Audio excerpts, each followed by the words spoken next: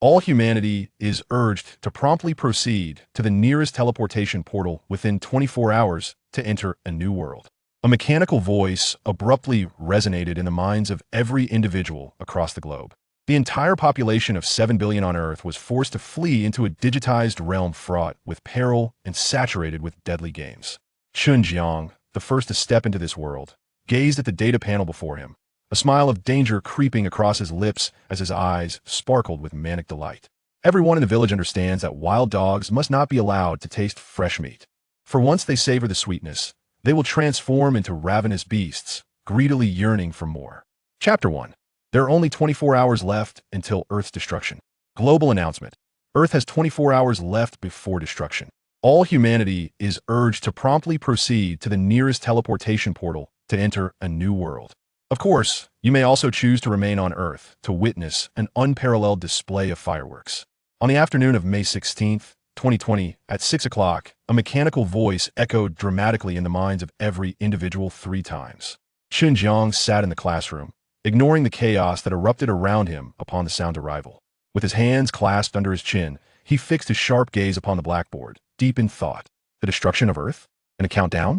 It sounded remarkably like a prank orchestrated by some bored politician or top-tier hacker. Chen Jiang cast a casual glance at the teacher on the podium, whose face was a mask of suppressed fear, desperately attempting to maintain calm in the classroom.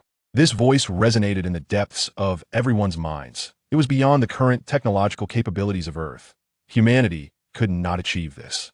Eliminating all improbable factors, the remaining conclusion, however implausible, is the truth of the matter. In other words, Earth is truly facing destruction. Chen Jiang licked his lips, his fingers unconsciously tapping on the desk. If this were not a hoax, it would undoubtedly be his singular opportunity for a turnaround. Jiangge, a gaunt man, resembling a thin monkey, approached Chen Jiang, his expression fraught with anxiety. What should we do? Is Earth's destruction real or not? That mechanical voice echoed directly in my mind. It sounded just like the protagonist's system in a novel. Chen Jiang glanced at the thin monkey and casually replied, "Do you think it's real or not?" The thin monkey scratched his head, pondering seriously for a moment before pointing to the podium and stating gravely, "If it's real, just look at the podium." The teacher was struggling to control the class's discipline, and the screen beside the podium displayed a live broadcast. A figure resembling a leader appeared on television, articulating clearly to the nation, urging everyone to remain calm and await the investigation results. Initially deemed an incursion of sound waves from another country. The thin monkey swallowed hard and continued, "But you want to say it's fake?" The thin monkey paused, his voice hoarse as he whispered, "What kind of technology could make a statement resonate in the minds of people nationwide, even worldwide?" Chen Jiang chuckled softly, observing the scene in the classroom, and replied, "Don't be hasty." The lecturer on stage used his utmost volume, striving to soothe the students' emotions. Most students sat trembling in their seats, calling their families. The classroom was filled with anxious dialogues echoing from both ends of the phone. Several security guards, armed and visibly uneasy, patrolled the corridors, temporarily detaining students who spread panic. School leaders gathered in the office, their expressions grave as they awaited an announcement from the Education Bureau. "Students, remain in place and do not move. The Earth will not be destroyed. This is merely a conspiracy from another country, deliberately instilling fear in our nation to achieve their aims. The government will clarify the situation shortly. Until then, please remain seated." A female teacher in professional attire and black stockings stood at the podium, her voice hoarse as she reassured the students. However, Chen Jiang could clearly see the fear in the teacher's eyes. She too was terrified. "I can't hold it any longer. I'm going to find that teleportation array." A male student, about 1.7 meters tall, stood up, his usual playful demeanor replaced with a fierce expression as he lifted a bench. "I refuse to be destroyed along with this Earth. I'm not interested in that so-called fireworks display." After standing up, the male student glanced around and declared, "Anyone who doesn't want to wait here to die, come with me." Yet, no one in the entire class responded. The 1.7-meter tall student, his face flushed with indignation, spat on the ground. "I'll go alone. You can wait here to die." With that, he strode towards the door, but as he pulled it open and stepped outside, 2 patrolling security guards swiftly gagged him with a cloth and dragged him away. Chen Jiang observed the unfolding events in silence, merely extracting his backpack from the desk and reflecting.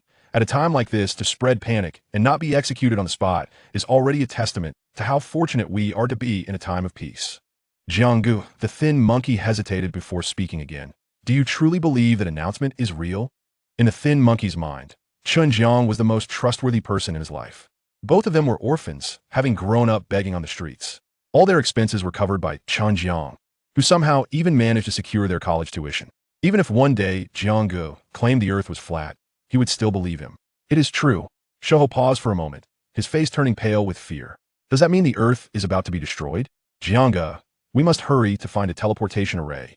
With that, Shouhou hastily stood up, preparing to dash out of the classroom. Sit down. Chen Jiang firmly grasped Shouhou, pulling him back into his seat and carelessly tossing all the books from his backpack onto the floor. He placed the empty bag on the desk, then interlaced his fingers behind his head, leaning back in his chair with his eyes half closed.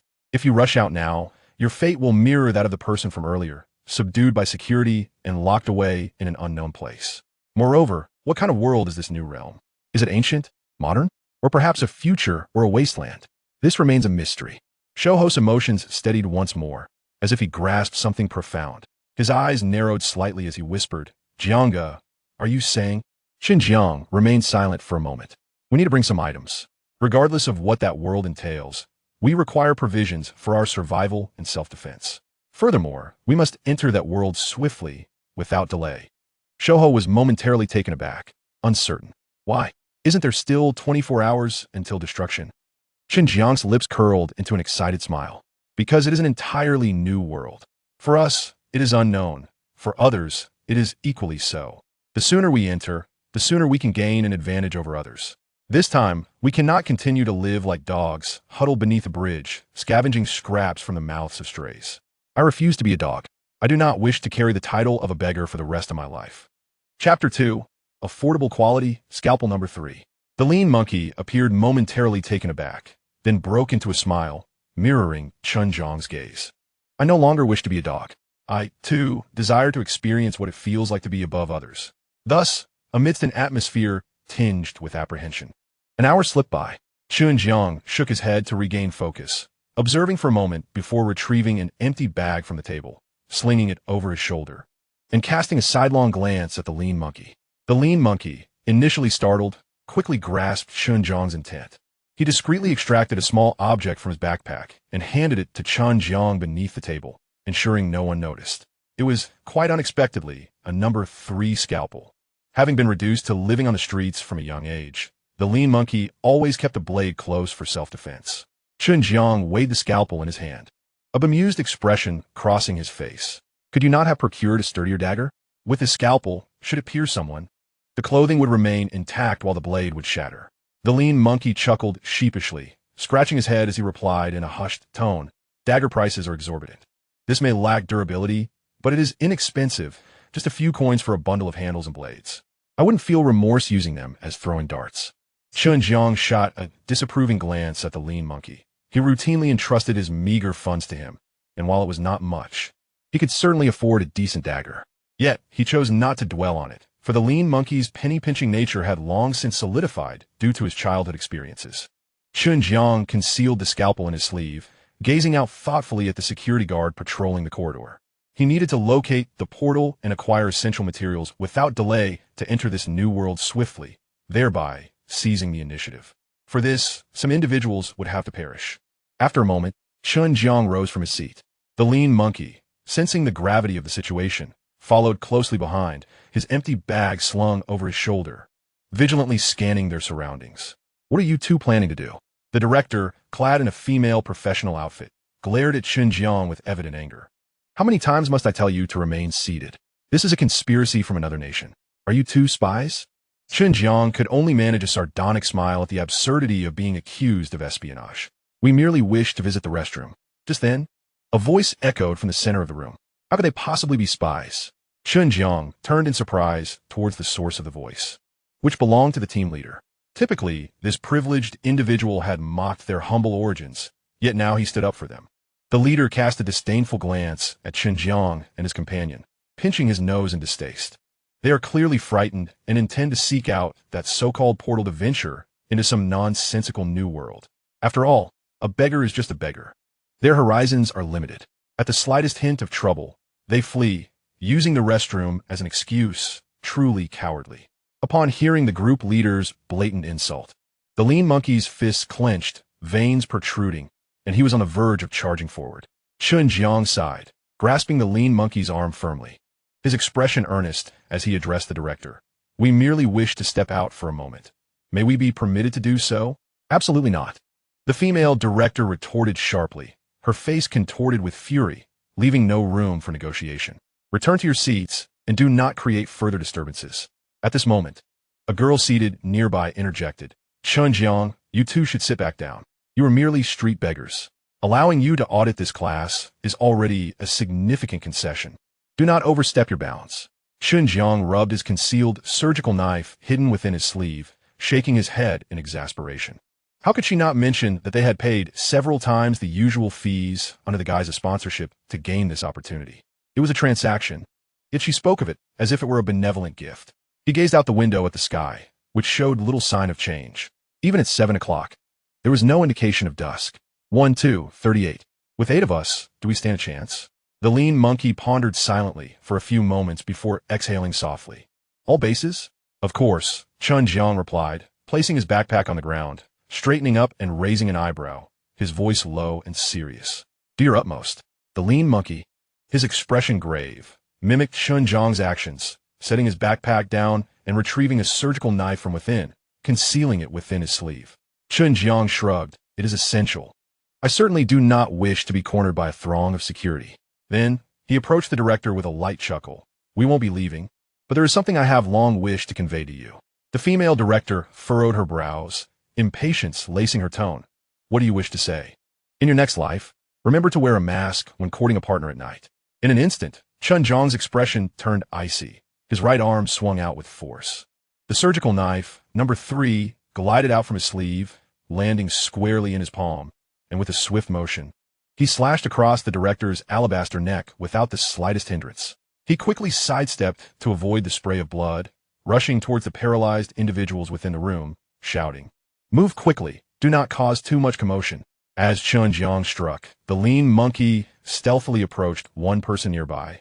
His face twisted in a snarl as he wielded the number 3 surgical knife, swiftly slitting their throat. Blood gushed forth, splattering against the ceiling. A moment later, the lean monkey bent over, hands on his knees, gasping for breath at the doorway. His gaze fixed on the 8 lifeless bodies and the pool of blood that surrounded them. His eyes glazed over as he murmured, "Brother Jiang, couldn't we have just charged out without killing them?" Leaning against the wall and catching his breath, Chen Jiang casually tossed aside the broken knife. He chuckled at the lean monkey's trembling legs. "What's the matter? Is this your first time taking a life, and now you're afraid?" The lean monkey turned to Chen Jiang, managing a rueful smile, as if you, Brother Jiang, are not experiencing this for the first time yourself. Chen Jiang extracted a new scalpel from the lean monkey's backpack, concealing it within the sleeve of his right arm, before chuckling softly. "Do you recall those days when we were beggars? Every night, I managed to procure meat to roast. What do you think that meat was?" The lean monkey's expression stiffened momentarily, and he cast a glance at the corpses strewn about the room, unable to resist rushing to the wall and retching violently. The meat that Brother Jiang had brought him in the past, could it possibly be? As Chen Jiang watched the lean monkey's convulsions, he couldn't help but laugh heartily. Of course it was wild dog meat. What did you expect? "Brother Jiang, this is too much for my heart to bear," the lean monkey protested. Chen Jiang narrowed his eyes slightly, shaking his head with a faint smile, choosing to remain silent. He then leaned out of the window to survey the situation in the corridor. Outside, the security guards were quickly converging. Chapter 3. One must admit, these students are quite obedient. The lean monkey gripped the scalpel tightly in his palm, forcing himself to steady his trembling body as he turned to Chen Jiang and whispered, "Shall we fight our way out?" Chen Jiang shook his head, his brow furrowing as he hesitated to respond. In the confined space of the corridor, the likelihood of them confronting a group of security guards with nothing but a fragile scalpel was rather slim. Until they located that portal, he was unwilling to sustain injuries that could hinder their escape, nor did he wish to be apprehended by the authorities. However, time was of the essence, as the sound of patrolling security guards echoed outside the door. With a firm resolve, Chen Jiang suddenly flung open the classroom door.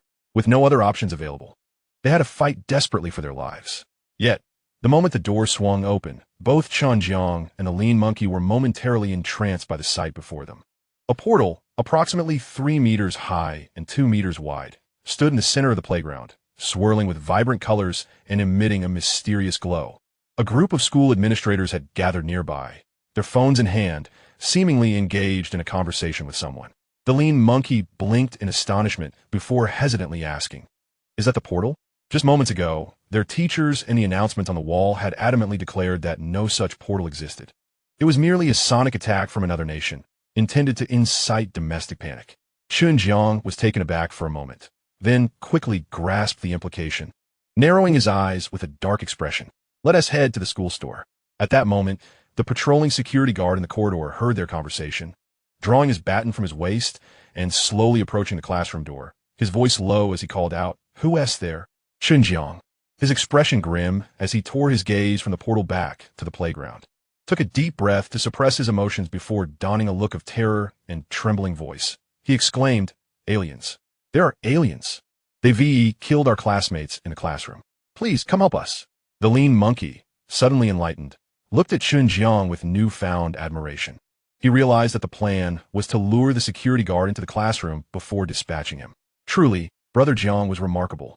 However, the security guard in the corridor did not immediately enter. In the next moment, amidst Chen Jiang's anxious anticipation, a hurried voice echoed through the corridor, reporting that extraterrestrial beings had been sighted in classroom 315, requesting immediate assistance. Chen Jiang's expression momentarily hardened, rendering him speechless. The thin monkey, taken aback, chuckled awkwardly. "Brother Jiang, these people truly lack professionalism." Chen Jiang, with a scowl, struck the thin monkey on the head, opting for silence.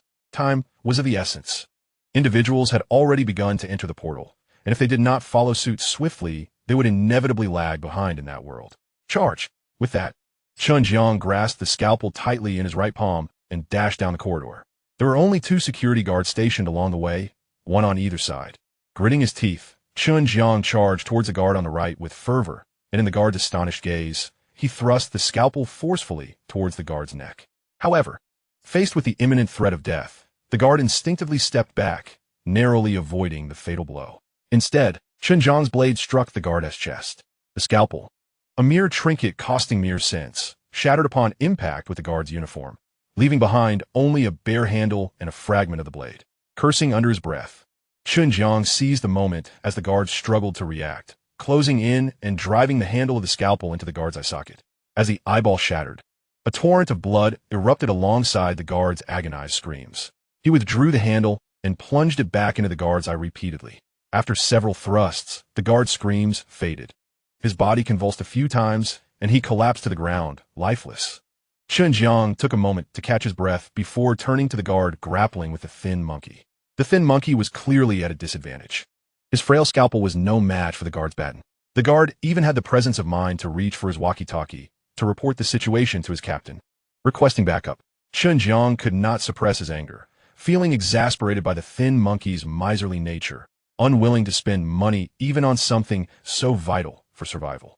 He then extracted the bloodied scalpel handle from the guard's eye socket and charged towards the guard engaged with the thin monkey.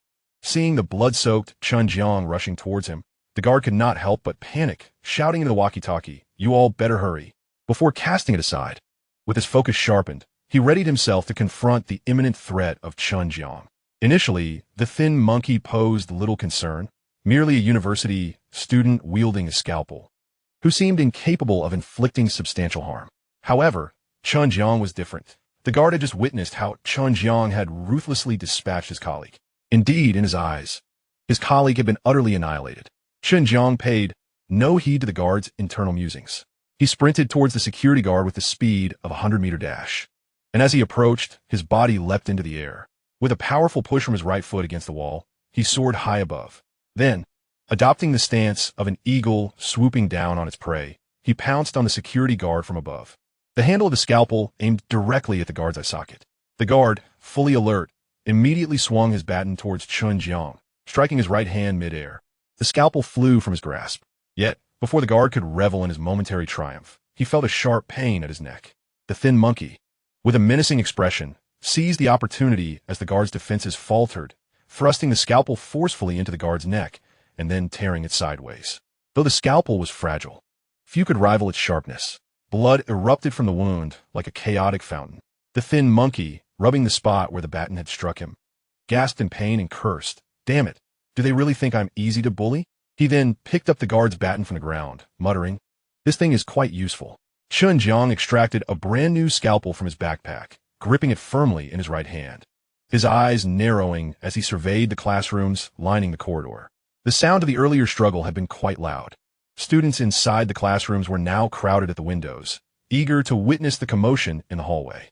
However, since the fight was taking place at the entrance of classroom 315, the other classrooms could not see what was happening, thanks to the teacher's efforts to keep them inside. Not a single student rushed out into the corridor. Chen Jiang shook his head, clicking his tongue in admiration. I must say, these students are quite obedient. He then glanced at the thin monkey and said in a low voice, "We shouldn't linger here. Let's leave quickly. If the reinforcements arrive, it will be difficult to escape." Chapter 4. The Golden Portal. In a corner of the first-floor corridor of the teaching building. "Brother Jiang, what should we do?" The thin monkey stared wide-eyed at the 30 or so security guards in front of him, murmuring softly, "What if you activate your invincible mode and cut through them?"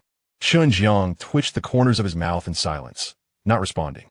After dispatching the 2 guards, he swiftly descended to the lower floor. Fortunately, due to his speed, he encountered no guards along the way and faced no unforeseen incidents. Upon reaching the first floor, he saw over 30 guards gathered, listening to their captain issue orders. Invincible mode, my foot, to think I could single-handedly take down over 30 people with just a scalpel. One might as well be reading a novel, he thought. The thin monkey hesitated before speaking again. "Brother Jiang, why are these guards still here, maintaining order when they have clearly seen the portal? Why aren't they fleeing? The Earth is on the brink of destruction. Do they really care about their positions or salaries?" Chen Jiang gazed at the more than 30 security guards before him, silently contemplating, as he casually remarked, "It is either coercion or temptation, or perhaps the weight of righteousness bearing down upon them. In any case, it boils down to just a few strategies. After all, with the Earth facing annihilation in a mere 23 hours, these individuals could certainly exploit this time to their utmost advantage." The lean monkey appeared somewhat perplexed and, after a brief hesitation, continued to speak. What kind of advantage could there possibly be?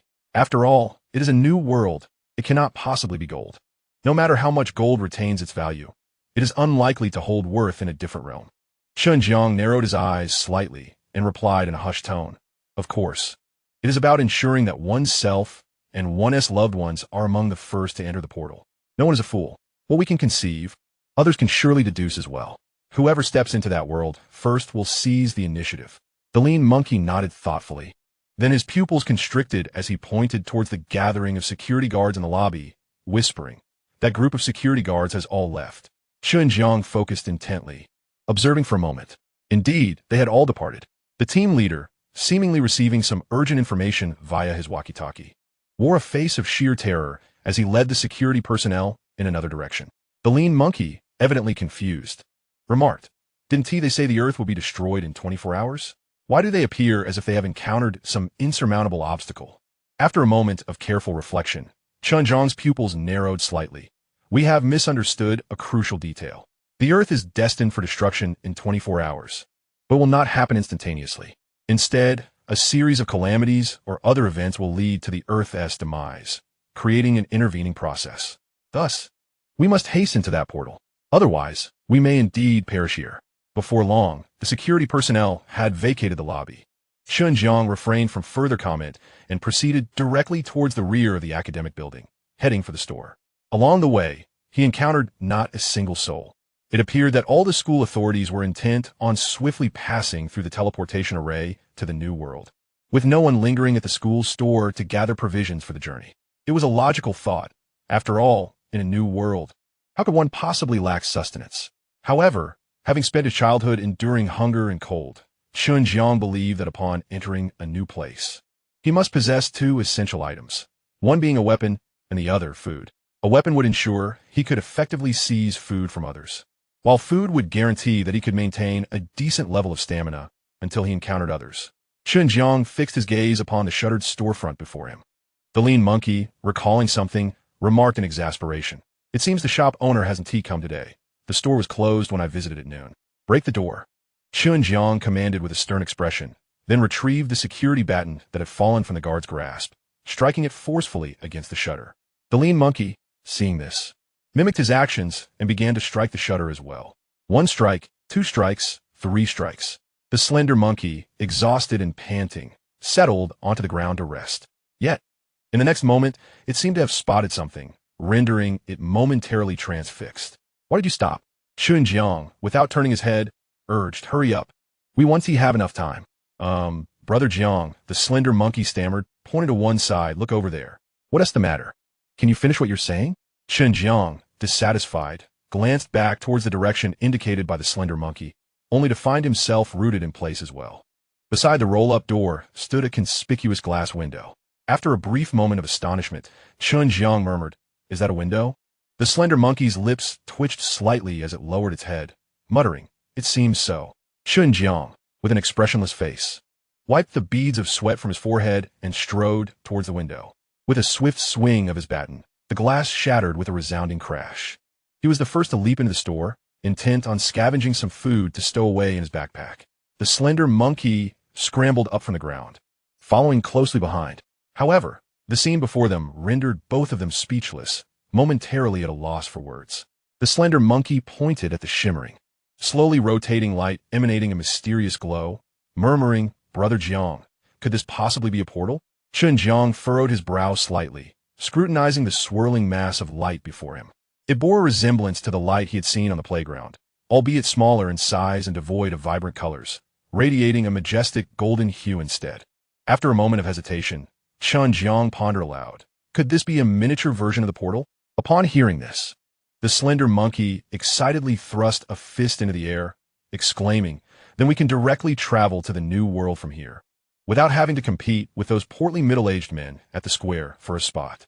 Moreover, we will undoubtedly be faster than most." A flicker of joy sparkled in Chen Jiang's eyes as he echoed, "Exactly. Quickly pack the food into your backpack. Once we're ready, we'll set off immediately."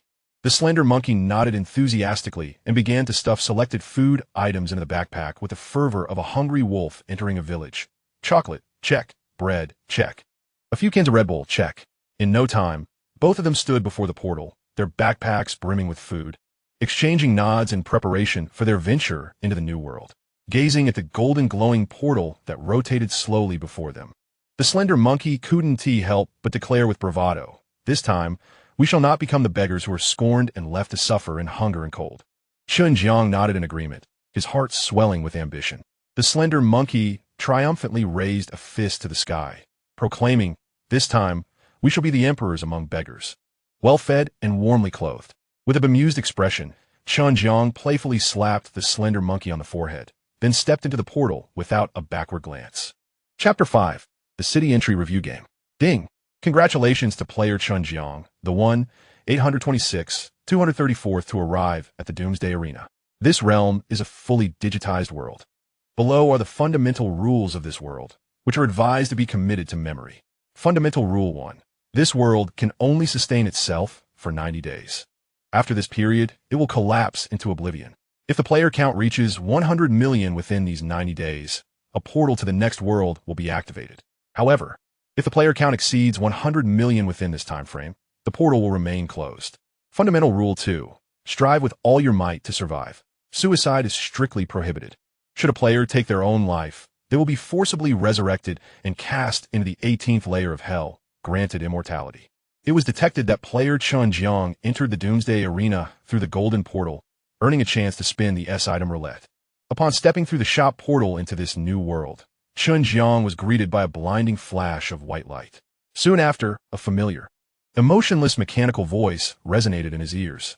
As the voice faded and the light ceased to flicker, Chen Jiang slowly opened his eyes, stretched his shoulders, and surveyed the realm designated as the Doomsday Arena. Before him lay a desolate wasteland, where blood-red soil was sparsely dotted with deep black, withered trees. Occasionally, crows perched upon the skeletal branches, croaking mournfully towards the sky. The heavens were stained crimson, devoid of moon or sun, and any celestial bodies were conspicuously absent. It was uncertain from where the light emanated, or even if the concept of day and night existed in this world. At the horizon, apart from the barren expanse, stood a towering white light ring encircling them, reaching towards the sky, approximately 1,000 meters away, resembling a protective barrier for a novice village. Chen Jiang shook his head and took several deep breaths. The oxygen levels in this world were noticeably lower than on Earth. Such diminished oxygen levels signified that prolonged, intense combat would be unfeasible. Fortunately, gravity appeared to be largely unchanged. Brother Jiang, at this moment, the lean monkey beside Chen Jiang remarked. The voice just now mentioned that I entered through the golden portal and granted me a chance to spin the S-item roulette. Yes, I received the same opportunity. Chen Jiang replied casually. At this point, he could ascertain one thing. There was a stark absence of food. This world did not seem conducive to sustenance. The nature of the white light ring encircling them warranted further exploration. The lean monkey pondered the rules he had just heard, expressing his confusion. Brother Jiang, I can grasp the concept of a digitized world. It seems akin to a gamified reality. However, this rule perplexes me. The world will perish after 90 days unless the player count dwindles to 100 million, which would activate the portal to the next world. Yet, it simultaneously demands that players fight for survival, forbidding suicide and imposing penalties for it. The slender monkey could not help but spit on the ground, exclaiming, "This rule is utterly absurd. You want me to live, only to throw me into the depths of hell, yet grant me immortality, subjecting me to eternal torment. Are you trying to let us die or not?" Chen Jiang glanced around, noticing no one else apart from the two of them. He couldn't help but furrow his brow. This world was far stranger than he had anticipated. In his mind, the worst-case scenario was encountering a world devoid of food. However, this reality was even more dire. It was evident that they wished for their demise, yet not too easily. The slender monkey snorted, surely. The demand for 100 million people should be quite easy to fulfill, considering that those on Earth are still suppressing the truth. The broadcast station endlessly claims this is a foreign sonic attack, urging us not to believe it. In the end, there can't be many who manage to enter this world.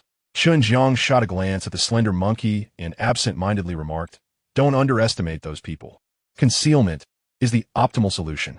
Otherwise, with 7 billion people on the globe, in a state of panic, they would collectively rush towards the nearest portal. That would result in a catastrophic stampede, with nearly half of the population either injured or perishing in the chaos. Concealing the truth and approaching the portal in batches is the ideal strategy." As he spoke, Chen Jiang had already reached the edge of the white circle. Tentatively, he prodded it with his baton. It was resilient, showing no signs of rupture. Approaching the circle, he found he could not see beyond its luminous barrier. This did not resemble a protective shield, but rather a cage. After a brief pause, Chen Jiang continued, "However, if we are to approach in batches, there will naturally be a hierarchy. The powerful and influential will inevitably obtain information first and arrive in this world before others." After determining that the white circle was insurmountable, Chen Jiang surveyed the surroundings but found nothing further and solemnly declared, "Activate S-level item roulette." A virtual roulette suddenly materialized before Chen Jiang. A myriad of peculiar items flashed by at a rapid pace until the speed gradually slowed and a pointer landed on a particular object. Congratulations! Player Chen Jiang has acquired an S-level item, Tang Dao. A straight-edge Tang Dao, its scabbard intricately adorned with a 5-clawed black dragon, hovered in midair before Chen Jiang. He was momentarily taken aback before tentatively grasping the Tang Dao in his hand, a smile of excitement spreading across his lips. With a flicker of thought, he examined its attributes. Item name, Tang Dao. Item characteristics, unbreakable. Remaining properties to be discovered. Equipment attributes, blade length 75 centimeters, handle length 27 centimeters. With exhilaration, he drew the Tang Dao from its scabbard and began to wield it in place, before contentedly sliding it back into its sheath and fastening it at his waist. Now, this was truly a sword.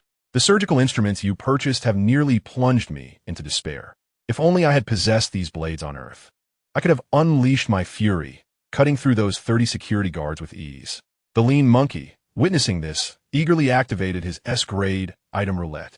"Brother Jiang, I've drawn something," he exclaimed with palpable excitement, ready to reveal his fortune to Chen Jiang, only to be abruptly interrupted by a cold, emotionless mechanical voice. The 10-minute break for players has elapsed. The city entry review game has commenced. The theme of this entry review game is Baptism of Blood, an exhilarating prelude to the carnage that awaits.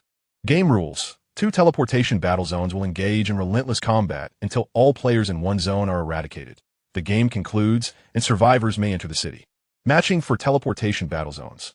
Match successful. The selected teleportation battle zone accommodates 586 players. The game will officially commence in 1 minute. Good luck to all. The lean monkey could not suppress his astonishment, his expression fraught with dread as he looked at Chen Jiang and stammered, "Brother Jiang, surely. We cannot be the only two in our battle zone." Chapter 6. I want to hear the anguished wails echoing across the desolate expanse.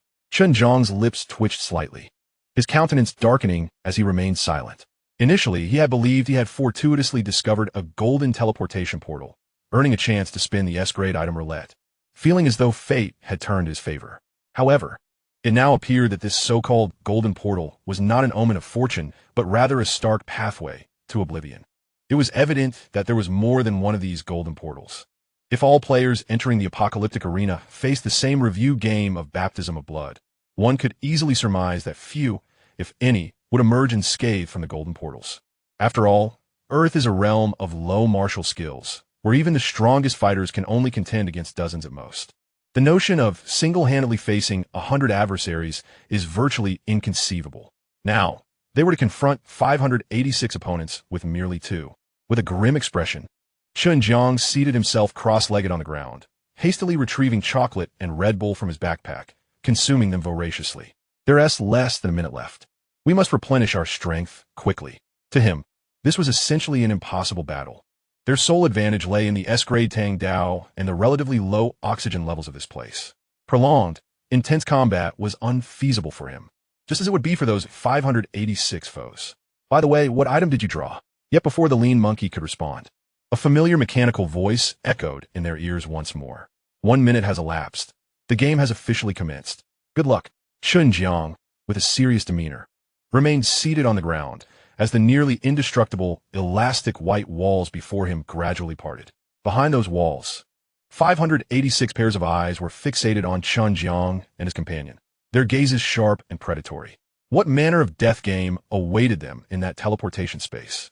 Isn't it said that this world serves as a sanctuary after the destruction of Earth? Yet there still exists a brutal struggle among us.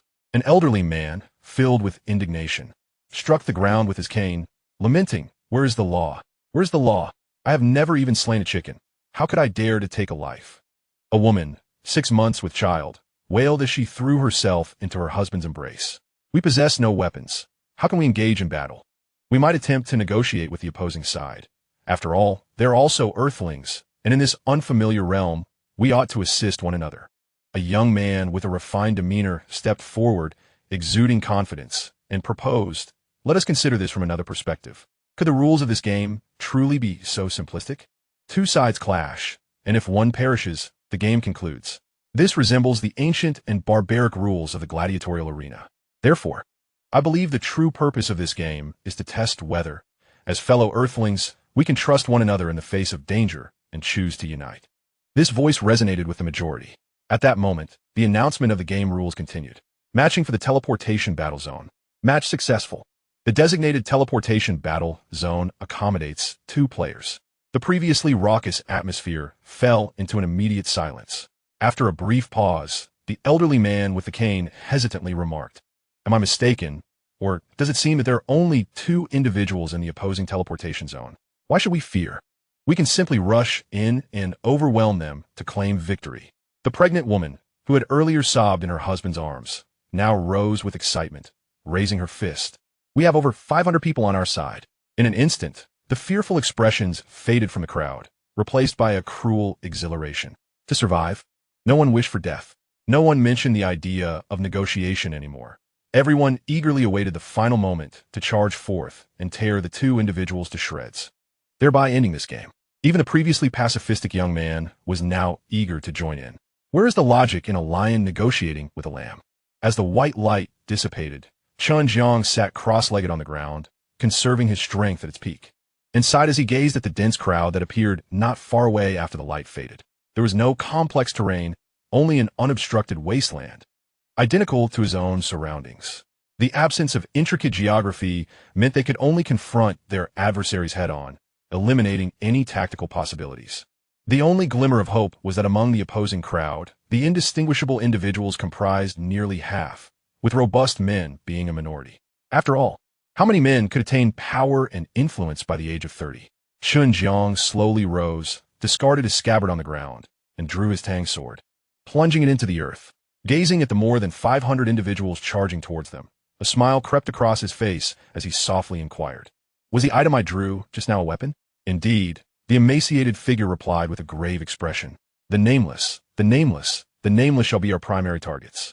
A wild glint flickered in Chen Jiang's eyes as he licked his slightly parched lips, brandishing the tang knife before him.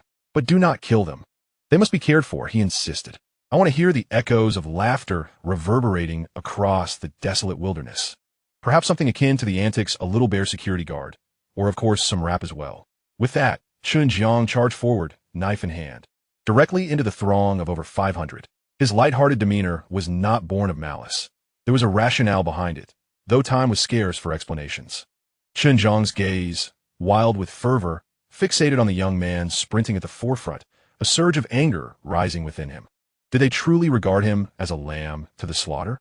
In the next instant, he plunged into the oncoming crowd, armed with his weapon. He found that no one dared approach him. The masses recoiled, eager to rush him but hampered by their lack of weaponry. No one wished to be the first to charge and meet their demise beneath his blade. The refined-looking man, now nestled within the crowd, cupped his hands to his mouth and shouted, "No need for a contest of strength. In a while, he will tire." The oxygen levels in this world were low, making prolonged, vigorous exertion impossible. His voice cut through the cacophony of the battlefield. Chen Jiang responded with a derisive chuckle, then continued his reckless advance into the depths of the crowd. As he pressed on, the throng parted to create a path for him. He did not pursue anyone. He simply surged deeper into the mass of bodies. Moments later, he turned his gaze towards the nameless ones lagging behind, a grin spreading across his face. "At last, I have found you." The earlier young man's words rang true. This was indeed a world with low oxygen levels, making it difficult for him to engage in prolonged physical exertion. The assembly of young men posed a significant threat. Should even a few of them muster the courage to converge upon him, followed by others, he would undoubtedly meet his end, despite wielding the tang knife. Chapter 7. The man, his face twisted in manic laughter, raised the tang knife aloft. A considerable reason he had managed to navigate the crowd unscathed was that no one wished to be the first to step forward and bear the brunt of his initial strike. Once his strength waned and fatigue began to show, this mob would descend upon him like a pack of wild dogs, devouring him without leaving a morsel. The nameless children lingering at the back of the crowd posed little threat to him. Chen Jiang glanced back at the emaciated figure trailing behind him, his expression hardening as he declared, "Whether we survive now hinges on this moment." A hint of compassion arose, allowing this marginalized group to emit joyous hip-hop melodies. This was our sole opportunity for survival. Without further delay, he brandished his tang dao, swinging it in a wide arc to deter the burly men encircling him. Veins bulged around his eyes, which were reddened with fury as he charged toward the indescribable crowd. With a single stroke, he cleaved downwards. One of the nameless figures joyfully began to sing, "Yo, yo, yo, I am checked now." With another swing, another nameless individual exuberantly rapped, "Give me 3,000 Imperial troops, and I'll seize the deities." The jubilant hip-hop reverberated, drowning out the cacophony of the battlefield. With yet another strike, another nameless man joyfully sang. Scattered moonlight pierced through the clouds, traversed the crowd, and hid within the sea. The heartwarming scene, combined with the euphoric hip-hop, deeply enlightened all present about why this game was dubbed the baptism of blood. Gradually, the faces of those in the rear began to reflect fear. The men surrounding the outskirts, who had been shouting, slowly halted as the piercing cries of anguish echoed from the front lines, rendering them momentarily paralyzed. The sight that met their eyes from the gaps in the crowd left them in a state of agitation. Countless hip-hop enthusiasts adorned with large gold chains and flashy watches reveled in joyous, frenetic rapping amidst the desolation. In the center of the battlefield, a man laughed maniacally, raising a speaker that blared hip-hop, akin to a messenger from the depths of hell, bringing forth endless beats and boundless joy. Beside him stood a gaunt figure wielding a large surgical knife, passionately performing hip-hop. Finally, Chen Jiang, nearly exhausted, stood panting heavily, driving the tang dao into the ground to support himself. At that moment, scarcely a nameless figure or hip-hop enthusiast remained upright. Around him, the ground was littered with those who had succumbed, yet continued to rap joyfully. Countless gold chains and flashy watches lay scattered, as if a concert had just concluded. The fallen nameless figures had shifted from robust, spirited rapping to a feeble rendition of their earlier exuberance. The collective hip-hop sounds of nearly 200 individuals created a haunting melody reminiscent of the anguished souls accumulated over millennia at the bottom of the Nile. Prolonged exposure to this cacophony could lead to a mental breakdown for the faint-hearted. Chen Jiang gasped for air, greedily inhaling the oxygen around him, swiftly regaining his strength. Observing the terrified men who had fled to the side, he couldn't help but grin. At that moment, the emaciated monkey, disregarding his appearance, had blood-soaked hair matted together, and his garments, soaked in blood, had stiffened in the gentle breeze. He casually selected a relatively clean large gold chain and tossed it beneath him, his body nearly collapsing onto it. After catching his breath for a moment, he spoke. "They have realized we are exhausted. Why do they not seize this opportunity to strike us down?" Chen Jiang's body swayed slightly in the gentle breeze, and he forcefully steadied himself. He could not afford to collapse. Should he fall, it would signal the end, and his intimidation would dissipate. Although they were all indescribable children, lacking substantial resistance, to incapacitate nearly 200 of them would require a desperate effort on his part. At this moment, if someone were to hurl a stone at him, he would surely fall to the ground. He gazed at the group of men who hesitated to advance, a grin spreading across his face as he murmured in a barely discernible voice. For they were gripped by fear. Indeed, they were afraid. Even though they knew full well that this man before them possessed no strength to fight back, a mere surge towards him would suffice to end his life. Even those lying on the ground, the indescribable and the unnameable, included some of their kin, despite the flames of hatred flickering in their eyes, threatening to reduce the world to ashes, and despite their inner resolve to encourage themselves repeatedly, ultimately, no one dared to take a step forward.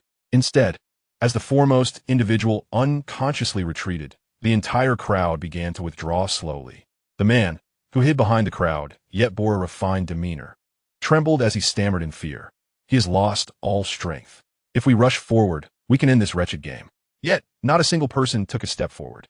They were individuals of power and influence, often privy to the darker aspects of life, accustomed to employing underhanded tactics against their adversaries, ensnaring opponents in traps of their own design. The most extreme measures they had engaged in were merely inflicting minor injuries. They had never encountered such a spectacle. Gold chains and wristwatches littered the ground, reminiscent of a frenzied gathering of hip-hop artists, their melodies resonating in the depths of their minds. It was perhaps due to their broader experiences that they managed to maintain their composure amidst the chaos. As he surveyed the cacophonous crowd in the distance, Chen Jiang smiled broadly. The situation was largely settled. They had survived. The courage of that group had been utterly shattered, and by the time they mustered the audacity to charge forward, his strength would have been replenished. The lean figure seated on the ground, gasping for breath, suddenly realized, "I understand now, Brother Jiang. The reason you instructed me not to kill these people, but rather to allow them to joyfully rap, was to create an atmosphere where everyone is exuberantly singing hip-hop, thereby instilling fear in the remaining souls." Chen Jiang chuckled softly. "That's about right. Like wolves on the prairie who prefer to ambush their prey from behind, tearing the intestines from their rear, the rationale behind such predatory behavior extends beyond merely exploiting weaknesses. It serves to instill terror in other potential victims. The dynamics of hunter and prey hinge upon which party succumbs to fear first." However, the lean monkey hesitated momentarily, bewildered, and inquired, "Why prioritize the attack on the indescribable, rather than incapacitating those men? Wouldn't the effect be the same?" Chen Jiang, his expression devoid of emotion, remained silent for a moment before responding flatly. "Because they're easier to overpower, the indescribable are more vulnerable." Did this lean monkey truly believe he could unleash a rampage, cutting down foes without restraint? There were over 500 individuals involved, slaughterhouse workers who, after a day of processing 100 chickens, would return home with trembling hands. Were it not for the sharpness of the tang knife, he would have expended far more effort. At that moment, he likely lay on the ground, wailing in despair. The lean monkey, half understanding, nodded and inadvertently glanced towards the white halo, voice trembling. "Brother Jiang, something's wrong." Chapter 8. What burden do you bear on your shoulders? Chen Jiang paused, directing his gaze towards the direction of the lean monkey's concern. The once lofty white halo was now gradually diminishing. At this rate, it would likely shrink to nothing in less than an hour. Just moments ago, Chen Jiang had been filled with joy. Now, his countenance imperceptibly darkened. The shrinking white halo signified that there was no escape for either side. A swift demise of one faction was imperative for the game to conclude. In ancient warfare, besieging armies would often encircle a city on three sides, leaving one wall open for the trapped inhabitants to flee. Yet, once the enemy's retreat was cut off, even the weaker party could unleash formidable strength, although they had all been ensnared within the white halo, with no avenue for retreat. The absence of its contraction had previously afforded the terrified group time to devise strategies, while he had ample opportunity to recuperate. Now, however, with the halo contracting, it implied that those once paralyzed by fear would become prey to him once he regained his strength. Chen Jiang glowered at the huddled group of surviving men, whispering among themselves.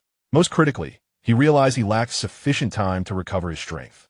Annoyed, he drove the tang knife deeper into the ground. This game offered him no semblance of mercy. Rubbing his temples, he turned to the lean monkey, prepared to make arrangements, only to be abruptly struck by a revelation. What is it you are carrying on your shoulder?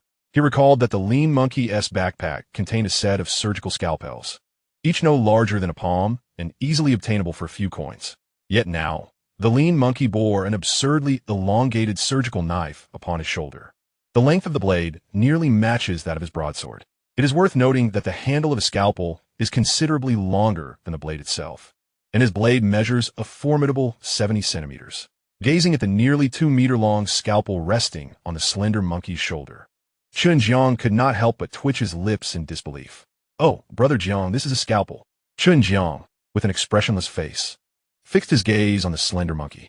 "I certainly recognize that it is a scalpel. I merely wish to inquire why your scalpel has suddenly grown to such an enormous size." "Well, that brings us to the S-rank item I drew," the slender monkey replied, a triumphant smile spreading across his face. "The item I obtained is called Only Greatness is Truth. It allows any weapon to be enlarged to nearly 3 meters in length, while also bestowing sharpness and durability upon it." Seeing that Chen Jiang had finally acknowledged him, the slender monkey excitedly lifted the scalpel from his shoulder and brought it crashing down onto the ground, creating a small crater. "What do you think, Brother Jiang? Impressive power. I assent it?" Chen Jiang's lips twitched as he glanced at the small pit created by the slender monkey and then at his own broadsword, momentarily rendered speechless. Meanwhile, on the other side, time was of the essence. A short-haired man shouted with urgency, "The barrier is shrinking. This is our only opportunity. Once that demon regains its strength, we will have no chance left." "Nonsense," a man in his 40s retorted angrily.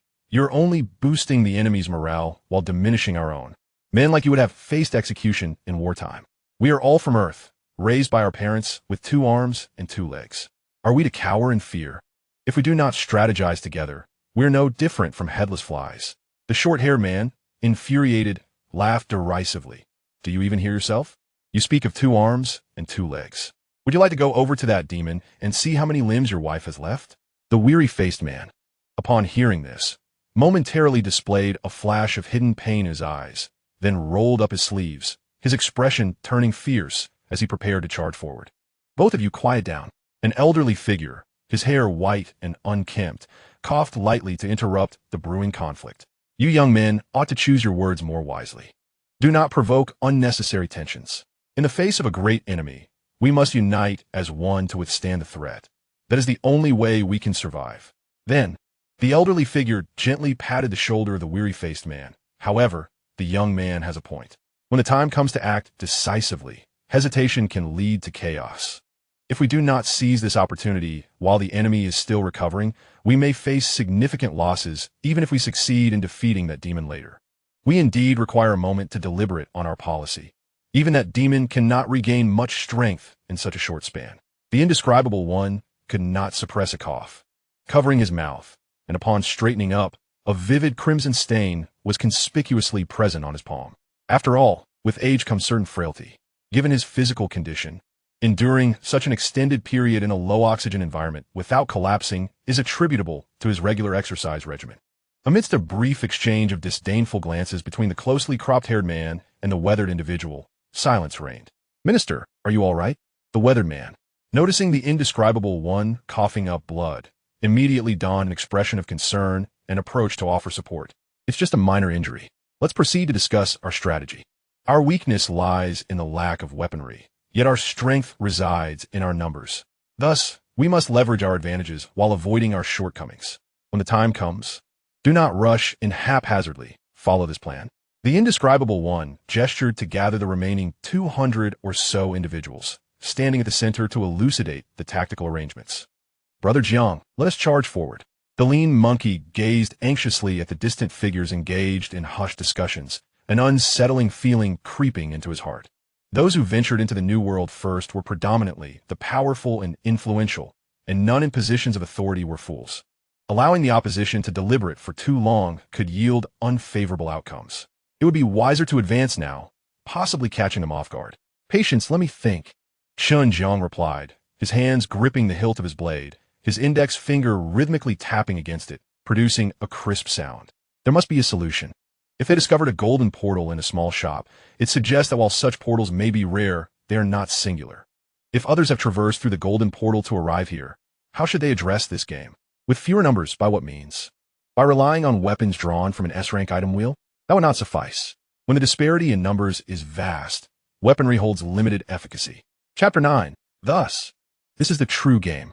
The reason he has managed to endure thus far and maintain an appearance of strength is largely due to the intimidating demeanor he projected towards the opposition. However, as the white circle gradually constricts, the adversaries are left with no choice but to fight fiercely.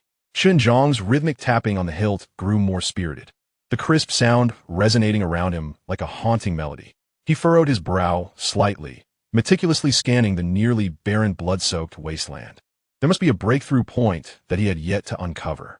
Otherwise, had not all who entered the golden portal embarked on a path of no return? Chen Jiang suddenly had a revelation. His expression shifted dramatically as he clenched his jaw, forcing the words through gritted teeth. What if the golden portal is not a fortuitous encounter at all, but rather a trap disguised as one? The thin monkey paused momentarily, glancing at the surgical knife slung over his shoulder.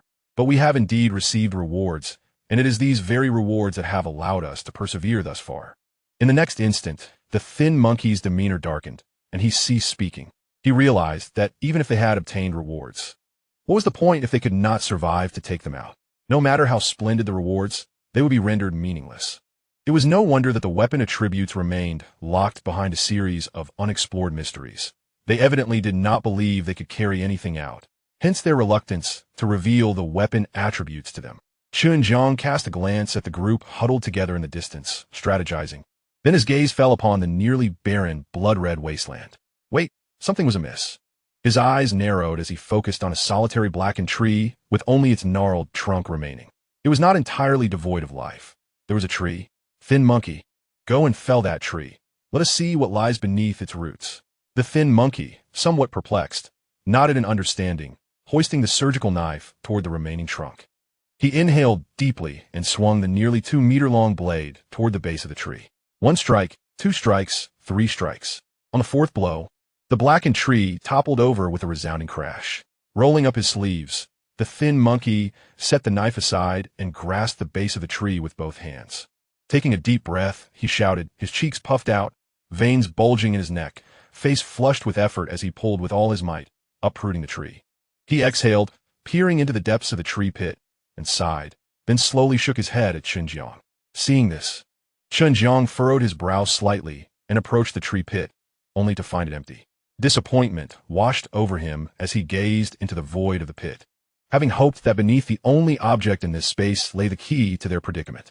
The entire area, apart from the blood-red wasteland, was strewn with scattered dead trees.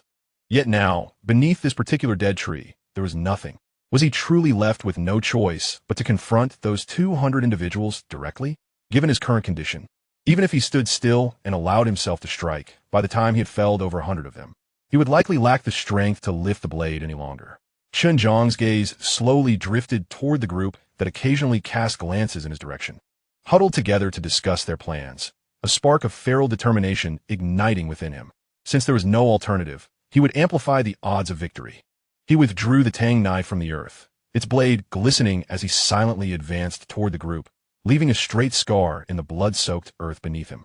Upon witnessing the scene, the slender figure grimaced and hefted the surgical knife onto his shoulder, silently trailing behind Chen Jiang. The tension in his knuckles, veins prominently displayed. betrayed his inner turmoil.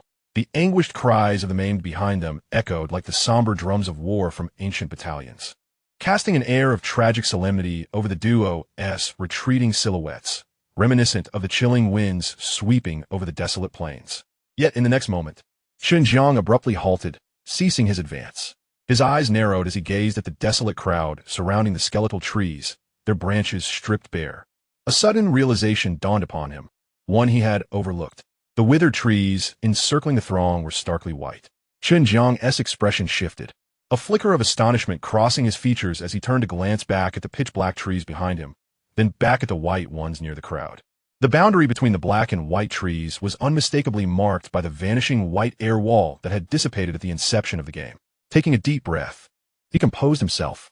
Mentally, he reduced the spatial arrangement of the black and white trees to a smaller scale, observing them from a divine perspective, as if viewing a chessboard set upon the barren land. He meticulously re-established the line where the white air wall had once existed. Clarity washed over him. This blood-red wasteland was, in fact, an enlarged chessboard. The entirely black, branchless trees represented the black pieces, while the wholly white, branchless trees symbolized the white pieces. The vanished white air wall served as the dividing line. With this revelation, Chen Jiang excitedly plunged the tang knife into the ground. He had found it, the path to breaking the impasse. This was the true essence of the game. Brother Jiang, what have you discovered? The slender figure, brimming with anticipation and prepared to plunge into the crowd, halted alongside Chen Jiang. However, the pent-up breath he had been holding rushed back into his body, leaving him feeling a weighty pressure in his chest and a bittersweet taste in his throat, rendering him helpless as he propped the surgical knife against his side, awaiting further instructions. Wait, this is the path to breaking the game, Chen Jiang replied absently, his gaze narrowing as he scrutinized the scattered trees on the desolate plain, lost in contemplation. Although he had found the game, it bore no rules, nor did it present a clear path to victory. Upon entering this space through the portal, the site had been dominated by blackened trees. Did that imply he was playing as the black pieces? However, gripping the knife's hilt, his index finger tapped rapidly against it, his thoughts racing. The arrangement of the black and white trees before him did not conform to any known strategies of black and white games. 8 black trees, 8 white trees, haphazardly scattered across the central expanse of the wasteland. Neither go nor 5 in a row fit the pattern. Moreover, these desiccated trees are deeply rooted in the earth, rendering any movement of the pieces impossible. Chen Jiang's fingers rhythmically struck the hilt of his knife with increasing fervor, the crisp sound echoing as if it were a melody for the souls lamenting beneath the ground. Suddenly, he lifted his gaze towards the distant white tree, contemplating a seemingly improbable possibility. Unless the black dead trees he had initially encountered upon entering this realm were not his pieces at all. He had succumbed to a cognitive misstep. The rules of the game were not as intricate as he had presumed, bearing no resemblance to the gameplay on Earth. In truth, the rules had been articulated by that mechanical voice at the onset. Regrettably, none had taken the time to ponder them thoroughly. Chapter 10 at times. Absolute certainty may signify a trap. Prior to the commencement of the game, that mechanical voice had proclaimed, the rules of the game, 2 opposing battle zones will clash until all players in one zone are eliminated. The game concludes, and the survivors may enter the city. This meant that if the pieces he commanded were indeed the black pieces he had first encountered upon entering this space, then the objective was to obliterate all visible white pieces. In other words, he needed to uproot every visible white dead tree. The rules were straightforward and unyielding, as the phrase itself suggested, until all players in one zone were vanquished. With excitement, Chen Jiang's right fist struck the thin monkey, causing it to stagger. I have discovered the key to breaking the deadlock, he exclaimed. The thin monkey, caught off guard by the blow, straightened up and rubbed its shoulder, its expression devoid of emotion. Brother Jiang, what is this method to break the deadlock? Is it to slay our comrades as an offering? Ignoring the thin monkey's sarcastic remarks, Chen Jiang eagerly recounted his newfound interpretation of the game rules. However, upon hearing it, the thin monkey did not exhibit the joy Chen Jiang had anticipated. Instead, its face fell as it glanced at the black tree it had just uprooted. Originally, there were 8 black trees facing 8 white trees, but now, 1 black tree had been destroyed by its own hand, effectively diminishing its own forces. With the numerical disparity already significant, losing one of their own pieces made the prospect of survival appear even bleaker. observing the thin monkey's sudden shift in expression as it gazed at the uprooted black tree. Chen Jiang quickly discerned its thoughts. He grinned, moistening his parched lips. Do not worry, we inadvertently struck the right tree. They remain unaware of the game rules, which gives us an advantage. Since our opponents are oblivious to the rules, we can establish our own. Henceforth, I shall name this game Uprooting Carrots. After a brief moment of contemplation, Chen Jiang chuckled and pointed toward a nearby black tree, stating firmly, Go and uproot that black tree as well. As the thin monkey took a step towards the black tree, it suddenly froze in place. Uproot the black tree? If I heard correctly, the objective of the game is to obliterate all the white trees, is it not? When all the black trees are uprooted, would they not face execution for failing the game? Yet, as the slender monkey gazed at Chen Jiang, who had yet to speak, he noticed those eyes brimming with confidence and cunning, shrugging his shoulders. Without uttering another word, he resolutely approached the black tree, repeating the earlier action of felling it. Before long, the black tree succumbed to the ground, observing the crowd across from them, who were watching their actions with increasing whispers and a palpable eagerness. Chen Jiang could not help but smile. Do we continue chopping, Brother Jiang? As the slender monkey, armed with a scalpel, readied himself to proceed to the next black tree. Chen Jiang, with a furrowed brow, grasped his arm, saying, We are the black pieces. Once the black pieces are finished chopping, we perish. The slender monkey responded with a blank expression, yet his eyes seemed to convey, You are aware, aren't you? Chen Jiang cast a glance at the nearby white trees, a smirk forming at the corner of his mouth. Next, we shall fell the white trees. The slender monkey narrowed his eyes at the nearest white tree, stating gravely, That white tree is not far from the crowd. It will charge at us. Chen Jiang strode forward, shouldering his broadsword with confidence, declaring, They will not. While we are felling a tree, they will choose to observe. This is human nature. When confronted with the risk of the unknown, they tend to hesitate and watch for any signs. The slender monkey nodded, albeit with some confusion. So, when we chop the 8th tree, they will still choose to observe. Correct? Chen Jiang, exasperated, pursed his lips, slightly regretting purchasing that phone for the slender monkey. Ever since acquiring it, the slender monkey had been speaking in an unintentionally sarcastic manner. Certainly not. In fact, by the time we reach the 2nd tree, they will be unable to resist the urge to act. Understanding that Brother Jiang had more to say, the slender monkey inquired, What should we do then? Chen Jiang lowered his voice, chuckling softly. Naturally, while we are digging up the 1st tree, we must let them see what they wish to see. You still have a nightstick you seized from that security guard, right? Yes. Can your so-called weapon enlarge the nightstick? It can.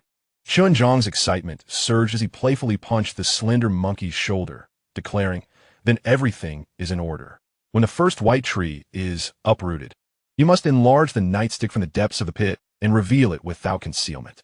Then, with exhilaration, shout that you have unearthed an S-class weapon.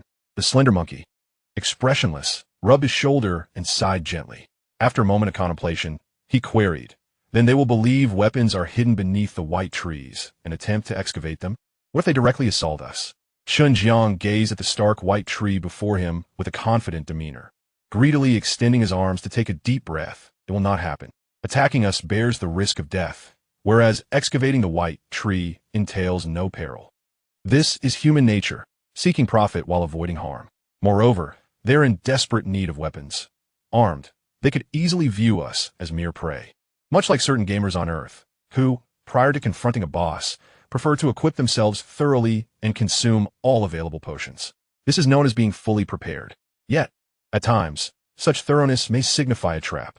Chen Jiang's lips curled into a smile as he looked at the leafless, entirely white, dead tree, just like this moment. Commence the excavation. Minister, they have rushed to dig up the trees. The man with a buzz cut glared at Chen Jiang and his companion from distance, his eyes filled with hatred. They have already excavated 2 trees and must be exhausted. If we charge now, we can surely seize them in one fell swoop. Moments ago, he had witnessed Chen Jiang brutally slay his wife, yet he had been powerless to intervene. The humiliation of his impotence had filled him with an overwhelming rage. The elderly man, referred to as the minister, with his head adorned in white hair, coughed softly and shook his head slightly. This is unwise. Narrowing his eyes, he surveyed the stark black and white dead trees on the desolate plain, noting the 2 black trees felled by Chen Jiang, as well as the white tree he was currently chopping down. Suddenly, his murky eyes sparkled with clarity. So it is thus. Chapter 11. Over 500 individuals could not overcome just two. How embarrassing, is it not? Oh, Minister, have you discerned something? The middle-aged man who had nearly clashed with the buzz-cut individual perked up, cautiously supporting the minister's arm. A flicker of excitement danced in his eyes as he eagerly inquired. No one wishes to perish, especially when vengeance remains unfulfilled. The buzz-cut man's wife had been coerced by that fiend into performing hip-hop. His wife, too, was not in a better position, forced to sing in the desolate expanse, adorned with a large gold chain and a wristwatch. The sense of helpless frustration nearly drove him to madness. Thus, the opportunity to eliminate this demon, without the immediate threat to life, filled him with immense exhilaration. The enigmatic figure chuckled, stroking his beard thoughtfully. After a moment of contemplation, he pointed towards the desolate trees. In old age, one's vision may fail. I had not noticed earlier. Observe those distant dead trees. Some are entirely black, while others are completely white. There are precisely 8 of each. The eyes of the enigmatic figure gleamed with revelation. This indicates that these dead trees contain the key to breaking the deadlock. The buzz-cut man nodded, though with a sense of perplexity, and anxiously asked, "What should we do now?" The enigmatic figure's expression momentarily stiffened. Then, after a brief silence, he calmly uttered 2 words, "Wait." As a malevolent entity uprooted the white tree, one could only ponder the impending consequences. Not far off, the lean monkey, while chopping at the tree, cast a seemingly casual glance towards the group of whispering individuals gathered nearby. Unable to contain his thoughts, he remarked, "Brother Jiang, what do you suppose these people are thinking? We have come right before them to fell their white, withered tree, yet they do not dare to attack us." Chen Jiang planted his dagger into the ground, gripping the hilt with both hands as he observed the group in the distance, exerting pressure upon them while also surveying the positions of the remaining 7 white trees, calculating the feasibility of his upcoming plans. Upon hearing the lean monkey's inquiry, he couldn't help but chuckle softly. Do you know why solitary wanderers in the primal forest have a higher survival rate than those in groups? Because with numbers comes hesitation. When only one remains, the choice is to fight desperately. In the absence of alternatives, the chances of survival paradoxically increase. The lean monkey, half comprehending, nodded without pressing further. He entrusted the cerebral tasks to Brother Jiang, while he focused on the physical labor. After all, during their childhood, Brother Jiang had always said that when he gave him meat, it was to encourage him to work harder as he grew. Before long, the lean monkey, embracing the severed root of the tree, cast an inquiring glance towards Chen Jiang. Chen Jiang subtly nodded in acknowledgement. The lean monkey's neck bulged with prominent veins, a sight that elicited concern from onlookers, fearing his frail body might burst under the strain. In the next moment, the root was uprooted entirely. Without pause, the lean monkey swiftly retrieved a nearly 2-meter-long baton from the pit, his face alight with excitement as he sprinted towards Chen Jiang, exclaiming exuberantly, "Brother Jiang, weapons are indeed concealed beneath the white tree pit. Marvelous." Chen Jiang's face flushed with elation as he raised the 2-meter-long baton high above his head, proclaiming, "With such a weapon in hand, who among us can rival Chen Jiang?" The man with a buzz cut glared at Chen Jiang, his countenance dark enough to draw water. His eyes fixated on the baton held aloft. Why did the 200 of them refrain from surrounding and slaughtering Chen Jiang? It was precisely due to the lethal aura emanating from the knife in his hand. Had they possessed 200 weapons, they would have reduced Chen Jiang to mere pulp by now. No, even with just 3 weapons, they could encircle and eliminate him in an instant. The elder with white hair, unable to suppress his excitement, trembled as he beheld the nearly 2-meter-long baton. Weapons concealed beneath the white roots. This was undoubtedly a significant boon. Yet, one couldn't help but wonder, could it be a ruse? The middle-aged man, whose wife had her arms severed by Chen Jiang, suddenly became cautious, hesitating for a moment before speaking. Could it be that beneath the white withered tree lies a weapon, while nothing is buried beneath the black one? At that moment, the enigmatic figure, exuding an air of assured victory, looked with a smirk at Chen Jiang and his companion, who were hastening towards another white tree, their eyes revealing a disdain akin to that of observing ants. "So, it is," the middle-aged man said, supporting the enigmatic figure. "Pray, elucidate what you truly intend. What is it that you are concealing?" He pointed to a section of ground where 2 black trees had been felled, suggesting that nothing lay beneath them. And what did that slender fellow claim earlier? He asserted that indeed, there was a weapon beneath the white withered tree. The term indeed is only instinctively employed when uncertainty is confirmed.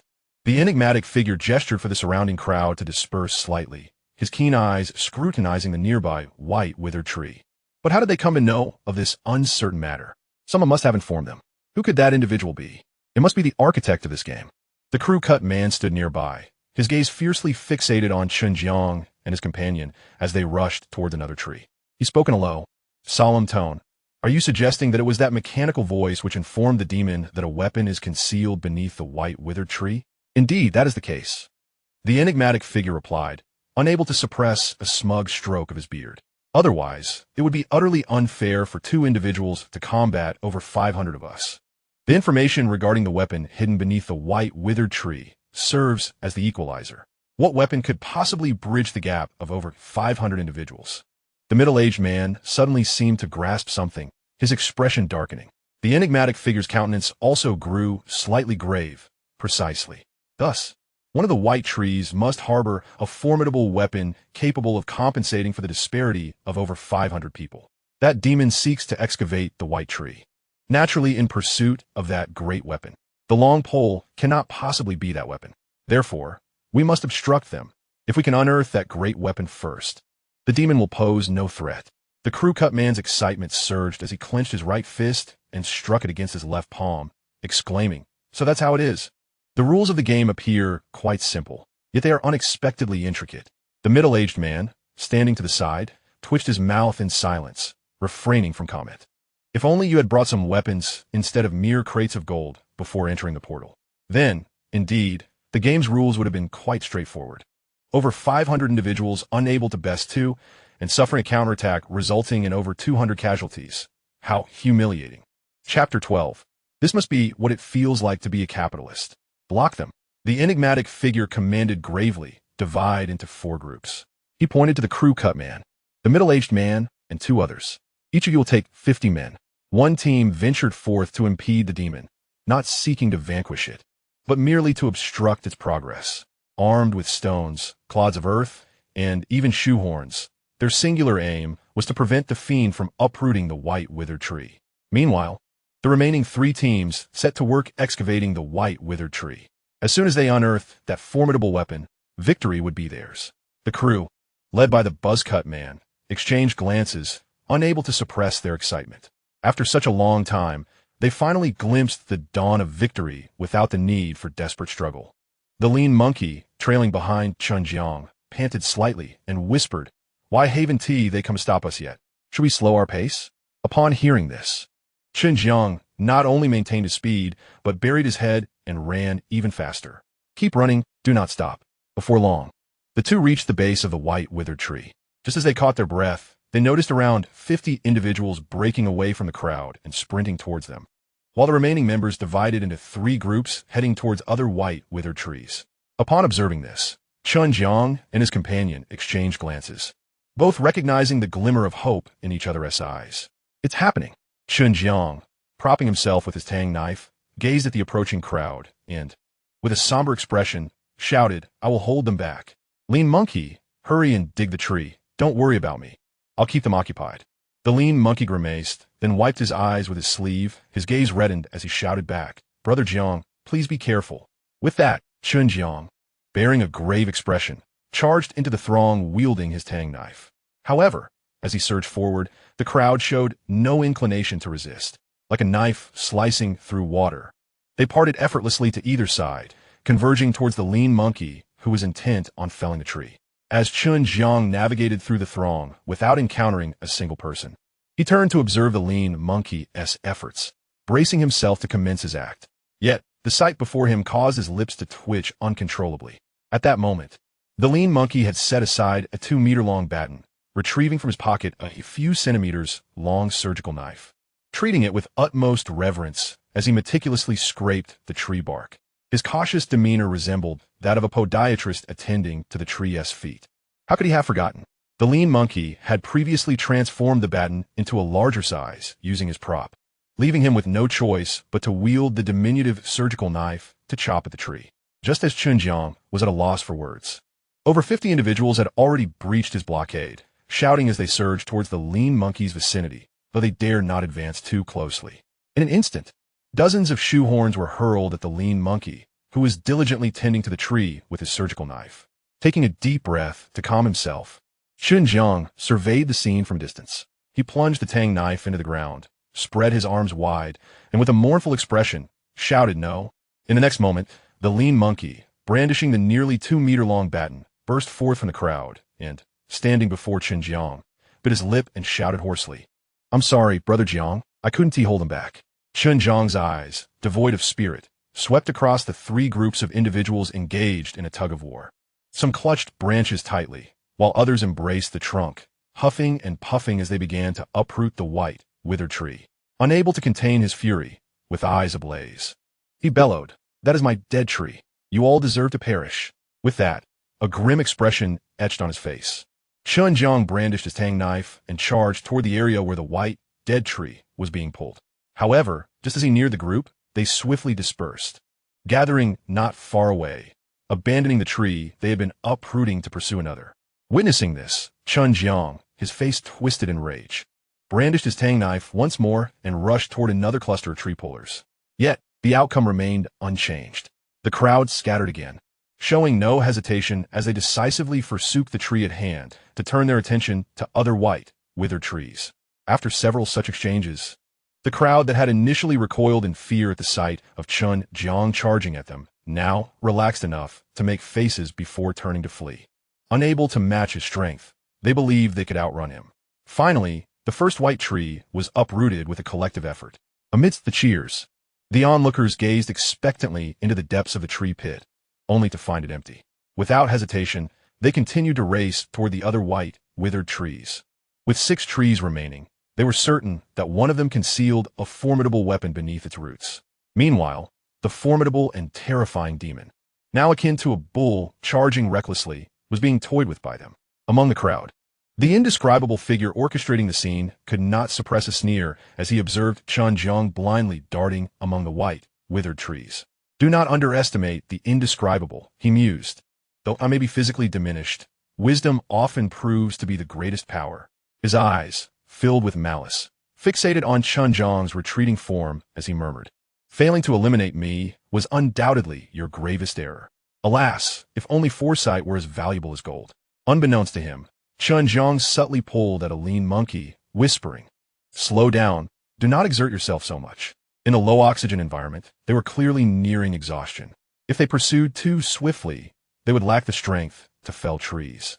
At this thought, Chen Jiang could not help but twitch the corners of his mouth.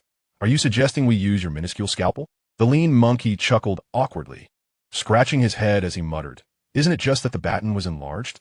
Naturally, we must resort to the small scalpel."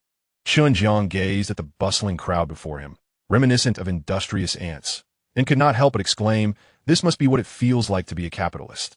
Conserve some strength. Should the opposition catch on, we may need to confront them head-on." However, Chen Jiang's gaze fixated on another group still engaged in uprooting trees. A cruel smile spreading across his face as he thought, to spur this lot into greater effort, a little blood must be shed. He suddenly accelerated, plunging into the crowd at nearly twice the speed of before. Initially, upon seeing Chen Jiang approach, the crowd prepared to disperse and regroup just as they had moments earlier. However, the ease of their previous escapes had lulled some into a sense of complacency. A few individuals, intending to mimic their earlier antics, turned back to make faces at Chen Jiang, seizing the opportunity to insult the demon and relieve their pent-up frustration. A young man in his early 20s, upon hearing the signal to scatter, leisurely released the branch he had been gripping. With a nonchalant expression, he dusted off his hands and inhaled deeply, turning to glance back, ready to hurl a few casual insults. Yet, just as he began to utter a word, he froze in place. This time, what he saw upon turning was not the flustered Chen Jiang wielding a tang knife with an air of helplessness, but a mocking smile accompanied by a glint of steel. Chapter 13. The Demon. That young man was the true embodiment of a demon. Chen Jiang raised the tang knife and cleanly pierced through the head of this young man before him. With a swift motion, he withdrew the knife and kicked the lifeless body aside, having long found this individual irksome. At the sound of anguished cries, the crowd, upon catching sight of Chen Jiang again, fled even faster, their efforts to uproot trees becoming more frantic. Chen Jiang, with satisfaction, observed the fiery chaos unfolding before him. occasionally quickening his pace to dispatch a few more individuals, spurring the remaining ones onward. The scene resembled that of a taskmaster wielding a whip over lazy slaves. Finally, as yet another white, withered tree crashed down, the atmosphere abruptly fell silent. This marked the seventh white tree to topple, and all eyes turned toward the last remaining one. The entity, known only as the Unnameable, without hesitation, swiftly commanded a group to come and uproot the tree, while three other groups stood guard to prevent Chen Jiang from entering. The pale-haired Unnameable, his complexion flushed with barely contained excitement, shouted loudly, "This is the last white tree. If we uproot this tree, we shall be victorious." Unbeknownst to him, Chen Jiang let out a quiet, sardonic chuckle and murmured, "Let the final act commence. This performance is due for its conclusion. Let us see if our cunning old friend's expectations match reality." In the next moment, an expression of profound anguish crossed Chen Jiang's face as he bit his lip, his eyes burning with intensity. "Charge! We must not allow them to uproot that tree." With that, he brandished the tang knife and, at a measured pace, surged toward the outskirts of the crowd. He did not plunge into the midst but swung the knife vigorously from the periphery, all the while bellowing in anguished rage, "Get away! Get away! You all deserve to die." Observing this, the lean figure known as the Thin Monkey smirked, retrieving a scalpel from his pocket, only to reconsider and instead hoist a nearly 2-meter-long baton onto his shoulder. With the pace of a grandmother crossing the street, he rushed forward, lamenting fiercely. Upon reaching the outskirts of the crowd, he raised his baton, nonchalantly thrusting it into the throng. He appeared less like a warrior engaged in a life-and-death struggle and more akin to an elderly gentleman exercising in the park. Yet, his words did not falter. "Yang Yi! Run!" he shouted. "If you have the guts, come at me." His voice was so piercing that it seemed as though Chen Jiang was on the verge of being overwhelmed. The onlookers, initially filled with trepidation, braced themselves for the assault from this demon. However, as the charge commenced, they realized that this menace was not as formidable as it first appeared. A mere angle shift was enough to evade his attacks. Those stationed at the periphery exchanged glances, unable to suppress the joy swelling within them. This demon had exhausted its strength and could no longer penetrate the crowd. They stood by, witnessing as the last white, withered tree was uprooted, and its demise was met with overwhelming force. In the midst of the throng, the unnamed individual, unable to see the outer circle, gradually found solace in the furious shouts of Chen Jiang, unable to suppress a smile. This uneven battle of strength ultimately belonged to me. Raising his gnarled, age-spotted right hand, he peered through the gaps between his fingers at the white, dead tree ahead, murmuring, "What does it matter if my body lacks strength? This world ultimately speaks through the mind. A fist can vanquish the weak, but intellect can conquer the strong." At that moment, outside the crowd, Chen Jiang watched as the tree leaned ever more precariously, a grin breaking across his face, his attacks growing increasingly indifferent. "Do you recall my words? The roles of hunter and prey can shift at any moment." And so it was at this juncture that, amid mutual anticipation, the stark white tree, stripped of all but its trunk, was uprooted by the collective effort of dozens. The unnamed individual, filled with excitement, dashed to the depths of the tree pit, peering down. Yet in the next instant his expression froze. The pit, like the previous 6, was utterly empty. "Impossible! No!" he exclaimed, gripping his hair in disbelief, shaking his head. That demon clearly retrieved a massive weapon from the pit. Suddenly, an epiphany struck him, and his countenance darkened. Of course, that slender figure wielded a nearly 2-meter-long scalpel. Ever since that nearly 2-meter baton appeared, the scalpel had vanished from sight. That weapon was discarded by them. His face turned ashen, nearly squeezed of color, as he glared toward Chen Jiang through the throng. The man with the buzz cut could not suppress a fleeting sense of disappointment upon witnessing the scene. He then forced himself to rally his spirits and spoke, "It matters not, Minister. That fiend is now nearly devoid of strength. A report just came in stating that it has attempted to breach our defenses multiple times, all in vain. We simply need to encircle and eliminate the creature." The nameless entity, with a grim expression, nodded slightly, preparing to agree. However, a chilling possibility suddenly struck him. The weapon beneath the first white tree, the suddenly weakened demon, had persistently obstructed their attempts to fell the trees. The repeated fruitless assaults on the perimeter, these clues coalesced into a dreadful notion he was loath to accept. That wretched demon was luring them to uproot all the white dead trees. The nameless being's complexion turned ashen as he gazed toward the distant, blackened tree standing desolately in the wasteland, and he crumpled to the ground, a bitter smile gracing his lips.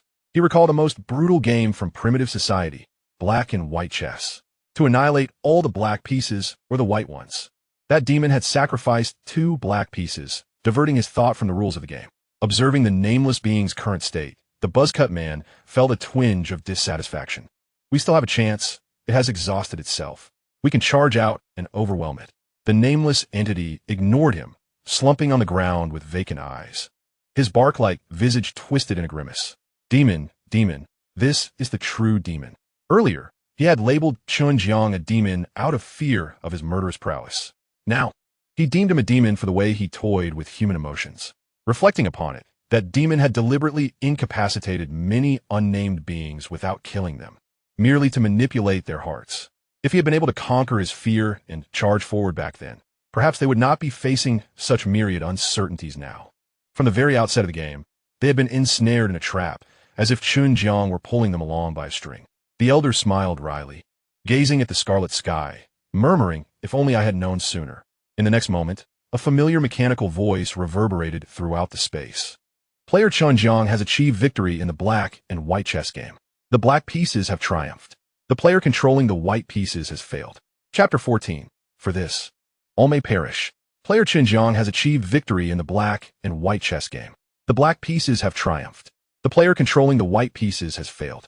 The victor is granted entry into the city, while the vanquished are stripped of their senses and consciousness. As the mechanical voice echoed, the once cacophonous blood-red wasteland fell into an eerie silence. The slender figure set down the nearly 2-meter-long baton, slowly widening his mouth in astonishment as he beheld the being who had been desperately trying to thwart them moments ago. Now, as if possessed, it remained frozen in place, mimicking the posture it had taken when the mechanical voice sounded, resembling a lifelike terracotta warrior. "Brother Jiang, what is happening here?" The lean monkey pointed with bewilderment at the group of terracotta warriors before them. Chen Jiang furrowed his brow slightly, distractedly responding. They have been stripped of their senses and consciousness.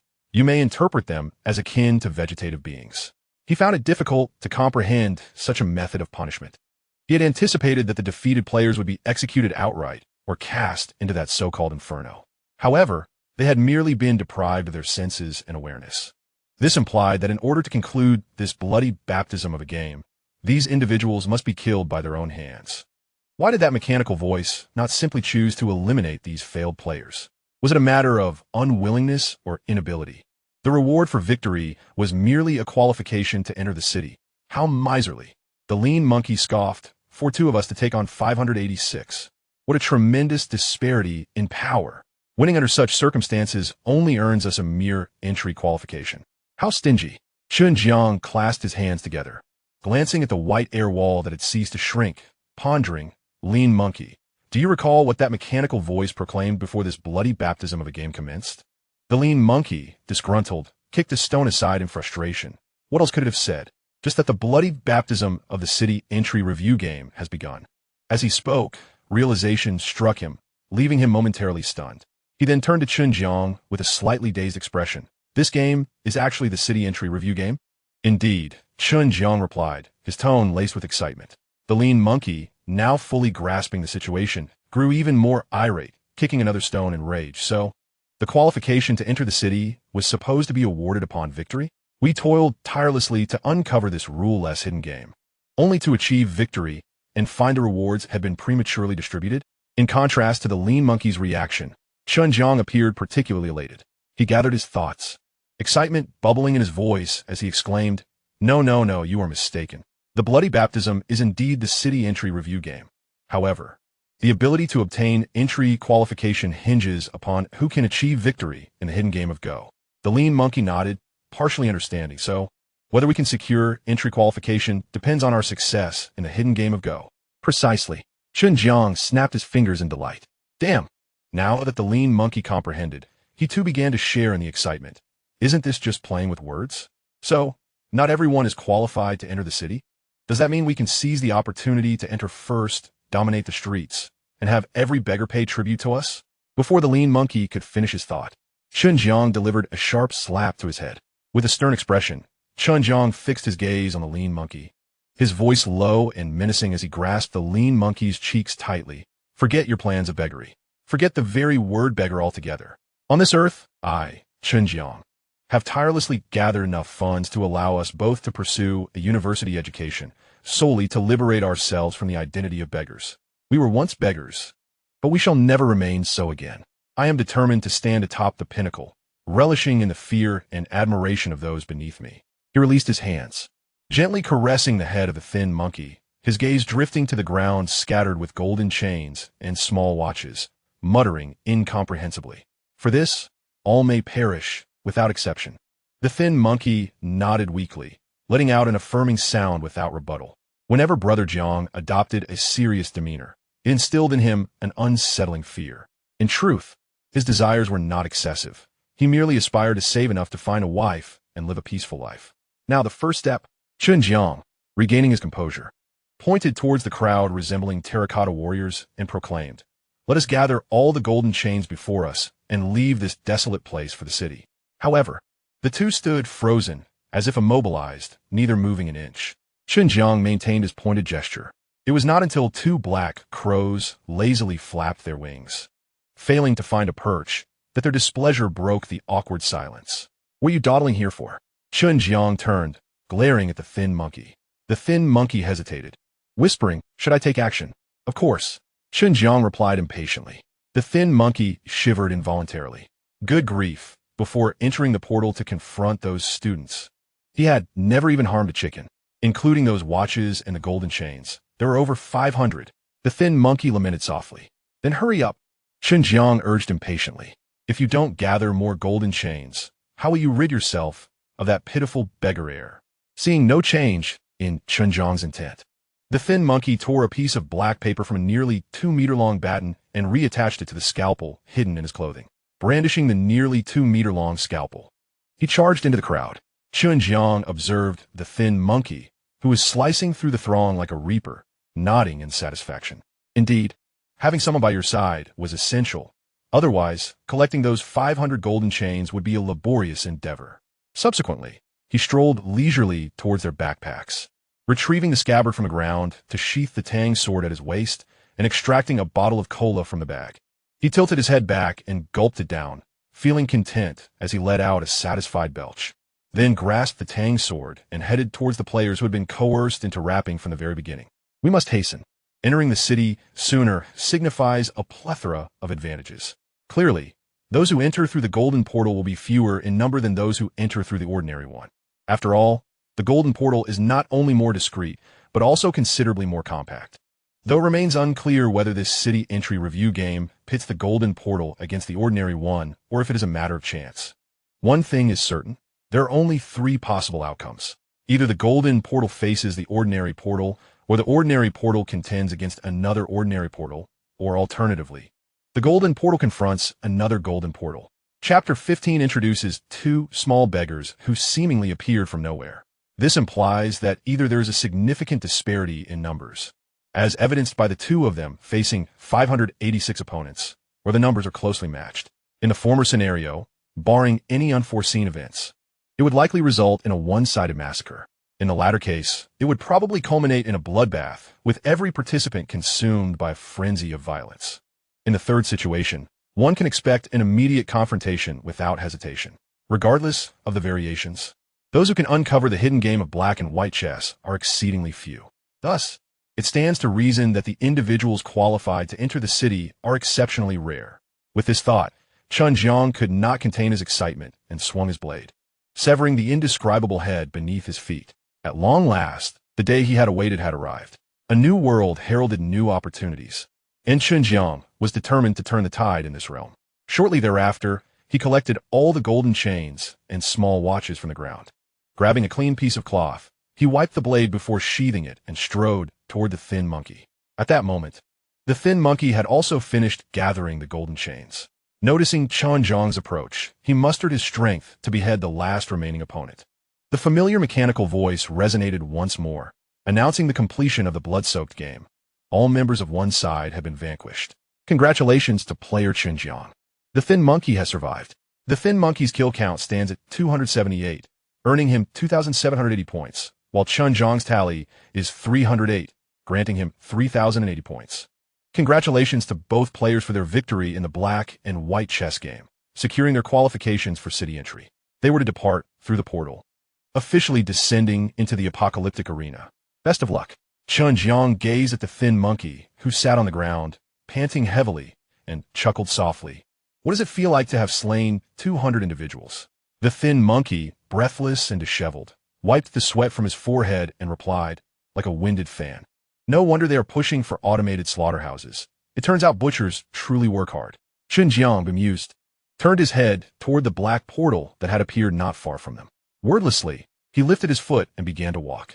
The thin monkey, seeing this, hurriedly scrambled to his feet and followed closely behind.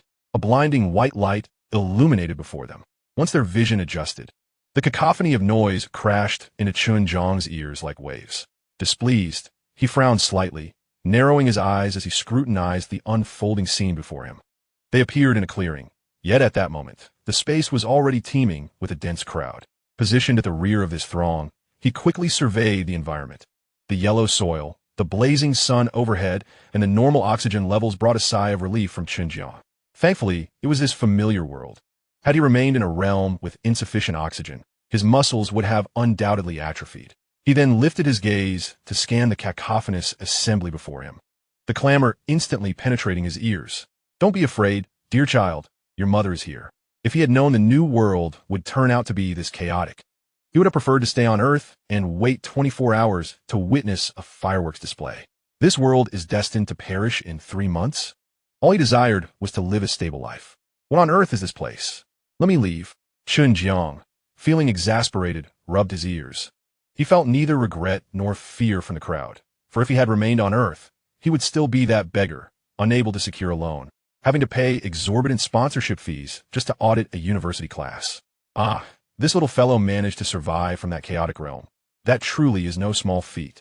The lean monkey stared in astonishment at the stout, indescribable creature beside him and could not help but approach with a friendly smile, intending to pat its head. However, having just emerged from a blood-soaked battlefield, the lean monkey was smeared with a mixture of dirt and blood, having just slain over 200 individuals. A palpable aura of violence surrounded him. Just as he neared the indescribable creature, it turned its head, saw the lean monkey, and let out a piercing scream, diving into its mother's embrace and weeping uncontrollably. The lean monkey froze in place, embarrassment flooding his face as he withdrew his hand and offered a sheepish smile. Where did this madman come from? Don't you realize you frightened my child? The creature, appearing as though it had crawled from a filthy gutter, warned him to keep his distance from its offspring. The once anxious, indescribable being, upon witnessing its child frightened by a madman, instinctively shielded it behind itself and pointed an accusatory finger at the lean monkey. Hearing this, the lean monkey frowned slightly in displeasure but chose not to retort. Meanwhile, Chen Jiang remained rooted in place, scrutinizing the crowd. Undoubtedly, those who stood here were triumphant players of the city game. It was evident that each surviving player from the teleportation zones had gathered to form small factions. Although the desolate terrain was chaotic, the distinctions between the various groups were clear. Smaller factions comprised only dozens of individuals, while not far off, a larger group of several hundred had coalesced, with a young man standing atop a small mound, exuding a leadership presence. As he observed the unfolding scene, he prepared to take his next action. A cacophony of curses reached Chen Jiang's ears. He glanced at the emaciated figure of the thin monkey standing beside him and at the unnameable individual vehemently berating the latter. His brow furrowed in displeasure. With a deep sigh, he stepped closer to the thin monkey. What is this? Are you still calling for help? Do you think sheer numbers grant you the right to bully us? Do you consider us, a mother and daughter duo, helpless and easy prey? The unnameable figure felt a twinge of fear as Chen Jiang approached, brandishing a tang knife. But the thought of her husband dispelled her trepidation. She then raised her voice sharply. Darling, someone is bullying your girl, and they're even picking on your wife. Aren't you going to do something about it? Noticing the grim expression on Chen Jiang's face, the thin monkey began to feel a pang of regret and softly murmured, I'm sorry, Brother Jiang. I just wanted to. Before he could finish, Chen Jiang's right hand surged forward, gripping the thin monkey's throat, pressing their foreheads together. He spoke in a calm tone that belied the intensity of the moment. I told you, you're no longer a beggar. Why do you still allow yourself to be insulted, just as before? We have entered a new world. We have been reborn. With a swift motion, he tossed the thin monkey aside. What is wrong, my dear? Which fool dares to bully you? I wish to see who it is. A heavily tattooed man, wielding a tiger-headed knife and flanked by a group of men, swaggered into view. He approached the unnameable figure, casting a menacing glance at Chen Jiang's back. Is this the one who has been tormenting you? Yes, they both bullied us, she replied. The unnameable figure looked at Chen Jiang and the thin monkey, her expression one of disdain, as she pinched her nose and remarked, I wonder where these two little beggars crawled out from, thinking they can bully those who are outnumbered. Chapter 16. If my values are wrong, then I shall perish. Upon hearing the unnameable figure's words, Chen Jiang paused momentarily, then slowly turned to meet her gaze, a smile curling on his lips. What did you just call us? Beggars? It truly baffles me how individuals like you manage to be among the first to arrive in this world. The unnameable figure, still pinching her nose, waved her hand dismissively. Stepping back from Chen Jiang, the tattooed giant, upon seeing Chen Jiang and the thin monkey, furrowed his brow slightly. He pulled his wife behind him and, after a moment's hesitation, spoke in a low voice, Brother, while I am unaware of how you have wronged my wife, if you merely apologize, we can consider this matter settled. Surrounding them, dozens of onlookers closed in, their eyes glinting with barely concealed hostility, exerting palpable pressure. These men had survived fierce battles in the same transmission war zone, banding together to carve out a place for themselves in this new world. Apologize? Chen Jiang pondered for a moment before breaking into a light laugh. An apology would suffice. Otherwise, I cannot predict the consequences when my dozens of brothers witness the humiliation of their sister-in-law. The throng encircling Chen Jiang now rolled up their sleeves, revealing cruel smiles. A heavily tattooed man slowly placed his hand on the hilt of his tiger-head knife, his narrowed eyes fixated on the two individuals before him. In truth, he had no desire to provoke them. Arriving in a new environment, only to be embroiled in conflict, was hardly a prudent choice, especially as these two did not appear to be easily intimidated. Thick, congealed blood clung to their hair, transforming it into clumps, while their garments were almost entirely stained crimson. The onlookers surrounding them watched with a morbid sense of anticipation, indicating that these two were the sole survivors of a gruesome battle involving thousands. Such individuals, having clawed their way out from the pile of the deceased, were precisely the kind he wished to avoid. Yet there was no way out. He found himself backed against the proverbial wall. If he could not deal with the man who had been wronged, he would certainly lose face in front of his wife. The subordinates he had recently acquired would likely disperse as well. After all, how could one expect loyalty from someone who could not even protect himself? Thus, all he sought was an apology, a means to gracefully extricate himself from the situation. The tattooed man stared into Chen Jiang's seemingly innocuous, transparent eyes, a chill creeping down his spine.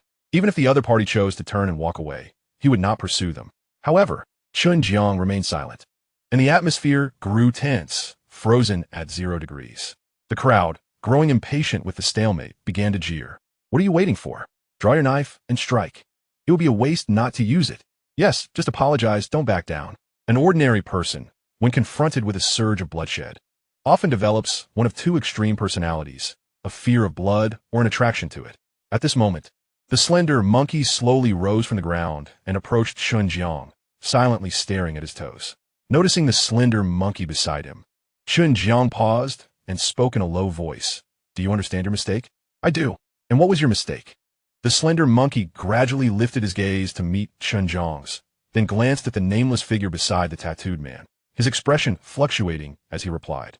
My mistake was failing to tear apart that nameless man's mouth when he uttered the word beggar. Chen Jiang hesitated for a moment before bursting into an exuberant laugh, his mouth stretching into a wide grin. He patted the slender monkey's shoulder, his eyes glinting with a bloodthirsty gleam as he licked his dry lips. Exactly.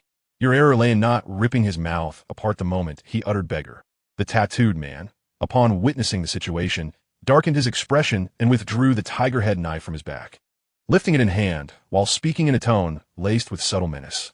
Brother, when one errs, one must acknowledge it. All you need is an apology. Chen Jiang shook his head with a light chuckle, retorting, an apology for a mistake? My principles do not align with such a notion. A mistake warrants consequences.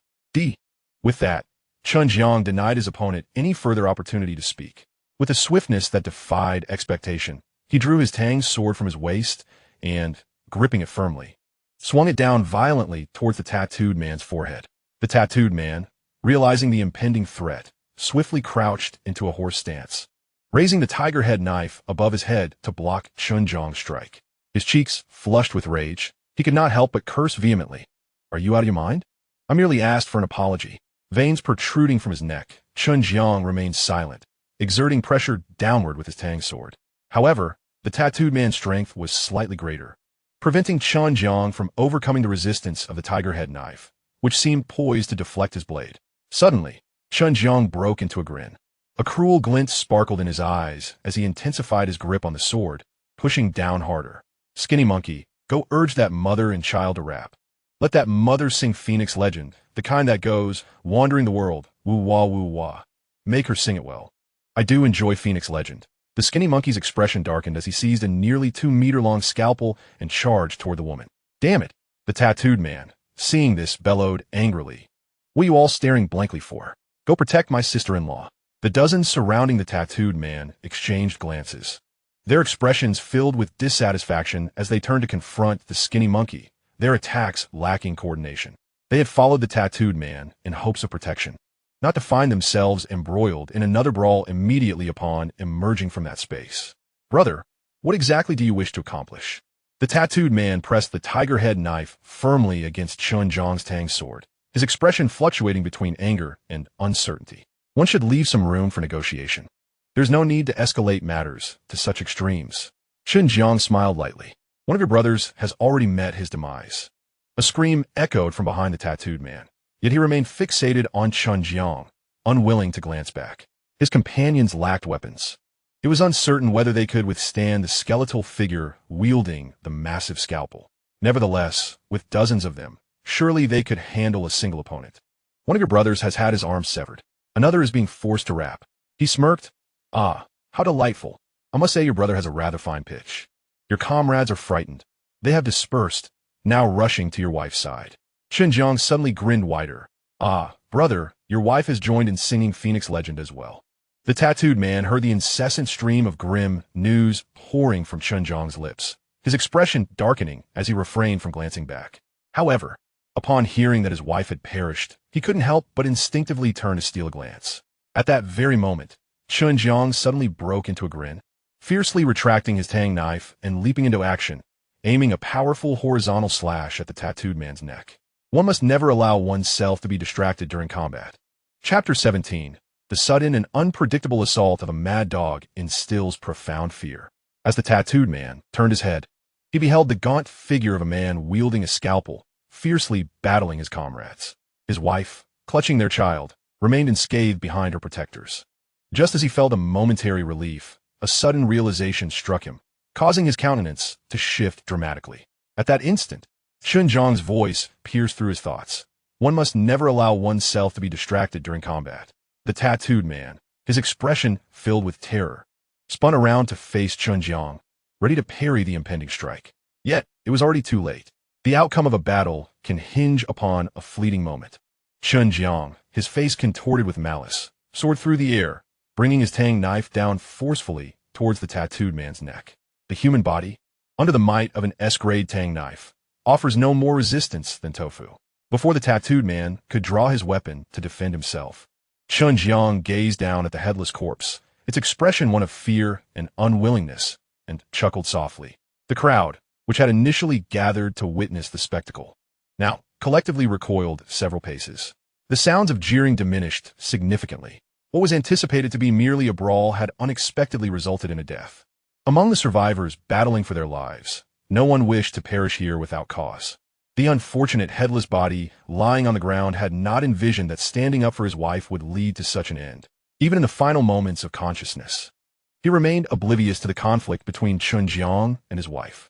The tattooed man's subordinates, who had been engaged in a fray with the lean figure, had not truly been fighting. They were merely frantically evading the scalpel's lethal strikes, occasionally daring to throw a punch. Witnessing their leader's brutal demise, they exchanged glances, devoid of any bravado, before dispersing into the crowd, vanishing without a trace.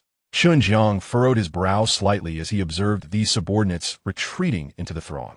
He chose not to utter a word. Their relationship with the tattooed man had been one of mere protection, lacking any semblance of loyalty or the willingness to sacrifice for vengeance. While it would have been optimal to eliminate them together, this moment of scattering into the crowd made further pursuit impossible. At that moment, a woman, kneeling on the ground with her child, her hair disheveled and eyes vacant, stared in disbelief at her husband's headless body, and she screamed in anguish, You kill my husband?" Chen Jiang merely smiled, a hint of satisfaction playing at the corners of his mouth. With a tang knife in hand, he twirled it gracefully, humming an unknown tune. As he approached the woman with light, measured steps, the slender monkey, bent over and panting, wielded a scalpel and inquired breathlessly upon seeing Chen Jiang's approach. "Brother Jiang, how should we deal with this woman?" Chen Jiang glanced at the bruise on the monkey's neck and chuckled softly. "Does it hurt?" "A bit," the monkey replied. His eyes filled with admiration as he steadfastly stated, "It's because Brother Jiang is strong." "No," Chen Jiang shook his head, turning his gaze to the disheveled woman kneeling before him, speaking softly, "It is because I am sufficiently insane. No matter how large a dog may be, it cannot instill as much fear as a rabid one. People fear rabid dogs because they are unafraid of death and can erupt into violence without warning. Before your strength can crush others, you must learn to be that rabid dog. Show your fangs, charge recklessly, and shred your enemies with your teeth, letting their hot blood rain down from the skies. When you instill enough terror in them that they dare not even glance your way, you will remain unscathed." The monkey rubbed the bruise on his neck, nodding thoughtfully. Chen Jiang clicked his tongue, crouching slowly before the woman, a smile gracing his lips. Upon seeing him approach, the woman trembled uncontrollably, unable to suppress a glance at her headless husband nearby, her heart filled with regret. She knew her demise was certain, took a deep breath, and prepared to unleash the most vicious curse before her end.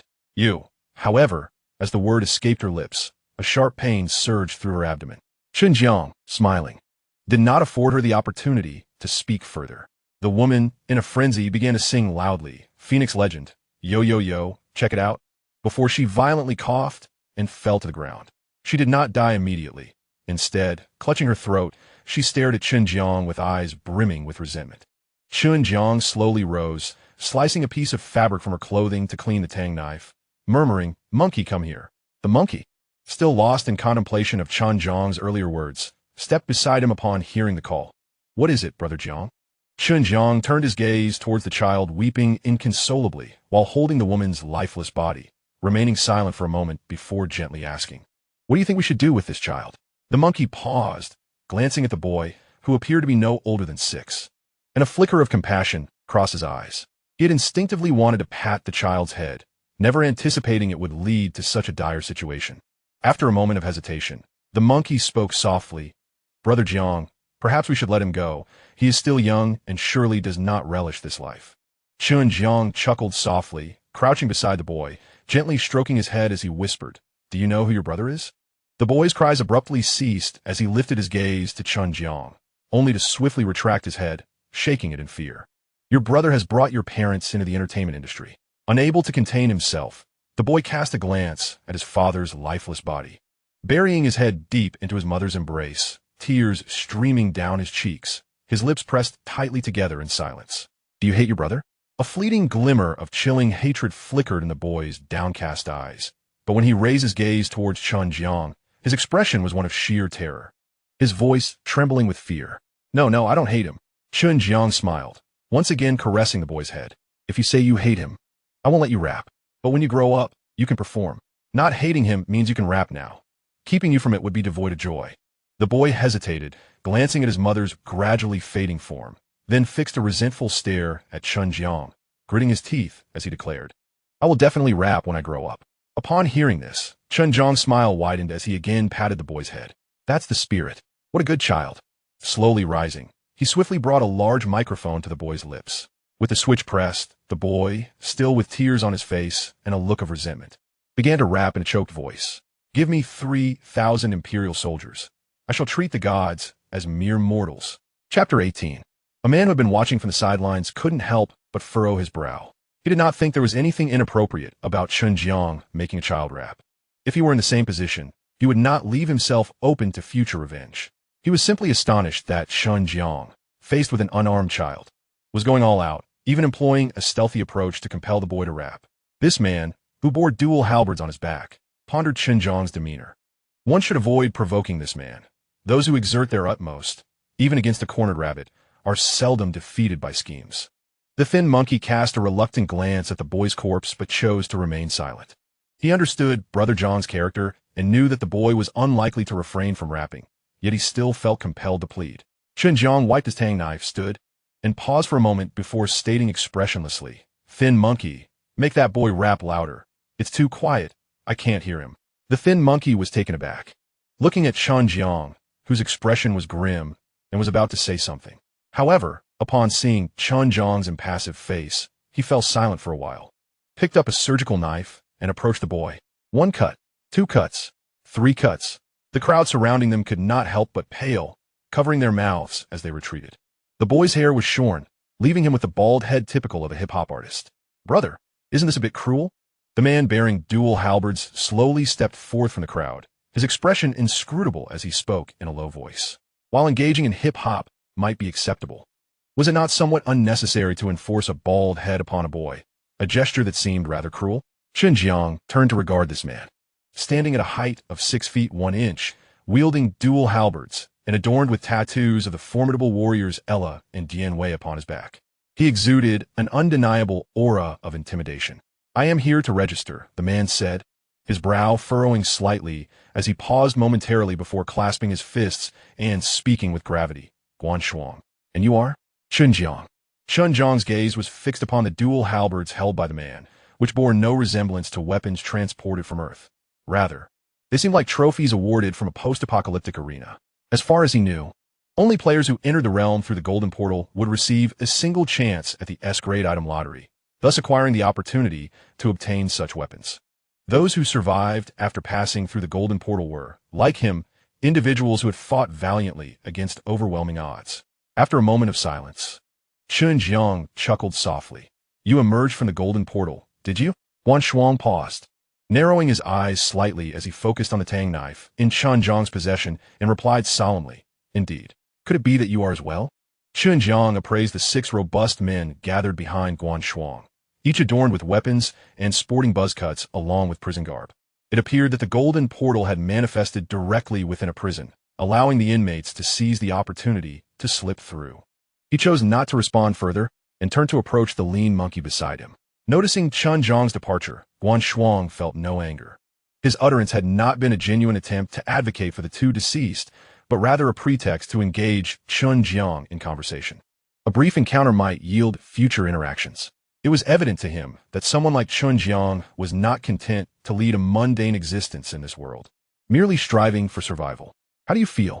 Chen Jiang inquired playfully as he reached the lean monkey's side. "I feel a bit uneasy," the lean monkey replied, suppressing his inner nausea. Chen Jiang patted the lean monkey's shoulder. "Let us proceed. It is time to enter the city." He had already gathered a rough understanding of their situation. Upon emerging from the realm, they found themselves on an expanse of wasteland, with a city looming at the forefront of the crowd.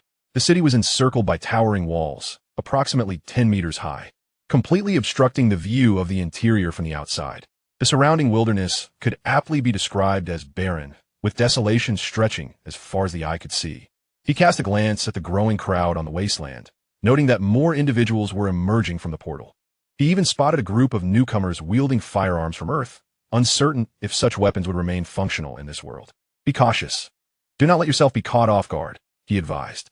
Chen Jiang cast a glance at the seemingly endless expanse of the desolate wilderness, a slight furrow forming on his brow. He harbored an unsettling feeling that this barren land was far from secure. Otherwise, the notion of an entry verification game would not exist. The ability to enter the city undoubtedly held significant implications. However, he soon dismissed such thoughts and turned to stride toward the city gate. As Chen Jiang advanced, the circle of onlookers instinctively parted to create a passage for him and his companion. The recent spectacle had not gone unnoticed. No one dared to provoke a figure capable of ushering a mother and son duo into the entertainment industry to perform hip-hop. Onlookers in the distance, initially oblivious to the unfolding events, were taken aback as well-informed bystanders recounted the tale, their expressions a mix of astonishment as they stepped aside to let Chen Jiang pass. Thus, through the whispers of the crowd, by the time Chen Jiang reached the city gate. He had been transformed into a figure who, on Earth, was passionately fond of hip-hop and had recently taken a mother and son into the entertainment sphere, even praising their rendition of Phoenix Legend. The slender figure of Shouho, upon hearing the circulating rumors, felt a wave of helplessness wash over him as he lowered his head. At that moment, he yearned to vociferously defend himself. Chen Jiang, however, paid no heed to the gossip surrounding him and stood before the city gate, scrutinizing the structure closely. The slightly archaic entrance, adorned with the wear of time, was at odds with the absence of a stone door, replaced instead by a futuristic transparent blue energy field. This juxtaposition of antiquity and science fiction created a dissonance that felt jarring, as though it had been forcibly assembled. Chen Jiang's gaze lingered on the maroon-brown stains that marred the city wall, his eyes narrowing slightly. He recognized that hue. It reminded him of the times butchers would slaughter dogs beneath a tree, leaving the stones below stained with such reddish-brown marks, remnants of blood accumulated over the years. Unconsciously, he cast a glance at the crowd gathered outside the city walls. Indeed, the area did not exude safety. "Hey, brother, do you wish to enter as well? This gate is impenetrable. We've tried countless times, only to be repelled. It seems there are certain conditions to meet," one man lamented. "Don't say that to him. I still want to see him attempt to breach the gate," another whispered, as Chen Jiang made a move toward the entrance, prompting a flurry of hushed conversations among the bystanders. Chapter 19. The Endgame Arena. Current active players, 600 million. Chen Jiang gazed expectantly at the technologically advanced blue, transparent wall before him. Although he remained unaware of what lay within the city, he surmised that given the challenges associated with obtaining entry, the city would undoubtedly offer him a considerable surprise. Recalling his recent encounter with Guan Shuang, a stern expression crossed Chen Jiang's face. He had initially believed that acquiring the S-rank weapon, the Tang Dao, through the golden portal would provide him with a substantial advantage. However, he had just witnessed Guan Shuang along with 6 formidable men, each bearing an S-grade weapon. This intensified his sense of urgency. S-grade weapons, one would think, should be exceedingly rare. Yet, it felt as if they were as commonplace as dirt. 7 individuals encountered at random, each equipped with such a weapon. While Chen Jiang's thoughts wandered, a woman clad in white silk approached, accompanied by several men who appeared to be her attendants, making her way directly towards the translucent blue wall. This woman bore an uncanny resemblance to a wealthy princess. Even in this realm, she was flanked by bodyguards. How delightful it was to envision such a beautiful lady being repelled by that wall. Perhaps she had grown accustomed to her arrogance on Earth, believing the world would bend to her whim, as if the blue wall would part for her alone. Seeing yet another individual boldly approach the translucent blue barrier, the onlookers gathered at the entrance could not help but scoff. Chen Jiang narrowed his eyes, scrutinizing this peculiar ensemble. The woman, draped in white, resembled a princess, while her attendants, with bulging satchels, seemed to conceal something of significance. Notably, their garments bore little evidence of blood. Chen Jiang remained outwardly unfazed, though turmoil brewed within. Those men were likely concealing firearms. Good heavens, firearms from Earth were operational in this world. Yet in the next moment, Chen Jiang felt a modicum of relief. While firearms could be transported through the portal, one could hardly bring along a production line for ammunition. Eventually, the bullets would run dry, rendering the firearms scarcely more valuable than mere sticks. As the crowd whispered derisively, the once impassive blue wall suddenly split apart as the woman approached. Without a backward glance, as if she anticipated this outcome, she and her attendants stepped into the city and vanished in an instant. The blue wall sealed shut once more. The crowd stood in stunned silence, unable to discern the city's interior before the wall closed again. What was happening? Was it now permissible to enter the city? It seemed so. Otherwise, why could they not enter? Did she possess some unique privilege? Perhaps only the exquisite could gain entry? A flamboyantly dressed woman, with a touch of allure, eagerly contemplated the prospect. Meanwhile, several astute individuals seized the moment, darting from the crowd and sprinting towards the translucent blue wall with remarkable speed. With a resounding boom, those who rushed forward collided with the barrier, propelled back at even greater velocity. The crowd hastily cleared a space to avoid being struck. Glancing at the few individuals lying on the ground, barely alive, gasping for breath, the others abandoned their intentions to attempt another try. "Brother Jiang, let us hurry inside. Otherwise, that woman will seize all the benefits," urged the lean monkey, noticing someone stepping ahead into the city. Upon hearing this, a bystander could not help but chuckle softly. Hurry in? There's no one competing with you. If you can get in, you may do so right now. The lean monkey cast a worried glance at this person, silently wishing Brother Jiang had not overheard. He feared that if Jiang heard, he might end up as the filling in a meat bun again. Being a chef was far from his aspirations. Chen Jiang, lost in contemplation, surveyed the increasingly dense throng behind him. On the other side of the earth, the mass entry into the teleportation array should have commenced by now. While he was unaware of the number of individuals assigned near the city, it was evident that the crowd would continue to swell. After pondering for a moment, he ceased speaking. Using his tang knife as a cane, he strode directly towards the shimmering blue portal. Yet another spectacle was about to unfold. In these times, there was no shortage of the reckless. Perhaps he believed that what the woman could achieve, he too could accomplish. With more individuals preparing to attempt to force their way through the transparent blue barrier, conversations began anew among the crowd. Ignoring the surrounding chatter, Chen Jiang approached the ethereal blue wall. As he reached its edge, reminiscent of the woman in white, the barrier automatically parted. However, just as Chen Jiang stepped into the city, and before the lean monkey could follow, a figure sprinted past him at full speed. Racing into the city, the lean monkey barely registered the fleeting shadow. When he focused again, he was met with a rain of blood. The individual had not even crossed through the open wall before being obliterated by blue lasers that shot forth from the walls flanking the gate, leaving only a gruesome scatter of flesh and blood as evidence of a recent life. In silence, the lean monkey brushed his hair aside, clearing away the remnants of flesh atop his head, and stepped into the city. As he crossed the threshold, the blue barrier resumed its original form, standing like an insurmountable obstacle before the others. Witnessing Chen Jiang effortlessly enter, the crowd collectively stood in astonishment, particularly the one who had mocked the lean monkey. Now flushed with jealousy, Brother Jiang, this place resembles a science fiction film. The lean monkey murmured, his mouth agape as he took in the scene before him. Chen Jiang remained silent, equally stunned by the spectacle. Unlike the weathered, reddish-brown walls outside, everything within the city appeared as if it had been rendered in a 3D game. Almost too surreal to believe it was reality. The pristine streets, devoid of even a speck of dust, welcomed one as they crossed the city gates. Before the eyes lay a main thoroughfare nearly 5 meters wide, flanked on either side by towering 6-story edifices. Proceeding along this principal road, one would encounter a vast square that occupies nearly a quarter of the city's expanse. Scattered throughout this expansive plaza are several buildings exuding a distinctly futuristic aesthetic. At the center of the square stand 2 colossal digital displays. One of these screens boldly announces the number of surviving players in the Doomsday Arena: 625, 303, 103. This figure escalates with remarkable speed, accelerating as time marches on. Chapter 20, finally uncovering the wealth code. Gazing at the data display, Chen Jiang gently tapped the hilt of his tang knife, deep in thought. Over 600 million players currently inhabit the Doomsday Arena, while the Earth population hovers around 7 billion. With less than 5 hours having elapsed since the countdown to the planet's destruction began, only a little over 600 million individuals have managed to evacuate. No, Chen Jiang mused, shaking his head. Every individual entering the Doomsday Arena must first participate in an entry verification game. The game only concludes when one side is entirely vanquished, at which point they are transported to the true Doomsday Arena. Thus, the number of players who have crossed through the portal must exceed 600 million.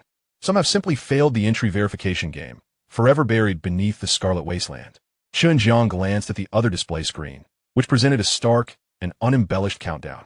A fleeting glance revealed its significance. The countdown to the destruction of the Doomsday Arena stood at 2,155 hours remaining. Standing before the dual displays, Chen Jiang silently calculated. He recalled the rules of the game. Players must be reduced to 100 million within 3 months, or the Doomsday Arena would face annihilation alongside them. If, within this period, the number of surviving players falls below 100 million, a passage to the next world would manifest before destruction. Chen Jiang smirked. Considering the typical tendencies of newcomers, it wouldn't be long before the numbers dwindled below 100 million. After all, upon entering the Doomsday Arena, nearly half of the participants invariably perish. The Earth's population of 7 billion cannot withstand such attrition. Brother Jiang, why haven't we encountered that woman from earlier? Inquired the lean observer known as the monkey. She entered the city a few minutes ahead of us, so she should logically be around this square by now. Yet, there was no sign of her anywhere in the plaza, nor in the vicinity of the futuristic buildings. Chen Jiang stood in place, casting his gaze over the several sci-fi-inspired buildings in the square. His attention ultimately settled on a house with its door wide open. A two-story structure, entirely clad in silver, stood not far away. Without much hesitation, Chen Jiang made his way toward this intriguing abode. Upon reaching the entrance, he noticed a sign emblazoned with 4 characters, Points Store. Chen Jiang nodded, a glimmer of understanding flashing in his eyes. The Points Store, it seemed, was a place for utilizing points. Following the baptism of blood, he and his companion had indeed earned a modest amount of points, albeit not substantial. Yet, among the various edifices in the square, this was the only one with an open door. It was reasonable to assume that the other buildings were akin to the Points Store, merely awaiting the fulfillment of certain conditions for activation. Without further delay, Chen Jiang stepped over the threshold, bringing the lean monkey with him. From the exterior, the building appeared to occupy less than 100 square meters. However, once inside, he discovered a vast expanse that seemed to extend nearly 1,000 square meters. Chen Jiang mentally reviewed the dimensions he had observed outside, and upon confirming that it could not possibly be that large, he couldn't help but exclaim in astonishment. Was this yet another marvel of advanced technology? In the center of the hall stood a staircase leading to the second floor, its entrance adorned with a blue translucent barrier, impassable for the moment, suggesting the presence of certain prerequisites. Chen Jiang meticulously examined the main hall. 3 illuminated display screens bore the inscriptions: Equipment Store, Item Store, and Attribute Store. He approached each in turn to inspect the wares on offer. The Equipment Store featured an array of weapons, armor, and vehicles, with the most affordable item priced at merely 1 point. It appeared that points held more value than he had anticipated. Having accrued over 3,000 points from the game of blood baptism, he realized that if he were to purchase the cheapest equipment, he could easily fill the hall. The Item Store, on the other hand, was filled with peculiar items, including a bizarre offering of child's urine for 1 point. He wondered who would buy such a thing, perhaps to prepare preserved eggs at home. The offerings in the Attribute Store piqued his interest even more. Here, points could be exchanged for enhancements in strength, agility, and other attributes, bolstering one's prowess. However, Chen Jiang found himself momentarily bewildered. What did it mean to have attributes like strength and agility? Had his physical abilities been quantified? Yet, he had not encountered any personal attribute data panel. Among the 3 stores, the Attribute Store's offerings captivated him the most, though he yearned for some exclusive items. Otherwise, what was the purpose of entering the city prematurely? As time progresses, undoubtedly, an increasing number of individuals will find alternative ways to enter the city. By then, the limited purchase items he acquires will become his foundation. As the saying goes, rarity breeds value. Regrettably, he found no limited purchase items in these 3 stores. Brother Jiang, look, there's a small shop over here. While Chen Jiang pondered how to maximize the utility of his points, the slender monkey, who was searching nearby, suddenly spoke up. Oh, Chen Jiang, intrigued, approached the slender monkey and gazed at the small tablet in his hand, which displayed the words grocery store. Unable to contain his surprise, he remarked, such a tiny screen? Did the budget suddenly fall short during the creation of the store? The slender monkey excitedly opened the grocery store on the tablet and handed it to Chen Jiang. Brother Jiang, look, I found that the grocery store sells city shops. Should we consider buying one? It would give us a stable place. Chen Jiang took the tablet and began swiping through it, exasperatedly tapping the slender monkey on the head. Could you set aside your trivial thoughts? We are destined for greater endeavors. In the next moment, Chen Jiang's gaze suddenly lingered on a particular item, unable to move away. Item name, antidote. Item effect. After being bitten by a zombie, using this antidote within 3 hours grants immunity to the virus, preventing transformation into a zombie. Item description. A must-have for wilderness exploration. How can you feel secure without a few bundles of this stuff? Sale price. 1 point per bundle, with each bundle containing 10 doses. Weekly purchase limit. 10,000 bundles while supplies last. After staring at this item for a moment, he suddenly broke into an excited grin. At last, he had discovered the key to wealth. Now he understood the dangers lurking in the endless wilderness that lay beyond sight. He also comprehended the cause of the reddish-brown stains on the city walls. Chen Jiang smiled broadly at the item on the tablet, resembling a vaccine needle. Slender monkey, it seems we might actually need to open a shop this time. However, before that, we need to gather more points. In the next moment, Chen Jiang paused, staring intently at the tablet before him. The display screens of the other 3 stores were welded to the walls, while this grocery store was represented by a tablet placed independently on the floor. This indicated that the tablet was separate from the room itself. Thus, could this tablet be taken home? Chapter 21. The Responsibility to Save Humanity. The slender monkey observed Chen Jiang's tightening grip on the tablet, his expression growing increasingly animated. After a moment of silence, he hesitantly said, "Brother Jiang, you aren't thinking of slipping that into your pocket, are you?" Chen Jiang grinned widely, his joy evident. "Of course. I merely expressed that it is inconceivable for pioneers to be without rewards. It seems there is something being concealed here. The complete monopolization of goods supplied by a grocery store grants them the power to dictate prices at will." The thin monkey fixated on the wildly flickering electric sparks dancing upon the ceiling, his lips involuntarily twitching. "Brother Jiang, might you want to glance upward?"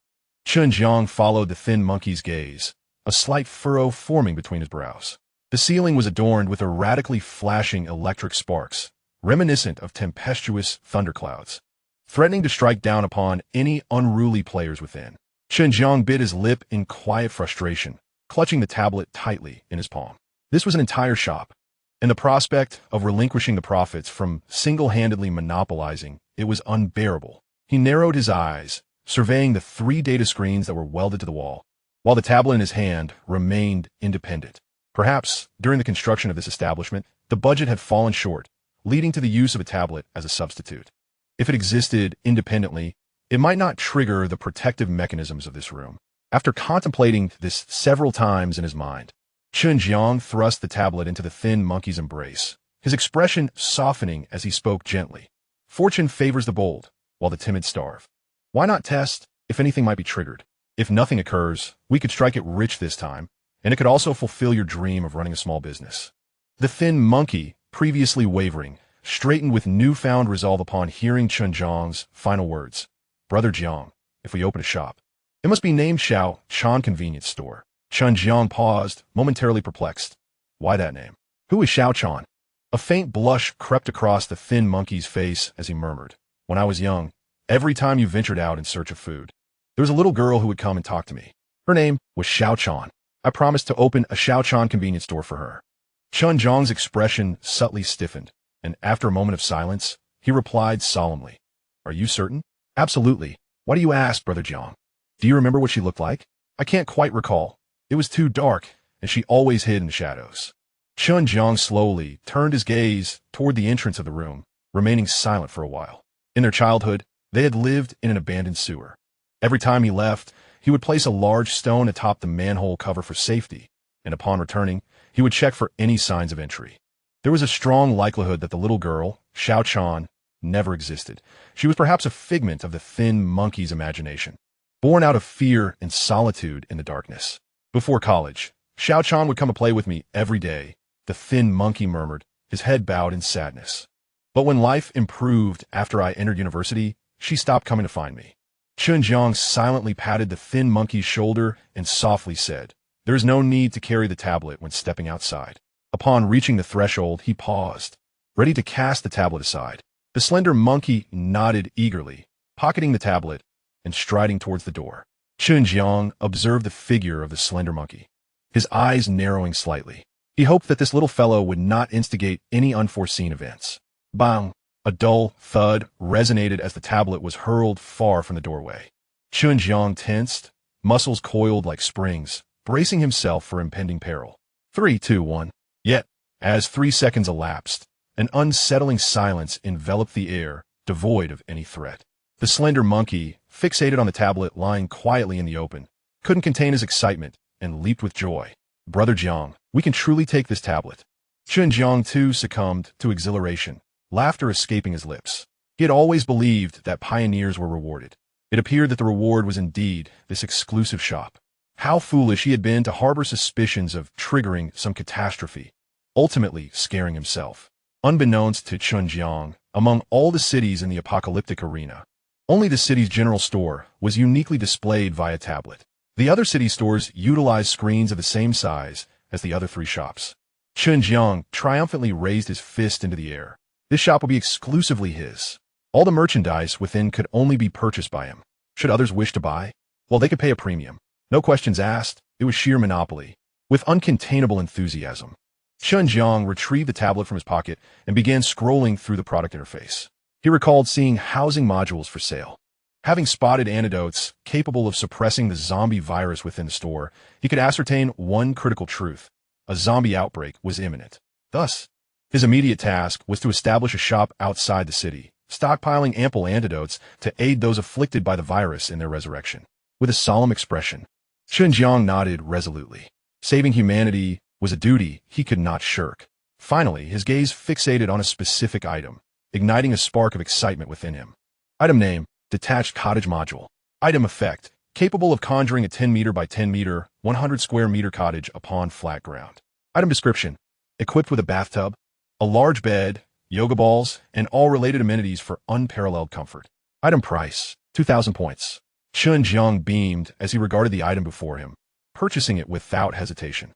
Just as he was about to conclude the transaction, he noticed several optional modifications for the detached cottage popping up. He paused momentarily, then grinned widely. Slender Monkey, transfer 2,000 points to me. The Slender Monkey fumbled for a moment and, without any hesitation, transferred 2,000 points to Chen Jiang. After receiving the points, along with his remaining 1,000 points, Chen Jiang purchased a plethora of selectable modification options, totaling 3,000 points. In the next instant, a palm-sized room mold appeared in his hands. He weighed the mold contentedly before casually stowing it away in his pocket. With both hands clasped behind his head, he ambled towards the city gate, lazily remarking, "Let us find a place to rest. After a good sleep, there will be much to attend to."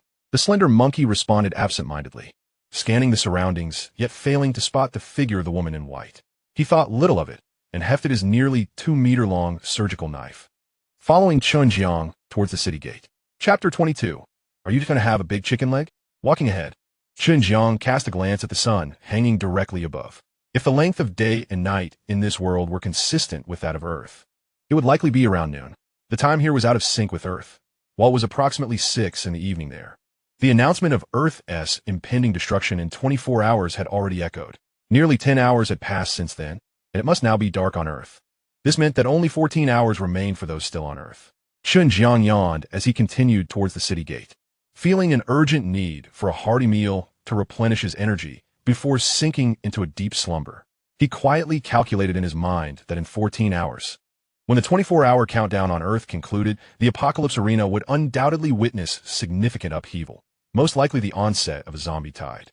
Given the remarkably low price of the antidotes in the general store, 10 vials for just 1 point, it indicated that the outbreak of the zombie tide would not be far off. Otherwise, the pricing would not be so economical. "Brother Jiang, where are we headed?" the Slender Monkey asked, trailing behind Chen Jiang while scanning the sides of the street for manhole covers. "Let us look for a house near the city gate." Upon entering the city, he noticed many 6-story buildings lining the streets, resembling residential apartments. The Slender Monkey lifted his gaze to the neat, pale yellow buildings and, swallowing hard, stammered, "Brother Jiang, can we stay in one of these?" Chen Jiang glanced back at him, his expression dark as he fixated on the display screen of the door lock without speaking. "Brother Jiang, why don't we leave? I feel like it would be quite comfortable to sleep in that point store," the Slender Monkey said cautiously, tugging at Chen Jiang's sleeve. He harbored a slight concern that Jiang might feel embarrassed, leading him to put on a facade of affluence. The combined points of the two of them had dwindled to a mere 860. Once boasting over 5,000 points, Jiang had spent 5,000 to purchase a house, leaving them with only 860. The cost of living in this house was exorbitant. The thin monkey cast another glance at the message displayed on the screen, his lips involuntarily twitching. It stated that 500 points were required for a 24-hour stay, while 15,000 points were needed for 30 days. Here at a mere 10 points for each person he eliminated, yet staying here for a night demanded 500 points. It would take the elimination of 50 individuals just to afford a single night's lodging. Chen Jiang, his expression darkening, struck the wall with a fist. His mood sour as he muttered, "A scam, undoubtedly a scam. Jiang, didn't we buy a house mold? We could just find a plot of land and set it up," suggested the thin monkey. Chen Jiang shook his head, responding gravely, "No, that's not feasible. After the purchase, it was indicated that the mold cannot be used within the city, and once set up, it cannot be moved." He glanced at the midday sun, rubbing his flat stomach, then turned his gaze towards the display screen by the door. "Pay." "Oh." The thin monkey pouted, stepping forward to scan his face for a payment of 500 points. The door swung open in response. Observing his point balance drop to 260, the thin monkey internally vowed to eliminate more individuals in the future. Chen Jiang, filled with anticipation, pushed the door open. Inside was a suite featuring 3 bedrooms, a bathroom, and a washroom, along with a balcony facing the street. Curiously, he approached the balcony. Noticing a silver button nearby, he gently pressed it, and the glass enclosing the balcony retracted into the frame. Standing on the balcony, he leaned on the window frame, gazing contentedly at the street, shaking his head in regret. What a pity. The street was deserted. Otherwise, he could have looked down with an absolute sense of superiority at those who had once scorned him. A thought suddenly crossed his mind, causing Chen Jiang to furrow his brow slightly. Although the price of 500 points per night was steep, it was not entirely unaffordable for everyone. If that were the case, he would lose that sense of superiority. He turned his head, following the transparent blue wall at the city gate as he gazed towards the throng outside, resolutely deciding that if he drained all the points from this crowd, he would be the only one able to afford the luxury of a residence. Within the city, the transparent blue wall allowed a view of the outside, yet from outside looking in, the city appeared shrouded in a haze. Jianggu, this bed is unbelievably comfortable. Moreover, it can even adjust, exclaimed the thin monkey, bursting into a bedroom and leaping onto a large bed, his voice filled with excitement. Chen Jiang slowly approached the door of the bedroom, casting a glance at the slender monkey tossing and turning on the bed, and let out a soft chuckle. Do you like it? I absolutely adore it. This is infinitely more comfortable than sleeping on cardboard in a sewer. The slender monkey fondly caressed the pristine sheets beneath him. If I earn more points, I can sleep on a bed like this every day. His expression filled with excitement as he nodded vigorously. Meanwhile, he began to mentally calculate, using his fingers to tally up. Killing a person yields 10 points. If he dispatches 50 individuals, he could indulge in such a dreamlike soft bed. It seemed like quite a profitable venture. He clenched his fist and swung it forcefully in the air. It appears I must work harder at killing. Oh no, I mean earning points. Chen Jiang paid no further attention to the slender monkey and proceeded directly to the living room, plopping down onto the sofa with a satisfied sigh. He then pulled out his tablet and began scrolling through items as if placing an order. Stir-fried garlic sprouts with pork, 1 plate. Potato slices with pork, another plate. Green pepper with pork, let me try this one too. Onion with pork, sounds good, I'll order a portion. Dried tofu with pork, he thought, rolling his throat, his index finger confirming the purchase. Sweet potato skin with pork, ordered. Cabbage with pork, perhaps I've ordered too much meat, let's get a vegetable dish. Sour bamboo shoots with pork, another vegetable dish, they pair well with rice. Garlic stalks with pork, that sounds delightful. I must try it. Eggplant with pork. A bit of eggplant is good for the body. After pondering for a moment, he called out towards the bedroom, Slender monkey, you can order from the grocery store. I've ordered stir-fried pork. What would you like? I can place an order for you. Excitedly, a voice emerged from the bedroom. I want a big chicken leg. I've been longing to gnaw on one with abandon. After a brief wait, Chen Jiang inquired, just a big chicken leg? Jianggu, haven't you only ordered stir-fried pork? Oh.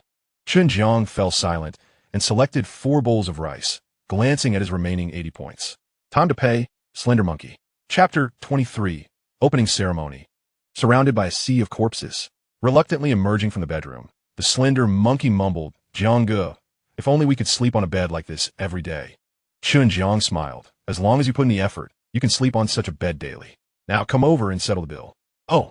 The slender monkey approached the tablet, and after facial recognition, he stood frozen in place, his gaze blankly fixed on Chen Jiang. Jianggu, what meal costs 224 points? He gazed at his meager score of merely 36 points, unable to suppress his tears of despair. A single meal required 224 points, necessitating the demise of 20 individuals just to satisfy his hunger. At this rate, how many lives must he take to maintain his current lifestyle? What's the matter? Chen Jiang, with his hands clasped behind his head and his eyes slightly narrowed in contemplation, remarked, have you not noticed a peculiar detail? The emaciated monkey paused, a hint of panic in his voice as he replied, it seems so. Does this mean we have no further means to acquire points? A flicker of ruthlessness glimmered in Chen Jiang's eyes. No, this merely indicates that a significant upheaval is imminent. In the next moment, a sudden flash of white light illuminated the dining table. As the brilliance faded, 10 exquisite plates of twice-cooked pork, a tantalizing chicken leg, and 4 steaming bowls of rice materialized before them. Chen Jiang's contemplative expression vanished in an instant as he leaped from the sofa, rushing to the table. He seized a pair of chopsticks and voraciously stuffed a piece of pork into his mouth, devouring it as though he had not eaten in days. With his mouth full of succulent pork, he waved at the emaciated monkey, his words slurred, "Come eat. What are you standing there for?" The emaciated monkey stood frozen, his gaze transfixed on the 10 plates of twice-cooked pork, potato slices, spicy pork, and bean-curd pork. Trembling with a heart full of longing, he raised a quivering finger and stammered, "Brother Jiang, is this what you meant by ordering twice-cooked pork?" Chen Jiang glanced at the dishes on the table and nonchalantly replied, "Aren't they all twice-cooked pork?" He then buried his head back into the feast, continuing to shove pieces of pork into his mouth. Seeing this, the emaciated monkey cast aside his reservations and dashed to the table. Grabbing the chicken leg with his left hand, he tore off a generous chunk with his teeth, while his right hand deftly picked up the chopsticks, shoving a hefty piece of pork into his mouth. As he chewed vigorously, a look of satisfaction gradually spread across the emaciated monkey's face. After swallowing, he licked his lips and called out to the tablet left on the sofa, "Bring us 2 bottles of ice-cold cola." With a flash of white light, 2 bottles of chilled cola materialized in their hands. They exchanged knowing glances and shared a conspiratorial smile, raising their colas in a toast, exclaiming, "Indulgence. Consumption. Let's revel. Cheers." After their hearty meal, they slumped onto the sofa, each cradling a belly as round as a ball. Chen Jiang contentedly placed his dagger beside him, using a toothpick to dislodge morsels of meat from between his teeth. How about that? Was this expenditure of points worthwhile? The emaciated monkey satisfiedly burped. Indeed, it was worth every point. After a brief pause, he added, "But perhaps next time, let us refrain from ordering so much twice-cooked pork. It tends to get caught in my teeth." Chen Jiang chuckled softly. "Unless something unexpected occurs, we shall soon experience the exquisite flavors of a Manhan Quanxi feast." With that, he stifled a yawn and entered the bathroom. After freshening up, he would retire early, for there would be much to attend to upon waking. After completing his ablutions, Chen Jiang casually pushed open a bedroom door. With a sense of ease, he collapsed onto the soft bed, reclining in a starfish position, feeling his arms and legs sink into the plush mattress. Unable to suppress a satisfied sigh, he relished the life he yearned for. Awakening naturally, Chen Jiang donned a bathrobe and stepped onto the balcony, gazing at the pale sky, where the moon was gradually descending. He was utterly exhausted, having slept from midday until dawn. Estimating the time, he surmised that the countdown to Earth's 24-hour mark was drawing near. Just then, a deafening mechanical sound abruptly echoed in everyone's ears. Global announcement for the Doomsday Arena. All portals are now closed. The Doomsday Arena is officially open. Opening ceremony. Siege of the Undead will commence in 10 minutes. The purpose of this ceremony is to familiarize players with the environment. Remaining within the city will fend off attacks, as zombies cannot breach the walls. Below are the rules for this zombie siege game. Rule 1. Killing a zombie grants 10 points as a reward. Rule 2. Being scratched or infected by a zombie will result in infection and transformation into a zombie after 1 hour. Prepare antidotes at the city's point shop before venturing out. Rule 3. The zombie horde will persist for 12 hours. A few players who have not passed the city entry audit need only slay 100 zombies to gain entry. Killing zombies may yield a chance to drop weapons and items. As the crowd was left bewildered by the barrage of game rules, a mechanical voice resonated once more within the depths of their minds. Detected official opening of the server. All players unlock character attribute panels. All players unlock leaderboard systems. Standing on the balcony, Chen Jiang, after the mechanical voice subsided, tilted his head towards the sky, which was slowly brightening, and could not help but spread his arms wide, breaking into a broad smile, inhaling deeply. The scent of happiness enveloped him. At that moment, the thin monkey emerged from the bedroom, wielding a scalpel, his expression grave as he whispered, "Brother Jiang, did you hear? The zombies are besieging the city." Ignoring the thin monkey's inquiry, Chen Jiang hummed an unknown tune as he made his way to the living room. Purchasing a brand new black suit from the general store, grabbing a tang knife from the sofa, he sauntered towards the city gates with a lively gait. The bewildered thin monkey scratched his head and followed Chen Jiang's lead. With anticipation radiating from his face, Chen Jiang stepped beyond the city gates and ventured outside. At this moment, the sky began to warm, resembling the belly of a fish, and the sun revealed a sharp corner. The crowd that had slept on the ground last night was abruptly awakened by the intrusive mechanical sound. The information contained within that sound filled each individual with a sense of despair. Outside the city, the desolate wasteland echoed with curses. To hell with the few players lingering outside the city. It's utterly ridiculous. You Haven-T even entered the city gates, yet you're staging a zombie siege. You claimed that remaining in the city would ensure safety, but you must allow me to enter first. Even if a zombie siege occurs, at least provide me with some weapons. Are you really sending me to confront the undead empty-handed? I can see now that this damned arena never intended for us to survive. I would have been better off remaining on Earth to face destruction together. Chapter 24. At least Brother Guan is reasonable, unlike some with a narrow perspective. Just as Chen Jiang stepped out of the city gates, he was enveloped by an unending chorus of furious insults from the crowd. He surveyed the disheveled faces before him, elegantly adjusting his pristine suit and inhaling the peculiar blend of blood and body odor that permeated the air. He murmured to himself, "This is the feeling. It's truly intoxicating." Emerging from the chaos, not a single person was devoid of the scent of blood. The densely packed crowd, resembling tadpoles, had spent the night camping in the wilderness. The mingling odors of sweat and blood created a stench of decay that hung over the wasteland. At that moment, the crowd near the city gate noticed two unexpected visitors emerging from within. A bold young man hesitated for a moment before rushing to Chen Jiang, breathlessly pleading, "Brother, can you take me into the city?" No sooner had he spoken than a woman nearby, displeased, swaggered over to Chen Jiang, swaying her hips and casting a sidelong glance at the young man. "If anyone is to be taken in, it should be me. What use is it to bring you along?" With that, she provocatively swayed her hips and covered her mouth with a laugh, her insinuations unmistakable. Chen Jiang paid no heed to the two before him. He adjusted his suit and leaned his tang knife against the ground as if it were a cane, expressionless as he slowly made his way into the depths of the crowd. As he advanced, people instinctively parted to create a pathway. Upon reaching the center, Chen Jiang furrowed his brow, covering his mouth with his hand, and raised his right hand in a dismissive gesture. The surrounding crowd, feeling awkward, instinctively stepped back a few paces. Witnessing this scene, Chen Jiang couldn't help but chuckle softly. Those who had seen him before had acted similarly, covering their mouths and feigning a wave, as if to elevate their own status. It felt rather pleasant, after all. Just then, Guan Shuang, who had shared a fleeting encounter with Chen Jiang in the wasteland, stepped forward and blocked his path. Holding two heavy double halberds in his hands, with a solemn expression, he spoke in a low voice. "Brother, the fact that we stand here today is a testament to our survival through the chaos of this realm. Logically, each of us has passed the city entrance examination game. Yet, why is it that none of us can enter the city? Jiang, do you perhaps possess some knowledge that you could share with us?" Guan Shuang's serious gaze was fixed intently on Chen Jiang.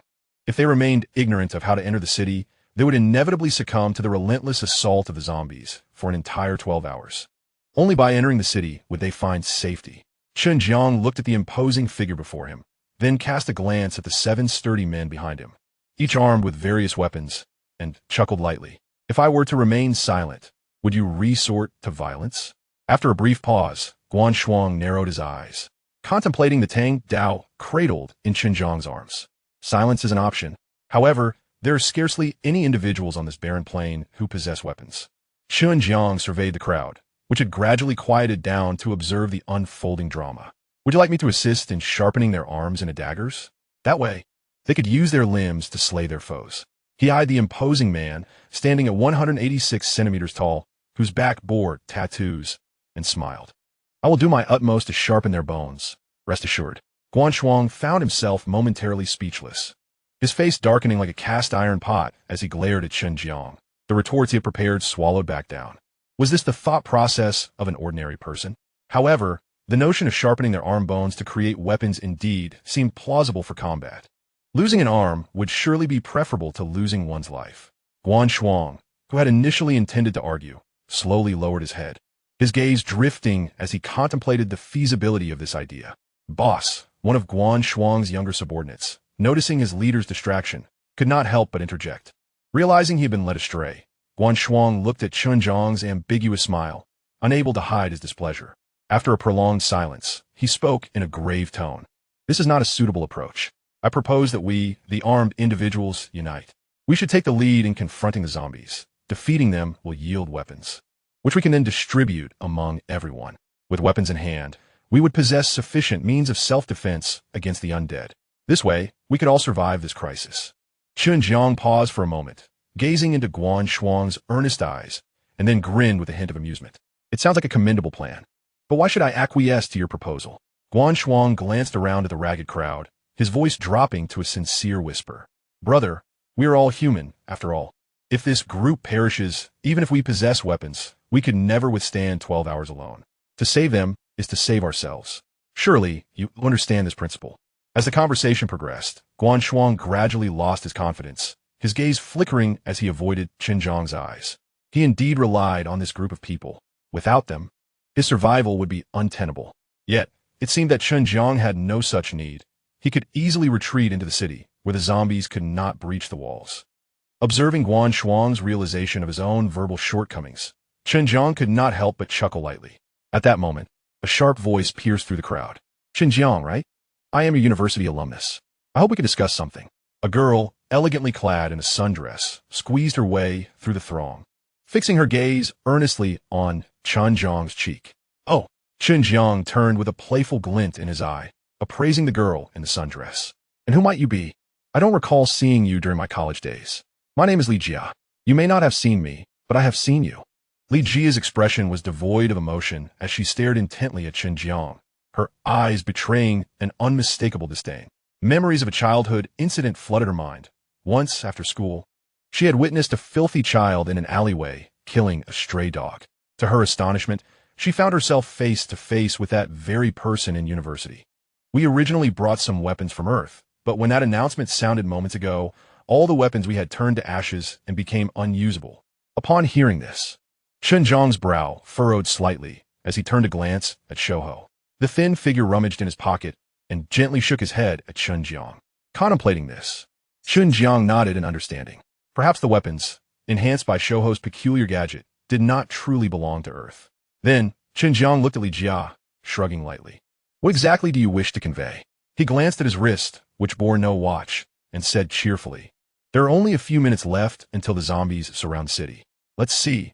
Under 12 hours of unrelenting zombie attacks, how many people here will survive? He stood on tiptoe, surveying the densely packed crowd in the distance, exclaiming, There are still quite a few. Looks like at least 10,000 of them. Li Jia paused for a moment, her expression serious as she fixed her unwavering gaze on Chen Jiang. Therefore, I hope that those of you with weapons can unite, form the first line of defense, and share the equipment dropped by the slain zombies with us. Only then will we have a fair chance of surviving against these undead. Chen Jiang observed Li Jia's resolute expression for a while, and upon realizing she was not jesting, he couldn't help but chuckle. On what basis? Li Jia, in a fit of anger that morphed into a sardonic smile, retorted, On what basis? Simply because you are human. When faced with a formidable enemy, it is our duty to protect our kind. Li Jia gestured towards the crowd surrounding her, their eyes fixed on her with eager anticipation. Her voice pierced the air with a sharpness. These people are merely unarmed civilians. You are human, not a beast. How can you stand idly by while so many of your fellow countrymen perish before your very eyes? If you are unwilling, her gaze fell upon the Tang Dao cradled in Chen Jiang's arms. Then please relinquish your weapon. Hand it over to those who are willing to save everyone, to vanquish the first wave of zombies and provide weapons for all, rather than placing it in the hands of selfish, self-serving individuals like yourself. Even the finest weapon would be sullied by your presence, tarnished and rendered useless. Upon finishing her speech, Li Jia casually glanced at a young man in the crowd. Understanding her intent, he nodded and raised his arms, shouting, Surrender your weapons. Surrender your weapons. The people surrounding him exchanged glances, and soon, they too raised their arms in unison, echoing, Surrender your weapons. Surrender your weapons. Gradually, the fervor spread to the periphery of the crowd. Those who were unaware of the unfolding situation listened intently as the front lines whispered the events. And soon they too joined in the chorus, Surrender your weapons. Surrender your weapons. Yes, individuals as selfish as you do not deserve to wield weapons. Indeed, it is those who genuinely wish to protect others who should be armed. The farther one stood from Chen Jiang, the louder their cries grew. In a moment, every person in the crowd raised their arms in fervent unison, their expressions resembling those of zealots at a religious assembly. Chen Jiang surveyed the throng, each face alight with fervor, demanding he surrender his weapon, making him feel as though he had become the enemy of all. He chuckled softly. I promise you. I am willing to slay the first wave of zombies and provide weapons to you all. Brother Jiang, you've agreed? Guan Shuang exclaimed, disbelief etched across his features. Chen Jiang stared in silence at Guan Shuang, who had already lifted his dual halberds. If he had delayed his agreement, it was likely that the brothers would have seized the moment to strike him down. Indeed, I suddenly feel moved by everyone's spirit. I shall comply. A subtle, triumphant smile crept across Li Jia's face, betraying her satisfaction in her cunning. Moved? I believe you are simply too intimidated to act, she retorted. With so many united, no matter how fierce you may be, you will be consumed by the crowd. Throughout history, who has ever met a good end after incurring the wrath of the masses?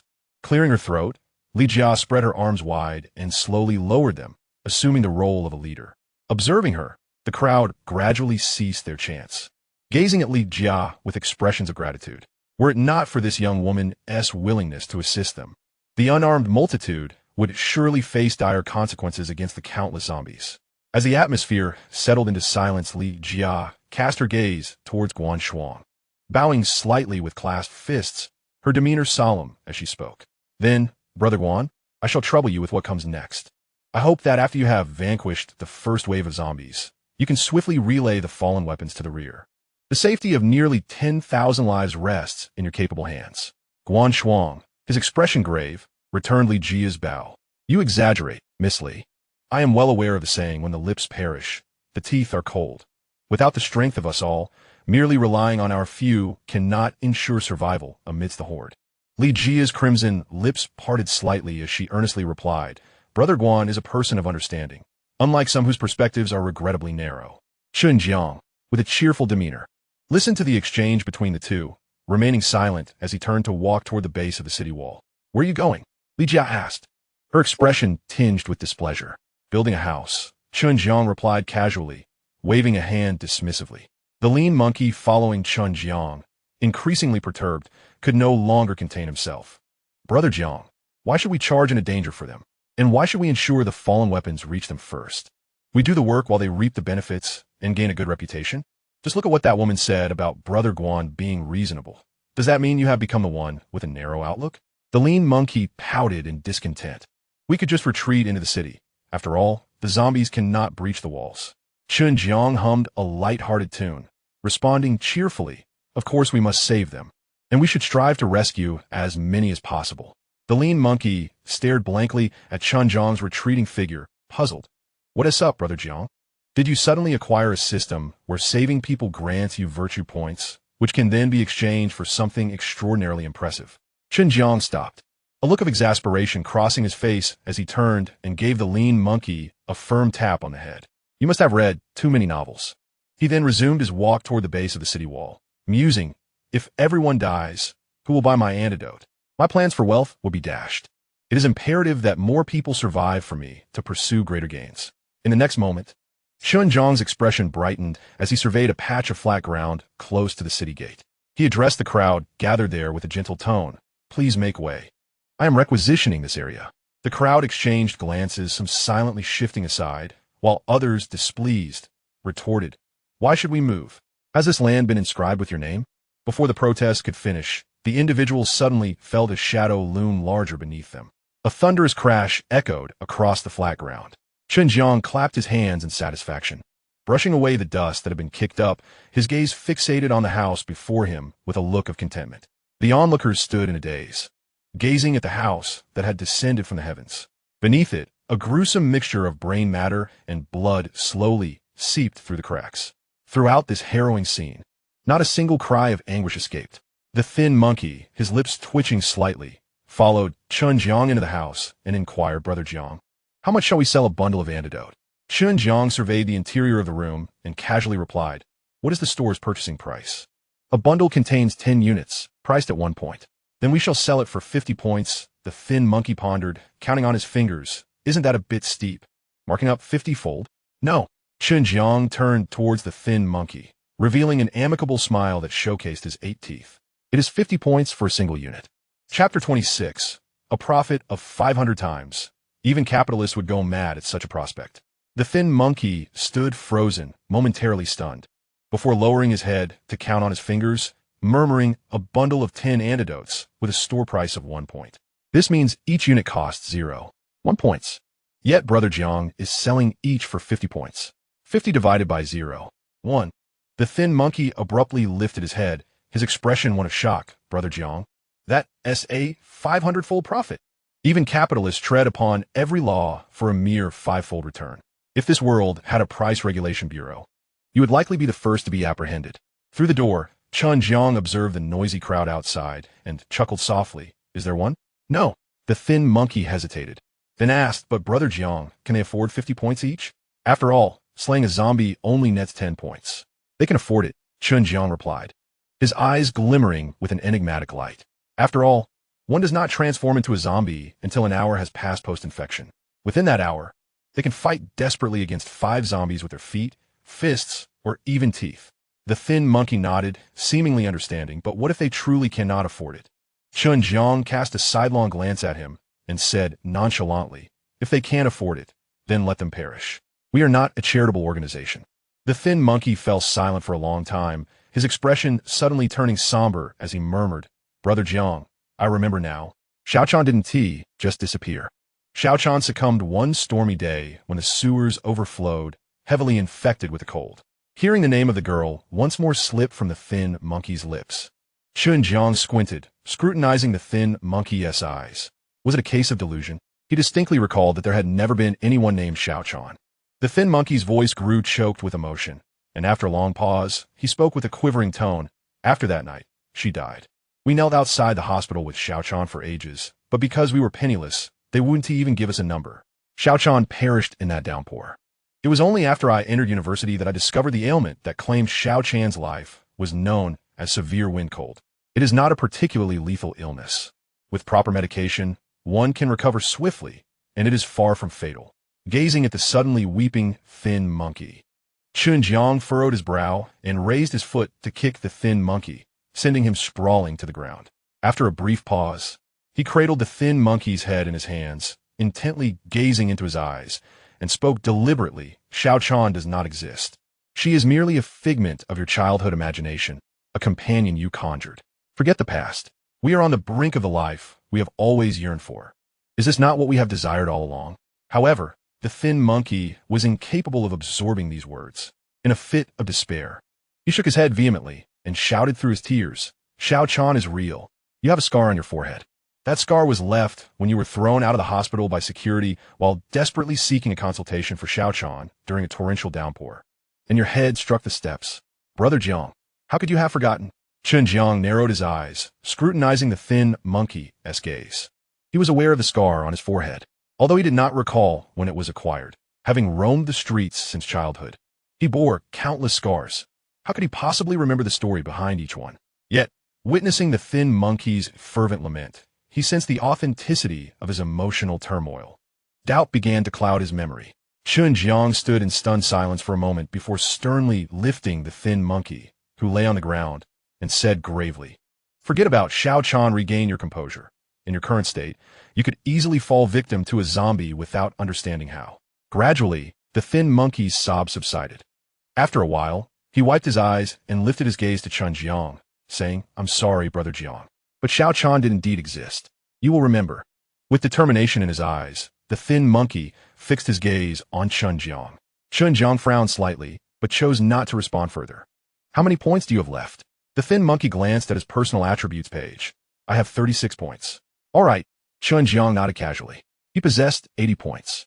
Together, they had a total of 116 points, sufficient to purchase 116 bundles of detoxification potion, equating to 160 vials, more than enough. Subsequently, Chen Jiang exchanged all their points for detoxification potions. In an instant, a plethora of detoxification potions appeared neatly within the room.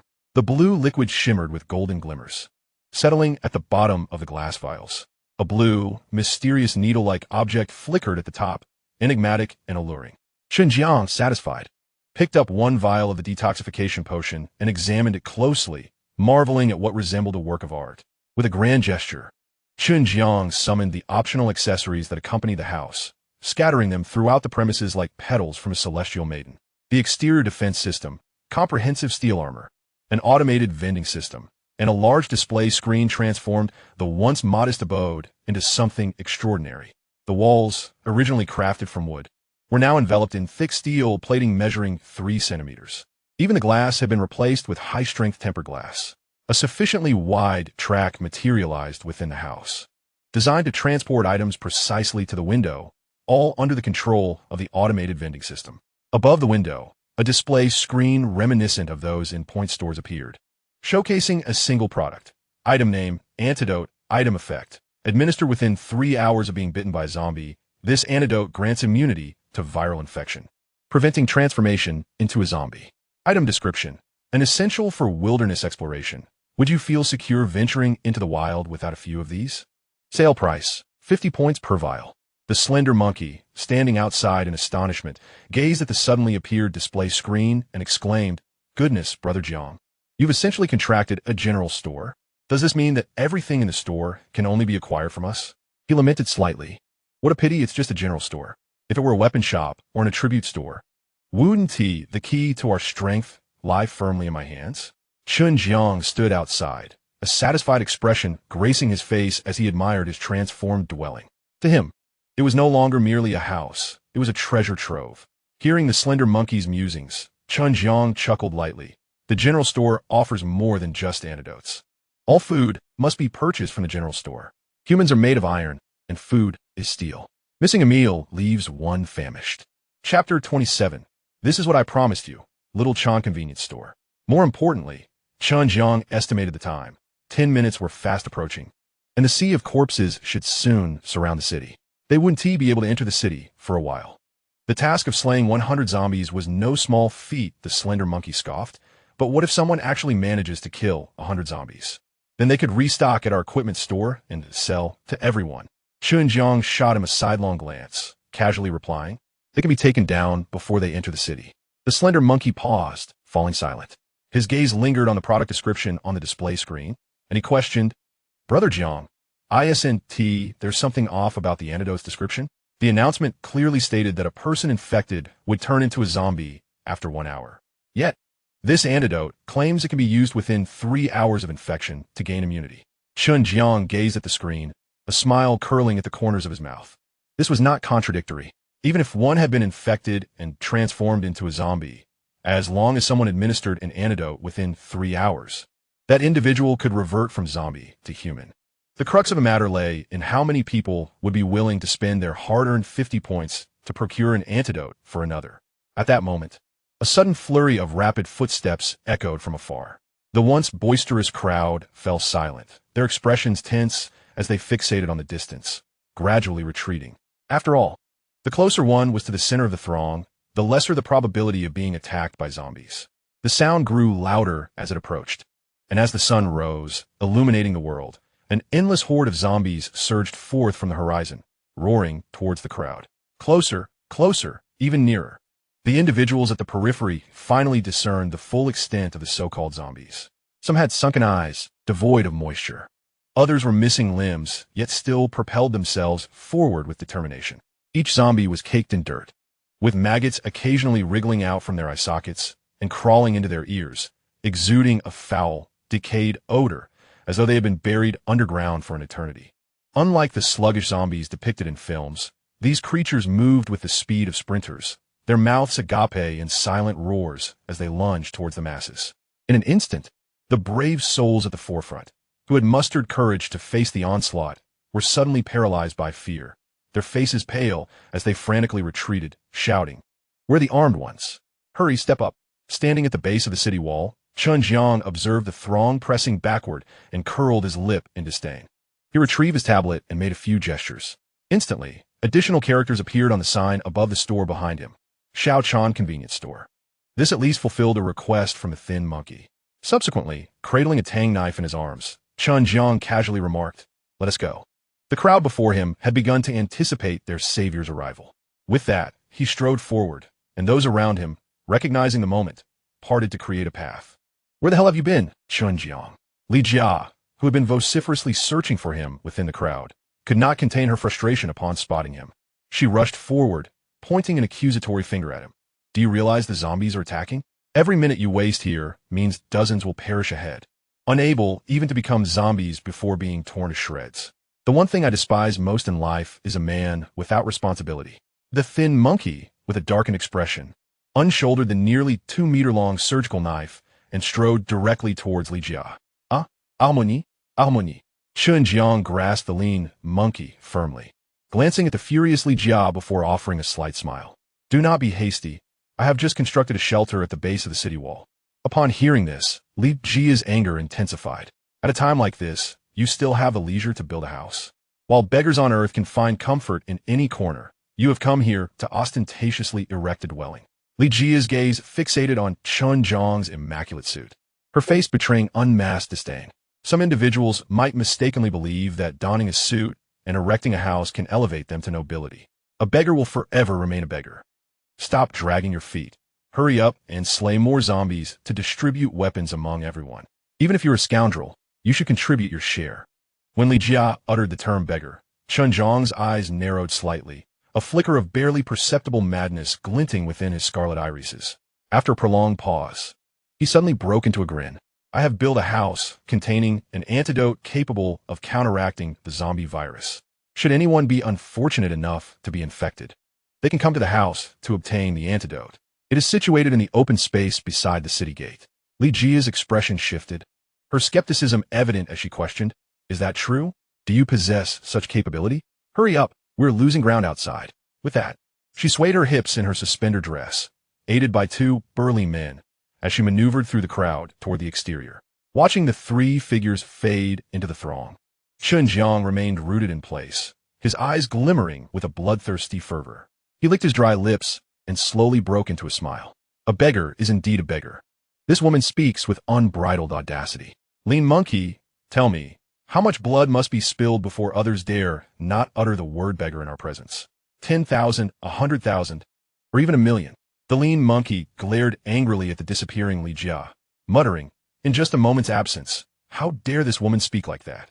If it weren't for Brother Jiang holding me back, I would have already severed that foul woman's head. Though Brother Jiang appeared expressionless, standing there with an air of calm, he understood that his anger was being suppressed. Chen Jiang slowly rotated his neck, producing a few crisp cracks, and remarked nonchalantly, The 2 bald giants following Li Jia are under Guanshuang's command. It seems that during the brief time we took to build the house, Li Jia has already aligned herself with Guanshuang. However, this was not surprising. After all, Li Jia was the university belle and carried some influence. 8 individuals, 8 S-grade weapons. Naturally, they would no longer fear us. The lean monkey, unable to contain his frustration, stomped his foot heavily on the ground. So, Brother Jiang, are we to endure this silently? Impossible. I remember that Guanshuang was watching when we dealt with that mother and child. Chen Jiang stretched his limbs, squinting his eyes with a sardonic smile. How could you forget so quickly the reason behind that man's demise? A beauty's curse, indeed. Chapter 28. At that moment, our game had truly commenced. Let us proceed. Chen Jiang lazily slung the tang knife over his shoulder and began to walk towards the outer edges. It was time to assume the role of a savior and rescue the world. As he drew closer to the periphery, the situation grew increasingly dire. The crowd pressed tightly together, each individual striving to retreat as far back as possible. Thus, the interior of the throng proved to be relatively safe. After all, even if zombies attacked, they would have to eliminate those in front first. Outside the crowd, however, the scene had devolved into a near inferno. Chen Jiang glanced at the chaos beyond, involuntarily whistling. Guanshuang and his 5 subordinates were currently wielding their weapons, slaughtering the surrounding zombies like a tiger amidst a pack of wolves. Despite the fact that the characteristics of their S-class weapons remained largely dormant, their sheer sharpness was sufficient to deter zombies from approaching Guanshuang and his companions. Meanwhile, 2 of Guanshuang's subordinates stood solemnly, protecting Li Jia with unwavering dedication, ensuring she remained unharmed. Nevertheless, the number of individuals wielding S-class weapons was limited to a mere 8. Even though these 8 were imposing figures, having emerged from prison clad in shiny uniforms with bald heads and muscular physiques that projected an intimidating aura, they were still outnumbered. The line of battle stretched long, with throngs of zombies surging towards them. It was evident that Guanshuang and his allies could not possibly safeguard all the survivors behind them. A large number of defenseless survivors vanished into the horde of zombies, akin to raindrops merging into a river, leaving behind only the haunting echoes of their anguished cries. Occasionally, a few audacious individuals, or those driven to desperation, would muster their courage and engage the zombies with bare hands after a rallying shout. However, the majority of survivors retreated in disarray under the relentless attacks of the unyielding undead, frantically pressing deeper into the crowd, resulting in significant trampling incidents. Chen Jiang removed the tang knife from his shoulder and propped it against the ground, contemplating the scene before him. It would be wiser to let me carve away the flesh from their right arms and sharpen their bones for battle. At least that would be preferable to losing their lives. Dying at the hands of zombies, at least, would mean they fought. Perishing in a stampede, however, is just too humiliating. Noticing Chen Jiang's hesitation to take action despite reaching the outer perimeter, Li Jia, who had positioned herself in a safer spot, could no longer contain her irritation and shouted, "Why are you not attacking the zombies? If you're afraid, hand your weapon to someone else. They need it more than you do." At least they won't cower behind in fear of death. The lean monkey glared fiercely at Li Jia, seething with rage.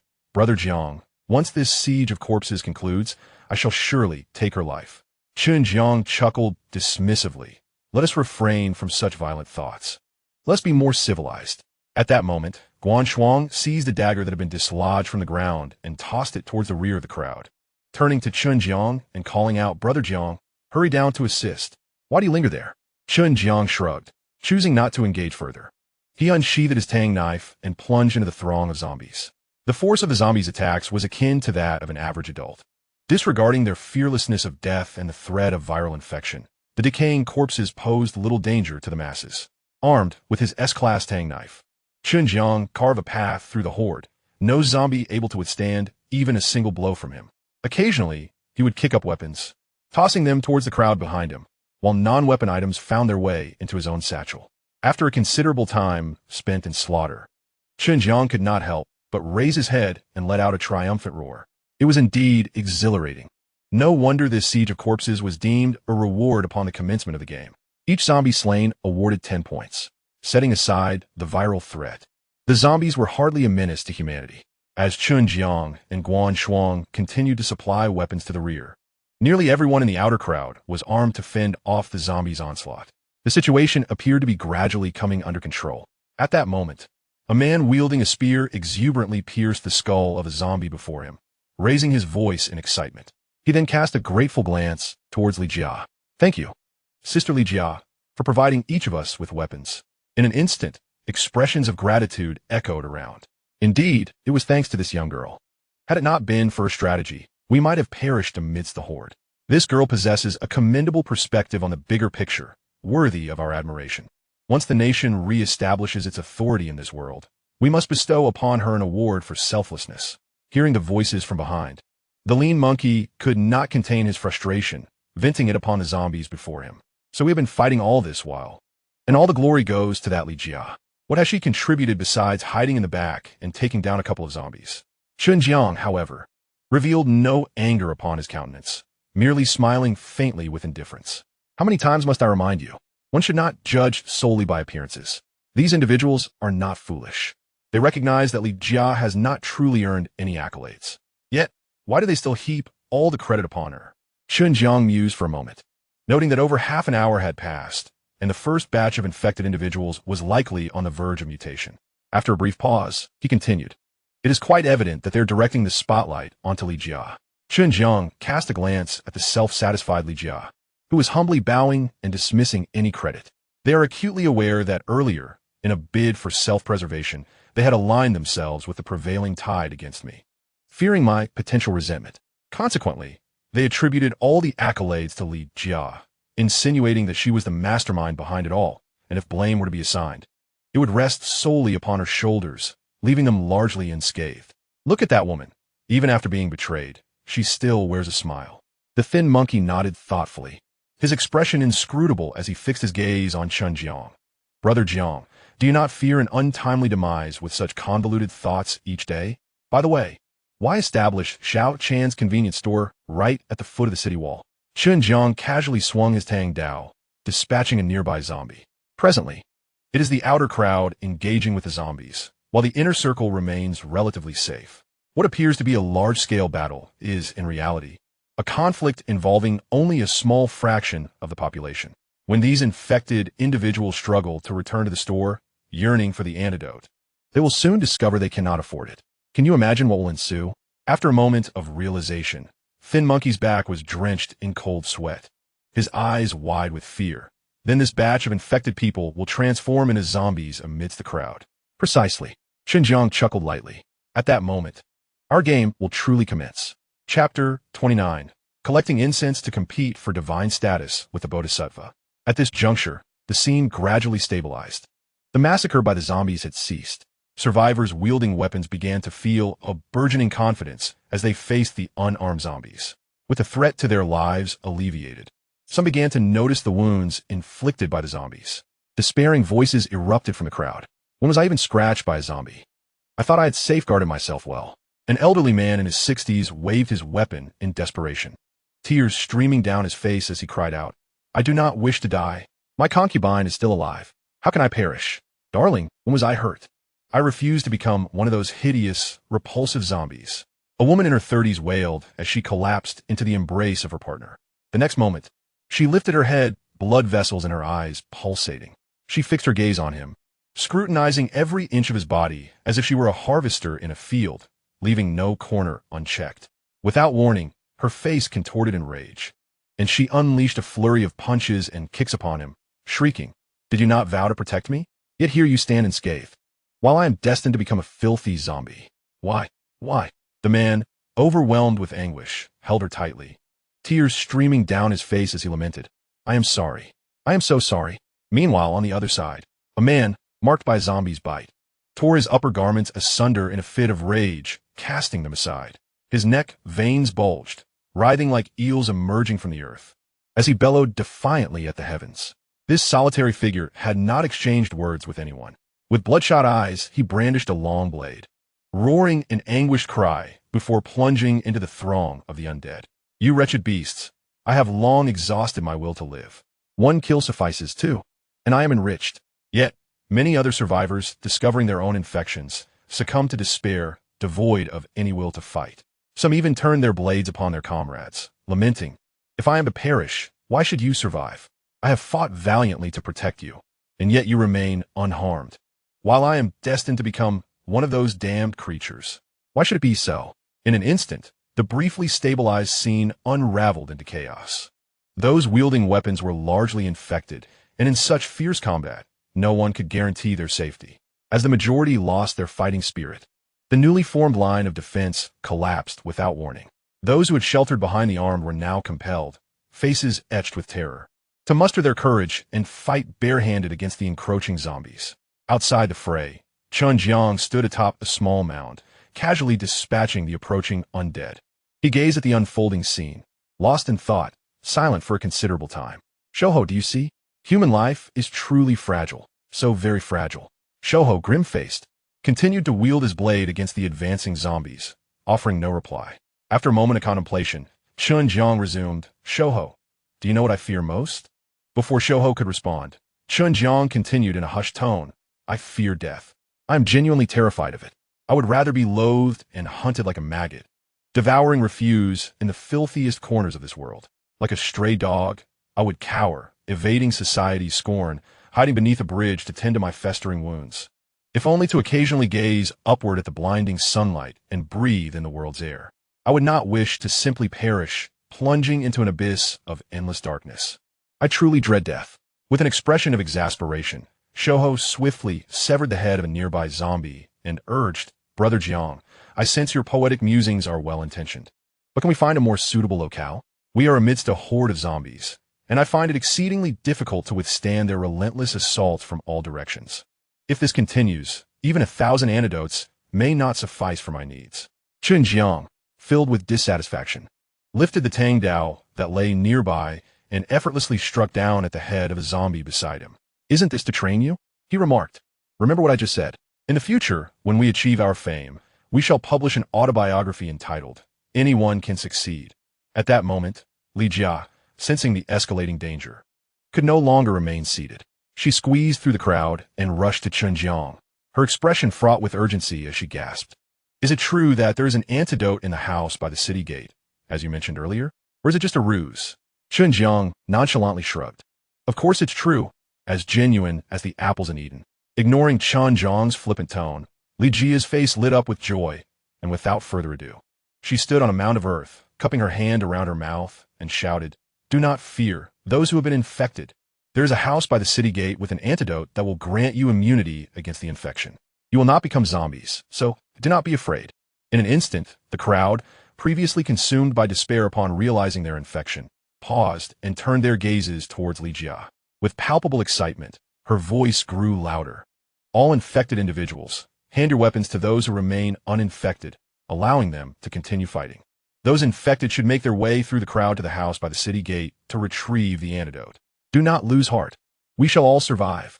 Hearing Li Jia's resolute words, the infected individuals felt as if they had taken a calming tonic. Their expressions brightened, the pallor of despair vanished, replaced by the joy of having survived calamity. They willingly passed their weapons to those uninfected and collectively moved towards the city gate, the crowd parting to create a passage for their passage. Li Jia then stepped towards Guan Shuang, not casting another glance at Chen Jiang. The lean figure of the monkey, displeased, severed a zombie's head and grumbled, "This woman speaks as if the antidote is hers to offer. One might think she intends to gather followers and ascend to divinity, contending with deities in the heavens." Chen Jiang chuckled softly, observing the slowly undulating crowd below. It must be said, this woman's leadership skills were indeed commendable, and she knew how to leverage Guan Shuang's influence to rally the masses. Chapter 30. I am your wife. How could you wish to kill me? Upon learning that they would not turn into zombies and that an antidote awaited at the city gate, the despair that once marred the faces of the crowd dissipated. They orderly moved along the path opened behind them towards the city gate. However, a few situations appeared somewhat anomalous. An elderly man, over 60, gazed vacantly at the infected individuals retreating slowly behind him. Once again, he traced the deep scar on his neck, a reminder of his mortality. The elderly man felt as though his life was ebbing away. In his final moments, his gaze, clouded and unfocused, shifted towards Li Jia not far off, filled with resentment and hatred. Why didn't you speak up sooner? Only a fool would take their own life, he thought bitterly, upon hearing that an antidote was available at the city gate. The man who had just torn off his shirt and charged into the horde of zombies now shouted as he slashed through the surrounding monsters, his body battered.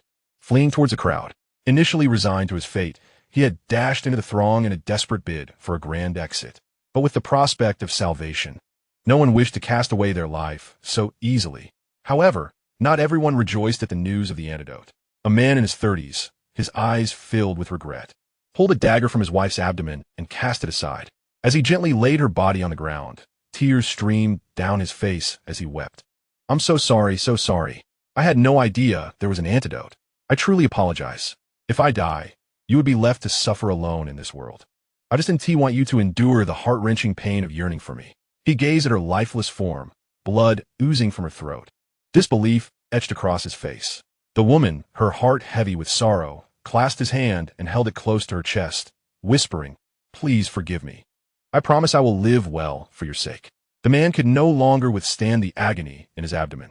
His face contorted in pain as he reached for the dagger that lay discarded nearby. Seeing the woman's tearful eyes, he struggled to lift his left hand and gently caressed her cheek. The blood in his throat silenced his voice. To his astonishment, the woman who had implored him for the dagger, claiming she wished to end her life rather than become a wretched zombie, now turned it upon herself in her final moments. Looking at the woman before him, her face twisted in anguish, he managed a grim smile. Summoning his remaining strength, he gripped her neck tightly, his eyes filled with malice as he lunged for the dagger on the ground. In the next instant, his hand grasped only air. Bewildered, he turned his head to the vacant space beside him, where the dagger had just been. The woman had ceased her crying, her expression serene as she retrieved the very dagger that had fallen moments before. After a brief pause, she regarded him with a smile that was both mocking and melancholic. "You don't truly wish to kill me, do you? I am your wife, the woman who stood by you through your darkest days. And now, you contemplate taking my life?" The man, unable to articulate his thoughts, gestured menacingly towards the woman, his expression twisted in confusion. The woman straightened up, wiping away her tears with the edge of her garment. She gathered her disheveled hair into a single ponytail with a rubber band from her wrist. Suddenly, she lifted her foot and forcefully stomped on the man's abdomen. He froze momentarily, his face contorted in bewilderment, before his arms fell limply to the ground, rendered silent. The woman proceeded along the route taken by the infected, heading towards the city gate. The upheaval that had transpired left not a ripple. No one paid heed to the man who succumbed to his knife wounds, just as few noticed the infected woman who had taken her husband's life. Chen Jiang observed the woman as she gradually faded into the throng, biting into the apple in his hand with fervor. The sweetness of the fruit tantalized his taste buds, eliciting a soft sigh of pleasure. He then remarked, "What a spectacle this is. Such drama would never be dared in a television series, not due to censorship, but because any reasonably sane screenwriter would struggle to conceive such a plot." Beside him, the lean figure of the monkey, engaged in the relentless battle against zombies, wiped the sweat from his brow and inquired breathlessly, "What did you see, Brother Jiang?" Chen Jiang took another bite of his apple and replied, "Nothing much. Just a woman who killed her husband. I have a premonition that I will encounter her again." He casually tossed the apple core into the horde of zombies, a grin spreading across his face. "However, I hope she possesses enough points to purchase the antidote." He then pulled another apple from his pocket and tossed it to the monkey. "Take a break. Let me handle this. Indeed, there's a shelter. How wonderful.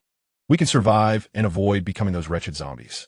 As they navigated through the crowd towards the city gate, the infected survivors, upon discovering the reality of the shelter, wept tears of joy, their faces covered in disbelief. The heavy burden that had weighed on their hearts finally lifted, a relief that others could scarcely comprehend. Nearby, survivors gazed at the infected individuals, their bodies marred and smeared with a viscous black substance, covering their noses and stepping back. They could not help but exclaim their gratitude for being among the crowd rather than on the outskirts, spared from the gruesome struggle against the filthy zombies. "Look, there's a display screen." A man rushed to the window, excitement radiating from him. There's a product called the antidote. If injected within 3 hours, immunity to the virus is granted. His exhilaration was palpable as he shouted while peering down at the details. Yet, in the next moment, his expression froze. Staring blankly at the price of 50 points per injection, his face draining of color as he murmured, 50 points each, he possessed a mere 20 points.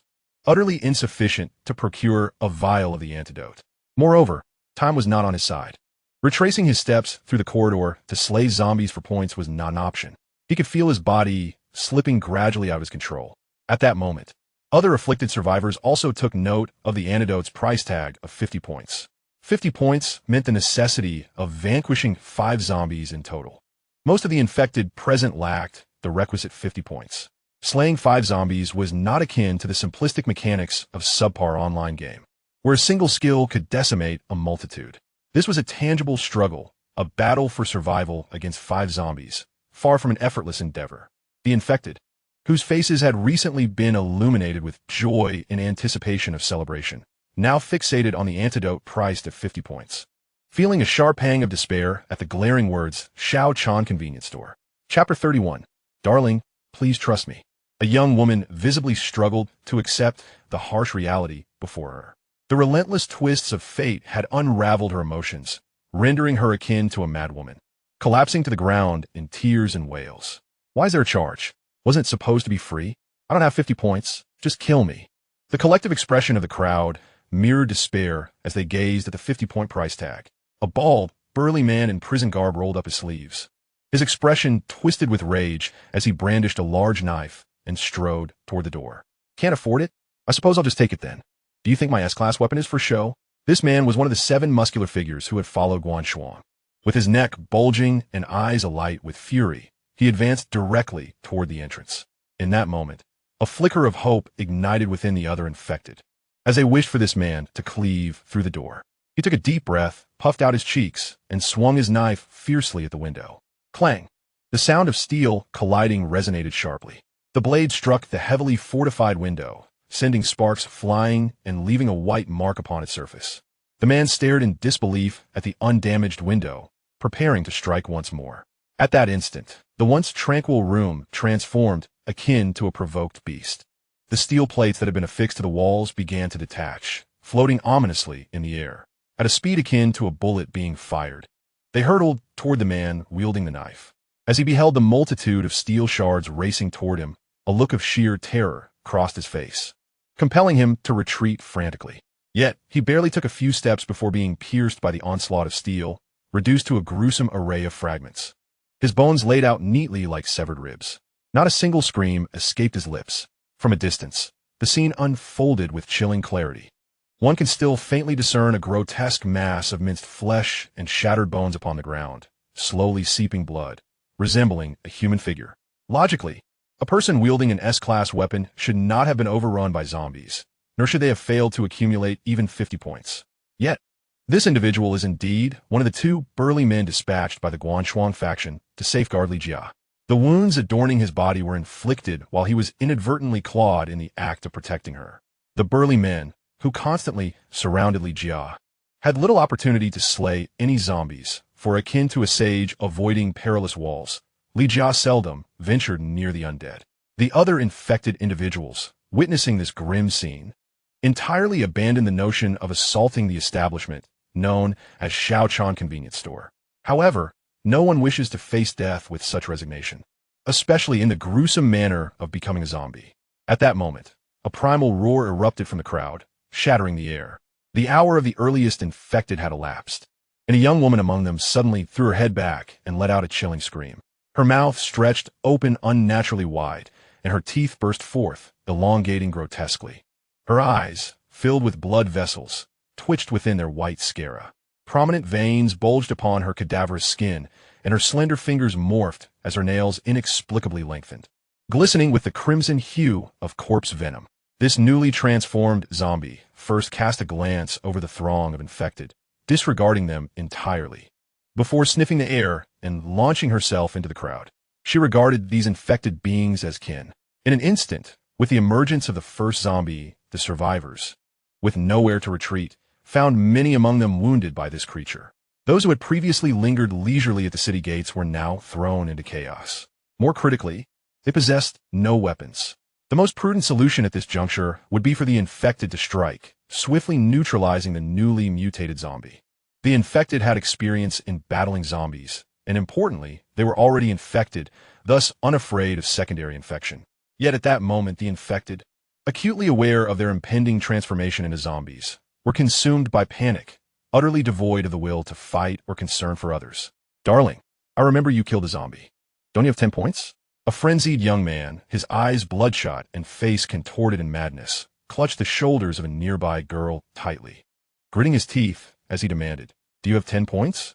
The girl, already ashen-faced, felt terror grip her as she observed her boyfriend's descent into madness, struggling in fear. Yet, the young man's physical advantage rendered her powerless. "Speak, do you still have 10 points? Hurry and tell me." The girl, unable to escape her predicament, gazed at her boyfriend, once the epitome of elegance, and trembled as she spoke with a quivering voice. "I possess 10 points. What do you intend to do, my love? You frighten me." No sooner had she uttered these words than the manic expression vanished from the boy's face, replaced by a look of sheer delight as he drew her into his embrace. Gently patting her back, he then straightened her posture, his eyes filled with a blend of anticipation and urgency as he whispered, "My dear, I apologize. I was too overwhelmed and frightened you. Please forgive me."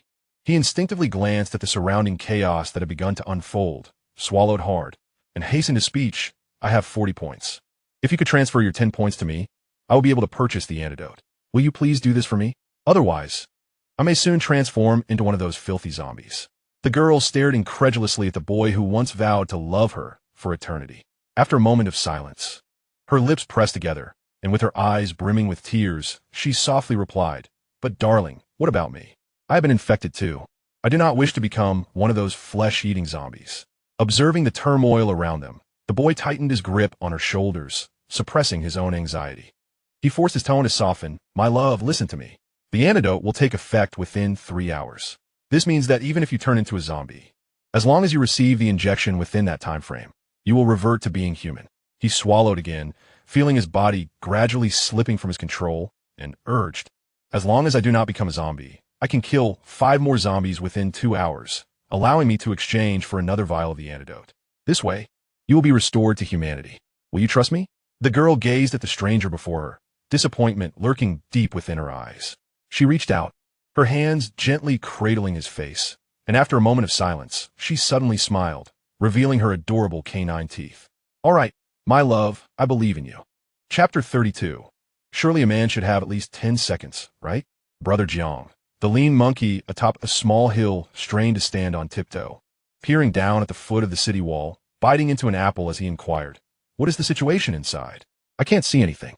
After a brief pause, he continued, "After being infected by the virus for an hour, one will turn into a zombie. However, if the antidote is injected within 3 hours, one can revert to being human.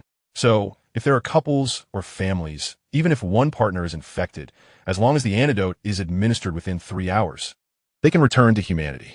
The thin monkey took another large bite of the apple, stuffing his mouth to capacity, and mumbled, "If that's the case, zombies pose little danger to these people. Within 3 hours, it should be possible to kill 5 zombies, right?" Chen Jiang wielded his Tang Dao, dispatching the hordes of zombies that charged toward him with the precision of a mechanical slaughtering machine, calm and efficient. He glanced down at the gradually stabilizing situation. Even with some individuals infected, there was no overwhelming sense of crisis. As long as he avoided being fatally wounded by a zombie, he would be fine, especially since there were antidotes available behind him. Although the battlefield remained fierce, every face radiated a glimmer of hope. Chen Jiang casually struck down a nearby zombie, letting out a light chuckle. The theory was indeed sound. The thin monkey took a deep breath and hurled the apple core forcefully at Li Jia's head, confused, and asked, "But what about reality?" Reality. Chen Jiang panted slightly as he continued to slay the advancing zombies. There were many variables to consider. Perhaps you might manage to kill 5 zombies within 3 hours and exchange them for an antidote, only to find that you had become infected yourself. Would you use the antidote on yourself or on your partner who had already turned into a zombie? Or perhaps you never even managed to kill a single zombie and instead succumbed in the midst of the horde. Even if you were fortunate enough to slay 5 zombies and obtain the antidote without being infected, Chen Jiang pulled the thin monkey beside him and settled down behind him to rest. Yet, your partner, now a zombie, might have already been slain by someone else. Even if they had not been killed, they could have lost an arm or a leg, making recovery to humanity impossible. In this world, the disabled would not survive long. Furthermore, even in the most favorable circumstances, Chen Jiang straightened up and gazed at the increasingly chaotic crowd at the city gate, breaking into a grin. How could one ensure they remained unscathed amidst a horde of zombies while searching for their partner to administer the antidote? It's crucial to remember that any injury could lead to infection. So, would that bottle of antidote be for yourself or for your partner? The thin monkey's eyes twitched involuntarily. He truly had not anticipated that Brother Jiang could ponder so deeply. Was he not concerned that one day his thoughts might become entangled? Did this imply that even in a romantic relationship or any close bond, if one party were infected, it would mean certain death? Not necessarily. Chen Jiang narrowed his eyes slightly, gazing into the distance. As long as the bond between the two was strong enough, numerous solutions could be found. For instance, in the scenario previously mentioned, even if one were infected, they would still need to administer the antidote to their partner. In turn, once the partner regained their humanity, they would also inject the antidote back to the infected individual. This cycle could continue, increasing the chances of survival for both. However, how many individuals are truly willing to do so? The thin monkey could not suppress a sigh, deciding to cease any further communication with Chen Jiang. The conversation was indeed laborious. With a vigorous sweep of the surgical knife in his hand, he struck at a nearby advancing zombie. "Brother Jiang, why is it that despite having slain so many zombies, my personal attributes remain unchanged? Is it possible that attributes can only be acquired through the attribute store?" Chen Jiang paused momentarily before suddenly recalling that at the moment the zombie siege announcement sounded, there had been a voice indicating the activation of the personal attributes page. He then calmed his mind and quietly began to observe his attributes page. Player name, Chen Jiang. Player strength, 12. Player agility, 16. Player stamina, 12. Player equipment, S-grade weapon, Dang Zhao. Player skills, slaughtered players, 309. As Chen Jiang nodded in satisfaction at his personal attributes, he was momentarily taken aback by the slaughtered player section. He turned to the thin monkey with a bewildered expression. What on earth is this count of slaughtered players? The thin monkey was also momentarily stunned and began to observe his own attributes panel. Brother Jiang, could you assist me for a moment while I check my panel? Player name, Thin Monkey. Player strength, 15. Player speed, 11. Player stamina, 8. Player equipment, S-grade weapon, the truth lies in growth. Player skills, slaughtered players, 282. The thin monkey was somewhat perplexed. I don't know. By the way, have I really killed 282 people? It doesn't feel like much. Chen Jiang lowered his head in contemplation. If each of them had indeed dispatched hundreds of players, it was likely that within 3 months, the remaining player count of merely 100 million would be diminished by the following day. As Chen Jiang pondered aimlessly, he continued to wield his weapon, attacking the surrounding zombies. A flash of white light appeared, and a zombie's head fell with a thud, its body dissipating into white light and forming an item that dropped to the ground. Chen Jiang was about to kick the item into the crowd as he had done previously, but upon glancing at it, his foot paused momentarily. He picked up the item, narrowing his eyes as he scrutinized it. This was not one of the low-grade weapons that had been dropping earlier. It was a skill box. Skill name, to be placed in a deadly situation. Skill level, A grade. Skill effect, upon using the skill, any damage sustained within 10 seconds will be immune to death. However, the pain from injuries sustained afterward will be doubled. Skill description, a man deserves at least 10 seconds, doesn't he? Carrying requirement, must possess a stamina of 15 points or above to carry this skill. Chen Jiang could hardly contain his excitement as he gazed at the skill box before him, resembling a small chest. This was indeed a remarkable item, an invulnerability period of 10 seconds that immunizes him from any damage. This meant that during this fleeting moment, he could dare to challenge even the heavens themselves. As for the pain that would ensue after those 10 seconds, he thought, why worry? Indulgence first, consequences later. The requirement of possessing at least 15 points of stamina to wield this skill was likely due to the fact that those with less would succumb to the ensuing agony and be overwhelmed by it. Chapter 33. From this moment, the game truly begins. With the skill box firmly in his grasp, Chen Jiang yearned to dash back to town and exchange some points for stamina at the attribute shop, so he could fulfill the requirements to wield this life and death skill box. He turned to Shouho, unable to suppress a hint of pride in his voice. Shouho, do you see what I hold in my hand? Brother Jiang, look at this incredible thing I have. They both exclaimed in unison, uttering nearly the same words. Chen Jiang paused, glancing at Shouho with a puzzled expression. Did you also acquire something? Shouho, equally bewildered, replied, Brother Jiang, you got something too? After exchanging a look of mutual astonishment, they handed their respective items to one another. Chen Jiang examined the ring-shaped object Shouho had given him. Item name, space ring. Item level, B grade. Item effect. This ring possesses a space of 10 cubic meters. Unsuitable for living beings. Item description. Guess what allows Sha Sung to carry so many items on that shoulder pole? Goodness, Chen Jiang exclaimed. This equipment is truly essential for home, travel, and even for a bit of mischief. Meanwhile, Shouho, fixated on the skill box in his hands, remarked, Brother Jiang, your skill is undoubtedly a superb item for mutual destruction. Chen Jiang casually tossed the ring back to Shouho. You should keep this equipment for now. What? Shouho stared at Chen Jiang in disbelief. Brother Jiang, something this valuable surely belongs to you. Chen Jiang waved his hand dismissively. Just take it. We'll pack away any items we find, including low-level weapons, into that space. Shouho hesitated for a moment, then looked down at the ring as description, feeling an inexplicable sense of discomfort. At the city gate, in front of the convenience store, chaos had already erupted. The initial wave of infected individuals had seen half of them transformed into zombies, rushing towards the surrounding crowd with alarming speed. In the heart of this turmoil, a woman wielding a dagger, her face twisted in a grimace, lunged at a zombie, thrusting the blade viciously into its skull. The unsuspecting creature fell victim to the dagger's piercing strike, its body stiffening momentarily before collapsing backward. That was the fourth kill. Gritting her teeth, the woman, her eyes ablaze with fury, rose to seek her next target. The woman standing before them was unmistakably the one who had brutally slain her husband with a dagger. As she dashed to the entrance of the house, she discovered that the antidote required a staggering 50 points for acquisition, and she possessed not a single point. Just as despair enveloped her, the earliest infected individuals around her were transforming into zombies. Remarkably, due to her own infection, these zombies did not attack her. In an instant, the woman seized the dagger she had taken from her husband, finding a glimmer of hope amid her desperation.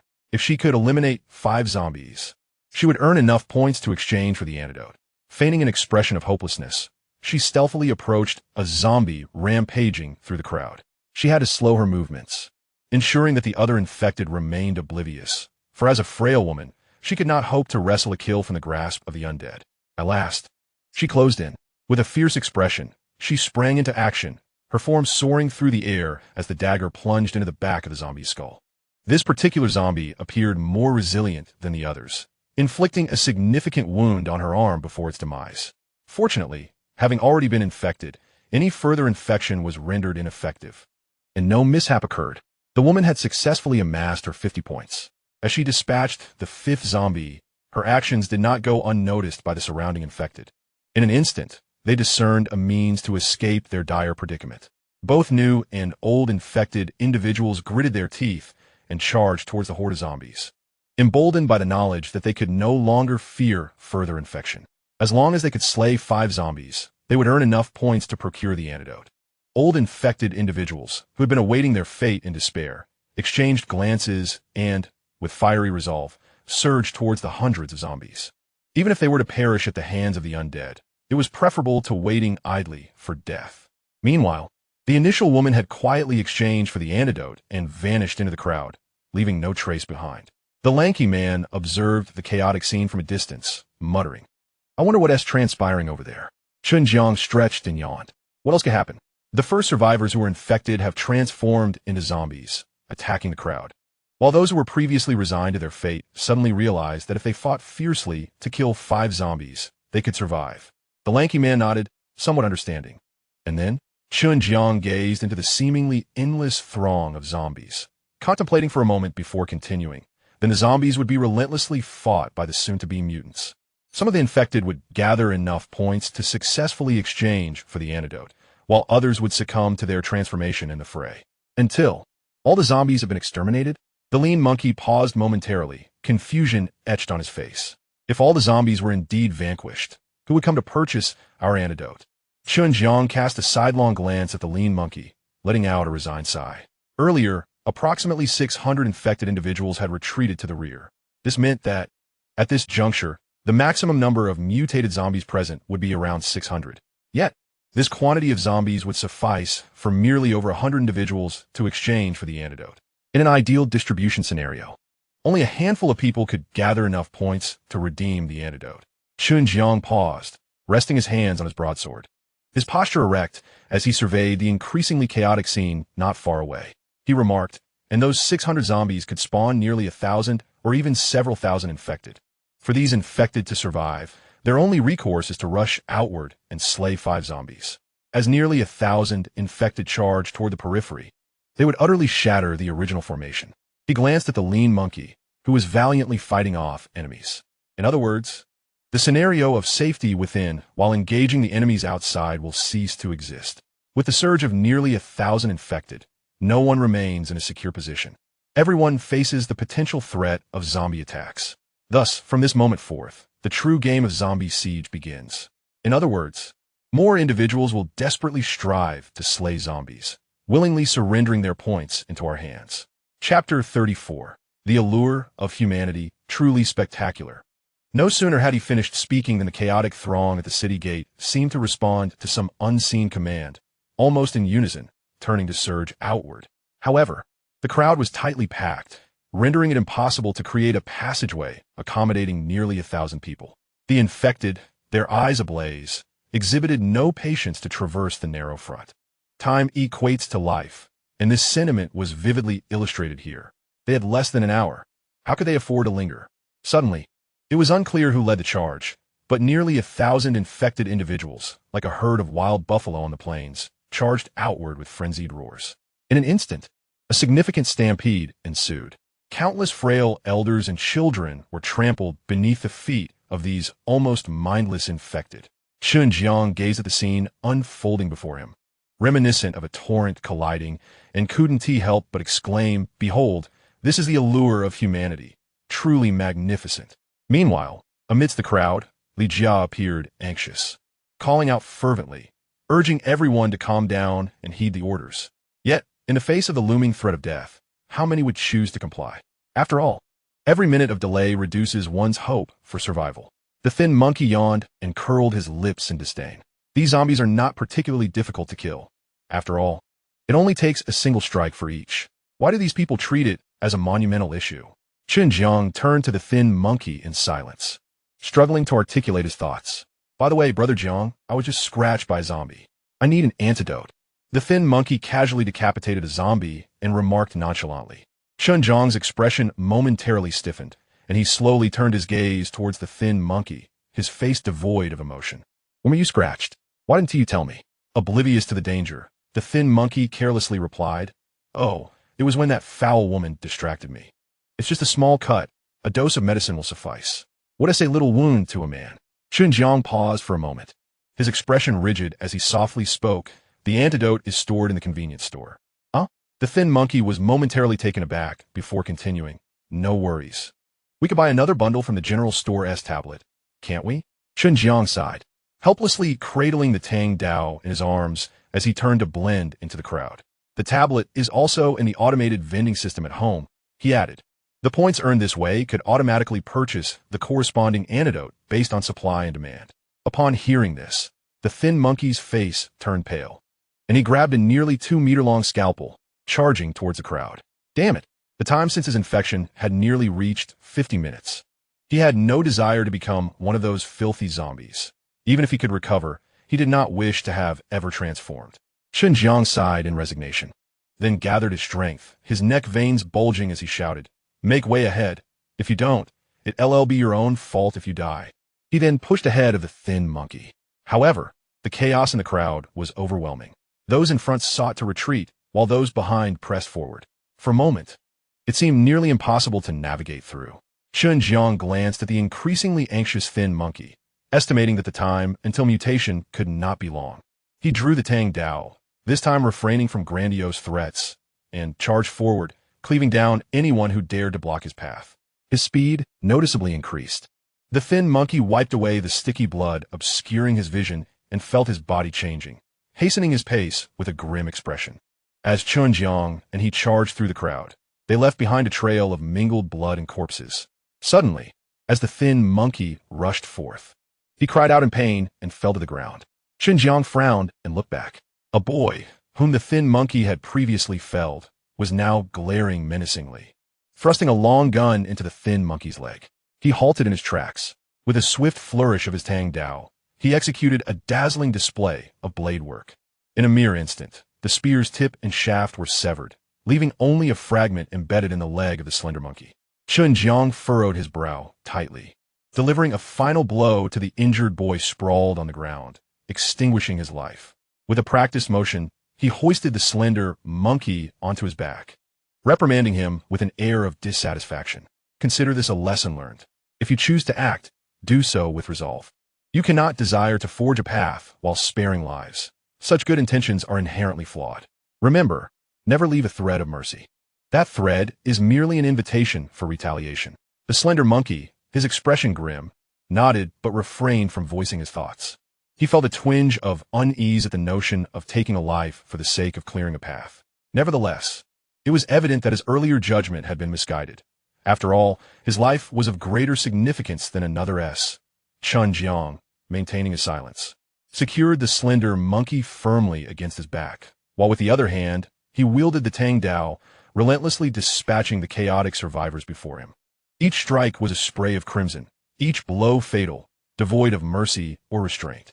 As Chen Jiang pressed forward, he left behind only corpses, no survivors in his wake. At last, he burst through the throng, emerging into a clearing that felt untouched, much like a tadpole laboriously breaking free from a membrane. He gazed with exhilaration at the expanse before him, a space devoid of any presence. Surrounding the building, an unexpected emptiness had emerged. Those who had once gathered had succumbed to infection and fled. Chen Jiang, without a moment to catch his breath, dashed back into the building. He retrieved an antidote from his supplies, flipping the cap off to reveal a sharp needle glistening with hints of blue.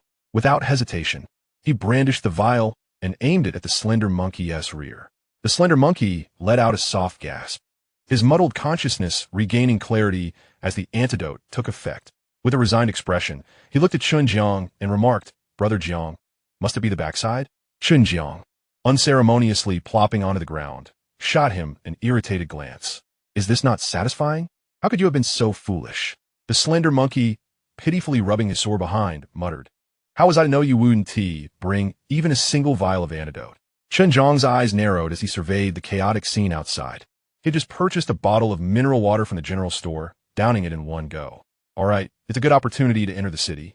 Visit the attribute shop to replenish my stamina. I should install that skill box. At least it grants 10 seconds of invincibility." Chapter 35. Within 3 hours of the game's commencement, an entire city lay in ruins. Subsequently, Chen Jiang gazed expressionlessly at the frail monkey lying on the ground. It may hurt, bear with it. The frail monkey was momentarily taken aback, his gaze blank as he struggled to comprehend the meaning. Without affording him a moment to react, Chen Jiang swiftly grasped the tang knife and crouched down. He forcefully struck the base of the monkey's calf with the hilt of the knife. A sharp sound echoed as the half of the gun barrel, previously embedded in the monkey's leg, fell out under the force. Thick, viscous blood gushed uncontrollably from the wound in the monkey's calf.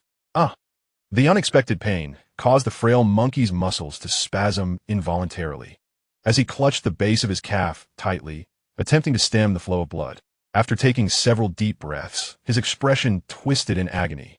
He managed a bitter smile towards Chen Jiang. Brother Jiang, could you perhaps give me a heads up next time? A little mental preparation would be appreciated. Enough with the chatter. Chen Jiang rummaged through the general store for a considerable time before finally locating the item he sought. Item name: hemostatic bandage. Item effect: effectively stops bleeding and gradually promotes wound healing. Item description: excludes neck cross-section injuries. Sale price: 10 points. Here. Chen Jiang casually tossed the hemostatic bandage to the frail monkey. Tidy yourself up, we're setting off. Within the city, on the main road, the limping frail monkey winced in pain, gasping for breath as he looked at Chen Jiang's back ahead of him. Brother Jiang, could you slow down a bit? I'm the injured one here. Chen Jiang glanced back at the frail monkey, who was limping and leaning on the surgical knife. A faint smile gracing his lips as he continued onward. He fixed his gaze on the point shop ahead. Without hesitation, he stepped inside. However, as soon as he entered the room, his body tensed instantly, the tang knife that he had been cradling now slipping into his right hand. His eyes narrowed slightly, locking onto the unexpected visitor before him. He cautiously shifted his right foot back, entering a combat stance, ready to draw his knife at any moment. The previously weak and limping frail monkey, upon witnessing the scene inside, felt his body tighten in response. The muscles in his right calf tensed, preparing for battle. As his muscles coiled, the bandage on his calf burst open, blood gradually seeping from a wound. The surgical knife, which had been used as a crutch, was now firmly gripped in the frail monkey's hand, its blade aimed directly at the unwelcome guest. Brother, I've never seen you before. Chen Jiang's eyes remained fixed on the flamboyantly dressed young man before him, his voice low and steady. He remembered clearly that only he and another woman in a white veil had obtained entry into the city. The woman had seemingly vanished after entering. This young man had not been present in the city. Last night, he had deliberately chosen a bedroom facing the street. As individuals enter the city, it is impossible for them to remain oblivious to the sound of footsteps. Brother, do not panic. You make me a bit anxious. A young man clad in hip-hop attire exclaimed, observing the hostile stance of the two individuals before him. Allow me to introduce myself. You may call me Abayo. I bear no ill intentions, so please do not be enraged. The thin monkey's eyes twitched involuntarily as he scrutinized the flamboyantly dressed youth. Yang Yi. Why does this guy's manner of speech strike me as peculiar? Is this how a normal person converses? Chen Jiang, maintaining an expression devoid of emotion, fixed his gaze on the individual before him. After a prolonged silence, he sighed. Every word he utters ends with a rhyme. Who speaks like that normally? Just dispose of him. Upon finishing his statement, the thin monkey, wearing a malevolent expression, brandished a surgical knife and advanced towards the young man, who called himself Abayo. Wait, Abayo exclaimed, his face betraying urgency. I assure you, I can explain. I am from another city. Everyone there has perished, and I have been reassigned here. Stop! Chen Jiang shouted abruptly. The thin monkey stumbled slightly, casting a resigned glance back at Chen Jiang, awaiting further instructions. Chen Jiang narrowed his eyes, a glimmer of unidentifiable light flickering within them. He scrutinized the grinning man before him, pondering for a moment before speaking. You hail from another city? Yes, Abayo replied, nodding with resignation. What manner of individuals are these? They are quick to draw knives at the slightest disagreement. Chen Jiang's gaze flickered with a hint of fear as he questioned, Is it true that everyone from your city is dead? What does that imply? Please elaborate. Very well, Abayo said, sitting cross-legged on the ground with a resigned expression. I just recounted this, and now I must repeat it. Let's hope I need not repeat it again. You previously shared this with someone else? Chen Jiang inquired. Indeed, I encountered a woman accompanied by several men. Like you, insisted I clarify the matter, Abayo responded. After a moment of silence, Chen Jiang urged, please continue. Clearing his throat, Abao began, this is quite a lengthy tale, and it nearly drives me to madness. Rhyme and rhythm. Chen Jiang, observing Abao's proud demeanor, sighed and forcefully struck the ground with his tang knife, producing a sharp sound. Startled, Abao shrugged and quickly added, all right, not everyone possesses a musical inclination. He then hastily recounted, not long ago, in the city where I resided, nearly everyone perished. Subsequently, an announcement from the system echoed, teleporting the remaining survivors to other cities.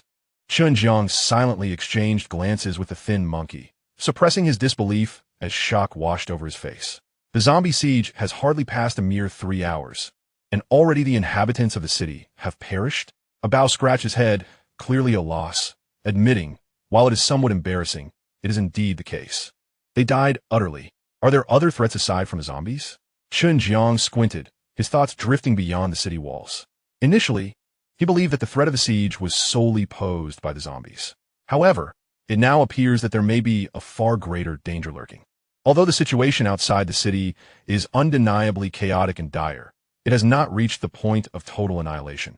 In fact, many individuals could survive until the conclusion of the siege. Yet, it seems that a more formidable threat remains unmanifested. Otherwise, it would be impossible for mere zombies to eradicate an entire city within a span of 3 hours. Abao paused to gather his thoughts before shrugging helplessly. There are no other threats. It is solely the existence of the zombies. The thin monkey, with a look of shock, pointed an accusing finger at Abao and exclaimed loudly, you mean to say that zombies alone could decimate your entire city? Are you all fools? Chapter 36. What a coincidence, encountering fellow travelers. Abao, resigned, fiddled with his ear. This emaciated man certainly had a loud voice. After a brief moment, he continued, I entered this world through a portal from a country in Africa. Before the announcement of the zombie siege rang out, the weapons I brought from Earth were still functional. However, ironically, both groups assigned to this city harbor a long-standing feud.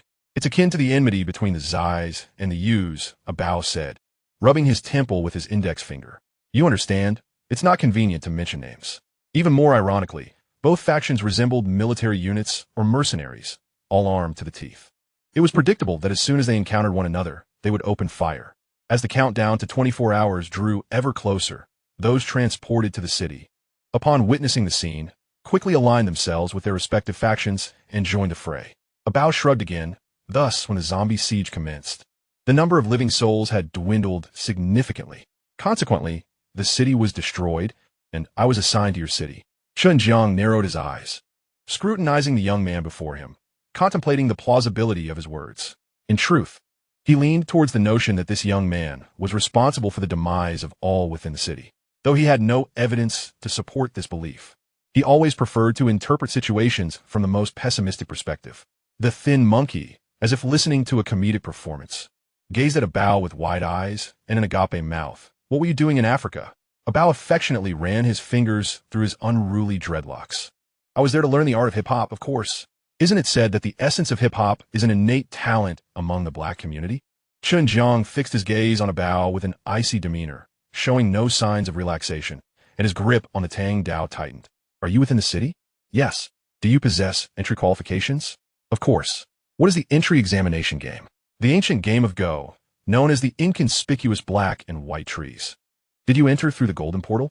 As Chen Jiang's rapid-fire questioning continued, Abao, who had initially been lighthearted, gradually adopted a serious expression, locking eyes with Chen Jiang as he replied solemnly, yes. How many entered the golden portal with you? With my master and his team, approximately 20 individuals. How many opponents are there? Over 500. How did you discover the game of Go? Abao paused momentarily, his eyes narrowing slightly as he intently focused on Chen Jiang, answering in a low voice. The opponents were unarmed, while my master and the others pursued them with firearms. I intended to excavate the white tree roots in search of treasures. Chen Jiang paused for a brief moment, then inquired, where is your master? He is deceased. How'd he die? He perished in a gunfight outside the city. So you are hiding alone within the city? Yes. What is the S-class weapon you drew? No comment. Chen Jiang maintained his intense gaze on Abao for a moment, then suddenly broke into a grin. What kind of S-class weapon allows you the capability to slay an entire city? What nonsense are you speaking? Abao's eyes flickered with a hint of panic as he looked at Chen Jiang with mild confusion. Did I not just explain? They perished in mutual combat. Chen Jiang chuckled lightly, leaning on his Tang Dao as he stepped closer to Abao, stopping just a meter away. He had no intention of unraveling the case like a detective, nor the time to engage in prolonged interrogation with the suspect until they were compelled to confess their misdeeds. He was not a detective. This was beyond his remit. Observing the young man before him, dressed in hip-hop attire, he inquired, "Then why are you here now?" "Of course, to purchase antidotes to exit the city and eliminate zombies for points." Abao gestured toward the 3 screens mounted on a nearby wall. His expression one of despair as he tilted his head. Yet there are only 3 screens here. There should have been 4 screens, but now there are only 3. Abao, feeling overwhelmed, clutched his dreadlocks. "Do you understand what this implies? It means you have only 3 shops, with 1 less general store. The antidote that can immunize against the zombie virus is located in the general store. Without the antidote, how can one exit and kill zombies? If one is dug up, they can only wait for death. What is the point of playing?" Chen Jiang regarded the increasingly anxious Bao with an enigmatic smile. "Do you truly wish to exit the city to slay zombies?" "Of course. Are you eager to earn points quickly? Is that even a question? How many points do you gain for slaying an entire city?" "Quite a lot, I suppose." Abao, who was initially somewhat irritable, suddenly fell silent mid-sentence and sighed. "Do you not know that there exists a rule on Earth? When encountering a robber, one can simply cover their eyes and pretend not to see, thus escaping death. Must you court danger?" Chen Jiang exchanged a glance with Shouho. Then, before Abao, he slowly approached the attribute shop, investing 300 points to purchase 3 points of stamina. Watching his stamina rise to 15, he hesitated little before equipping the skill box for desperate struggle within his character attributes. He then turned to Abao, whose expression was one of malevolence, and broke into a grin. What a coincidence, encountering a kindred spirit. There's another rule on Earth. Never flaunt your wealth in front of robbers, as it invites disaster. With this thought, Chen Jiang smiled widely, gripping his Tang Dao at an angle. His eyes sparkled with a bloodthirsty madness as he walked steadily toward Abao. Shouho cracked his knuckles, stretching his joints, and with a mischievous glint, advanced with a surgical knife from another direction towards Abao. He had long harbored discontent for this boastful speaker. As he observed the two approaching from either side, Abao's expression darkened, and he slowly reached behind him. Just as the battle seemed imminent, a clear female voice rang out at the entrance. "There exists another rule on Earth. When the clams fight, the fishermen hidden in the shadows will reveal themselves, and thus, the fisherman benefits." The speaker was the veiled woman who had entered the city before Chen Jiang. As her words faded, a slightly hoarse voice, carrying the weight of experience, followed. "Miss, we should wait until they are mutually weakened before we emerge. That is when the fisherman benefits. Revealing ourselves now would only create a 3-way stalemate." A startled exclamation from another girl pierced the air. "Ah, Wan Lao, what should we do now? Is it too late to retreat?" Chapter 37. Just as the commoners feel ashamed in the presence of dazzling stars. Hearing the voices at the entrance, Chen Jiang, startled and drenched in cold sweat, abruptly halted. A flicker of trepidation crossing his eyes as he gazed at the unexpected visitor at the door. The woman in white gauze was accompanied by 5 mysterious figures clad in black, their gender and age obscured. From the previous dialogue, it could be inferred that among these 5, there was an elderly man, likely of a steward-like status. Chen Jiang held his Tang Dao firmly, subtly angling his body to ensure he could observe both the hip-hop man and the woman in white gauze simultaneously. Noticing this, Shouho adjusted his position in kind. Originally, he and the slender monkey had the upper hand against the hip-hop man, but now they found themselves cornered. Chen Jiang squinted slightly, pondering the purpose of the woman in white before him. Fortunately, she had appeared early. Had she arrived after he had unleashed his deadly skills in combat against the hip-hop man, there was no doubt that the excruciating pain 10 seconds later, though not fatal, would have severely compromised his ability to fight. The woman in white scanned the tense atmosphere of the room, her lips curling in disinterest. "Why is everyone silent? Just a moment ago, you were all so engaging, speaking one after another, as if reciting lines from a captivating Earth drama. I was quite absorbed in it." Beside her, a man clad in black slightly inclined his body. "Miss, they fear you." Chen Jiang's gaze shifted to the speaker, a familiar raspy voice that belonged to the elderly man from earlier. The title Miss sounded somewhat aristocratic. "Why should they fear me? I'm not going to devour them." The woman in white retorted, her almond-shaped eyes widening as she playfully clenched her delicate fist and waved it in the air, clearly displeased. Then, she placed her hands behind her back and took a small step forward. Pausing, she suddenly broke into a smile. I am Ying. What are your names? However, Chen Jiang and the others only grew tenser. Even Abeo furrowed his brow, fixated on this self-proclaimed Ying, his right hand poised at his back, unmoving. He found it difficult to discern the nature of this woman. This was an arena of the apocalypse, a world where 9 billion must perish for the survival of merely 100 million.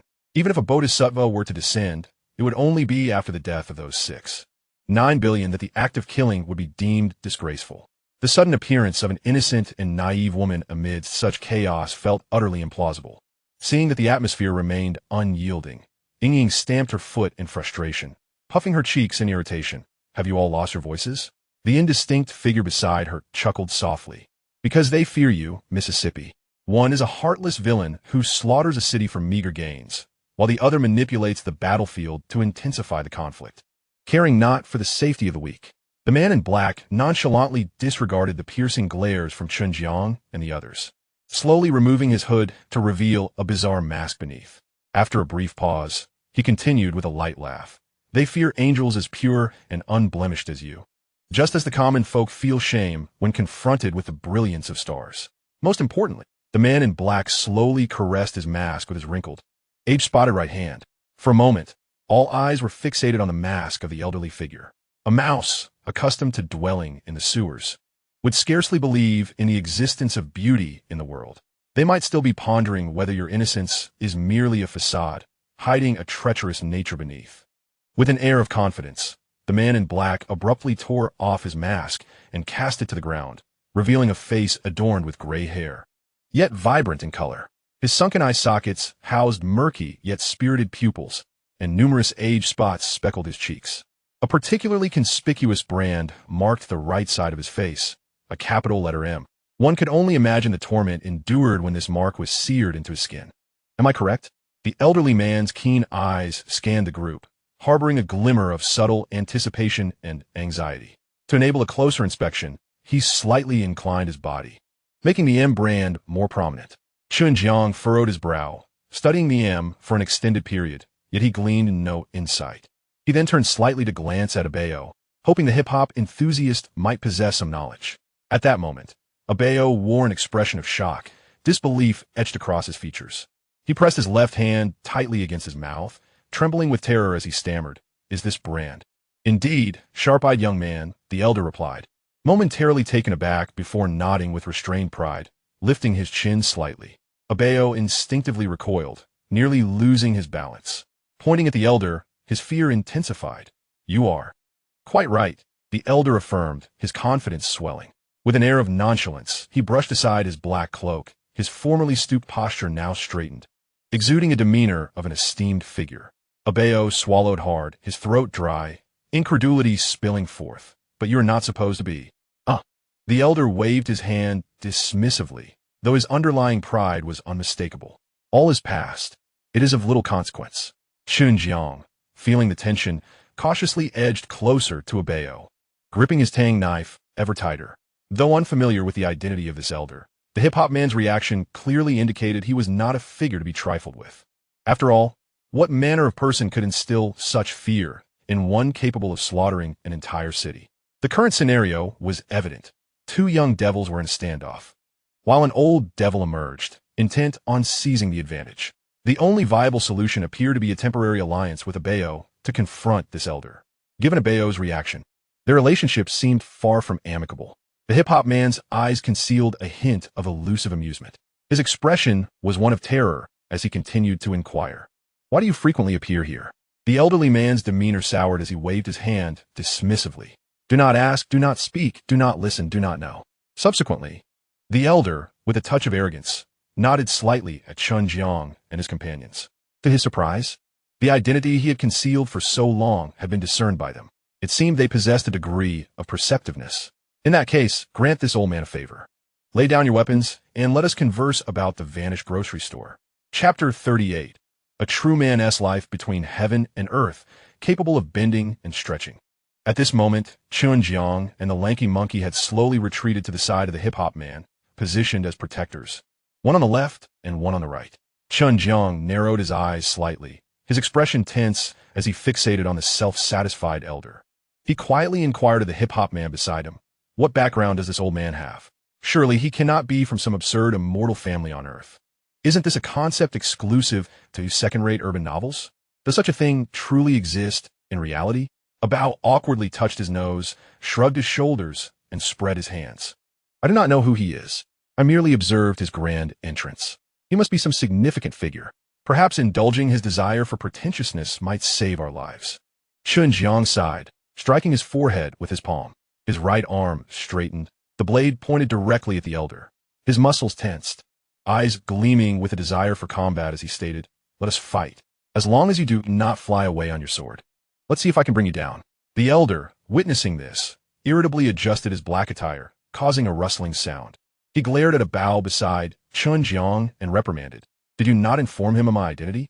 The younger generation today is exceedingly disrespectful before their elders. It is utterly outrageous." Abao helplessly shrugged. "I did mention it, but he refused to believe me. You should quickly unleash your golden core and annihilate him." Chen Jiang snorted coldly, lacking the patience to continue this farce with them. A fight would clarify everything.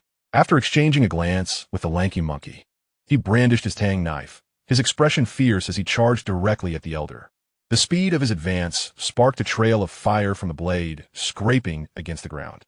The elderly man, upon seeing this, displayed a fleeting hint of panic in his eyes. His index finger twitched. The four figures clad in black beside him immediately moved to obstruct Chen Jiang's charge. Silent and resolute, Chen Jiang's gaze fixated on these four black-clad figures blocking his path. His pupils constricted. Rather than slowing, his speed intensified. As he approached, he activated his invincibility skill, granting him 10 seconds of immunity to fatal damage for added assurance. Chen Jiang roared as he leapt into the air, raising his tang knife and striking directly at the head of a man clad in black. His attack was a lethal one, leaving no room for retreat.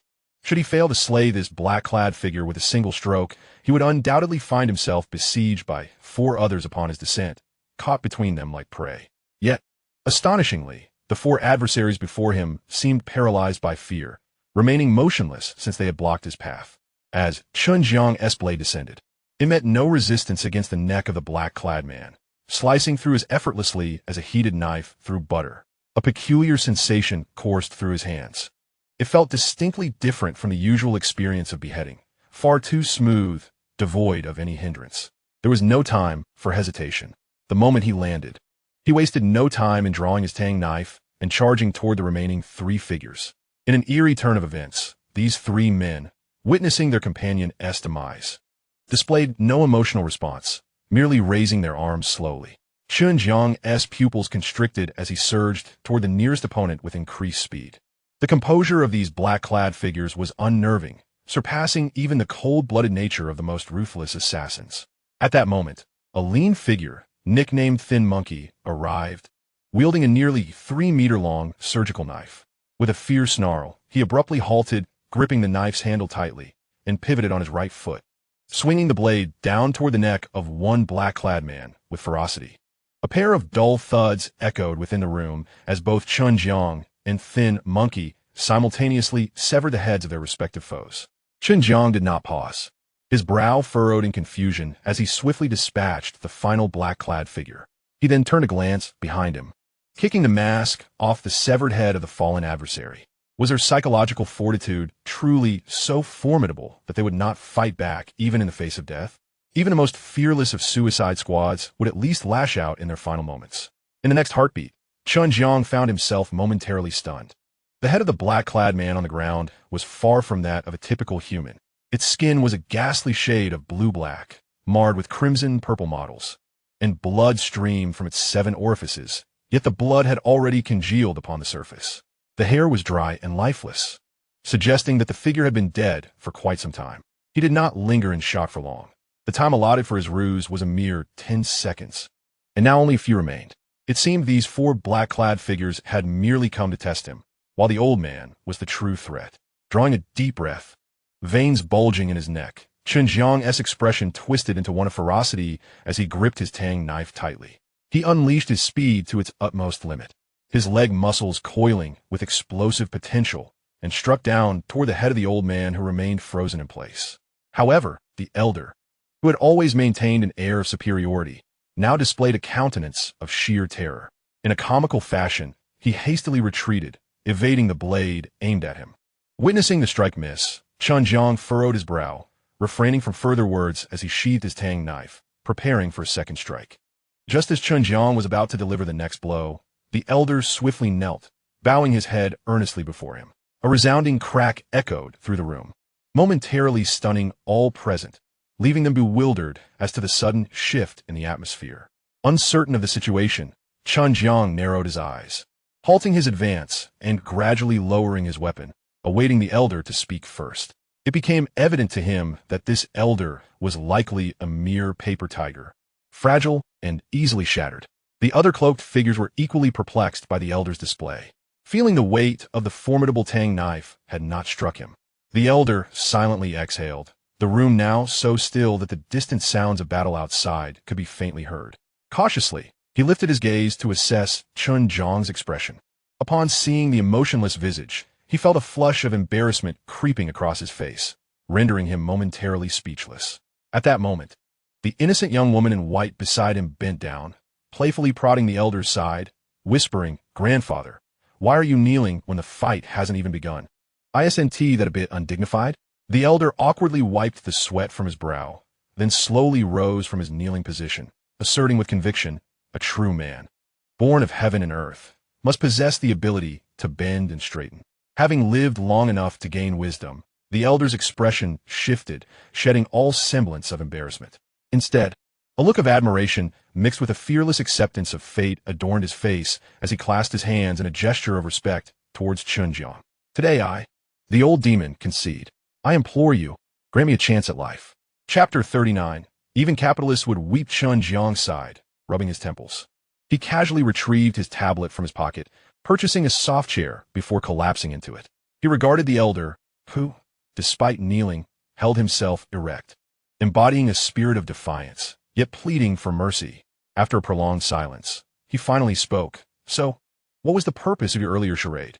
The old demon chuckled awkwardly, gesturing towards the 3 screens mounted on the wall. "When we entered the city, there was a small tablet next to those screens, advertising a general store. We had taken a stroll, and when the zombie siege began, we recalled the store-stocked antidotes. We intended to procure some." The old demon's lips twitched involuntarily, and the wrinkles on his face quivered in response. After a brief pause, he continued speaking. "Then, we discovered that the grocery store had vanished. Upon exiting the city, we spotted a building selling antidotes, labeled as Shaochan Convenience Store. We speculated that this grocery store had been taken by you, dear brother, as only our 2 groups had entered the city. Therefore, our intention was to procure 2 vials of antidote." Chen Jiang lounged in the rocking chair, casting a sidelong glance at the loquacious elder, and with a sardonic smile, retorted, "Procure antidotes? Demand antidotes, and yet here you are, posturing like a character from a second-rate urban fantasy novel. I nearly assumed you would leap upon a flying sword and crush me with your golden core." At this moment, Bao, who had been observing the spectacle, began to comprehend the situation. It turned out this old fellow was nothing more than a paper tiger. Bao leisurely approached the old demon, squatting before him and lamenting to think you would risk your life for a few vials of antidote, attempting to show off. Only a fool would risk their life over such trifles, even if the grocery store was taken from you. "Suddenly, meet sentencer, Bao Fu," his face stiffening as he slowly turned to Chen Jiang, articulating each word with precision. "Did you take the grocery store? Can such a thing even be taken? No wonder I couldn't find the grocery store after searching for so long." Ignoring Bao's indignation, Chen Jiang furrowed his brow, meticulously scrutinizing the individuals before him, casually purchasing a duck leg from the grocery store to munch on. Bao, finally recovering from his shock, greedily scanned the other 3 screens. The notion that a store could be stolen had never crossed his mind. Was the thunderous lightning on the roof merely decorative? He then patted the old demon's shoulder casually. Even so, Bao's tone faltered, still grappling with the concept that a grocery store could be pilfered, even if it had been taken. Had he not opened a store outside to sell antidotes?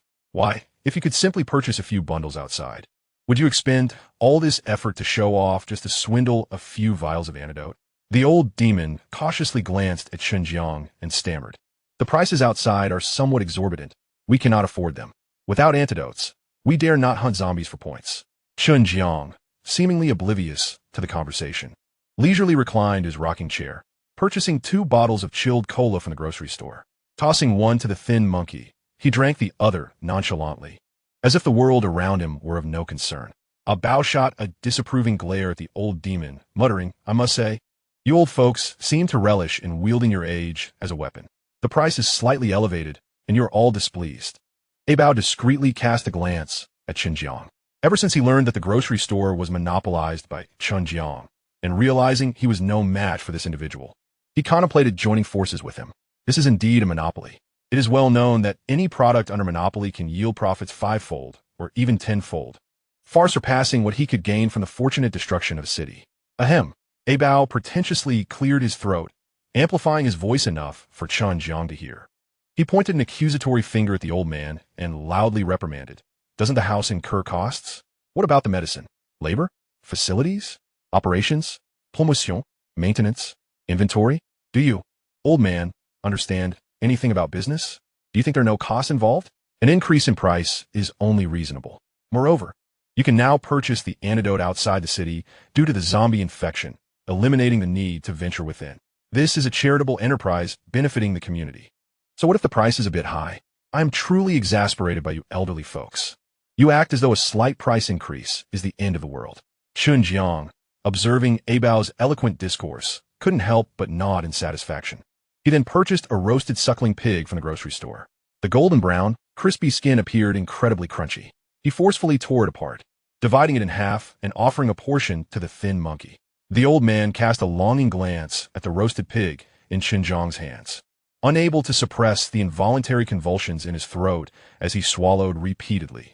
He hadn't eaten for over a day, feeling an intense gnawing in his stomach. At that moment, even a simple bowl of rice would taste like a grand feast to him. After forcibly averting his gaze, the old man looked at A Bao, wiped the saliva from his face, and pushed A Bao's face away slightly. After a brief pause, he spoke in a resigned tone. The antidote outside is priced at 50 points. A Bao's expression soured even further as he retorted, This is why I find you elderly folks intolerable. A mere 50 points for an antidote. He abruptly halted mid-sentence, his pupils widening as he and the old man exchanged incredulous stares. The room fell silent, with only the sound of Chen Jiang and A Bao crunching on the pigskin echoing. Suddenly, A Bao sprang to his feet, pointing an accusatory finger at Chen Jiang, his hair standing on end with fury, his hands trembling as he stuttered, Why you are selling an antidote for 50 points? Are you even human?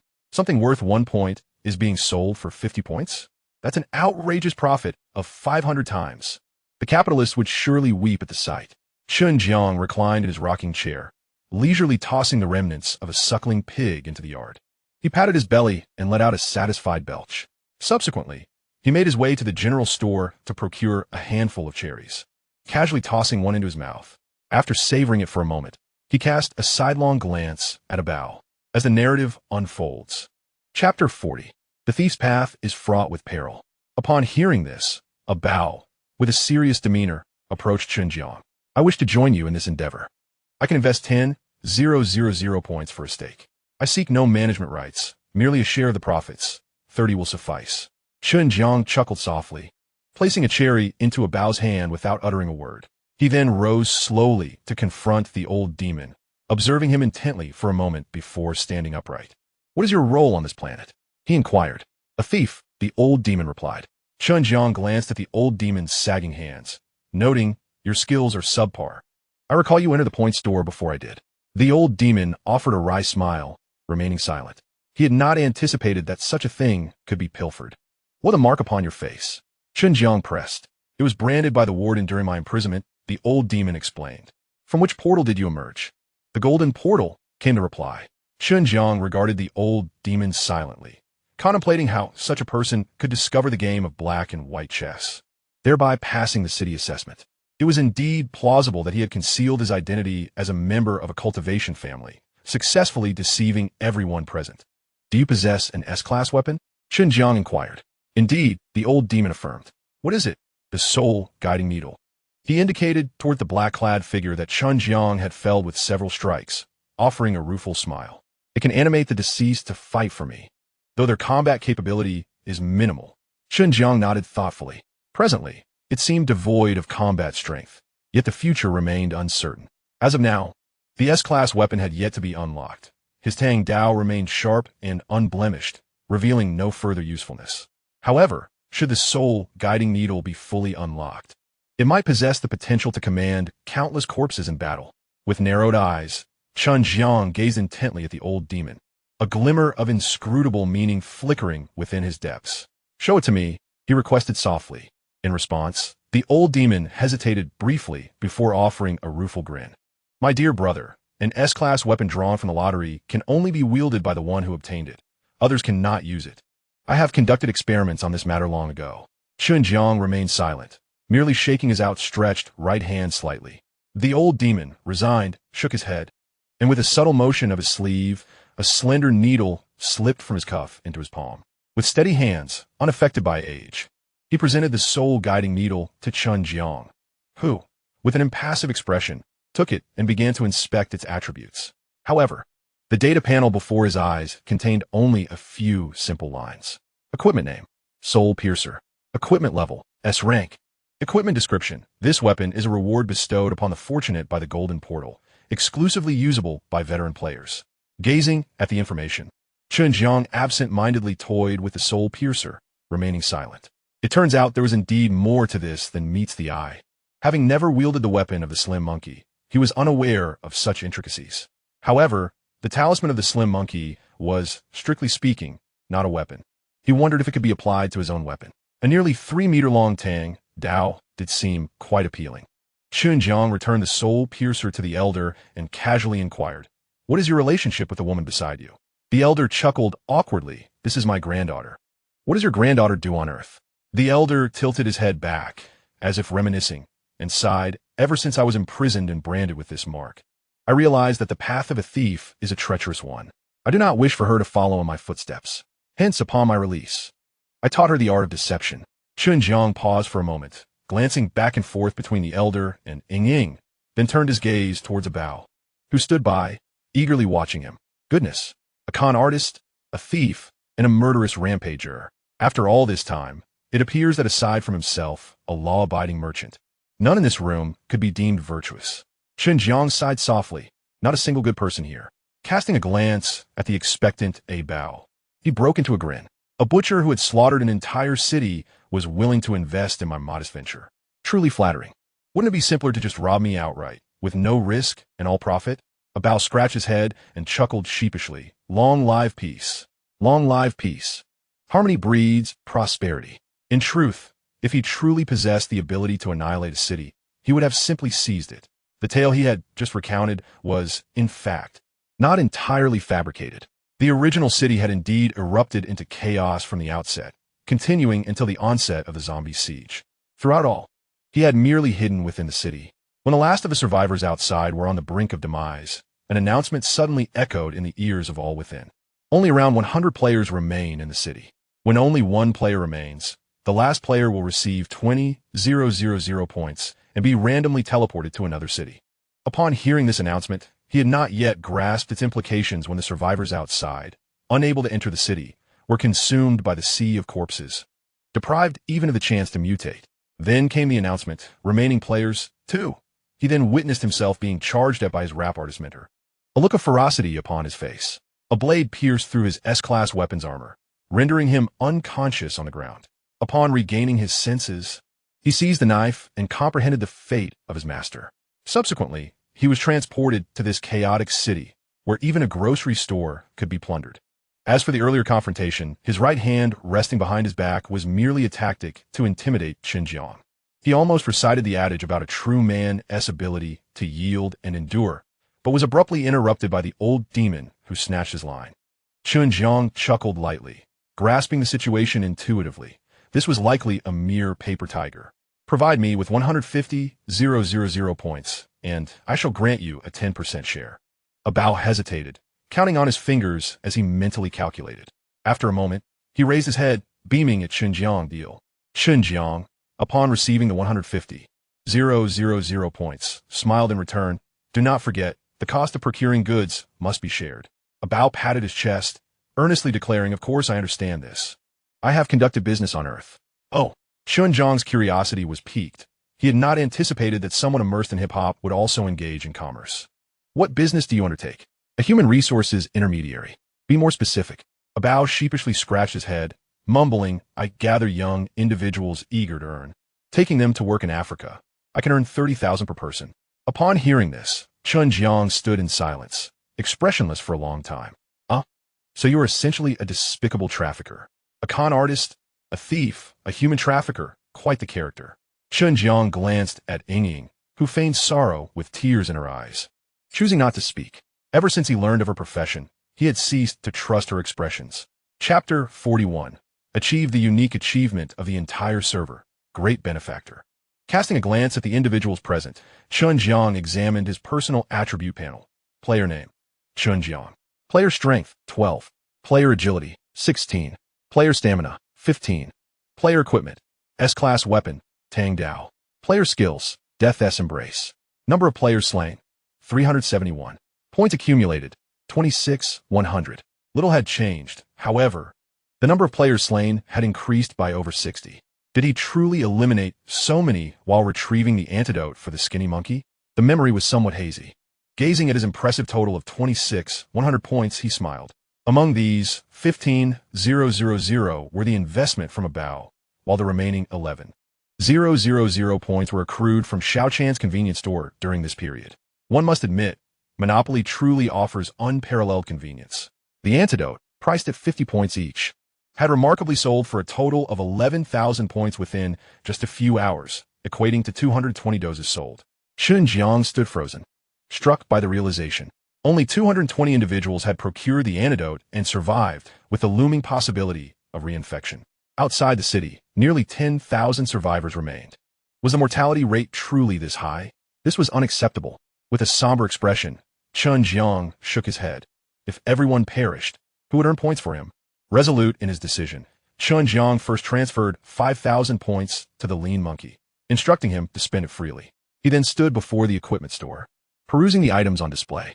Equipment name, Hero's Longsword. Equipment level, D grade. Equipment effect, capable of inflicting harm.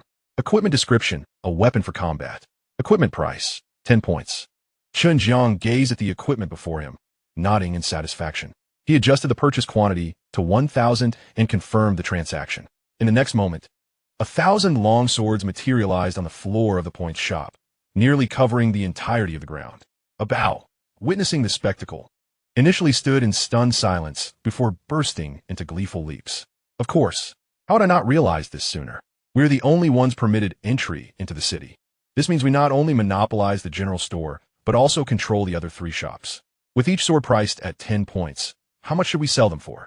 100 points or 200? If the price is too high, it might become unaffordable. Chen Jiang cast a sidelong glance at the muttering Bao, choosing to ignore his ramblings. He cast a lingering gaze at the exquisite equipment in the store, perfectly suited for him, though his points were insufficient. Nevertheless, he reassured himself that the next time he visited the point shop, he would have ample points to acquire the coveted item. After a moment of contemplation, Chen Jiang solidified his plan of action and exited the point shop. Lean monkey, stow these swords in the ring, he instructed, then made his way along the main road towards the city gate. Observing Chen Jiang's retreating figure, a Bao pursed his lips and approached the lean monkey. You must be his subordinate. What do they call you? The lean monkey, busy targeting the long swords with the ring, glanced up at a Bao and replied, Just call me Lean Monkey. And what do you call your leader? A Bao inquired. You can refer to him as Brother Jiang. Why should I call him Brother Jiang? He doesn't seem older than I am. A Bao retorted, visibly dissatisfied. The lean monkey shot a Bao an expressionless glance, pausing briefly before responding. You may also call him Little Jiang. A Bao instantly froze, a twitch at the corner of his mouth betraying his surprise, and he fell silent. Chen Jiang rushed forward with a broadsword, the vivid image of his strike aimed at the dark-clad figure still etched in his heart. His armor provided no protection for his head or neck. Beside him, Ying, visibly displeased, tugged at the old demon's sleeve, complaining, Grandfather, why did you concede before even making a move? The old demon awkwardly stroked his beard and replied in a hushed tone, You do not understand. a true man, born of heaven and earth, must know when to bend and when to stand firm. So where do we go now? We follow him for the time being. Isn't it humiliating? We pretended to be distinguished, but were exposed in an instant. Ying, pouting playfully, pinched the old demon's waist, revealing her little canines. You can go, but I won't. Did you not see that perpetual smile on that man's face? It feels as if he is mocking us. After a sharp intake of breath from the pinch, the old demon contemplated for a moment and replied gravely, "Do not act on impulse." At this juncture, it is evident that he stands to gain the most. By aligning ourselves with him, we may partake in whatever bounty lies ahead. Chen Jiang stood at the city gate, surveying the chaos outside, which had escalated since earlier. As he had anticipated, nearly 1,000 individuals, their eyes ablaze with fury, surged outward, shattering the existing formation in an instant. No one was in a safe position. The sea of zombies intertwined seamlessly with the throng of humanity. A single zombie might find itself besieged by 5 or 6 unarmed humans, just as an individual could be encircled by several zombies. 5 hours had elapsed since the onset of battle, plunging the conflict into an intensifying fervor.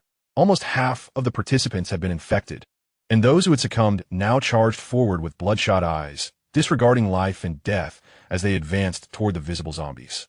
They employed teeth, fists, and elbows, utilizing every part of their bodies in a desperate bid to slay 5 zombies within an hour to procure an antidote. No one wished to become one of those filthy creatures. Every person was fighting for their life against the undead. Most were unarmed, engaging the zombies in fierce combat. While thoughts of self-termination had crossed many minds as a means to escape the fate of becoming a zombie, none desired the outcome of eternal torment in the flames of hell. Gazing upon the tumultuous scene, Chen Jiang planted his broadsword into the ground, his hands resting upon the hilt as he could not help but reflect. Look at these individuals, fervently pouring sweat on the battlefield, fearlessly confronting the enemy. How could they lack a suitable weapon? Shouho, he called. "We think, Jianggo." Shouho, with a solemn demeanor, stepped forward and began distributing 1,000 valiant long swords freely to the unarmed survivors. "Prioritize the young and strong," he instructed. At that moment, the Bao, who had been following Chen Jiang, grew anxious. "Wait." He hesitated momentarily. "Brother Jiang, have you lost your mind? This batch of long swords cost 10,000 points, and you're just giving them away for free? At the very least, each should be sold for 20 points. Chen Jiang cast a sidelong glance at a Bao without uttering a word. Meanwhile, the old demon beside them pondered for a moment before a light of understanding illuminated his expression, and he began to explain to a Bao. Just as the thin monkey distributed the last of the valiant long swords, a familiar mechanical voice echoed in the ears of every individual across the globe. Global announcement. Player, Chen Jiang. In the Corpse Sea Siege event, he generously offers 1,000 D-grade weapons, the Valorous Longsword, to aid fellow players in their courageous battles on the battlefield. Achieving the unique global title, Great Benefactor, receiving the following achievement rewards. Chapter 42. A competent merchant must grasp the investment and return ratio as fundamental skill. Global announcement. Player, Chen Jiang. In the Corpse Sea Siege event, he generously offers 1,000 D-grade weapons, the Valorous Longsword, to aid fellow players in their courageous battles on the battlefield. Achieving the unique global title, Great Benefactor, receiving the following achievement rewards. This mechanical announcement resonated in the minds of individuals worldwide. However, the subsequent mechanical voice reverberated solely within Chen Jiang's consciousness. Reward: 1 refinement stone, capable of randomly activating a hidden effect on an S-grade item. Reward: 1 S-grade vehicle. As Chen Jiang listened to the announcement echoing in his ears, his eyes narrowed slightly, revealing no overwhelming joy. The uniqueness of this achievement took him entirely by surprise. His intention had not been to attain this exclusive title. Given that this so-called apocalyptic arena had established a rule that if the number of survivors exceeded 100 million after 90 days, all would perish. How could it possibly reward players who acted benevolently? This seemed inherently contradictory, akin to a conflict between the planning and operation of a game company. Suddenly, Chen Jiang stood frozen in place, recalling the makeshift shop on his tablet. The corners of his mouth twitched involuntarily. Could it be that a financially constrained game company, during the creation of this map, had resorted to using a tablet as a substitute for the display screen due to budget limitations while constructing the final city? Shaking his head to dispel the errant thoughts swirling in his mind, he focused his attention on the battlefield. with a supply of 1,000 valorous longswords. The situation gradually came back under control. It must be said that humanity is indeed a remarkably resilient species. Even in the most adverse environments, they find ways to survive. Except for a few unfortunate souls who faced multiple zombies simultaneously, with no chance of mutation, they perished on the spot. The other armed survivors stood resolute. As they faced the zombies, the fear that once gripped their faces gradually transformed into a simmering hatred, with the threat to their lives diminished. These survivors finally felt emboldened to unleash the resentment they had long concealed. It was these very zombies that had snatched away their loved ones and friends. Most bore the remnants of bloodstains upon their faces, fiercely wielding their weapons as they launched an assault on the undead. They were indifferent to the prospect of infection.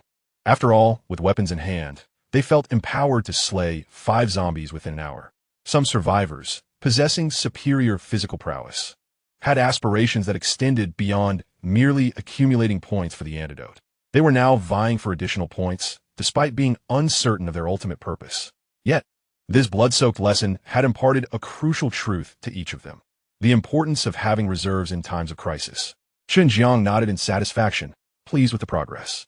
It was only when the majority of people disregarded death that he could reap greater rewards from their efforts. Otherwise, if this group lacked weapons and could not even fell a single zombie, who would possess points to purchase his antidote? Even if he offered the valiant longswords, valued at 10,000 points, for free to these survivors, he would not incur a loss. As a competent businessman, understanding the balance of investment and return was fundamental. At that moment, Abayo, having gleaned Chen Jiang's intentions through Lao Yao's explanations, approached with a hint of unease. Brother Jiang, he began, his expression somewhat awkward, still hesitant about addressing him in such a manner. What if we don't make it back? Chen Jiang merely chuckled softly, opting not to elaborate on his plans. He preferred brevity over lengthy expositions. He cast a surprised glance at Lao Yao, astonished that this elderly thief could discern his motives. Lao Yao, catching Chen Jiang's gaze, illuminated with a flicker of understanding in his murky eyes, nodding in acknowledgement. This young man possessed a greater resolve than he had anticipated.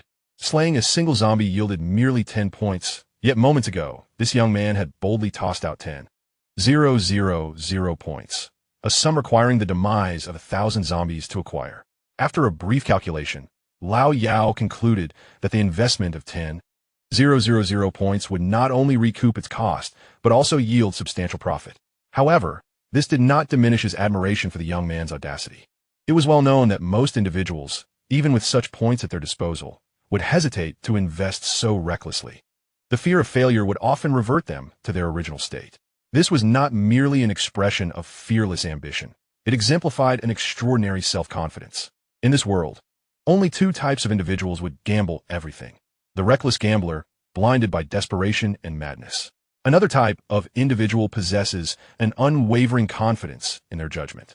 Chen Jiang cast a sidelong glance at the countdown timer for the zombie siege displayed on the data panel, noting that only 4 hours remained. The 12-hour opening event was drawing to a close, and the rate of decline in the total number of online players in the upper right corner had begun to slow. With just 10 minutes left on the countdown, he took a moment to check the online player count, which stood at 7,100,000,000. With a global population of 7,900,000,000. This meant that 800 million individuals had opted not to step through the portal into the new world for various reasons, choosing instead to remain on Earth. Now, however, he observed that the online player count had plummeted to a mere 5,800,000,000. This was an exceedingly grim statistic. Within just 8 hours, 2,100,000,000 lives had been irrevocably extinguished. Chen Jiang inhaled deeply, a flicker of bewilderment appearing in his eyes. In the span of a mere 8 hours, 2 billion lives had been lost. At this rate, he found himself uncertain about his own chances of survival. He was acutely aware that the majority of players were outside the city, having arrived in this world through standard portals. Faced with an endless sea of corpses in an area where retreat was impossible, such a high mortality rate was, regrettably, to be expected. This sea of corpses served as a form of baptism, weeding out the frail and the weak. While most of the surviving individuals had acquired weapons through desperate struggle and had accumulated a certain number of points, after enduring the trials of life and death, the remaining survivors would undoubtedly emerge stronger. Yet, a tinge of melancholy washed over him. He abruptly shook his head, casting aside the emotions that should not have clouded his mind. With both hands resting on his Tang Dao, he squinted into the distance. Though he was uncertain of the road ahead or the destination, he knew that striving for strength was inherently worthwhile. He then proceeded to examine the S-level vehicle reward that had just been distributed. Vehicle name, Slaughterless Off-Road Vehicle. Vehicle level, S-level. Equipment effect, capable of carrying passengers. With additional features to be unlocked. Equipment description. The vehicle stands 3 meters tall and measures 6 meters in length, with luxurious configurations befitting an off-road vehicle. Chapter 43. Dressing in a suit and adorning oneself with a rose. One considers themselves a person of high status? Chen Jiang, satisfied with the model of the off-road vehicle in his hands, activated it with a casual flick and tossed it to the ground. Instantly, a colossal off-road vehicle materialized before him and his companions, standing 3 meters tall and 6 meters long, with rims towering as high as a child. This vehicle exuded both wildness and an overwhelming sense of presence. Just as he was about to approach and scrutinize this formidable machine, he suddenly recalled that he had also received some kind of refining stone earlier. It seems that an elusive hidden attribute can be extracted from the S-tier item. Without much contemplation, he casually placed the refining stone upon the Tang Dao, gazing at the newly added equipment effect on the Tang Dao's attributes page. Chen Jiang broke into a smile, a flicker of enigmatic brilliance flashing in his eyes. He said nothing, cradling the Tang Dao in his embrace as he made his way towards his new vehicle. Before him stood an off-road vehicle, adorned with flowing lines and a striking black and red color scheme, exuding an aura of science fiction. Unable to suppress his satisfaction, he smiled contentedly. He then adjusted his suit and, from a nearby shop, procured a vibrant crimson rose, which he solemnly placed in the left pocket of his jacket. With a cheerful stride, he approached the driver's seat. Although he had never obtained a Driver S license, the vehicle's manual explained that it could be controlled by thought, proving to be quite convenient. However, just as Chen Jiang reached for the door of the vehicle, an abrupt and jarring voice pierced the air. Chen Jiang, what are you doing hiding here? Do you have any idea how many people have died? Everyone is fighting fiercely against the zombies, and you are here, merely surviving? Do you even consider yourself a man? Li Jia, slightly out of breath, stood with her hands on her hips, fury etched across her face as she pulled at Chen Jiang's clothing in anger. Chen Jiang, about to enter the car, was halted by Li Jia's grip. He let out a soft sigh, smoothing the wrinkles in his shirt caused by her tugging, and turned to face the woman clad in a sundress with an unreadable expression. Beside her, 2 burly men in prison attire followed closely, suggesting that after the previous guard's demise, Guan Shuang had replaced him. One could not deny Guan Shuang's evident affection for this woman. Li Jia, fuming with rage, was about to speak when she caught sight of the futuristic off-road vehicle behind Chen Jiang, which only fueled her anger further. With a bitter smile, she taunted, "So, are we to believe that our esteemed young Master Chen is off to a wedding, or perhaps to fetch a bride? Donning a suit and driving a newly acquired car, does he truly consider himself someone of significance?" Beside them, a Bao furrowed his brow, unable to bear the sight, and prepared to step forward to reason with her, but was subtly restrained by Lao Yao. The older man, with his cloudy eyes shifting slightly, signaled a Bao to observe the situation first. Having witnessed countless peculiarities in his lifetime, he understood that women could insult men with abandon, and yet those same men might kneel, professing their love and pleading for them not to leave. He had seen it all too often. Even the most exceptional men often faltered when it came to matters of the heart. And though it appeared that this woman was belittling Chen Jiang, there was a chance that he was, in fact, pursuing her, and that soon he might approach her with a smile, apologizing for any perceived offense. It was not the time for them to intervene. Not only will one fail to gain any favor, but one may also be resented. Meanwhile, the lean monkey could no longer contain himself. He had long harbored disdain for this woman and could not comprehend why Brother Jiang continually tolerated her. In a fit of rage, he brandished a surgical knife and strode directly to Li Jia, forcefully shoving her backward.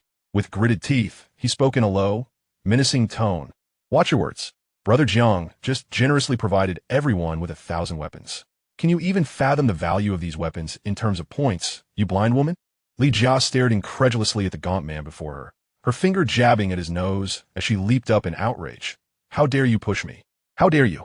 She then turned to the 2 burly men beside her, scolding them furiously. "Did you not see someone strike me? Were your eyes blinded? Were you sent here just to watch the show?"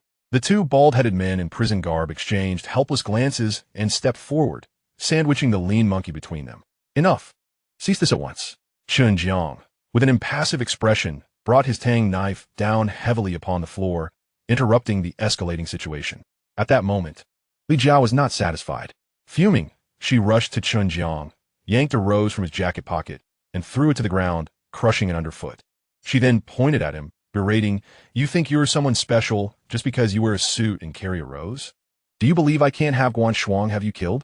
Chen Jiang sighed, gazing down at the shattered rose beneath his feet, shaking his head in dismay. He then looked at the furious woman before him and softly replied, "Since you disdain the mannerisms of the upper class, let us communicate in the way of the lower class. This is familiar territory for me."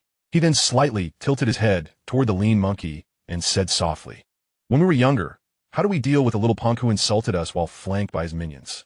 Upon hearing this, the lean monkey grinned wickedly, forcefully pushing aside the two large men. His eyes glimmered with a bloodthirsty intent as he solemnly stated, "We snuck into that little punk's home under the cover of night and smashed his head against the wall 10 times. After a brief pause, the lean monkey seemed to reminisce about the days spent wandering the streets, a smile breaking across his face. "Back then, Brother Jiang, you warned me not to touch a single cent in that house, or it would be considered burglary." Chen Jiang chuckled lightly. Indeed, it seems quite absurd in retrospect. Then, before anyone could react, his right hand shot out like a bullet, firmly gripping Li Jia's throat and slowly lifting her off the ground. As he gazed upon the contorted visage of Li Jia, desperately attempting to pry his own right hand free while his feet flailed in a chaotic dance, a slow smile crept across his face. At this very moment, it felt as if time had circled back.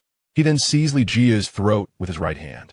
Casting a fleeting glance at the shattered rose beneath his feet, its crimson hue almost blinding, he ambled towards the front of the off-road vehicle. "Brother," spoke one of the two sturdy men who had only just gathered their wits, stepping forward with a grave tone. "Release Li Jia. We have matters to discuss. We too are not fond of this woman, yet Brother Guan hold a particular affection for her. Should anything happen to Li Jia in your grasp, you might find yourself at odds with Guan.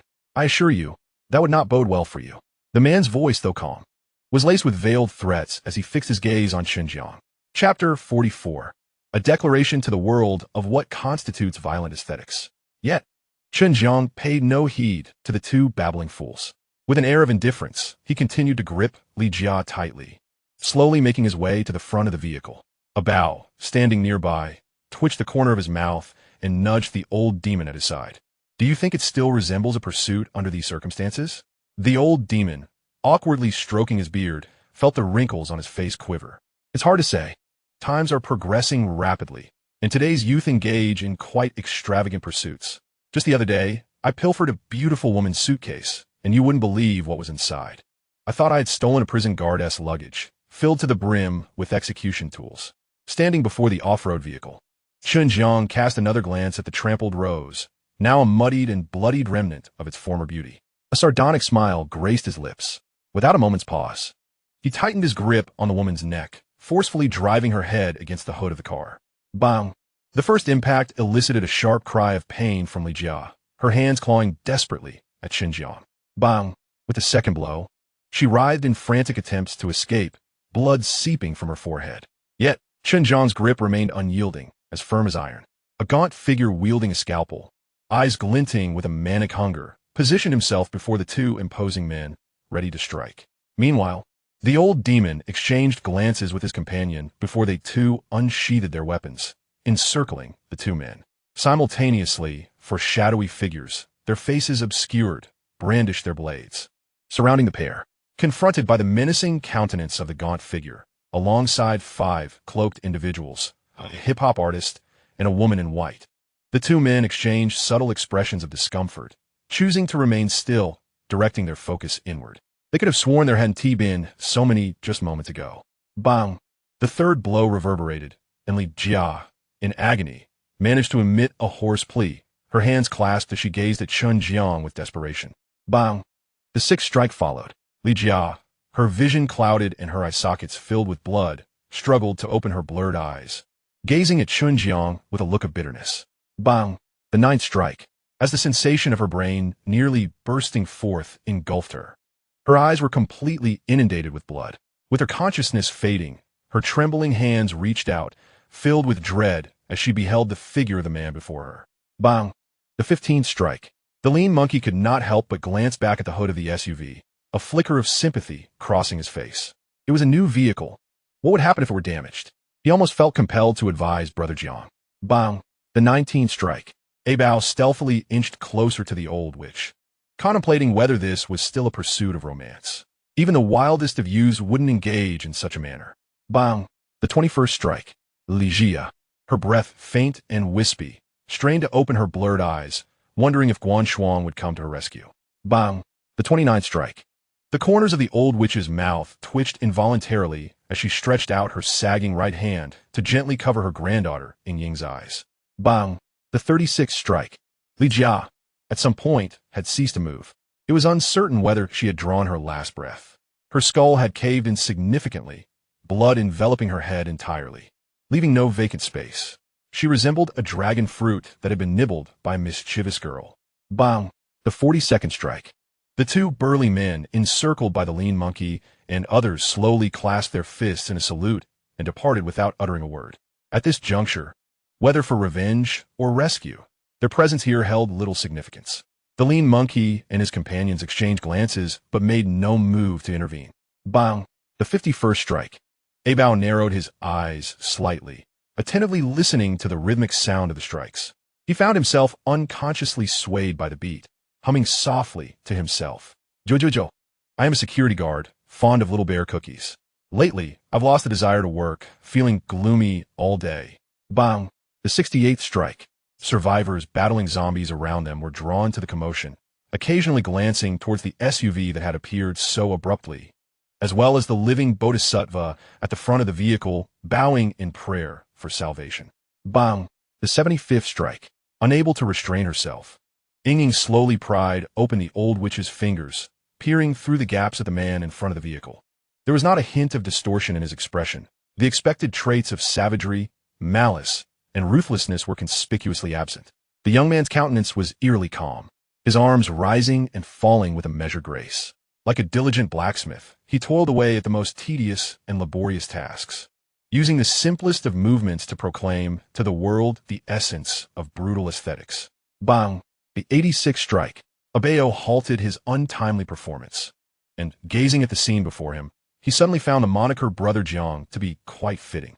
The slender monkey, unable to contain his anguish, clutched his chest and anxiously regarded the engine hood, uncertain whether it had been dented. This was a brand new car. Lao Yao's murky eyes surveyed the world around him, perceiving everything through a crimson haze. He was struck by the realization that the antidote offered by this young man was a mere 50 points, a testament to his kindness. Ying felt a surge of excitement coursing through her, as if a fawn were about to leap from her heart. The man at work exuded a captivating charm. Bang! The 99th strike. Chen Jiang lifted Li Jia's already limp body and delivered the final blow onto the engine hood. Subsequently, he discarded the body carelessly, akin to tossing aside refuse. Shaking off the blood-stained remnants of the white viscous liquid from his right hand, he exhaled deeply. After purchasing a handkerchief from the grocery store, he cleaned his hands and sighed softly. When a person has lost their value, yet continues to flit about like a flea, it is as futile as attempting to tend to a crematorium's business. Any treatment is in vain. He then turned his gaze towards the dazed, slender monkey and his companions. Chuckling lightly, "What are you standing there for? You've finally acquired a new car. Come, experience it for yourself." The slender monkey, unable to contain his impatience, rushed to Chen Jiang's side, his face alight with urgency. "Hurry, Brother Jiang, take me to the grocery store. I need to buy some tools to clean this car." He couldn't help but express his concern, slightly reproaching, "Brother Jiang, couldn't you be a bit gentler? This is a new car, and it hasn't even been driven yet. If it gets damaged, where will we go for repairs?" Understanding the slender monkey's sentiment, Chen Jiang couldn't help but chuckle, patting him on the shoulder. "It's all right. This car has an automatic cleaning function." He then navigated to the equipment attributes page and clicked on the body wash. Chapter 45. The number of kills is irrelevant. What matters is the attitude. The slender monkey gazed at the now spotless car, a wave of joy washing over him. He swiftly approached the engine hood, meticulously caressing it inch by inch. After a moment, he looked up, his face brimming with excitement. "I must say, this car is incredibly sturdy, despite the strikes. Not a single dent." Standing nearby, Lao Yao felt a twitch in the corner of his eye. "Why does it feel like we've stumbled into a den of thieves?" Your boss has struck the engine hood 99 times with a head. You, a mere subordinate, are the first to concern yourself with whether the engine hood has been smashed. Is there no one else who perceives this as a rather gruesome and disreputable matter? Casually glancing at the flamboyantly dressed Abao beside him, it was evident that this hip-hop individual must be suffering from some significant affliction, accompanied by the resounding thuds of a head colliding with the engine hood. He somehow managed to disregard the scene before him and engage in rap. He was now exceedingly curious to know if this hip-hop enthusiast had also rapped in support while his African-American mentor was embroiled in a gunfight. Fortunately, his granddaughter was normal. Otherwise, he would not be able to remain in this den of thieves for long. The old demon let out a subtle sigh of relief. Casting a casual glance at his granddaughter, Ing, to his astonishment, he found her cradling her hands in her lap, her eyes sparkling with admiration as she fixated on Chen Jiang, utterly motionless, resembling a young maiden experiencing the stirrings of first love. The old demon froze momentarily, then closed his eyes and took a deep breath. Surely, he must have misjudged the situation. How could anyone regard a violent offender with such starry-eyed admiration? It must be a look of fear. He felt pity for his granddaughter. The thin monkey plopped down in the passenger seat, satisfied as he shifted around. This vehicle was far more comfortable than that Porsche. He then turned to Chen Jiang. Brother Jiang, where are we headed now? Chen Jiang had just purchased a vivid red rose from the convenience store and solemnly tucked it into his breast pocket. Nonchalantly, he replied, of course, we need to find a place to slay some zombies. Even with Xiao Chan's convenience store around, we cannot afford to sit idly by. A competent businessman must understand the importance of both generating income and cutting expenses. He then settled in the driver's seat of the SUV with a contented demeanor. It must be said, although the specification stated that this SUV's primary function was off-roading, its comfort level was undeniably commendable. Glancing back at the old demon and the others still lingering, he waved his hand. Get in the car. Time to get to work. The old demon and his companions exchanged glances but said nothing further, promptly sliding into the rear seats of the SUV. It was indeed a comfortable ride. Chen Jiang smiled at the steering wheel before placing his right hand on the central display. An electronic voice confirmed his authorization. He then felt as if he could maneuver the vehicle with the same ease as his own limbs, the steering wheel merely a model to enhance the driver's experience. With keen interest, he activated the convertible mode on the SUV's property page. Instantly, the roof that had been enclosed above them emitted a mechanical sound, retracting into the cabin in less than a second. Chen Jiang's excitement grew. Aiming for a less populated direction, he pressed the accelerator, while the thin monkey stood up in his seat, his face alight with exhilaration. The exhilarating sensation of the fierce wind striking his face intensified his grip on the railing. He bellowed towards the scattered crowd ahead. Make way! Make way! Those who lack foresight may find themselves crushed without a soul to collect their remains. The child-sized wheels and nearly 30-centimeter high chassis of the off-road vehicle rendered the zombies struck by it almost entirely obliterated. Those unfortunate enough to be ensnared beneath the undercarriage stood no chance of survival, either meeting a swift demise or suffering grievous injury. Hearing the periodic sound of score notifications in his ears, Chen Jiang nodded with satisfaction. Although the points were modest, the ability to earn them simply by driving was rather commendable. Before long, he had exited the combat zone beyond the city gates, where not a single human was in sight. As far as the eye could see, the landscape was dominated by zombies.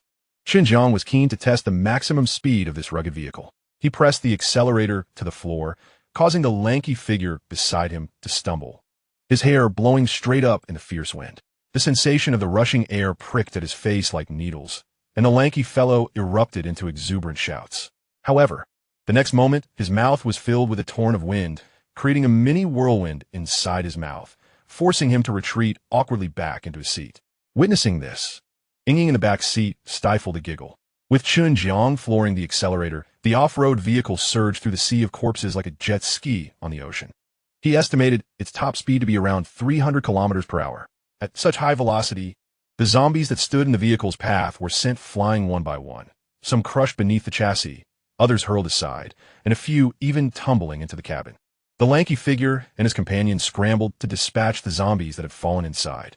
Some of the defeated zombies briefly shimmered with a flash of white light before vanishing, transforming into loot, while many others remained, necessitating that they be unceremoniously thrown out of the vehicle. It was a moment of chaos.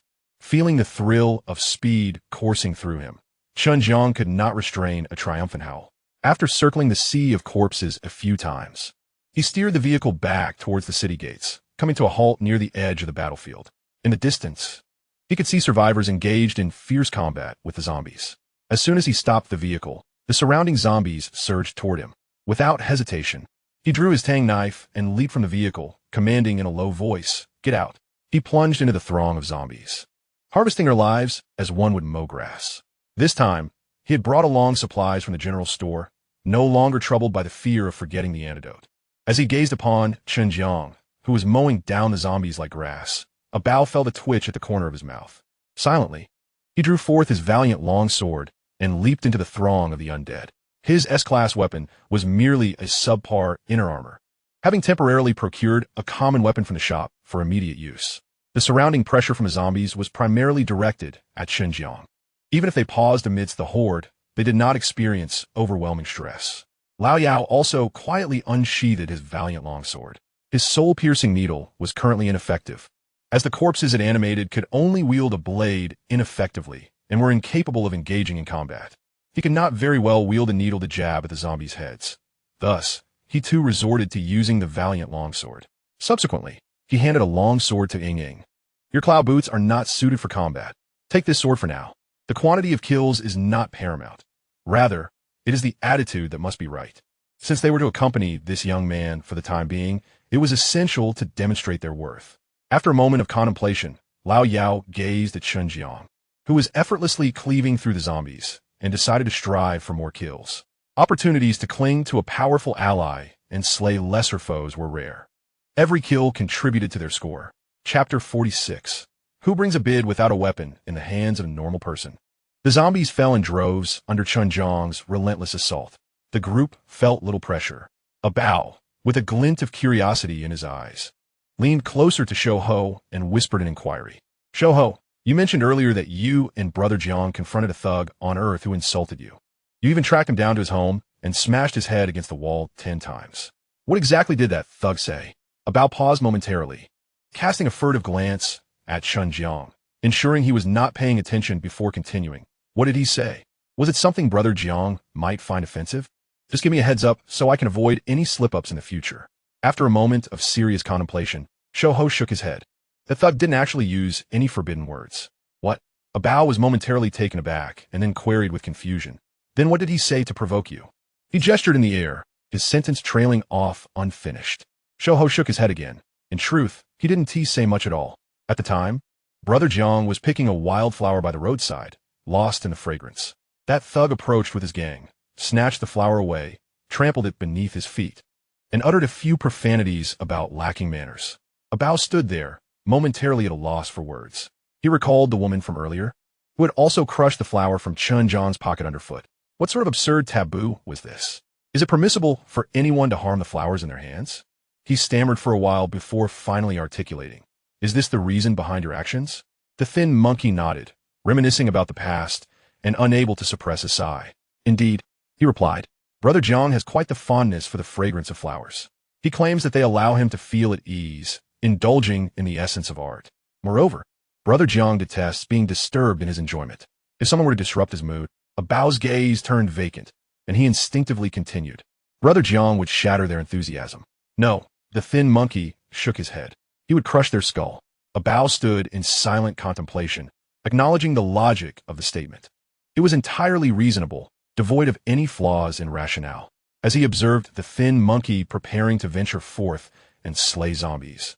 A bow hurriedly grasped his arm and inquired, "Is Brother Jiang's only taboo related to being interrupted in his enjoyment? Are there no other forbidden words or phrases?" After a moment of reflection, the thin monkey replied, "There are indeed some taboo words." "Were they?"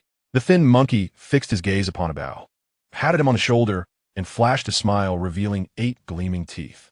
"You will come to know them in due time." With that, he turned and made his way to the other side to confront the zombies, understanding that each undead foe slain could be exchanged for a large chicken leg. Effort was essential. A bow, feeling a mix of despair and concern, watched the thin monkey's retreating figure and then stole a glance at Chen Jiang, who was skillfully cutting down zombies amidst the sea of corpses. He was indifferent to when he would learn this knowledge. His primary worry lay in inadvertently uttering a forbidden word becoming an example for the old demon and others in a live demonstration. Ever since witnessing Chen Jiang's astonishing consecutive strikes, he had come to a stark realization. His S-class armor would undoubtedly fail to protect his head. For hours passed in the blink of an eye. While Chen Jiang diligently battled the zombies, a mechanical voice suddenly resonated in the minds of every individual in the world. Global announcement. The zombie siege event has concluded. During this event, 789 cities were destroyed. The last surviving player in each city, carrying the city's core, has been randomly teleported to another city with a secret mission to rebuild.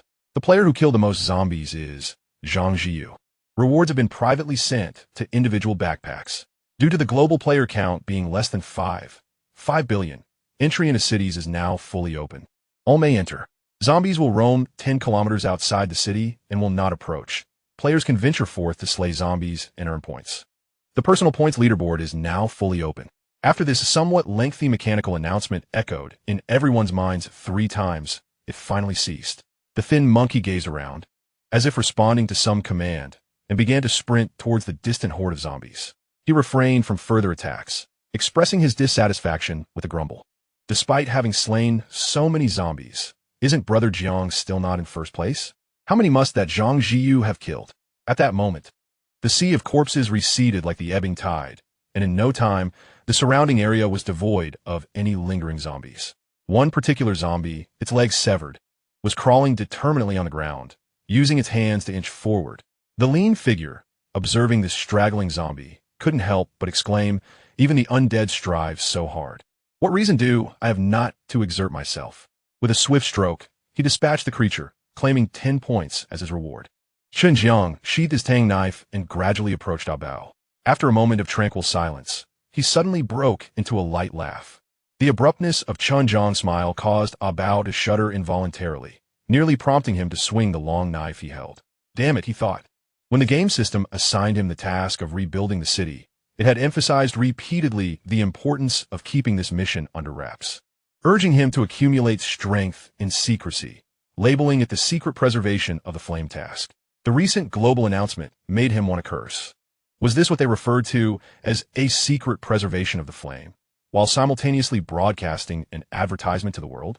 Bao gazed helplessly at Chen Jiang, who was smiling at him. It was evident that this individual had come to bid, though rather than holding a bid document, he wielded a tang knife.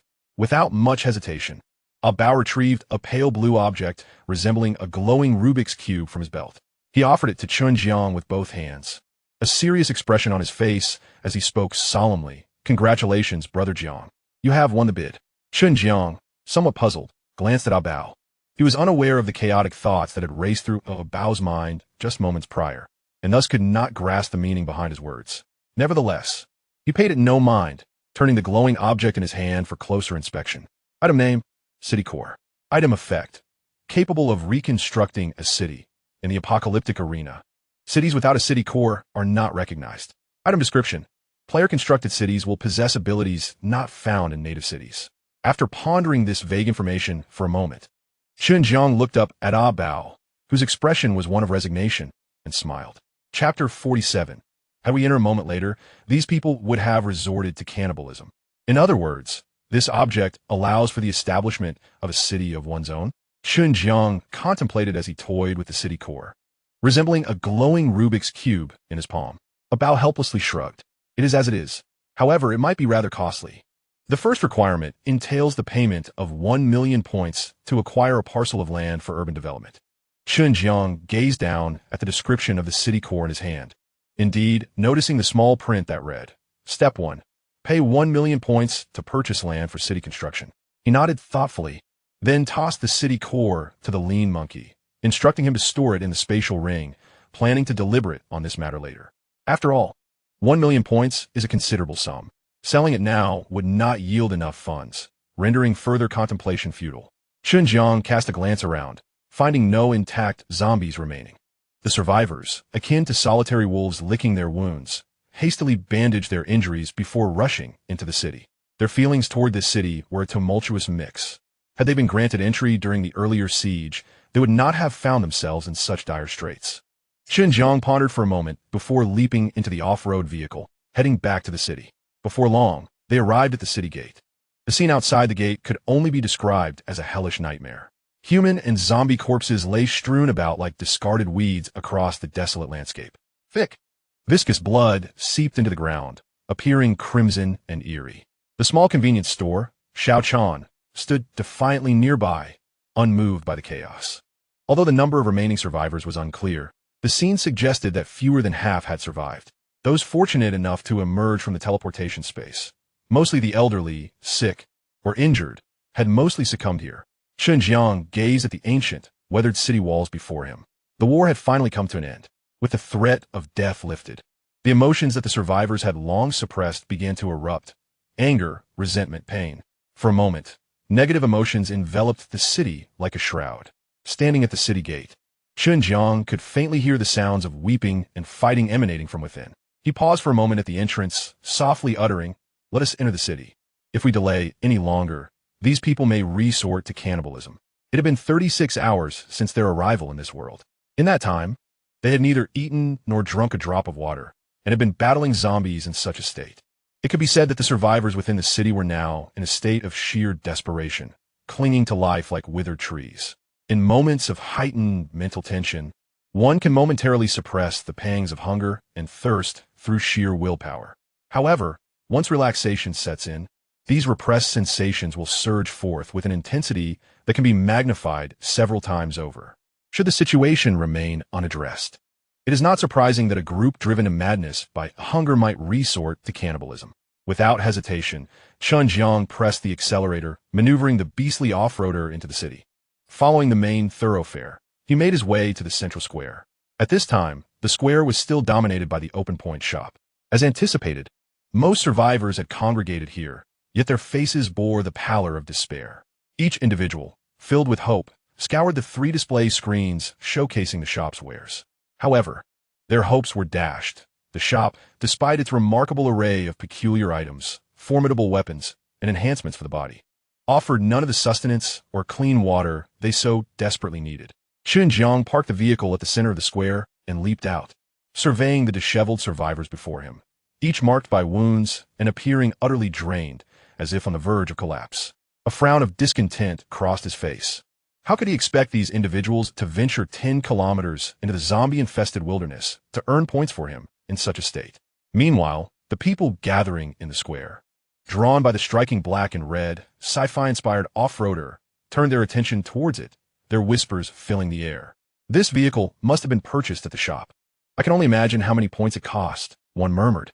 Now it makes sense. That little convenience store outside the city must belong to him. Consider this. An antidote sells for 50 points. Just how many have we bought? How many points has he earned? Another interjected, but you saw for yourselves. The points shop doesn't sell any of these essentials. If it weren't for his antidotes, would we even be standing here? At these words, the chatter abruptly ceased. A diminutive man gazed at Chen Jiang's formidable vehicle, memories flooding back.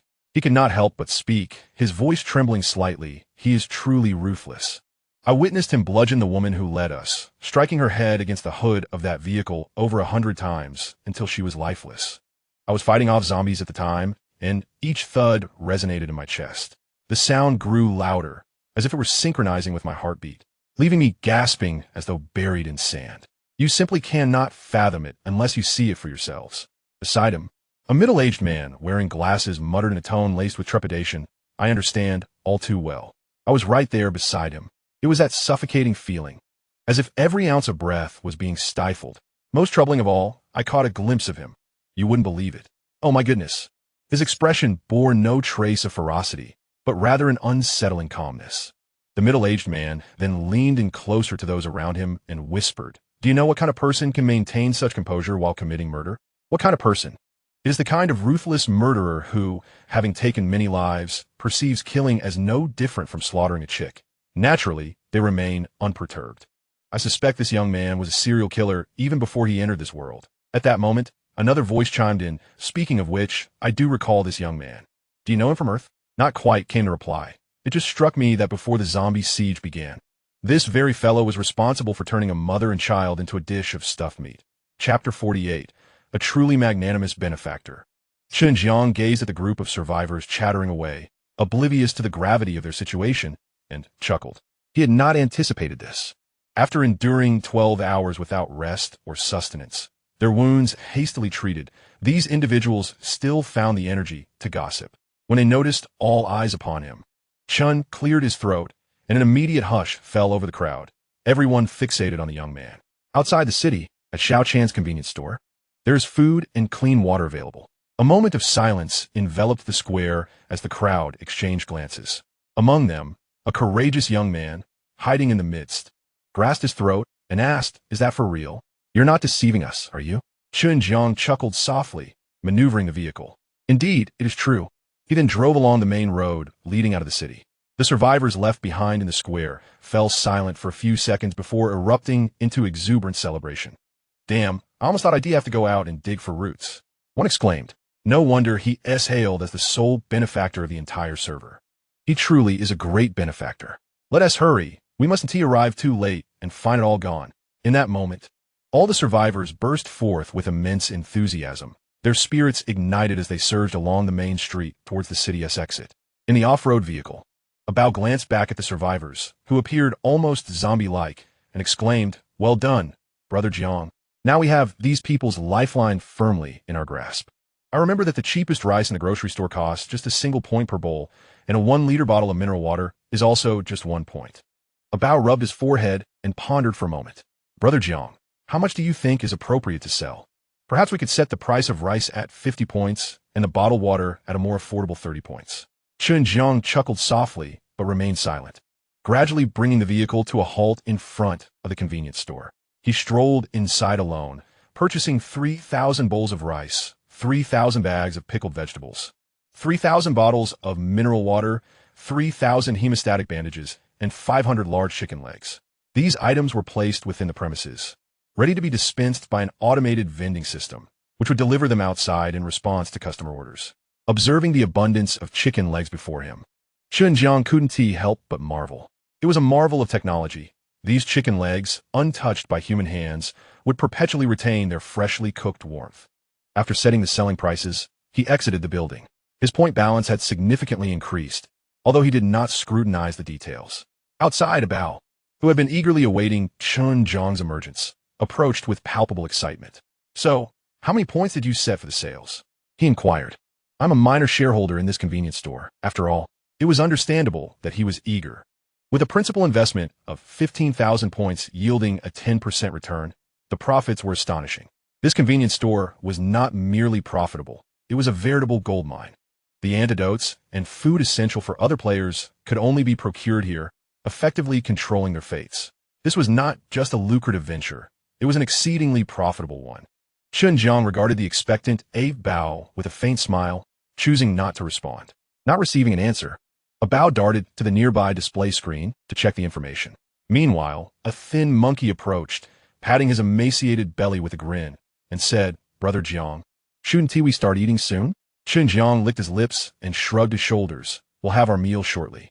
At that moment, a piercing scream erupted, filled with anguish as if someone had lost their parents, a sound of utmost despair. Bao, standing before the display screen, trembled with rage, pointing at it, his voice dripping with resentment. "Brother Jiang, did you misprice everything? Rice is only 1 point per bowl. 1 liter of mineral water and pickled vegetables also just 1 point? Even the large chicken legs are merely 10 points? Bao's tone resembled that of a disgruntled spouse. "I recall that the cost price in the grocery store is around that. Isn't it?" The thin monkey, bewildered, asked, "Brother Jiang, is it really a mistake? From my recollection, you're not typically this generous. Could it be that the globally renowned philanthropist has inspired you to adopt a benevolent persona?" "There is no mistake," Chen Jiang affirmed. Chen Jiang gazed at the throngs of survivors rushing towards him and slowly stepped aside. Food should not be sold at exorbitant prices. While all other goods may command high prices, sustenance must remain affordable for all, lest anyone starve. After all, who would earn us points if the hungry perished? He paused briefly, reflecting on Earth, where all items could be priced steeply, but food prices were strictly regulated. Bao, still grappling with the concept, lamented softly, "Even so, it should be marked up just a bit. Selling it at cost is excessive." Observing Chen Jiang's slightly squinted eyes, he hesitated before lowering his voice significantly. Such overwhelming compassion for humanity. At that moment, nearly all the survivors within the city had arrived, a swarm of eager faces crowding the window, creating a chaotic scene. Some of the smaller-framed players were pushed to the outskirts of the throng, unable to gain entry. Before them stood over 3,000 players, frantically pressing forward, heads down, leading to another unfortunate stampede. One player, already gravely injured and lacking sufficient sustenance, suddenly became dizzy and collapsed, never to rise again, as countless feet trampled over him. Chen Jiang stood by, leaning on his tang knife, contentedly observing the scene before him, nodding with satisfaction. After a lengthy watch, Shouho murmured, "Should we not have him line up properly?" Chen Jiang shook his head, retracting the off-road vehicle model and tossing it to Shouho, turning towards the city gate. "Maintaining order is too exhausting. This is just fine." Now he possessed a considerable number of points, ready to purchase necessary equipment from the point store and enhance his attributes. He felt somewhat weak, but now, with ample points, he could soon indulge in a hearty meal and sleep until naturally awakened. Abeo, unwilling to miss out, cast a reluctant glance back at the crowd, clamoring for food. This was a golden opportunity for profit. Yet, inexplicably, Chen Jiang had chosen to sell everything at original prices. Even doubling the price would yield an additional 10,000 points. Yet, Chen Jiang seemed indifferent to this potential gain, insisting on strictly controlling food prices, leaving Abeo perplexed. Chapter 49. With hands and feet, one will not starve. Strive to create glory. Just as Chen Jiang reached the city gate, a small hand tugged at his pant leg. He paused momentarily, frowning slightly as he looked down at a small boy, barely over a meter tall, his face smeared with dust and congealed blood, appearing utterly filthy. The boy extended his grimy little hand, weakly clutching at his trousers, eyes filled with a pitiful gaze. "Brother, they say you bought the food. Could you spare me a little to eat?" Chen Jiang fell silent for a moment, then let out a light chuckle. Bending down to meet the gaze of the small boy before him, who bore the appearance of a beggar, Chen Jiang inquired softly, "Are you hungry?" The boy, touching his sunken belly, lowered his gaze to evade Chen Jiang's eyes and weakly replied, "Yes." "Where are your parents?" The boy's eyes suddenly welled with tears as he sobbed. "They're dead, bitten by zombies." Chen Jiang, gently ruffling the boy's hair, pointed to a middle-aged man in the distance, devouring a chicken leg with fervor. "Would you like to have that chicken leg in his hand?" The boy nodded vigorously, swallowing hard with anticipation, his eyes locked onto Chen Jiang. "So, you came to ask me for it? Do you think I would give it to you?" The boy lowered his head, a flicker of fear in his eyes, rendered speechless. Beside them, Bao could no longer bear to watch. Isn't he just a beggar? Why is Brother Jiang being so patient with him? Unable to restrain himself, he exclaimed, "Brother Jiang, he's just a filthy beggar." Before he could finish, he was abruptly elbowed by the Slim Monkey, cutting him off. Wincing in pain, Bao glared at Slim Monkey, confusion etched on his face. "What the hell is wrong with you? Why did you hit me?" Slim Monkey sighed, placing a finger to his lips to silence him. He was genuinely concerned. Had he delayed even a second longer, Bao might have unwittingly turned the boy into a living example of Brother Jiang's taboo teachings. While losing one's life was unlikely, the fate of their arms and legs was far less certain. As Chen Jiang caressed the boy's head, lost in memories, he murmured, "I used to be a beggar." The boy showed little reaction, but Bao broke out in a cold sweat, startled by the revelation. "Damn it, I nearly became a case study myself." Realizing the gravity of the situation, Bao cast a grateful glance at Slim Monkey. So, Brother Jiang had once been a beggar. No wonder Slim Monkey had interrupted him. Had he spoken any derogatory words about beggars, it would have been tantamount to insulting Brother Jiang himself. The boy lifted his head, confused, staring at Chen Jiang. After a brief pause, Chen Jiang, still lost in thought, continued, "However, I never beg for food. We have hands and feet. We can rely on our own efforts to fill our bellies. Why should we act like dogs, wagging our tails for food? Though we may have fallen to the status of beggars, our spirit remains unbroken. As long as we strive diligently, we too can enjoy the fruits of our labor, savoring the chicken legs we earn with our own hands. Look, I'm living quite well now, all thanks to my hard work." Slim Monkey, recalling the past, couldn't help but shed tears, nodding earnestly. It was this very resilience and determination that he admired most in Brother Jiang. Though he had fallen to the depths of beggary, he never resorted to begging. The old demon could not help but gaze at Chen Jiang with admiration. It was unexpected that this young man had such a backstory on Earth.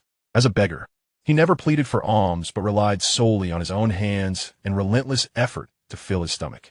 Suddenly, this made the lifelong thief feel a sense of shame and inferiority. Beside them, Ying could not help but feel her eyes welling up as she stared at Chen Jiang. She was astonished to learn that this young man, now clad in a suit and exuding an air of superiority, had once been a beggar.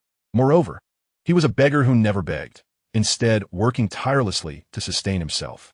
She could vividly imagine Chen Jiang, clad in ragged clothes, knocking on doors and inquiring about odd jobs, only to be met with refusal. Finally, after much perseverance, a shopkeeper was moved by Chen Jiang's spirit, allowing him to work diligently with his own hands, proving that one could survive without begging.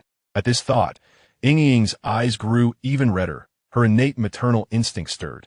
At that moment, she felt an overwhelming desire to embrace Chen Jiang and whisper words of comfort.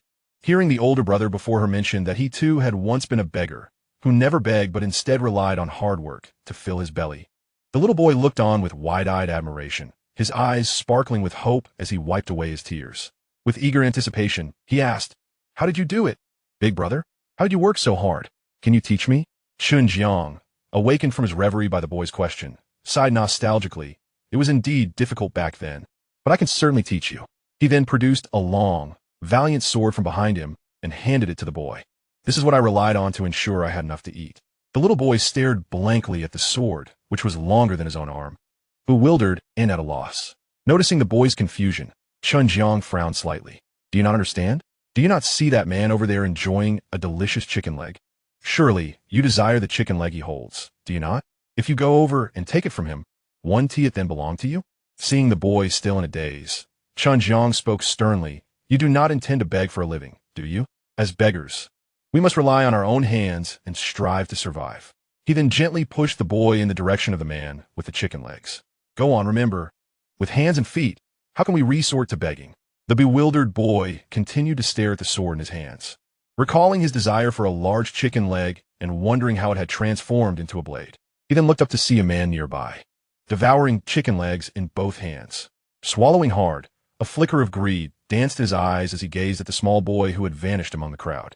The lean monkey could not help but express his sentiments, lamenting the decline of beggars in this era. In our day, it was quite different, he mused, shaking his head with a face full of nostalgia. Chen Jiang, too, was enveloped in reminiscence, replying, "Indeed, who can argue otherwise?" The words inscribed on the wall back then served as a tremendous source of motivation for us. With hands and feet, one shall not perish from hunger. Strive diligently to create brilliance. Old Yao, observing the two from the sidelines, felt a twitch at the corners of his eyes and silently scoffed at their words. To hell with your notions of hard work, he thought inwardly. Do you too harbor some misconceptions about the profession of begging? Your actions hardly qualify as that. I had thought you possessed a tale of rags to riches right here on earth. Chapter 50. Is an 18-hour workday excessive? Chen Jiang proceeded slowly along the main thoroughfare, where players dressed in tattered clothing, resembling refugees, occasionally hurried past him. His neat attire starkly contrasted with their disarray. Much like an eagle inadvertently landing among a flock of chickens, he walked at a deliberate pace, while the lean monkey and others behind him were perplexed by Chen Jiang's intentions, exchanging puzzled glances without deriving any understanding, ultimately trailing behind him. Chen Jiang cast a glance at the tall buildings flanking the street. 6 stories high, each floor contained but a single room, theoretically capable of accommodating over 10,000 individuals. Yet the pressing question remained.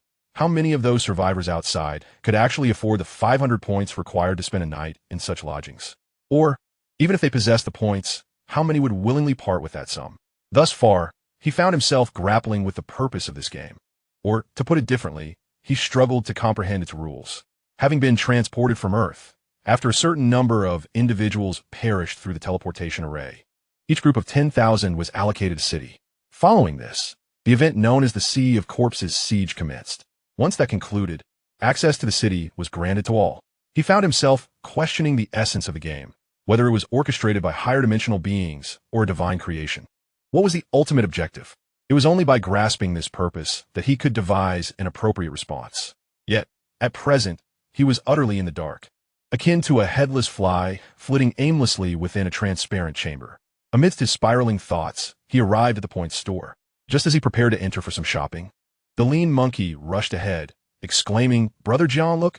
He pointed in astonishment at a stone tablet that had mysteriously risen in the center of the square. It exuded an ancient and solemn aura that inspired both awe and trepidation. Atop the stone tablet was a large display screen. The entire aesthetic appears akin to repurposing an ancient, long-abandoned stone monument into a support for a display screen. It prominently features his global ranking, which stands at 18th. Chen Jiang halted in his tracks, his brows furrowing ever so slightly as he gazed at the stone monument that had mysteriously risen. A flicker of dissatisfaction stirred within him, not due to the exposure of his name to the world, but rather because he felt a tinge of discontent. He had monopolized a grocery store, profiting handsomely from the sale of antidotes amidst the zombie siege, which could certainly be characterized as exorbitant profit. Yet, despite amassing such considerable wealth, he found himself languishing at a mere 18th on the global leaderboard. Had the top contender cornered all 4 shops in the point store? Or had they procured an S-rank weapon, a nuclear bomb, to wipe out the zombies in one fell swoop? It was utterly absurd. Chen Jiang cast a disgruntled glance at the leaderboard, committing the name of the top scorer, Wang Yukai, to memory. So Yukai is it? He fancied befriending those of prosperity. Subsequently, he stepped into the point store. Upon entering, Chen Jiang lowered his gaze, contemplating for a moment as he scrutinized his personal attributes page. Player name, Chen Jiang. Player strength, 12. Player agility, 16. Player stamina, 15. Player equipment, S-rank weapon, Tang Dao. Player skills, A-rank skill, put to death. Player items, S-rank city core. Player slain, 309. Points accumulated, 353, 561. Chen Jiang rubbed his eyes in disbelief, counting the digits of his points. He was aware he had earned a substantial amount, but he had never scrutinized the specifics until now. To his astonishment, his point balance had reached 350,000. This was no trifling sum. Consider that slaying a single zombie yields a mere 10 points. Thus, 350,000 points equated to the demise of 35,000 zombies. Such efficiency was comparable to hurling a nuclear bomb into a horde of the undead. However, upon further reflection, it did not seem exaggerated. After all, a single antidote sold for 50 points. With approximately 3,000 surviving players, if each purchased just one antidote, that alone would amount to 150,000 points. Moreover, those who had injected the antidote could very well be reinfected and required further purchases. Additionally, the deceased individuals were likely to have succumbed to reinfection after using the antidote, resulting in a lack of points to purchase further supplies. Thus, when calculated, 350,000 points did not seem excessive. Chen Jiang could not suppress a joyful smile. Indeed, solitary endeavors paled in comparison to having others toil on his behalf. In such a short span, this motley crew had generated an income of 35,000 points for him. The zombie siege persisted for some time, allowing the initial phase of the city's core to be activated directly. He stood still, resting his chin on his hand. Lost in thought, the city was a full 10 kilometers away from the zombie forest. Consequently, players venturing to eliminate zombies would waste considerable time on the round trip, adversely affecting efficiency. It would be more prudent to construct a railway directly between the city and the zombie forest, thereby saving a substantial amount of time. Suddenly, Chen Jiang's eyes brightened as he conceived a brilliant idea. Why not erect a few houses right next to the zombie forest, allowing players to reside in proximity to the undead? With a work schedule of 18 hours a day, he believed the profits would be absolutely astonishing. An 18-hour workday should not be deemed excessive, especially considering the provision of accommodation and the 6 hours allotted for rest. His expression animated. He lowered his gaze and began to calculate with his fingers. If a player were infected 3 times in a day, they would require 3 antidotes, amounting to an expenditure of 150 points. To sustain 3 infections, they would merely need to slay 15 zombies, an easy feat for seasoned players with battle-hardened experience. Each player could thus contribute 150 points daily. With 3,000 players, that would yield 450,000 points in a single day. In just 2 days, he could fulfill the requirements for the first phase of the city's core. Excitedly, Chen Jiang sought out the lanky figure of Shouho, and with exuberance, he playfully punched him on the shoulder, disregarding Shouho's bewildered expression. He glanced down at the general store in his hand, unable to contain his joy, and kissed his tablet fervently. Thankfully, he had activated the remote restocking feature upon leaving the convenience store, for had the inventory been entirely depleted, it would have resulted in a significant loss. A moment later, Chen Jiang's brow furrowed slightly. However, these 3,000 players would inevitably dwindle over time. He required a fresh influx of players. Chen Jiang cast a cunning glance at Abayo, who was browsing the item shop nearby. Thus far, Abayo was the only outer city player he had encountered, a survivor randomly teleported after the complete annihilation of the city's forces. Yet, he needed a large number of players to replenish his ranks. Where could he find this new cohort? He pondered whether traversing the wilderness in his conspicuous off-road vehicle might lead him to other cities. Just as Chen Jiang grappled with uncertainty, a familiar mechanical voice echoed once more. Chapter 51, The 100 Cities Deathmatch, The Primitive Forest Event Commences. Global announcement. A considerable amount of time has passed since the last zombie siege event. Surely, players are eager to partake in a new global activity. In response to the calls of numerous players, the 100 Cities Deathmatch event is officially launched. Every inhabitant of the cities must traverse through a portal to a vast, untamed forest, engaging in the most primal of battles. A mere 50 points are awarded for each kill, while slaying the last survivor of a city grants a staggering 10,000 points. After a duration of 12 hours, the remaining players may return to their cities via a dedicated teleportation array. The cities with the top 3 total scores will have their surviving players share rewards of 30,000, 20,000, and 10,000 points, respectively. The portal will manifest in 1 hour, and any player who fails to enter the portal within 2 hours will be transported to the Inferno. A gentle reminder, this is a battle of the most primal nature. Best of luck. Outside a convenience store, a middle-aged man, bespectacled and furious, slammed a chicken leg onto the ground. With an obscene gesture directed at the sky, he cursed his ill fate. His thigh, recently torn by zombies, had yet to heal, with blood still uncoagulated. And now he was to be thrust into an untamed forest for a battle royale among 100 cities. He would rather be cast into the Inferno, where perhaps he could plead for mercy before the King of Hell. After venting his frustrations, he gazed sorrowfully at the dirt and blood-stained chicken leg, hastily retrieving it. With the cleaner part of his attire, he delicately wiped away the grime. Grumbling in resentment, he muttered that death would be preferable. Unbeknownst to him, a small boy, eyes glimmering with greed, silently approached from behind, wielding a hero's long sword as long as his arm. Each step was taken with caution, his eyes filled with avarice. Yet his movements exhibited patience. Chen Jiang, who had been contemplating where to gather more players to serve him, was momentarily taken aback by the sudden mechanical announcement. A grin crept across his face as he realized the implications of the 100-city battle. There would be ample opportunity to recruit players for his purpose. The prospect of earning 150 points per day through subjugating players, totaling 500 points in a month, was too enticing to ignore. He closed his eyes in contemplation, recognizing that preparation for the untamed forest was essential. The first step would be to elevate his own strength. He pondered purchasing peculiar items from the shop that could yield unexpected advantages, for at this juncture, few could afford such items aside from him. However, outside the city, the over 3,000 players required further armament. Otherwise, relying solely on himself, he would find it challenging to capture a sufficient number of players. Beside him, Abayo plopped down on the ground, despondently resting his head on his arms while seated cross-legged. I had just emerged from the horde of zombies less than an hour ago, and now I was expected to venture into the primordial forest once more. It must be said, after 12 hours of battle, must one not be afforded even a moment's respite? Could I perhaps procure a hammock to hang from a tree in the primordial forest for a brief slumber? At this moment, the old demon exhibited no signs of discouragement. Instead, he chuckled and jested. Of course, as the saying goes, sway and sway, until you reach Mangpa Bridge. Abayo quickly sprang to his feet, casting a disgruntled glance at the old demon.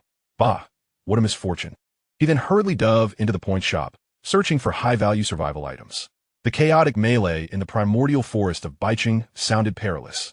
He had to ensure he procured enough life-saving items for himself. As for offense, that was naturally left to Brother Jiang. What? Brother Jiang cannot fight either? If Brother Jiang cannot prevail, how could he? It would be wiser to acquire more survival items. Perhaps he might yet endure. Abayo's eyes narrowed slightly as he fixated on a pair of knee guards in the item shop. This seemed essential to purchase. They would serve well to protect his knees while begging for mercy. Chen Jiang looked at the old demon, whose face was adorned with a smile, seemingly untroubled, and queried, "You appear utterly unfazed?" The old demon, his face wrinkled and creased, chuckled softly. "Earlier, I killed a zombie and obtained an S-grade refining stone.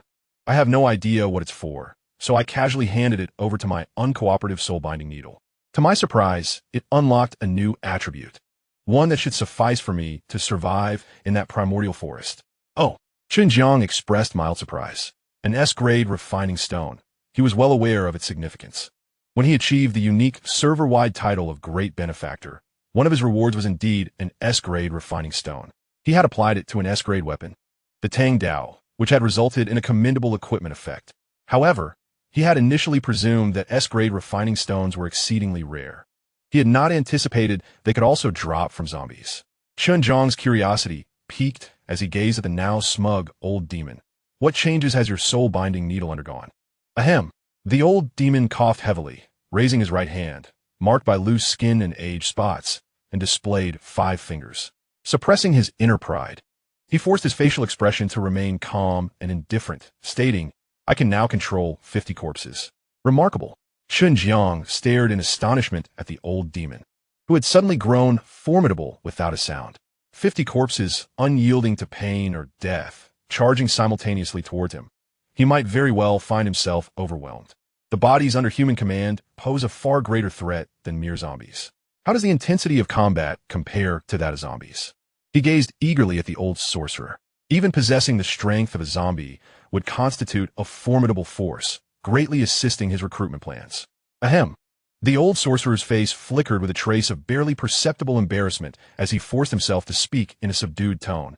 They are not capable of combat. As before, they can walk but cannot fight.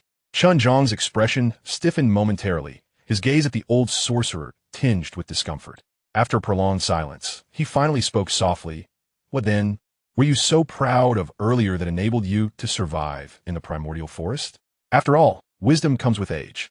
The old sorcerer's murky eyes shifted a few times before his expression settled into tranquility, erasing any hint of embarrassment from his face. With an air of confidence, he replied in a deep voice, while my 50 corpses cannot engage in battle, their deterrent effect is formidable. Chapter 52. The Girl Selling Nuclear Bombs. Huh? Chen Jiang was momentarily taken aback, struggling to grasp the meaning of the old sorcerer's words. A strong deterrent? What does that imply? The old sorcerer cleared his throat a few times, stroked his snowy beard, and avoided the scornful gaze of his granddaughter. With a serious demeanor, he spoke earnestly. Consider this. The corpses controlled by the soul-driving needle, though incapable of fighting, are absolutely obedient. Whatever I command them to do, they will execute without fail. They can move forward, to the left, to the right, or backward at my behest. The old sorcerer, satisfied, stroked his snow-white beard once more. Just imagine, 50 figures clad entirely in black, standing behind me, moving in perfect unison, resembling the death warriors of an illustrious family. Who would dare to attack in the face of such a sight? After hearing this, Chen Jiang remained rigid, struggling to comprehend. He finally understood the old sorcerer's intent. He was attempting to recreate the facade of an earthly cultivation family within the primordial forest. After a moment of silence, he sighed and remarked wryly, why not acquire more props, step upon a flying sword, and hold a golden pill in your hand?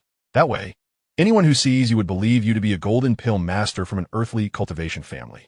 The old sorcerer appeared momentarily stunned, his gaze drifting into the distance as he muttered thoughtfully, That's a splendid idea. He then hurried off to the item shop, unsure of what he was searching for. Chen Jiang sighed, preparing to head toward the equipment shop when he noticed a Bao incessantly purchasing gear, helmets, knee pads, arm guards. Sving Bao, who was nearly encased like a medieval knight. Chen Jiang felt an overwhelming frustration bubbling within him, and he spoke in a grim tone, dressed so tightly. Can you even move? In the primordial forest, you'll be a living target. Upon hearing Chen Jiang's voice from behind, Bao turned his head, letting out a muffled chuckle from beneath his helmet. He then smugly proclaimed, Brother Jiang, I had already considered all that you mentioned. Just look at the base of my thigh. With a proud expression, he gestured toward his thigh. Chen Jiang furrowed his brow and slowly directed his gaze down to Bao's thigh. 2 symbols were firmly affixed to the base of Bao's thigh.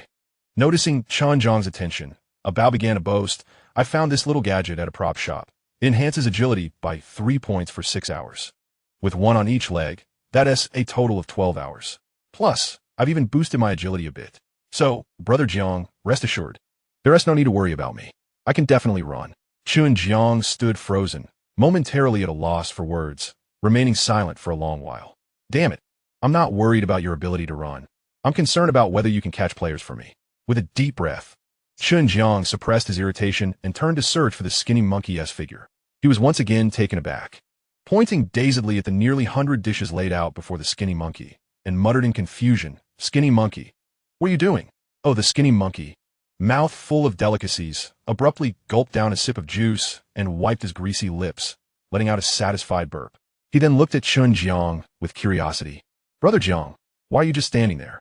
Didn't we say we'd come back for a lavish feast? Aren't you all hungry?" Chen Jiang rubbed his eyes, staring at the assortment of items in the grocery store beside the skinny monkey, remaining speechless for a while. When the skinny monkey had asked him for a tablet, he assumed the monkey sought to purchase some combat supplies. He exhaled deeply and massaged his temples. "We are set to battle in the primal forest in an hour." "I know," the skinny monkey interrupted Chen Jiang, proudly lifting his juice. "Don't worry, brother Jiang. I've thought this through thoroughly. I didn't order soda, just juice. No bloating for me." Chen Jiang's unfinished words lodged in his throat, causing his face to flush slightly. He then noticed the old witch approaching his grocery store, quickly purchasing a set of seemingly regal attire and a veil for Ying. Gazing at the figure before him, dressed like an empress and veiled, Chen Jiang felt a headache coming on, helplessly rubbing his temples and weakly asking, "What is this all about?" With a serious and solemn expression, the old witch replied, "This is our young master from the Shao family. I am her protector." "All right, enough." Chen Jiang weakly gestured to interrupt the old witch's forthcoming words. "You are her guardian, right? I can see that. Snakes have their own paths, while mice have their burrows. Even in death, such individuals will endure. Although their means of survival may lack honor, they will undoubtedly outlast those who boast of their prowess to shatter the heavens." He sighed and made his way to the attribute shop, investing all his attribute points into strength, agility, and stamina, each reaching the value of 20. His personal attribute page now read, player name, Chen Jiang, player strength 20, player agility 20, player stamina 20. Enhancing a single attribute point costs 100 points, and he had not spent a considerable amount. It was not that he was unwilling to further enhance his attributes, rather, beyond 20 points. The cost escalated to 10,000 points per increment. Although he currently possessed 350,000 points, he had meticulously planned to invest all of them in the chaotic combat of this city, aiming to recruit sufficient laborers. He lingered for a moment, then decided to allocate an additional 20,000 points to augment his agility by 2 points, bringing it to 22. His decision was not without reason. He recalled a bow's agility boosts and the 2 acceleration symbols inscribed upon his legs. Should he encounter an insurmountable foe, he must not lag behind a bow. Subsequently, he approached the equipment shop, his eyes fixed longingly on the item he had long desired. Equipment name, portable handheld nuclear cannon. Equipment level, S rank. Equipment effect, capable of inflicting devastating damage within a range of 1,000 square meters, with a range of 2,000 meters. A nuclear bomb regenerates automatically every 7 days, with only one available for loading at time. Equipment description. It is said that this product was sold by a sweet, innocent little girl on a frigid day. Yet none purchased her nuclear bomb due to its exorbitant price. The girl recalled her grandmother's words, "When a cold becomes unbearable, releasing this nuclear bomb would evoke the warmth of her grandmother's embrace." That night, everyone in the city beheld the little girl's grandmother. Equipment price, 200,000 points. Chapter 53. You see, this little boy still retains his innocence. In the next moment, a sleek, black weapon resembling a rocket launcher appeared on the floor before Chen Jiang. Unlike traditional rocket launchers, this weapon featured an exceptionally thick barrel, wide enough to accommodate 2 adult heads simultaneously. A massive nuclear warhead, twice the diameter of the barrel, rested securely within. Chen Jiang, exhilarated, hoisted the exaggerated portable handheld nuclear cannon onto his shoulder. It was somewhat heavy, yet after spinning around in satisfaction, he felt an overwhelming sense of security. The lethal devastation within 1,000 square meters would undoubtedly enable him to accomplish many endeavors. As Chen Jiang hoisted the portable handheld nuclear cannon, he suddenly caught sight of a Bao's expression, which was rife with terror. Unable to suppress a chuckle, he remarked, "Isn't this little gadget rather impressive? Just look at your frightened demeanor. As long as you refrain from any foolish antics, it won't endanger you." Unbeknownst to him, a cold sweat had formed on a Bao's back. After a brief pause, he gulped, his eyes brimming with anxiety, and stammered, Jiang go. It's not that I'm afraid you'll strike me. Rather, have you forgotten that you rank only 18th on the leaderboard? There are 17 individuals ahead of you. If you can afford it, surely they can as well. Bao anxiously patted his inner armor, his expression growing more alarmed as he contemplated something. It is worth noting that this time, the battle would take place in a vast forest, and should those 17 individuals be allocated to fight alongside us, this so-called battle would inevitably transform into a nuclear bombardment. Chen Jiang's expression momentarily froze, and he soon grasped the gravity of the situation. His countenance darkened considerably. Damn it. If there truly are 17 nuclear warheads detonating in a primordial forest, survival would indeed be uncertain.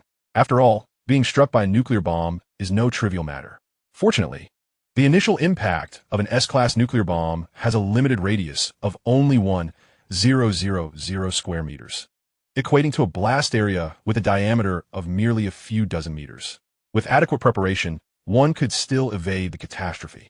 With this thought, his complexion regained its color, becoming rosy once more. Nevertheless, the primary function of this weapon lies in intimidation, thus necessitating the acquisition of some conventional gear. After a moment of contemplation, Chen Jiang made his way to both the item shop and the equipment store, procuring several items. He also acquired a new spatial ring, into which he stored all his purchases, then nodded in satisfaction. Turning to the others behind him, he asked with earnestness, "Are you all prepared?" The slender monkey and the others exchanged glances before responding in unison. All set. Chen Jiang scanned the group, noting a Bao clad in newly acquired armor, the enigmatic old demon dressed in black, and the young master, Ying in her attire. He sighed, opting not to say more. This group had invested in survival skills. Observing a Bao, adorned in defensive gear and potentially possessing unknown agility attributes along with peculiar survival items, Chen Jiang felt that even if he wished to eliminate a Bao now, it would be quite a challenge. It was no surprise that such individuals could emerge as the last survivors of the city. Rather, it would be peculiar if they perished early. Chen Jiang fixed his serious gaze upon the slender monkey, stating firmly, "This is no trifling matter. Have you prepared your supplies?" Upon seeing Brother Jiang's earnest reminder, Shouho was touched and resolutely patted his chest, assuring him, "Rest assured, Brother Jiang, I am utterly reliable." Chen Jiang nodded in acknowledgement. He then exited the point's store and glanced at the three surrounding buildings, their doors still shut and shrouded in darkness. His brow furrowed slightly. There were 4 structures in total in the plaza, with the point store behind him being one of them. The other 3 remained dim and closed, their purposes unknown. Shaking his head, he cast those thoughts aside. From his ring, he retrieved a model of an off-road vehicle and carelessly tossed it onto the ground before him. In the next moment, a strikingly black and red off-road vehicle, radiating an otherworldly glow and exuding a sense of science fiction, materialized before the crowd. Chen Jiang settled into the passenger seat. Once his companions boarded the vehicle, they drove straight along the main road towards the outskirts of the city. By this time, many individuals had begun to realize the situation and were frantically rushing toward the point store, presumably intent on spending their scant points to procure equipment that might aid their survival in the nearly lethal wilderness of the primordial forest. Chen Jiang drove the vehicle out of the city, halting at the entrance of a convenience store. Meanwhile, some people were still scrambling to purchase food, as only a brief period had elapsed, and not everyone had managed to secure provisions. Each person moved cautiously, constantly circling around, striving to avoid lingering too long in any blind spot, wary of being ambushed by those desperate enough, with insufficient points, to resort to underhanded tactics. Others, having filled their stomachs, hastened toward the point store. A segment of the crowd remained despondently rooted in place, primarily those grievously injured who held little hope of survival, and a recent event had rendered their chances nearly non-existent. Some gathered in small groups, while others leaned against walls, eyes gently closed, resting to conserve their energy. Exhaustion enveloped everyone, yet no one dared to truly fall asleep. In such an environment, slumber could equate to eternal rest.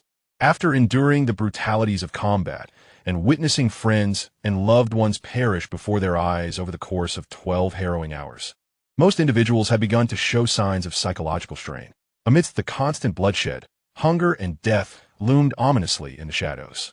Only those with exceptionally strong mental fortitude could maintain their original composure in such dire circumstances. The ethical and moral constructs that had been cultivated over millennia on Earth, hierarchies of respect and love, had been nearly obliterated in just 36 hours within this apocalyptic arena. However, not everyone had succumbed to psychological turmoil. Alongside those with formidable mental resilience, there remained a few innocent children who managed to retain their kindness amidst the chaos. Chen Jiang gazed at the small boy squatting contentedly at the foot of the city wall, devouring a large chicken leg. His eyes darted around, keenly observing his surroundings. Despite crouching on the ground, he held tightly onto a heroic longsword that was as long as his arm. The still fresh crimson blood at the blade's tip glistened alluringly in the twilight, as if lamenting, "Why not dip the chicken leg in my essence?" After observing for a moment, Chen Jiang let out a soft chuckle. Look at him, this boy still retains his childlike innocence. Chapter 54. You see, these few individuals are rather bothersome. Time ticked away. Soon, an hour had passed without any system notifications. A transport portal, several meters high and wide, abruptly appeared in an open area nearly 100 meters from the city gate. This portal bore a striking resemblance to the very first one that emerged on Earth. Chen Jiang squinted slightly, maneuvering his rugged vehicle to position it directly in front of the portal, yet he did not enter. Instead, he parked the vehicle sideways across the entrance. At this moment, there were no survivors left within the city. All had gathered outside, awaiting the arrival of the portal, including those who had previously appeared despondent as they awaited their fate. Now, they too stood quietly amongst the crowd outside the city. After all, there was still a chance to venture into the primal forest. However, remaining outside only to be transported to the inferno would undoubtedly lead to their demise. Even if they were to perish, being left behind in the inferno would be far more bearable. Upon seeing Chen Jiang block the entrance, the anxious survivors preparing to pass through the portal remained silent, their expressions a mixture of confusion and intrigue. After all, with an hour designated for crossing the portal, a few extra minutes were inconsequential. Some with less patience were ready to voice their frustrations when suddenly, Chen Jiang stood up from his seat, hoisting a remarkably exaggerated cannon on his shoulder. The projectile resembled a nuclear bomb in shape. Standing there with a portable nuclear cannon, Chen Jiang surveyed the now silent crowd before him and nodded in satisfaction. It seemed this contraption possessed the remarkable ability to silence a crowd within a certain radius. A bow beside him stifled a smirk. He genuinely wished to caution Chen Jiang, although he was unaware of the bomb's explosion radius. He recognized that even the smallest blast could encompass them all if Chen Jiang were to pull the trigger. This weapon was only effective against distant foes. Close-range attacks would mean dragging them along to the bridge of no return. As the silence stretched, fear painted the faces of those watching the nuclear cannon on his shoulder, and some began to contemplate fleeing. Ahem. Chen Jiang coughed twice, then retrieved a loudspeaker from behind him and held it to his lips. Many may not know my name. I am Chen Jiang. To be succinct, the game announcement stipulates that defeating a hostile player rewards you with 50 points. However, I have a request for you all. Do your utmost to refrain from killing any hostile players. Instantly, the previously silent crowd erupted into a cacophony. Numerous individuals eagerly prepared to venture into the primitive forest, intent on slaying enemies to amass points. It is worth noting that killing a player yields 50 points, while slaying a zombie only grants a mere 10. Often, humans are far easier to eliminate than zombies. Yet at that moment, someone stood up and advocated for sparing all hostile players. Had it not been for the formidable presence of the nuclear cannon, many would have vociferously protested. For hindering one's means of income is akin to slaying their parents. Nonetheless, a multitude of individuals grumbled in anger, their faces contorted with rage. Conversely, a faction remained expressionless and unfazed, having no intention of engaging in violence. They had long resolved to find a hiding spot within a primitive forest until the game concluded. Killing? They were content merely to survive. The scene before Chen Jiang unfolded as he had anticipated. He chuckled softly and raised the loudspeaker once more. Defeating a player will reward you with 50 points. However, if you capture a player alive, I will reward you with 200 points. Additionally, I will provide you with ample resources to facilitate the effortless capture of players from other cities. In an instant, the previously raucous atmosphere intensified. 200 points is no trifling sum. Nevertheless, the requirement of capturing alive presents a genuine challenge. One must recognize that even in defeat, desperation often ensues. A moment's hesitation could lead to one's own demise. Yet, the prospect of 200 points is sufficient to offset that risk. Chen Jiang chuckled again and waved his hand. A substantial quantity of supplies, recently acquired from the points shop, materialized before them, forming several small hills. Among these items were armor, grenades, handcuffs, ropes, food, and camouflage outfits, all provided free of charge. The armor offers substantial protection, while the plasma grenades will incapacitate anyone hit directly for 10 minutes, provided they lack special equipment. The handcuffs allow you to restrain the incapacitated individual, and the ropes facilitate their transport. The food ensures you will have adequate provisions along the way. And the camouflage outfits grant you sufficient concealment within the primitive forest. As soon as Chen Jiang finished speaking, the players below were swallowing hard, their eyes fixated on the small mountains of supplies before them. Had it not been for the intimidation posed by the nuclear bomb, some would have already rushed forward. Even those who had initially resolved to find a hiding spot were now coveting the camouflage uniforms, which could significantly enhance their chances of survival.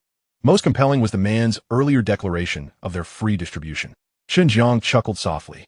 Thus, everyone formed an orderly queue to claim their complementary provisions: a suit of body armor, 5 grenades, 5 sets of handcuffs, a length of rope, a ration of food, and a camouflage outfit.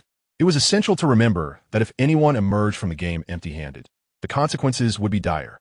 He paused momentarily, leaving the unspoken threat hanging in the air, yet it was evident that all understood the implication. Without further ado, they proceeded to collect their gear and step through the portal. A bounty of 200 points awaited those who captured a player, with no upper limit. Chen Jiang waved his hand, glancing at the lean figure beside him, casually inquiring, "Have you located Guan Shuang and the others?" "Indeed," the lean figure replied, narrowing his eyes towards a group huddled in the corner of the crowd, clad in prison garb. While they were not overtly conspicuous, they were certainly not difficult to find. "Let us go," Chen Jiang declared, leaping down from the vehicle. "A bow. You and your crew maintain order. If you encounter greedy thieves attempting to pilfer more than their share, eliminate them on the spot. We must make an example of a few." He then twisted his body, the sound of cracking joints echoing like fireworks, as he turned his gaze back to the lean figure. "Before we enter, let us deal with these individuals. You know how bothersome they are." Excitement gleamed in the lean figure's eyes as he rested the scalpel against his shoulder. "I've been eager to do this, Brother Jiang. Those who protect that wretched Li Jia cannot be good people." With that, Chen Jiang brandished his Dao sword and strode purposefully through the crowd towards the direction indicated by the lean figure. Chapter 55. Entering the Primal Forest, Navigating Through the Throng. Chen Jiang approached Guan Shuang directly. A soft chuckle escaped him as he regarded the man, adorned in prison attire and wielding dual tridents. Guan Shuang suppressed his inner resentment, staring at Chen Jiang for a prolonged moment before responding in a low voice. "What brings you here?" His hatred for Chen Jiang ran deep, a desire to tear him apart coursing through him. This was not driven by any deep feelings for Li Jia. Rather, after spending decades in prison, he had finally crossed through the portal to this world, only to behold such a beautiful woman, trembling with fear. He had lost a brother in his efforts to protect Li Jia, only for her to be brutally slain by the very man standing before him. Most painfully, he had not even had the chance to touch her. Couldn't he wait until he had grown weary of the game before taking her life?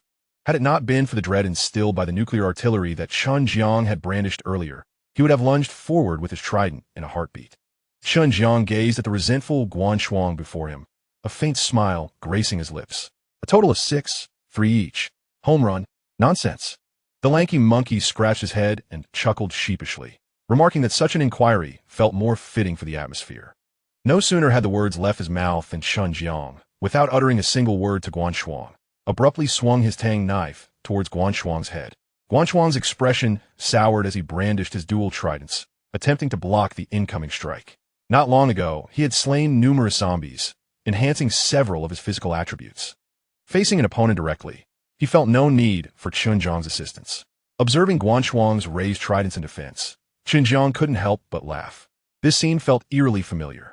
However, in terms of points, Guan Shuang fell significantly short of Chen Jiang, and naturally, his purchased attribute points were fewer. In the face of such an overwhelming advantage, skill became irrelevant. With a few swift strikes, Chen Jiang sent shockwaves through Guan Shuang's hands, leaving them numb. With a fierce shout, Chen Jiang forcefully struck Guan Shuang's tridents from his grasp, sending them clattering to the ground. Without a moment's hesitation, he raised his knife and advanced. The lanky monkey gazed at the 6 fallen corpses before him and sighed. "Such vigorous exertion has surely digested the meal we just consumed." Chen Jiang stepped over the bodies beneath his feet, sheathing his tang knife nonchalantly. Let us venture forth and uncover what lies within that primordial forest. I can hardly wait to capture a multitude of players, casting them into the zombie-laden wilderness to toil on my behalf. After a moment of silence, the lanky monkey could no longer contain his thoughts. He had always felt a twinge of doubt about Jiang Ji's plan. Jiang, have you not considered how to manage them once their numbers swell? What if chaos ensues? Chen Jiang chuckled lightly. Why should I manage them? I am merely a merchant. I see no reason to govern them. Our sole responsibility is to confine them with the zombies, after which we can sell the antidotes. The lanky monkey's expression momentarily faltered. Is this considered a novel management approach? Yet, not everyone is willing to slay zombies. Some might prefer to survive in the city through begging. Not everyone desires strength. Many are content simply to endure, even if it means living a meager existence. Chen Jiang glanced at the ominously darkening sky, a flicker of unease crossing his mind before he remarked casually, "You are overthinking. You seem to regard me as a lord serving his subjects, but I am merely a merchant. Let's return to this later." He regarded the queue for equipment. The nearby corpses lying silently, a stark reminder of his recent actions. He recalled that he had not been gone long. He had only taken the lives of 6 individuals. Did you maintain order, only to end up killing dozens? He took a deep breath, gesturing at the numerous corpses before him as he looked at Abayo. I instructed you to set an example, not to slaughter the chickens among them. Abayo smiled awkwardly. I understand. Chen Jiang frowned slightly. So many are greedy, trying to take more. Abayo scratched his head. That's not entirely the case, but you know that my and Lao Yao's strengths do not lie in combat. If someone were to sneakily take more, when we go to deal with that individual, a small-scale riot is bound to occur. We certainly cannot quell it immediately. Therefore, to prevent such a possibility, Lao Yao and I decided to periodically select a fortunate individual to eliminate. This way, those who witness this scene will refrain from harboring any ulterior motives. Chen Jiang nodded expressionlessly and said in a low voice, The reasoning is sound. However, I would like to know how often you mean by periodically. A player can earn at least 150 points a day. That is quite a sum.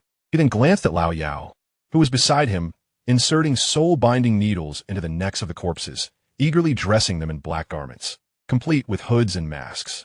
After a brief pause, he confirmed, Isn't this for collecting 50 corpses?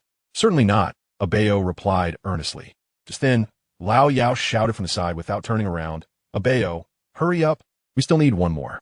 It will be inconvenient when Chen Jiang returns. Remember, it must be a robust one. A hint of embarrassment flashed across Abayo's face as he scratched his head, avoiding Chen Jiang's gaze and forcing a smile.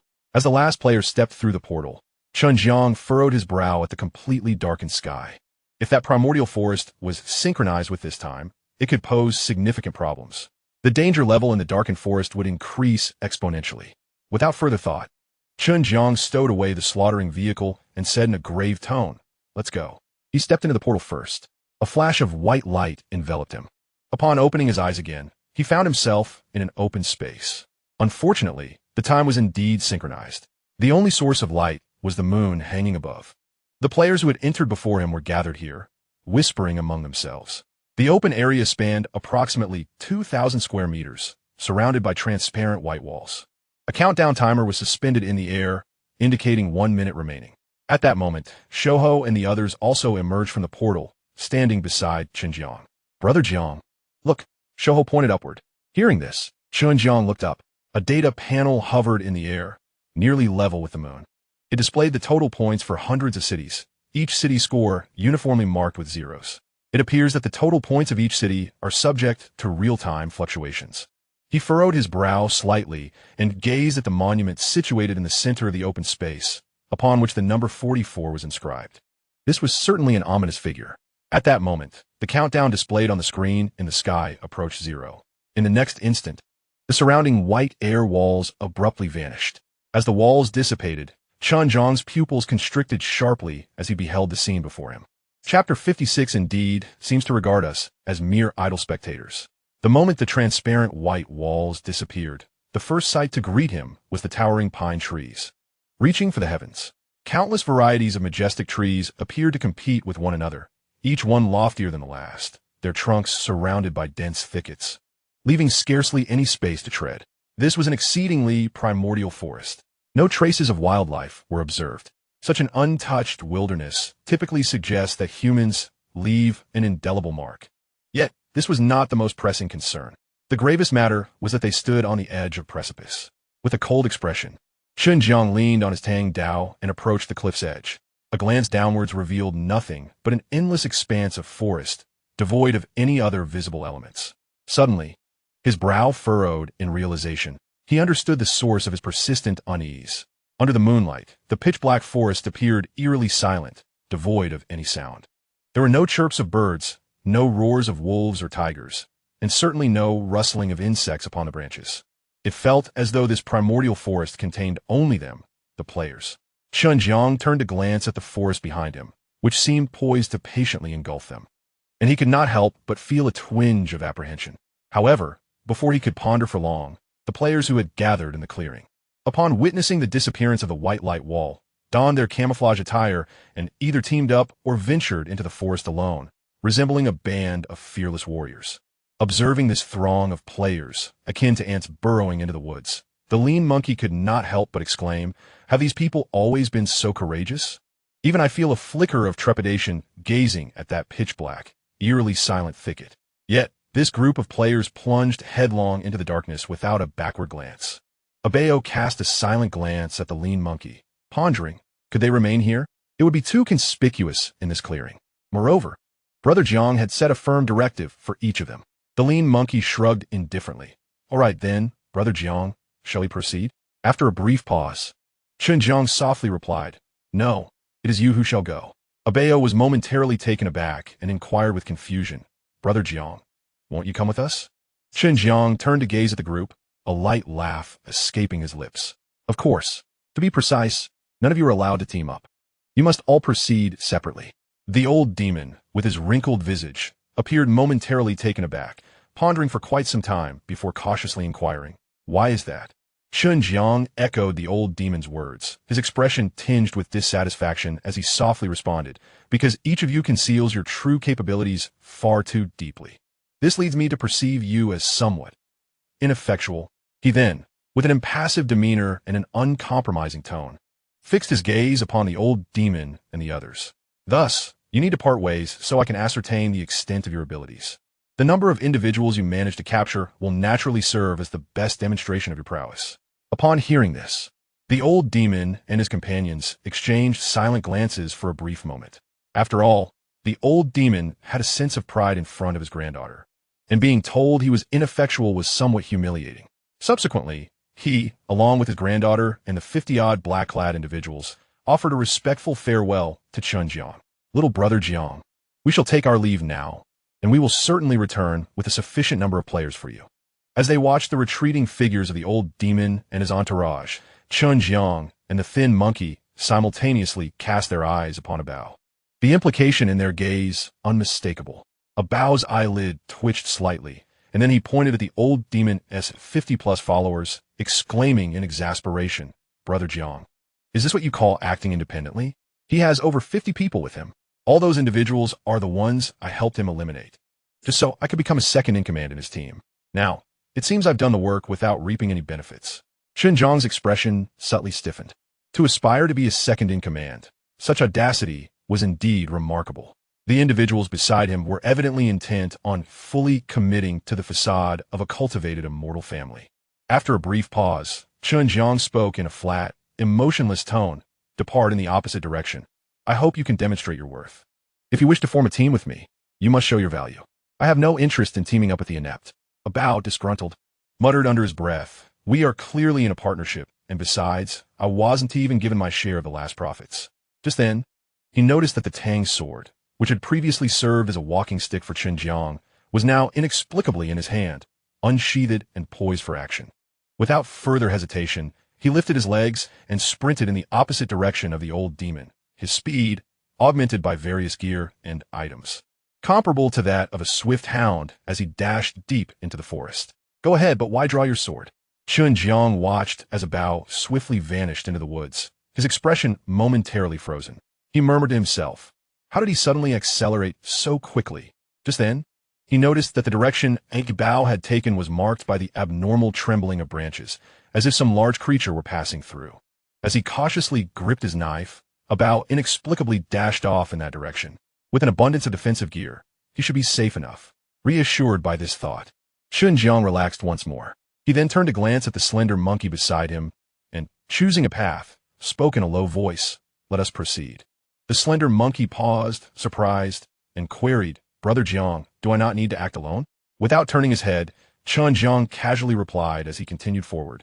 Allowing them to act independently is a means to gauge their capabilities, to see what they are truly capable of.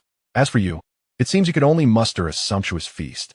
Hey, Brother Jiang, isn't that a bit condescending? I acquired a rather potent skill while slaying zombies in the city siege. What level? B level. How formidable can a B level skill truly be? In any case, it is quite powerful. If it weren't limited to a single use, I would certainly demonstrate it for you. Oh, hey, Brother Jiang, what does that all mean? Do you doubt me? I trust you. That's good. When the time comes for you to witness it, you shall understand the true strength of my skill. Grandfather, your exit just now was truly impressive. The young lady, donned in the attire of a young master, nestled beside the old demon, her eyes sparkling with admiration as she softly spoke. Ahem, is that so? The old demon coughed a few times, concealing his mouth with a fist. Before adopting a nonchalant tone, one should showcase their talents. Do they truly consider us idle? As the old demon advanced with the young lady, over 50 figures clad in black struggled through the underbrush, trailing behind them. Chapter 57. Not an immortal, merely a golden core practitioner. Damn it, Bao, with a look of terror, gazed at the enormous tiger that was pursuing him. To call it tiger would be an understatement, as its size was 3 times that of an ordinary tiger, boasting fangs longer than his legs. Shortly after entering the forest, he encountered this beast. Originally, the tiger was dozing beneath the gnarled roots of an old tree, and he had cautiously attempted to sneak past. However, in a moment of madness or perhaps intoxication, a player charged past him, clutching a plasma grenade, and hurled it directly into the tiger's ear. The ensuing scene was swift and brutal. The player who threw the grenade was bitten in half, with the upper half and lower half landing separately on the ground. One must admit, the tiger was quite adept at its meal. It devoured with a precision that surpassed any culinary experience on Earth. Subsequently, the onlookers were also caught in the chaos. Then, as if fixated on a Bao, the tiger charged directly at him, disregarding everything else. Had he not allocated his agility points to 21, and with the enhancement of various items, his speed would have been far inferior to that of a normal person. He would have been caught by the tiger long ago. Yet, despite this advantage, fatigue gradually began to set in. His excessive investment in agility left little room for stamina, compounded by the burden of the haphazard gear he donned. Just as he sank into despair, preparing to chant a final ode to leave his mark upon the world, he unexpectedly caught sight of a group of players ahead, their voices and movements breaking through the darkness of the forest. In that moment, he could not concern himself with whether they hailed from his city or the enemy's. He summoned the last vestiges of his strength and darted toward their location, shouting, "Brothers, I found a major boss. Come quickly to slay the beast." Chen Jiang and Shouho concealed themselves within a thicket, mere paces from a fierce battle unfolding nearby, cloaked by the night and the foliage. They could not discern the number of combatants involved, but the tumult suggested nearly 100 individuals were engaged in a melee. Just as they were engrossed in the unfolding drama, a man was violently hurled through the air, landing perilously close to Chen Jiang, bloodied and struggling to rise. He intended to flee and recuperate when his gaze fell upon Chen Jiang and Shouho. His expression momentarily froze before he opened his mouth to call out. In an instant, Chen Jiang's Tang Dao sliced through the man's neck with remarkable swiftness, silencing him. The sounds of battle gradually diminished, and they prepared to act. Use the flat of the blade. Capture him alive if possible, otherwise we have no choice but to kill, Chen Jiang instructed. Shouho produced a hammer from his cloak, augmenting it with an S-grade item, transforming it into a massive 3-meter-long tool, which he hoisted onto his shoulder, grinning at Chen Jiang with an unsettling smile. With this, I can control the force. I 1T crush anyone's skull. Chen Jiang turned his head away, speechless. After a while, the cacophony subsided. Chen Jiang took a deep breath and said solemnly, "Let us move. If there are still many captives left for the old demon, we will lose considerable face." On the battlefield, the fight had just concluded. The surrounding thickets lay ravaged by various weapons, with hardly any casualties among the victors. The triumphant side scoured the underbrush like hunters pursuing game, eager to capture any injured opponents, each successful find netting them 50 points. Their spirits soared as they brandished their weapons, scouring for the wounded. However, just as this group excitedly searched for hidden adversaries, a Tang Dao emerged abruptly from the shadows, poised to strike under the weight of attributes and equipment. The group of players, weary and wounded from their recent battle, possessed no semblance of resistance. One by one, they fell to the ground beneath the strikes of Chen Jiang's Tang Dao, writhing in agony with no strength to fight back. In a brief moment, apart from Chen Jiang and his companion, not a single player remained standing in that area. The thin monkey proceeded to fasten handcuffs onto the players sprawled on the ground and casually remarked, "Brother Jiang, there are a total of 23. Should we take them back now or search for more?" After a moment's contemplation, Chen Jiang replied solemnly, "Let us return with them now. Furthermore, we may need to remain at the teleportation array. Otherwise, should any players from our city capture others and bring them back while we are absent, it would be quite troublesome to manage once those players awaken from their stupor without anyone to subdue them." He then cast a glance towards the teleportation array and strode purposefully in that direction. For this operation, there's no need for us to vie for rankings or to scour the forest for individuals. Our objective must be clear. As long as each of the 3,000 players from our city captures one player, we shall be able to establish a city of our own using the city core within 2 days. "Master, are you truly an immortal?" After exchanging glances, a middle-aged man stepped forward with a look of skepticism. The old demon leisurely stroked his beard, his voice hoarse yet resonant as he replied, "I cannot claim to be an immortal. One must understand that beyond the mountains are more mountains, and beyond the heavens are further heavens. Beyond immortals, there are indeed more immortals. I am but a cultivator at the golden core stage. Only those who can pluck stars from the sky may be considered immortals." At that moment, one of the younger men discreetly patted his companion's back, signaling him to remain silent. The young man, adorned in a plaid shirt and wide-frame glasses, suppressed his excitement as he stepped forward. Suddenly, he knelt down resolutely, striking his forehead against the ground with fervent devotion, exclaiming, "Commoner dares to inquire, Master, is it true that beneath the golden core lies the foundation establishment, and above the golden core is the nascent soul?" Oh! The old demon internally chuckled at the naivety of the question, yet maintained a calm demeanor with a hint of surprise. It was unexpected that a mere wild commoner would possess such knowledge of the 3 significant realms: foundation establishment, golden core, and nascent soul. Many disciples at the foundation establishment stage are oblivious to what lies beyond the golden core, making it peculiar that this young man was aware. Subsequently, the old demon retrieved a feather duster from behind him and waved it casually. "However, what brings you here to the testing array of my sect?" The testing array is opened once every century to assess those wishing to join the immortal gates. This year marks the 99th, and we have come at the behest of our sect leader to inspect the testing array. In the next moment, the old demon, clad in black attire and wearing a mask, exuded an aura of authority without uttering a word. His dark garments billowed dramatically in the shifting air. With a voice imbued with a sense of majesty, he inquired, "Are you spies sent by rival sects to sow discord?" In Chapter 58, Immortal supports my whiskers, bestowing longevity.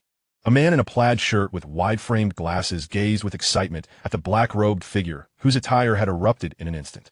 It was indeed a manifestation of surging energy. He felt an overwhelming heaviness within his body, as if gravity had doubled. This realization only solidified his thoughts. This was the overwhelming presence of the powerful over the weak. After all, he was merely a humble mortal, while the immortal before him was a being of the golden core stage. The faintest emanation of their aura was something he could hardly withstand. Subsequently, this refined man disregarded the need to communicate with his colleagues and promptly knelt, striking his forehead on the ground 3 times. With an even more fervent expression, he looked up excitedly and implored, "Immortal, do not be hasty. I have long pursued the path of cultivation, yet have found no opportunity. Since the age of 3, I have carried a meager sum and provisions, wandering in search of the immortal trace. Today, I have finally found you. I beseech you to take me as your disciple.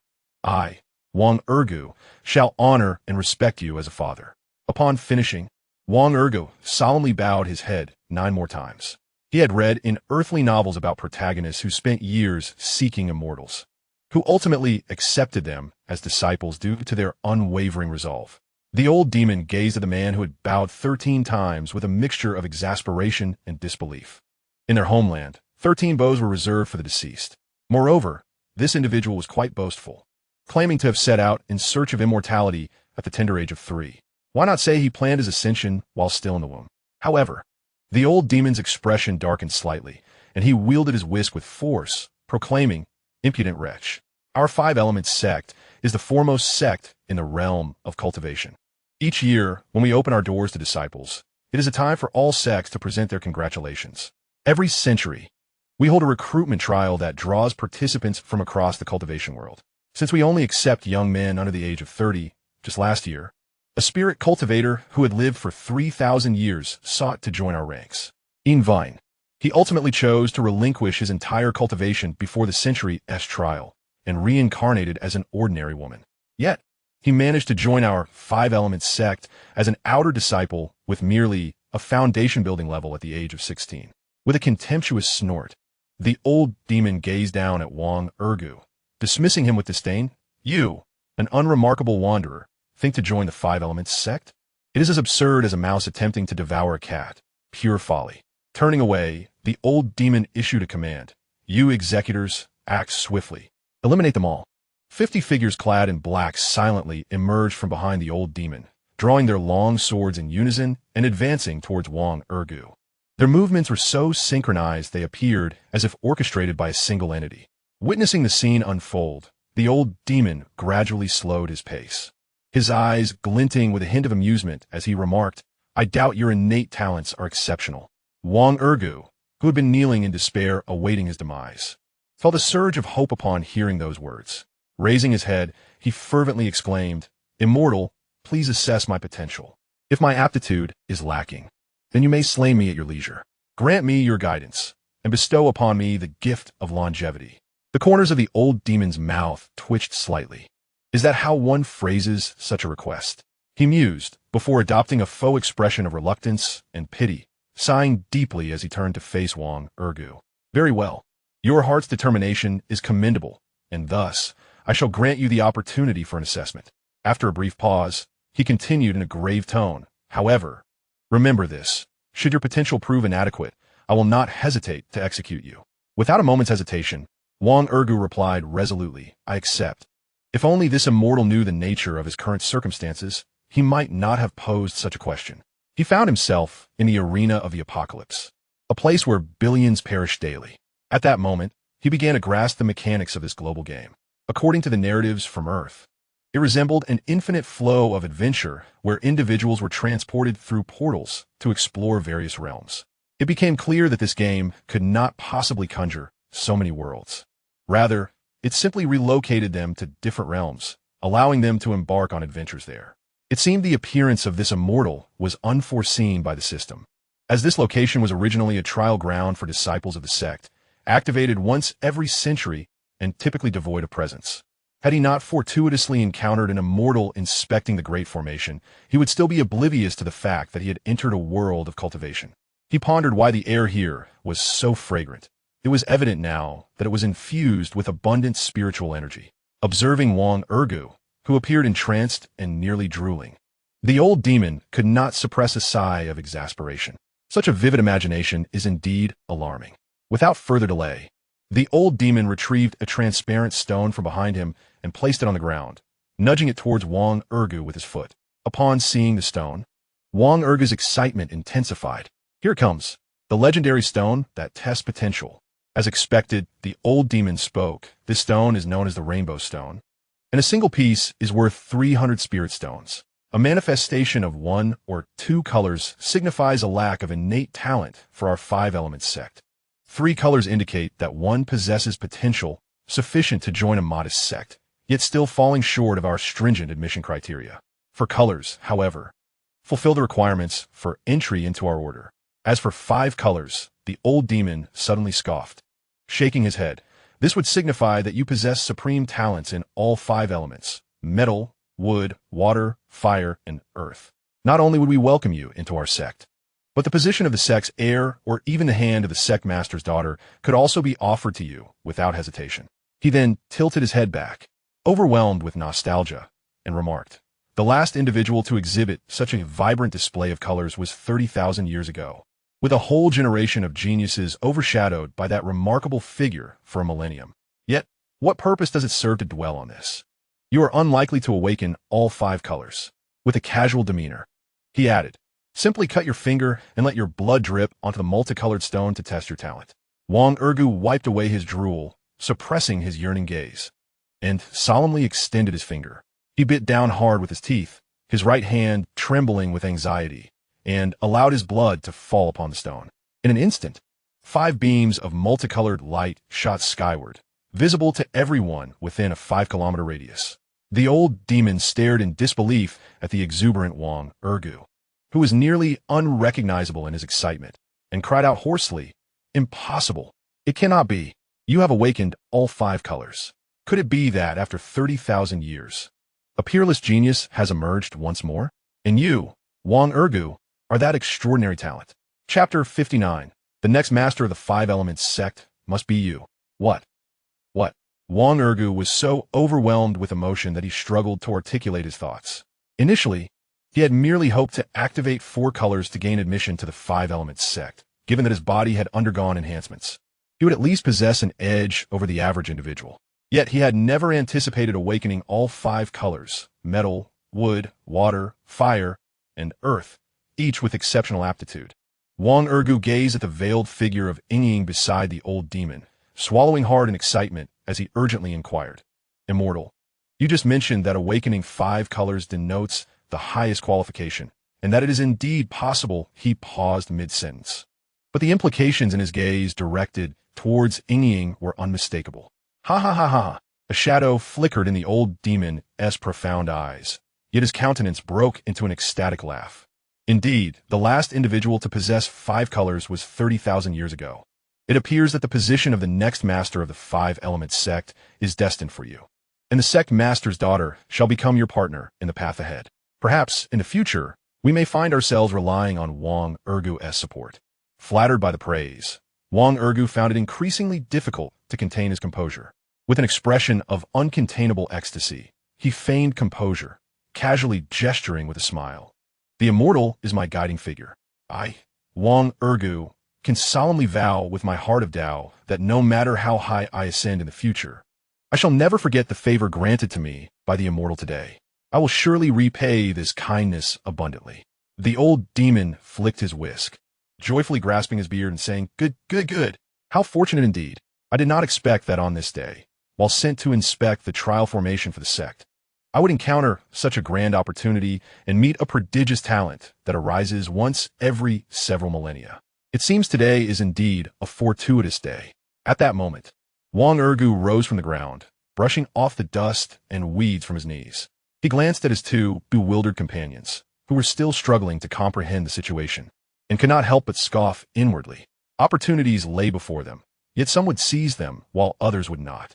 Straightening his posture, Wang Ergu clasped his fists and bowed respectfully to the old demon, speaking earnestly, "Immortal, we should hasten back to the sect. During the assessment of my aptitude, the 5-colored light soared into the heavens, and I suspect many unsavory characters have taken notice. If we do not return promptly, those with ill intent may seek to eliminate this extraordinary talent in its infancy, which would be a tremendous loss for our sect. Furthermore, I suggest that upon entering the sect, aside from the sect leader, you refrain from proclaiming my status as a prodigy. Simply directing resources discreetly towards my growth will ensure that I lead the 5 Elements sect to unify the immortal realm." Turning slightly, Wang Ergu cast a piercing glance at his 2 companions, a glint of ruthlessness flickering in his eyes as he mimicked a blade across his neck with his right hand.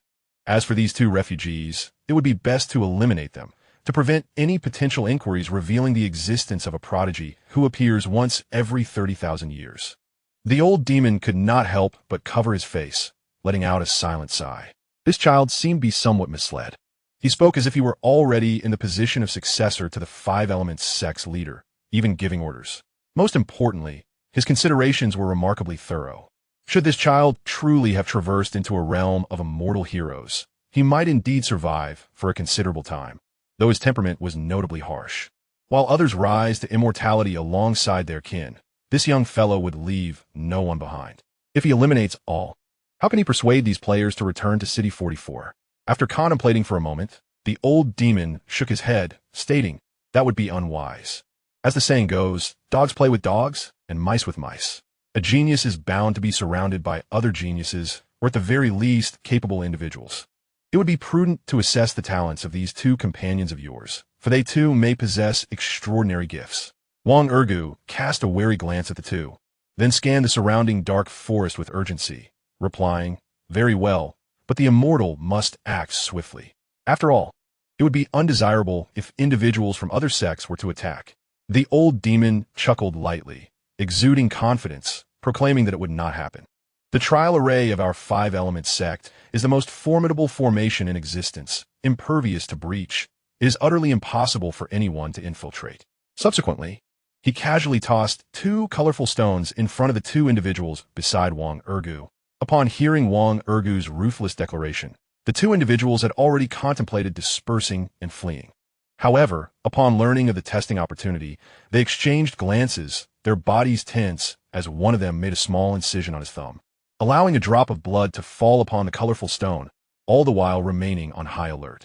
Should their talents prove subpar, they would have no choice but to flee deep into the forest. After all, amidst the darkness of the forest, hiding would not be exceedingly difficult. Drip! The blood from both individuals fell simultaneously onto their respective colorful stones. They gazed expectantly at the vibrant results. Yet in the next moment, two beams of multicolored light erupted skyward, illuminating the surroundings for nearly 5 kilometers. As the two stood frozen in astonishment, the old demon, overwhelmed with excitement, burst forth with tears in his eyes, exclaiming with open arms, "Heaven bless the five-element sect! Heaven bless the five-element sect!" In a single day, the five-element sect has birthed 3 unparalleled prodigies of all 5 colors. Breaking through the demon realm is within reach. The two individuals, previously kneeling, now exchanged glances, recognizing in each other's eyes a mix of survival and subtle glee. Gradually, they rose to their feet, brushing off the grass and dirt from their knees. The man on the left feigned nonchalance, glancing at Wang Ergu, casually remarking, "It's merely 5 colors. What's so impressive about that?" The man on the right sneered coldly. "Didn't someone just plan to eliminate us?" Wang Ergu's countenance darkened, his expression more grim than a pot of soot. Was it not said that a person with supreme 5-color talent emerges only once every 30,000 years? How could it be that 2 random individuals were found to possess such extraordinary gifts? He had already devised a plan to evade the scrutiny of rival sects, to secretly cultivate his own power and remain hidden in the mountains until he reached his zenith, only to emerge later in grandiosity. Now that plan lay in ruins. Deeply unsettled, Wang Ergu took a deep breath, striving to temper his inner turmoil. Isn't it said that a person with supreme 5-color talent emerges only once every 30,000 years?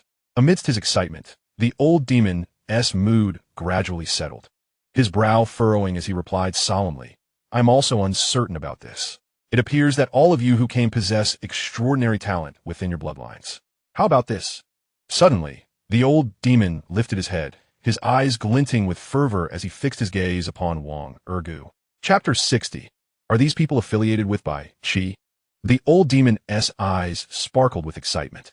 "Uncertain, I ponder whether there are others from your village who seek enlightenment alongside you. I suspect that the inhabitants of your village may all be extraordinarily gifted prodigies." Wang Ergu cast a sidelong glance at his 2 boastful companions, his brow slightly furrowed. He harbored a suspicion that perhaps all individuals from Earth who arrive here are endowed with exceptional talents of every hue. After all, in the novels of his past life, those who transcended from Earth to other realms ultimately became formidable powers. This notion fortuitously corroborated his perspective. Thus, he was reluctant to allow the celestial beings to discover other Earthlings. For if more prodigies emerged, what place would he hold? However, the ancient beings seemed to have penetrated Wang Ergu's thoughts, stating calmly, "If you assist us in locating someone from your village, we shall reward you with 1 million spirit stones. 1 million spirit stones, mind you, are sufficient for a practitioner in the body refinement stage to advance to the nascent soul stage." Wang Ergu was momentarily taken aback, calculating internally. A solemn expression graced his face as he earnestly declared, "It is our duty to serve the celestial beings. Hurry, let us run faster." At that moment, a Bao was devoid of his usual jovial demeanor, his face etched with urgency as he sprinted through the forest, bloodied and frantic. He was oblivious to the circumstances of others, Yet he found himself in a perilous predicament, one where his life was in imminent danger. Since he had first set foot in the forest, he encountered a tiger with menacing fangs that seemed to have taken a peculiar interest in him, relentlessly pursuing him ever since. Along the way, he had encountered several groups of players, hoping they would assist him in fending off the beast. However, they fell to the tiger within mere breaths, decimated entirely, those who died and those who were injured. Were it not for his life-saving gear, he would likely have been consumed by now. Even so, he was utterly exhausted.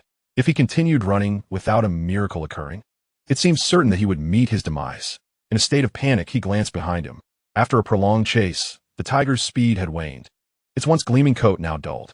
The weapons wielded by passing players had inflicted notable damage upon the robust creature, leaving congealed blood and fur intertwined. At that moment, Bao's eyes brightened as he spotted a solitary bald man traversing the forest. Though one individual could not hold the beast at bay for long, he could offer a fleeting respite. Without hesitation, he shouted, "Brother, do you want this nearly defeated boss?" Subsequently, he dashed towards the bald man, exclaiming as he passed, "This one is yours." Subsequently, with a swift turn, he dashed to the base of a tree and, after a few moments, climbed up to the branches to take a respite. He hoped that the bald man would be able to hold off the tiger for a while. However, as he settled onto the branch, still catching his breath, Bao was rendered speechless by the scene before him. The bald man, with an impassive expression, lowered his body into a horse stance and slowly brought his right hand to his waist. As the tiger charged directly at him, the bald man let out a fierce shout, unleashing his right fist with tremendous force, striking the tiger squarely on the nose. The tiger, which had been sprinting at breakneck speed, was momentarily stunned by the blow, freezing in place. Yet, the bald man did not relent. His left fist followed suit. The tiger, unable to maintain its footing on all fours, was knocked to the ground. The bald man inhaled deeply, swinging his right fist in a wide arc before landing another blow on the tiger's nose. Boom! In an instant, the tiger that had pursued Bao for hours was vanquished by the bald man as 3 decisive punches. Bao, perched in the tree, stared in bewilderment as he witnessed the tiger's demise. He recalled that he had hardly taken 3 breaths. Well, thank you, brother, he thought.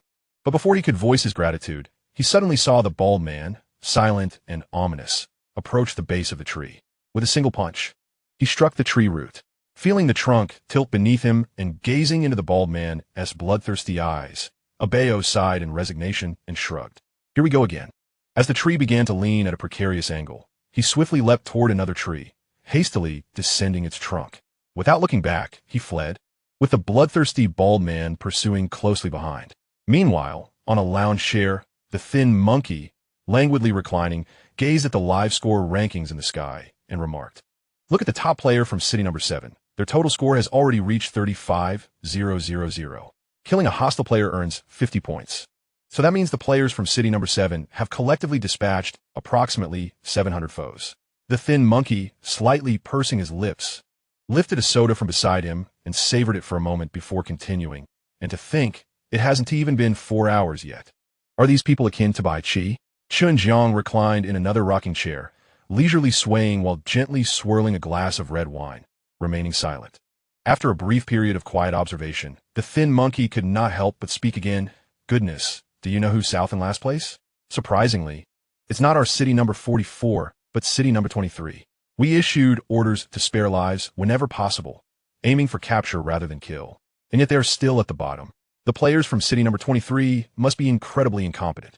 Our total score in city number 44 stands at 1,200. The total score of city 23 is a mere 700. Could it be that the players in this city are all Buddhists, refraining from taking life?" The thin monkey, astonished, cast a sidelong glance at the player lying on the ground, hands cuffed, with a slight opening in their eyes revealing a feigned unconsciousness, tossing and catching a plasma grenade in a manner suggestive of imminent threat. This was a trophy he had captured. It must not escape. Oh, Chen Jiang's eyes narrowed slightly, a glimmer of intrigue flashing in the depths of his profound gaze. After a moment's contemplation, he spoke softly. "It is more likely that we have encountered peers. The ruler of City 23 might be a merchant as well." The thin monkey furrowed his brow, expressing dissatisfaction.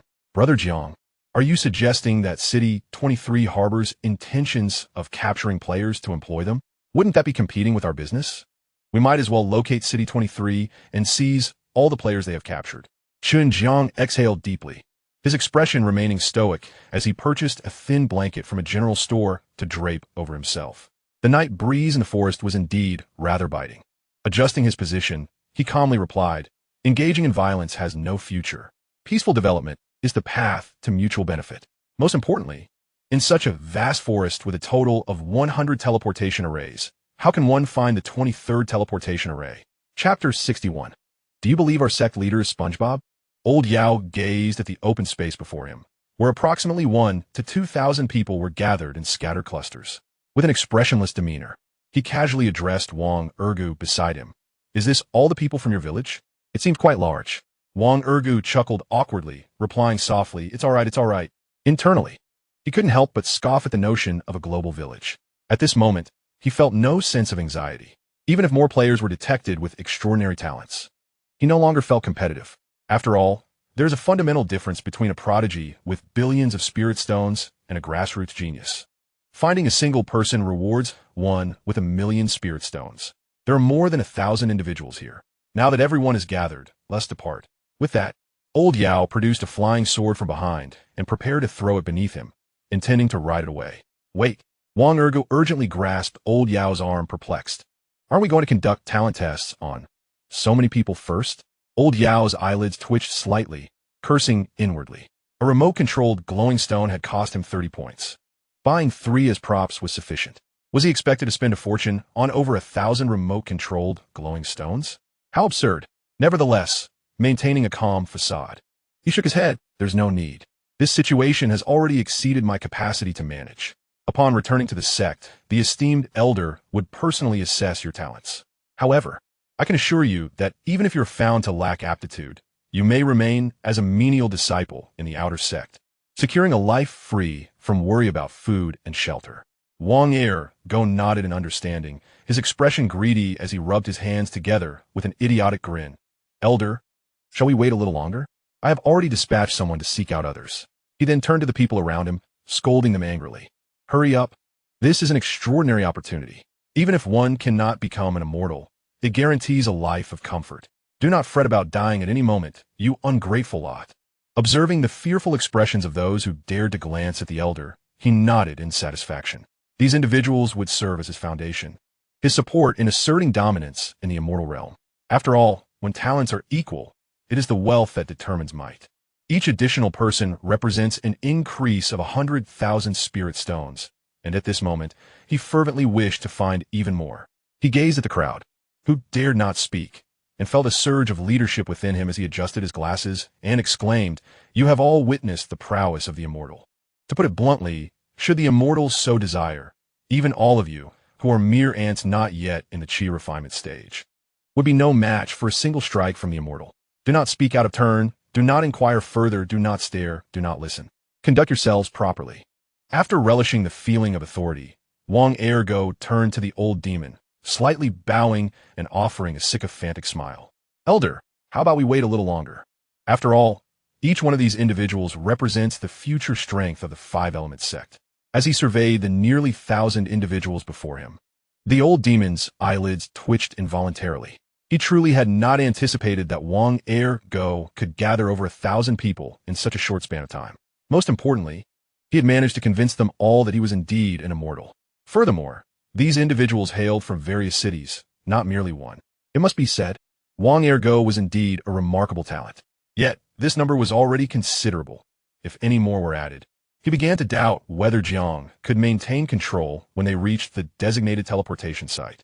What if this crowd discovered they had been deceived and surged forward to bind them and drag them back to the base? That would certainly be amusing. Then, the old demon, with a grim expression, thundered impudence. Cultivating immortality is in accordance with the heavenly order. Only through the opportunity to cultivate can one hope to become an immortal. If those individuals are not destined for cultivation, what need is there to continue waiting? Wang Ergu was momentarily taken aback by this righteous proclamation.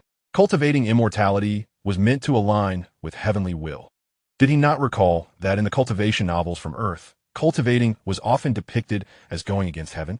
Each character seemed to proclaim, "I shall defy the heavens."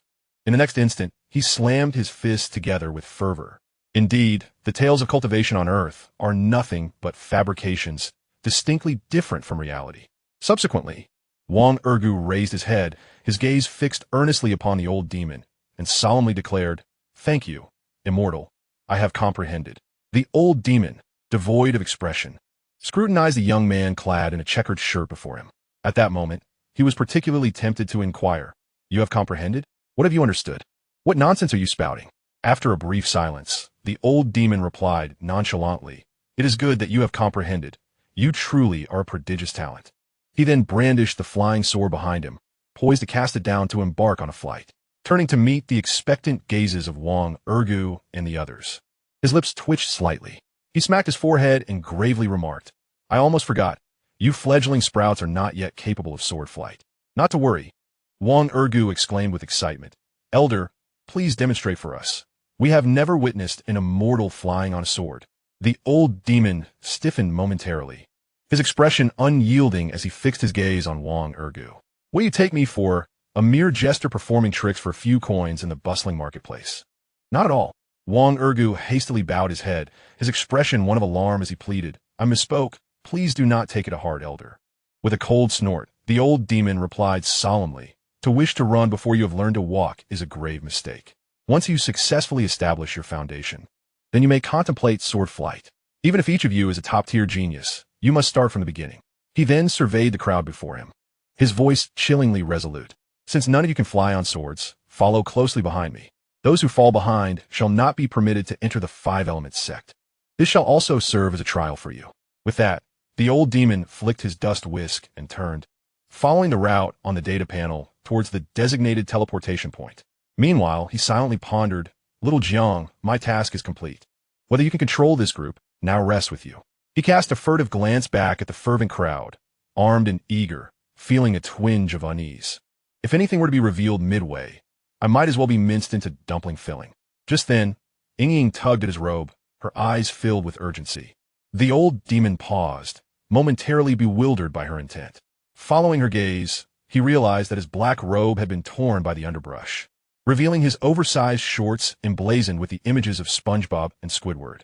Feeling a breeze wafting through his groin, the old demon stiffened, slowly turning to face the group of players, all of whom were now glaring at him with an unmistakable intent. Chapter 62. The World's Strongest, Wang Dege. Wang Ergu stared at the old demon as shorts bearing SpongeBob's image, momentarily taken aback. He halted, a flicker of confusion passing through his eyes as he muttered to himself, "The immortal, your choice of undergarment, is quite the spectacle." The old demon turned, secretly surveying the thousands of players wielding weapons before him, a chill of sweat cascading down his back. By my grandmother's grace, should this situation spiral out of control, it could very well lead to his demise. He was merely a thief, not a charlatan by trade. Clearing his throat, he took a deep breath, masking any sign of distress upon his countenance, and coughed robustly. He then retrieved a dark cloak from behind, draping it over himself to conceal the garish SpongeBob SquarePants design of his trousers, and bellowed, "What are you staring at? Keep it up, and I shall pluck out your eyes." However, his thunderous declaration, echoing from the immortal's lips, failed to intimidate the crowd. Numerous eyes narrowed, glinting with a hint of danger as they began to murmur amongst themselves. An immortal adorned in SpongeBob undergarments? Surely, we cannot be deceived. Yet, the powers displayed by this immortal were undeniably impressive. Could a mere mortal with a mere gesture cause a tree to wither instantaneously? Yet, who has ever heard of an immortal donning SpongeBob attire? SpongeBob is clearly an earthly creation. Do you expect me to believe that the celestial realm harbors such a character? Ridiculous though it may seem, perhaps in this realm there exists a mythical creature akin to SpongeBob. Why not test this immortal yourself? If you are vanquished in an instant, I shall concede that he is indeed a true immortal. Curse you. Why not step forward and test him yourself? But did you not just claim disbelief? If you doubt yet lack the courage to confront him, what manner of cowardice is this? Wang Ergu swallowed hard, his gaze vacant, murmuring in disbelief. But the immortal, that SpongeBob pattern is unique to our Earth. It cannot exist elsewhere. He was the least willing to accept that this was all an illusion. If it were true, he would soon be a prodigy adorned with boundless spiritual stones, poised to claim the position of sect leader and wed the leader's daughter, ascending to the pinnacle of existence. Yet if it were all a facade, he would lose everything, relegated once more to being the target of ridicule. Behind Wang Ergu, The throng of players engaged in hushed discussions. Do you think it's possible that this immortal is merely a player in disguise, hence the SpongeBob undergarment? Now that you mention it, that possibility seems quite plausible. Damn it. So I've been duped all this time, deceived by a mere player? In an instant.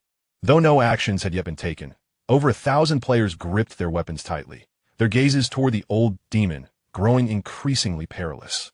Yet, none dared to strike first. After all, should this be genuine, the repercussions would be minimal for others, but the first to act would surely face demise. The crowd resembled a powder keg, teetering on the brink of explosion, awaiting but a spark to ignite the chaos. The old demon gazed at the 1,000 players before him, cold sweat soaking through his inner clothing. Yet, his face remained contorted with anger. He had to maintain his composure. Any hint of fear would prompt this pack of ravenous wolves to pounce upon him. As his mind raced, he exaggeratedly grabbed Wang Erga by the collar, his voice rising with fervor as he exclaimed, "What did you say? SpongeBob is a unique creation of your Earth village? It cannot possibly exist elsewhere? Are you certain you are not deceiving me?"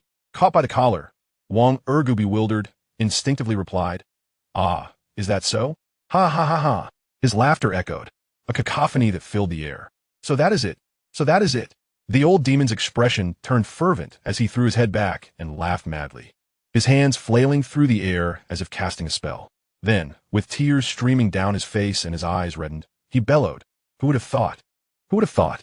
The Five Elements demon from 30,000 years ago also emerged from your Earth village." Wang Ergu, still in a state of confusion, glanced back at the players behind him, only to find their faces equally perplexed. After a moment of hesitation, he cautiously inquired, "Immortal, do you mean to say?" The old demon, lost in a whirlwind of emotions, alternated between laughter and tears for some time before regaining his composure. Wiping his tears away, he spoke with a hint of apology. "I beg your pardon. My emotional outburst has inadvertently caused you fledgling disciples to witness my folly." After a brief pause, he gazed nostalgically at the sky, his voice drifting towards the crowd. 30,000 years ago, a man named Wang Degu emerged. According to the accounts of Wang Degu's descendants, when he first tested his talent, he did not awaken a single color of spiritual energy, indicating a complete lack of aptitude. Yet, Wang Degu did not succumb to despair. Instead, he devoted himself to rigorous training for 12 hours a day. Finally, when Wang Degu reappeared before the world, he wielded the 5 types of spiritual energy: metal, wood, water, fire, and earth, dispatching all who had once slandered him. It is essential to note that prior to this, humanity had no concept of 5-colored spiritual energy, as the 5 elements are inherently antagonistic. Thus, it was thought impossible for one individual to possess all 5. Even the greatest talents could only awaken 4 types. What I initially conveyed to you was merely intended to dissuade you from pursuing this path. However, Wang Degu shattered this ironclad rule, becoming the first and last individual in the annals of the celestial realm to possess 5-colored spiritual energy. The old demon paused, wiping away the tears that had formed at the corners of his eyes, momentarily choked with emotion. Meanwhile, Wang Ergu, suddenly filled with excitement, could not contain himself, rubbing his hands and feet in eager anticipation as he urged, "Immortal, please continue with your tale." The old demon clasped his hands behind his back, tears welling up in his eyes as he gazed up at the sky at a 45-degree angle, continuing, "The tale of Wang Dagu's rise to prominence is one I gleaned from his autobiography. However, the subsequent events were recounted to me in person by my grandfather. At the zenith of his glory, the immortal Wang Dagu secluded himself in a thatched hut within the Death Mountains, accompanied by a flower chicken, a donkey, and an elderly servant, who happened to be my grandfather's grandfather's grandfather, ad infinitum.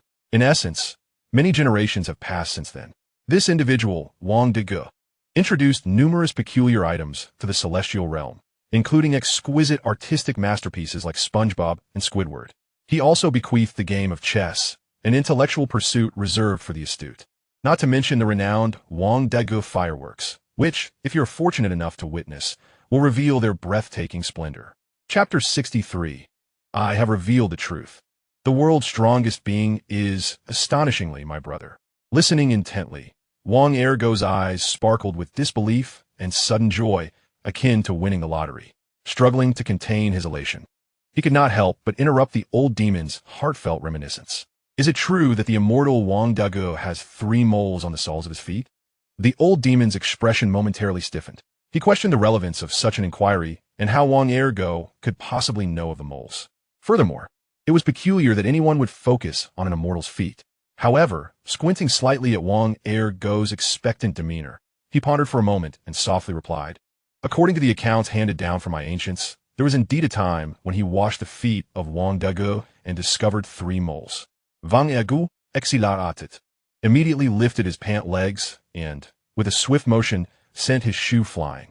He raised his leg, displaying the soles for all to see, revealing the 2 moles in the center. After witnessing the astonishment on everyone's faces, he could not contain his pride, lowering his leg and thumping his chest as he addressed the crowd. My birth name is Wang Ergo, and I have an elder brother named Wang Dagu in Earth Village. We were born as twins. At birth, my brother had 3 moles on his feet, while I had only 2. Thus, he is referred to as Wang Dagu, and I am Wang Ergo." Yet, Wang Ergo continued. Gazing at the over 1,000 players below, he mysteriously vanished 3 years ago. I believe the esteemed residents of Earth Village are somewhat aware of the circumstances surrounding this. The old demon stared in speechless disbelief at Wang Ergo's retreating figure. Truly, he felt compelled to grant Wang Ergo a share in his venture. His performance was simply too impressive.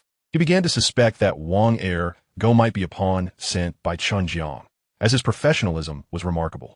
In a moment of urgency, upon seeing Wang Ergo, he instinctively named the long-gone figure from 30,000 years ago, Wang Dagu. Indeed, there exists a person named Wang Dagu, who happens to be the elder brother of Wang Erdu.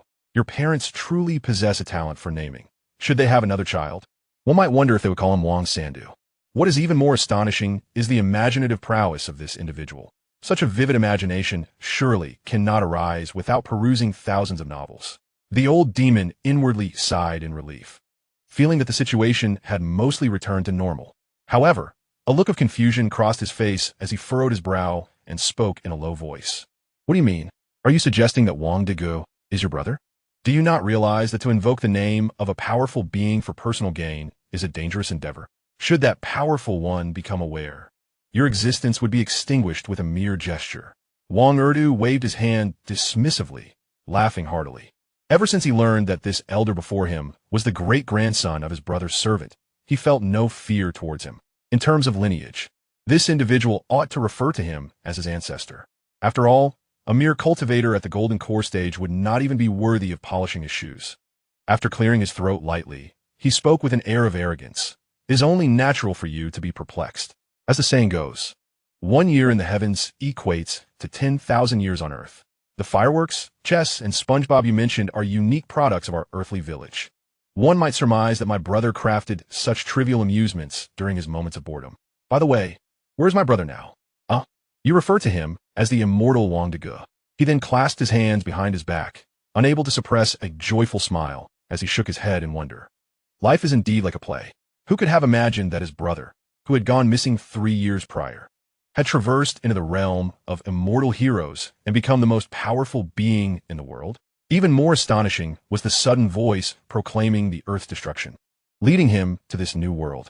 Upon reflection, he pondered the identity of that voice and the reasons behind Earth's sudden demise. Perhaps it was his brother longing for him, employing such a method to bring him over. The so-called Doomsday Arena might have been crafted specifically to prepare him for the tumultuous tides of the immortal realm. With these thoughts, he straightened his posture, his expression becoming steadier. After all, his brother was the foremost power in the immortal realm for 30,000 years. He could not afford to lose face. Yet, the fleeting glimmers of elation in his eyes betrayed the tumult within his heart. The old demon gazed at the ever-changing expression of Wang Erdu, bewildered by the peculiar notions swirling in his mind. He cleared his throat and spoke with admiration. "Wang Dagu is currently in the secluded chamber of the Five Elements sect. Although I cannot ascertain whether he is truly your brother, you may accompany me to inquire with Wang Dagu for clarity." With that, the old demon discreetly glanced at the now tranquil crowd, silently commending himself, and with a casual flourish of his sleeve, continued along the path ahead. Wang Ergu, brimming with excitement, turned to the crowd behind him and exclaimed, "What on earth are you all staring at?" He then eagerly followed the old demon. The players behind exchanged bewildered glances their expressions reflecting confusion. Damn it, this is a bit disorienting. I never felt this lost while playing murder mystery games in the past. Speaking of which, another character, Wang Degu, who claimed to have lived for 30,000 years, had appeared, weaving tales so extraordinary that one might wonder if the time travelers mentioned in Earth's novels were indeed real. It is quite plausible, after all. There is no smoke without fire. With so many time travel novels out there, perhaps one of them is penned by a traveler who returned to Earth. Moreover, judging by Wang Ergu's confident demeanor, there seemed to be no room for doubt. After all, who could misidentify their own brother? However, this fellow was already relishing his newfound authority before his brother had even made an appearance. Hush, silence. If we are determined to escape this apocalyptic arena and live in this fantasy realm, it would be wise not to provoke Wang Ergu. Being targeted by a formidable figure from 30,000 years ago is hardly a pleasant prospect. No matter how harsh the cultivation world may be, it cannot compare to the hardships of the apocalypse arena. You have no idea what I have endured over the past 2 days. It was beyond human endurance. Don't even start. I just fought off zombies for 12 hours without a sip of water, my eyes never closing, only to be whisked away to this world. Indeed, if it weren't for all of you, I would still be hiding in that thicket until this event concluded. Oh, please, I was right above you on that tree branch. If I hadn't wanted to keep quiet, I would have dispatched you long ago. You two can spare me. I was perched on the canopy above you, and had I not worried about being discovered, I would have taken both of you down for those easy 100 points. You three should have some shame. I had seen you long before. If I hadn't been focused solely on survival rather than competing for points, you would have been mere victims beneath my blade. Chapter 64, Astonishing. The bald man who crushed the vicious tiger with 3 punches. Damn it. Abayo, amidst the pitch-black forest, was a picture of rage as he raced through the underbrush, skillfully maneuvering past bush after bush, evading tree trunk after tree trunk. Have you been chasing me for over 2 hours? Can't you take a hint? Behind Abayo was a menacing bald man, whose fierce countenance resembled that of a bulldozer. Wherever he went, tree trunks were shattered by his fists, forging a path through the forest. He pursued Abayo relentlessly, his expression wild and unyielding, as if he had vowed not to relent. The two were locked in a chaotic chase, startling countless players who were hiding in the bushes. In a flurry of commotion, many players, who had no intention of killing but merely sought a place to hide, were forced out of their concealments when startled by the ruckus. It was only then that he realized the multitude of individuals lurking around him. Abao cast a sidelong glance at the relentless bald man pursuing him from the shadows, unable to suppress a wave of despair. Damn it. Ever since he had ventured into the dark forest, there had been no respite. First, it was a tiger on his trail, and now it was this bald man. His body, overwhelmed by exhaustion, was on the verge of collapsing. Regret flooded him. He wished he had purchased an additional acceleration device. If only he could muster just a fraction more speed, he could easily shed the relentless pursuer behind him. Yet, it was this slight deficiency in velocity that allowed the bald man to cling to him like a persistent virus. Panting heavily, Abao burst through a thicket and called out, breathless, "Brother, I was wrong, truly wrong. I shouldn't have led that tiger to you, nor should I have allowed you to take the brunt of it. But you haven't exactly emerged unscathed, have you? What is the point in chasing me? Even if you kill me, you'll only earn 50 points, while those fleeing players around us. A casual kill would grant you the same 50 points. Don't act on impulse. Think calmly. It's not too late to turn back." Stealing a glance back at the bald man who remained steadfast in his pursuit, Abao felt an anger rise within him as it seemed the man had not even registered his words. Chase on, keep chasing. If you're a real man, don't show fear. Today, it's either I perish or you do. With that, Abao ducked under a branch and charged forward without a backward glance. Considering the bald man's prowess in dispatching tigers with 3 punches, he knew that if caught, he wouldn't withstand a second blow. At that moment, he found himself yearning for the handheld nuclear cannon in Chen Jiang's possession. However, as he sprinted for his life, the ground beneath him suddenly began to tremble violently, as if an earthquake had struck. With little time to ponder, he leaped onto a tree branch. Just as he prepared to escape further, a serpent, the size of a small car, erupted from the earth, its 2 pairs of glimmering green eyes cutting through the darkness with an eerie brilliance. He stood transfixed, staring at this serpent, which was approximately 10 times his own girth, momentarily forgetting to flee. Did such a creature truly fit the earthly definition of a snake? Were it not for its absurdly long forked tongue, he would scarcely believe this was indeed a snake. Yet, in that fleeting moment of shock, The colossal snake lunged forward without hesitation, targeting the bald man. The man, who had effortlessly slain a tiger with 3 punches, stood no chance against the serpent, which swallowed him whole. Abao rubbed his weary eyes in disbelief.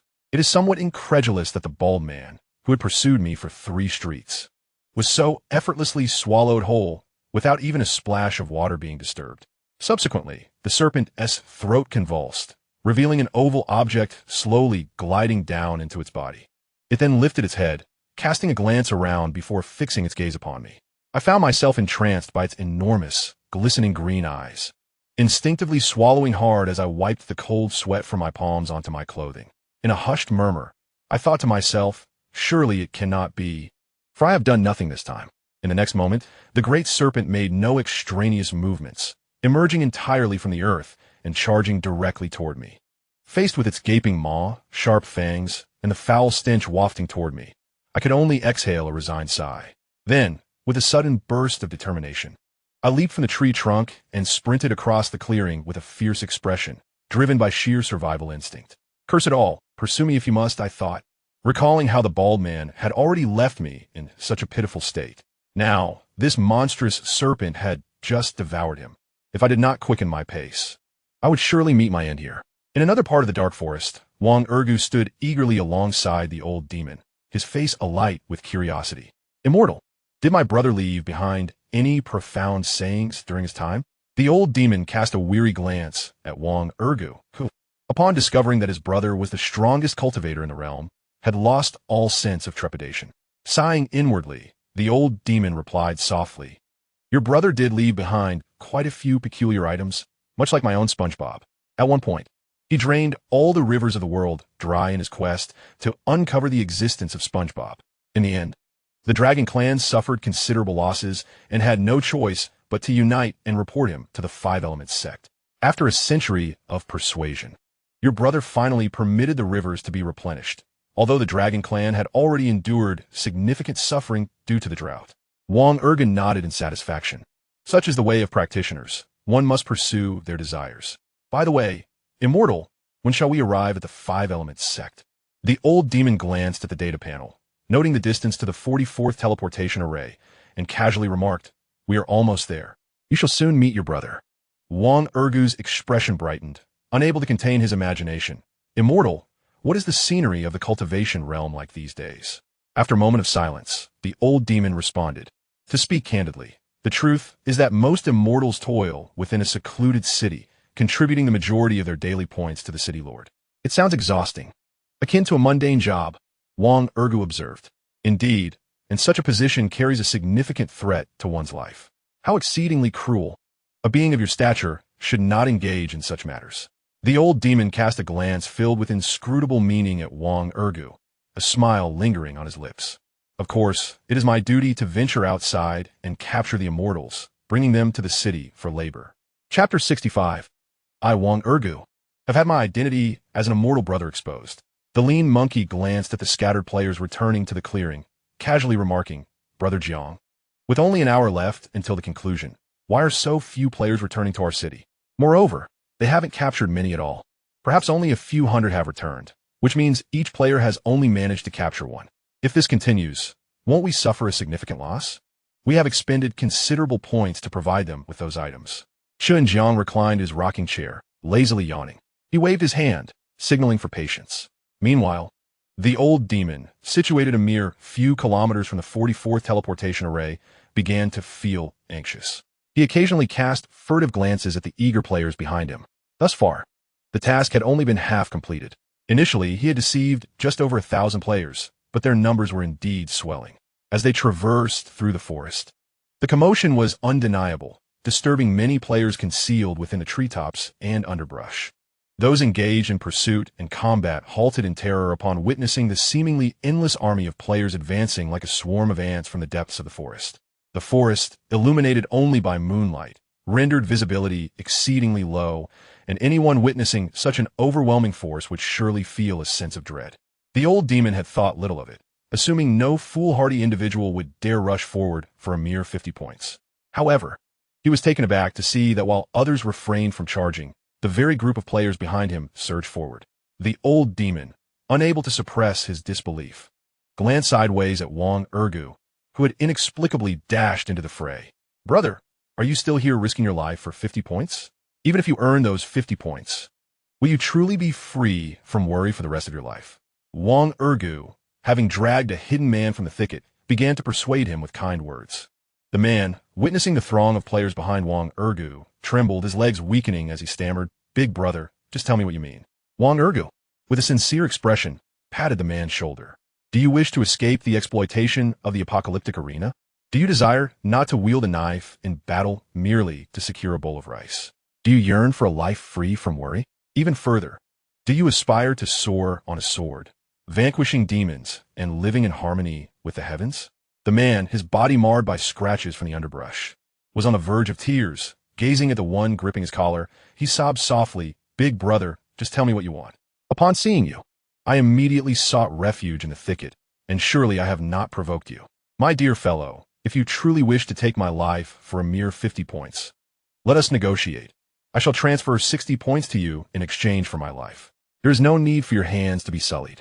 Wang Ergu, with a furrowed brow, spat disdainfully upon the ground. Ah, what ill fortune!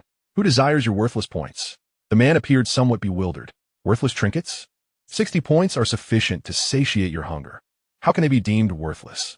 Observing the man's confusion, Wang Ergu sighed softly, reflecting, indeed, he is but a mortal, lacking the comprehension and perspective, caught in the chasm of class disparity that breeds such ignorance. He then gestured towards the old demon, clad in black, who continued to stride ahead. That is an immortal, the kind you read about in novels, a golden elixir immortal. We have entered a realm of celestial beings, and my companions and I have resolved not to return to that wretched apocalyptic arena, but to follow this immortal back to his sect to pursue the path of cultivation. Does this clarify matters? The man gazed vacantly at the old demon not far away, and after a brief pause, murmured, He isn't immortal? Indeed, came the reply. We are presently in a realm of cultivation. Correct. You do not intend to return through the portal to the city. Instead, you choose to remain in this world of cultivation? Yes, he affirmed.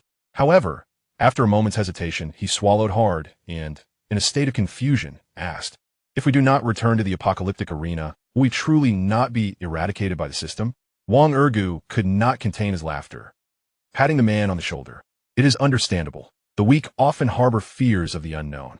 We shall not be erased, for that system lacks the capacity to annihilate.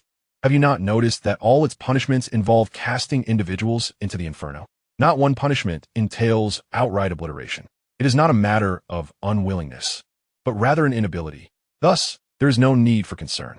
The man, gazing at Wang Ergu, who was resolutely gripping his collar without any intention of releasing him, looked bewildered. So, you intend to take me along to cultivate? Indeed. And what if I refuse? Then I shall kill you. After a moment of contemplation, the man, with a hint of reluctance, raised his head and softly inquired, Would 100 points suffice for my release? No negotiations. It is either the path of cultivation or death. After a brief hesitation, the man emerged dejectedly from a thicket. You have one. Standing upright, he pointed toward a more concealed thicket nearby. My wife is here as well. If we are to cultivate, let us do so together. Wang Ergu, filled with unexpected delight, exclaimed, Splendid. No problem at all. In time, you shall realize how wise today's decision truly is. Sighing as he witnessed Wang Ergu bringing in 2 more old demons to join their ranks, he could not help but think, this fellow is exceedingly enthusiastic. He was undoubtedly aware of Wang Ergu's fervent enthusiasm. After all, bringing back a single person yielded a reward of 1 million spirit stones. Who wouldn't he be motivated? However, he truly did not require such a multitude. A mere 1,000 individuals sufficed. Glancing around, he realized there were nearly 3,000 people congregated. He genuinely questioned whether, upon their return, Brother Jiang might suspect him of inciting rebellion and promptly brandish a nuclear weapon. Yet he found himself powerless to deter Wang Ergu. After all, his current persona was that of an esteemed elder in the Golden Core stage who had encountered an unparalleled genius. What kind of sect elder would push away a prodigious talent? That would shatter his carefully crafted image. The old demon gazed at the throng behind him. A genius, emerging once in 30,000 years, was now bursting forth like grasshoppers. He could not help but twitch at the corners of his mouth. Just 3 kilometers remained until they reached the number 44 teleportation array. He was grappling with a significant dilemma. While it was true these individuals would be brought back, how on earth could he subdue them? Even if Chen Jiang were exceptionally skilled, it was implausible for him to take on 3,000 adversaries single-handedly. Setting aside the question of whether he could prevail, it was likely that most would have fled at the mere sight of the confrontation. Consequently, out of these 3,000 individuals, only a handful would be effectively retained, rendering the rest mere fleeting shadows. This situation was akin to merely trickling in a stream of players. Chapter 66, Dark Forest, leading 3,000 players into the realm of cultivation. Logically speaking, it was inconceivable that Wang Ergu could capture such a multitude alone. The old demon cast a glance at the players, surging forth like ants, as they rushed towards unsuspecting passersby. However, who could have anticipated that the other players would exhibit such enthusiasm? It was only after eavesdropping for a while that he learned Wang Ergu had promised them a reward of 100,000 spirit stones for every individual brought back. "Grandfather, how many points will Chen Jiang grant us this time?" inquired Ying, tugging at the old demon's sleeve in a hushed tone, gazing at her expectant eyes. The old demon momentarily froze, then suddenly comprehended the implications, his face breaking into an uncontrollable smile. Initially, Chen Jiang had promised a reward of 200 points for each person brought back, and now they had 3,000 individuals. This indicated that Chen Jiang would owe him 600,000 points.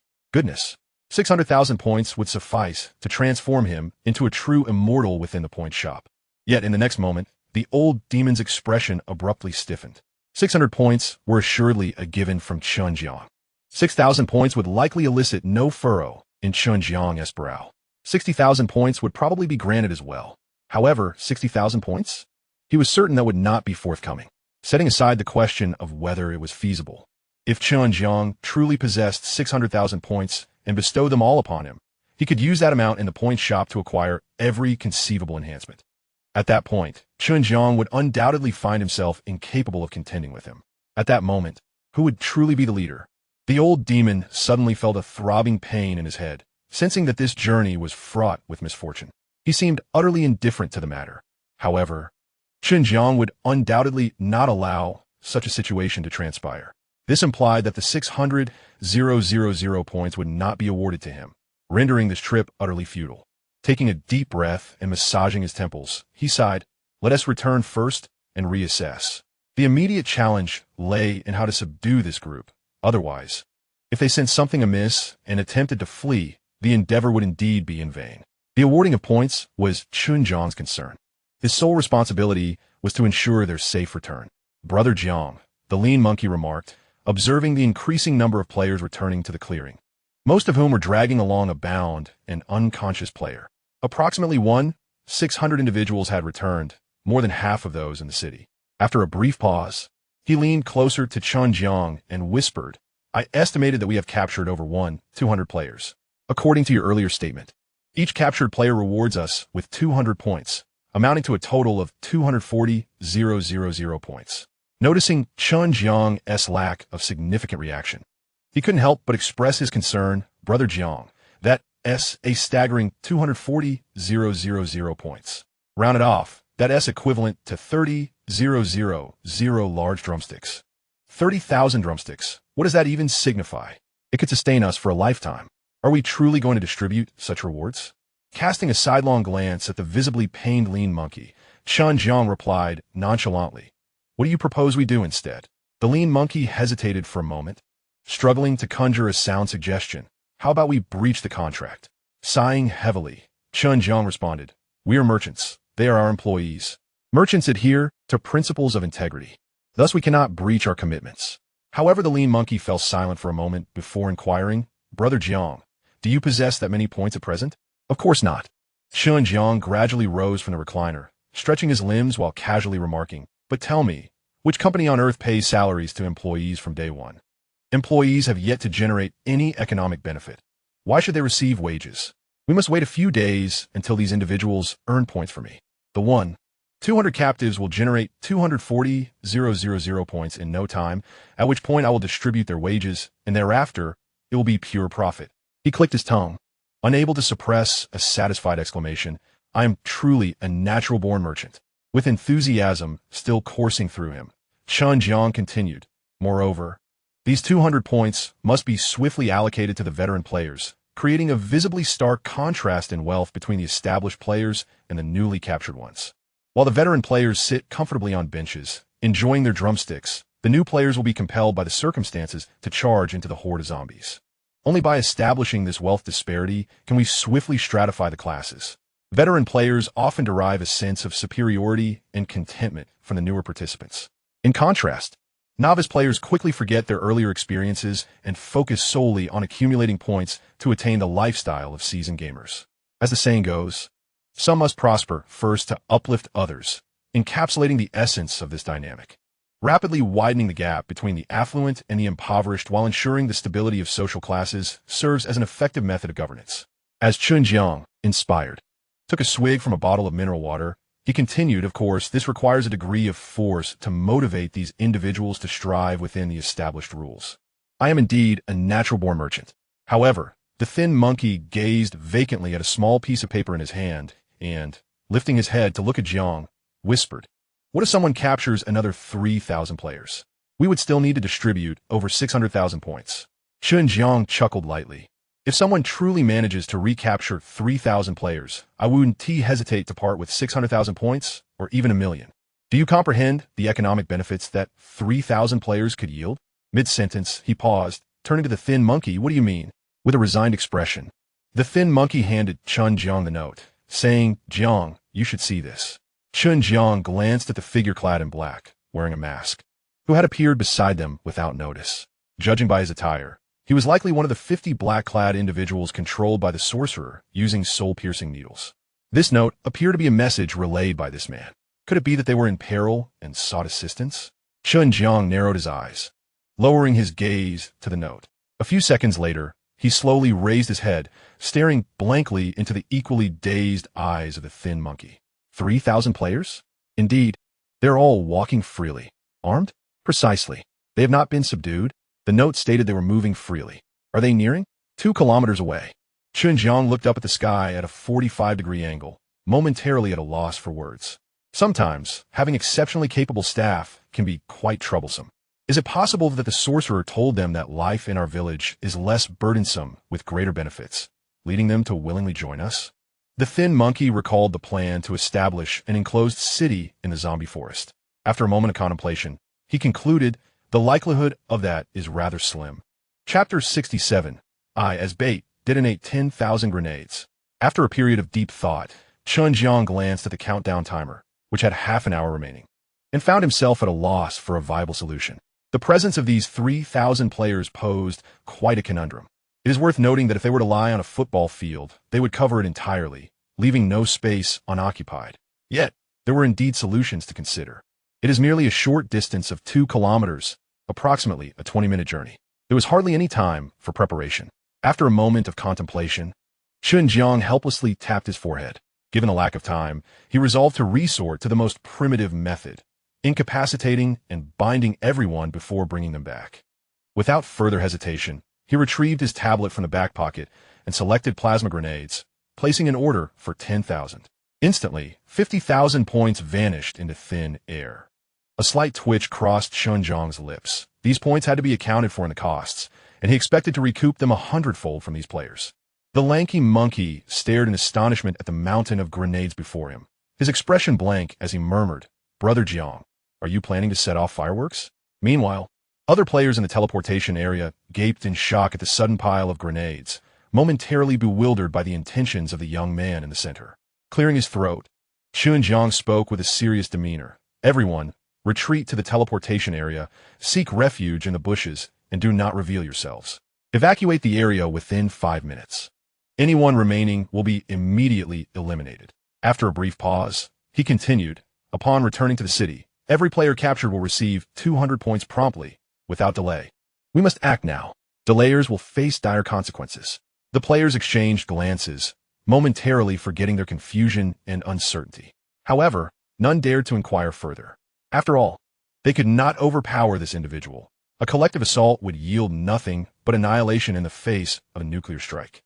Moreover, this person was responsible for their compensation, and a boss's orders must be heeded. Thus, without further ado, They collected the players they had captured and dispersed to conceal themselves around the teleportation area. The lanky monkey gazed at the retreating crowd and furrowed his brow. Brother Jiang, do you intend for the old demon to bring the people to the open area and then use the plasma grenades to incapacitate them all? Chen Jiang glanced at the dwindling countdown and replied casually, yes. However, the lanky monkey, puzzled, looked at the mountain of grenades. Why not distribute the grenades and have the players in the city throw them into the center? There is insufficient time, Chen Jiang replied softly, his brow slightly furrowed. There is simply no time to distribute the grenades to everyone and organize the operation. The urgency leaves no room for such actions. The lanky monkey shrugged helplessly. Brother Jiang, you don't intend to rely solely on the two of us to throw this mountain of grenades into the crowd, do you? Of course not. Chen Jiang quickly toppled the mountain of plasma grenades before him and attempted to spread them evenly across the ground, urging, we must act swiftly. As the plasma grenades detonated, they had the potential to trigger nearby explosives. The lean monkey hurriedly mimicked Chen Jiang's actions, evenly spreading the grenades across the teleportation area and covering them with hay. He contemplated, we shall first saturate the teleportation zone with grenades, and once they have all entered the explosive area, we will toss a grenade into it, igniting all the plasma grenades. Is that correct? Chen Jiang swiftly laid out all the grenades on the ground and replied urgently, not entirely. We cannot detonate them by throwing a grenade. Such a method would be too conspicuous. The players would become wary, and should anyone possess special items or skills, they might evade capture and trigger a complete collapse. The lean monkey appeared momentarily dazed and inquired, then what should we do? Chen Jiang, wiping the sweat from his brow, continued his task without pausing and urged, hence, we need someone to detonate them from within. This approach will yield the most effective results. Chen Jiang then turned to the cloaked figure who had returned with a message from the old demon and said urgently, Lean monkey, write a message on the back of this note and attach a plasma grenade. Then give it to the cloaked man to return to the old demon. The lean monkey, now enlightened, excitedly asked, Brother Jiang, what should I write? He pondered aloud. Do you think invite the enemy into the trap or invite the enemy to their doom sounds more imposing? Chen Jiang, exasperated, tapped the lean monkey's head and replied, be more explicit. Just instruct him to bring the people to the center of the area and then detonate the plasma grenade. After a moment of silence, the lean monkey expressed his regret. It's a pity I want to be able to see the old demon's reaction upon reading this note. It would surely be amusing. Although the plasma grenades would not be lethal, they would render a person incapacitated, writhing on the ground. The surge of electricity coursing through the body would create a sensation far from pleasant, especially knowing that one was amidst a pile of grenades and still mustered the courage to detonate one.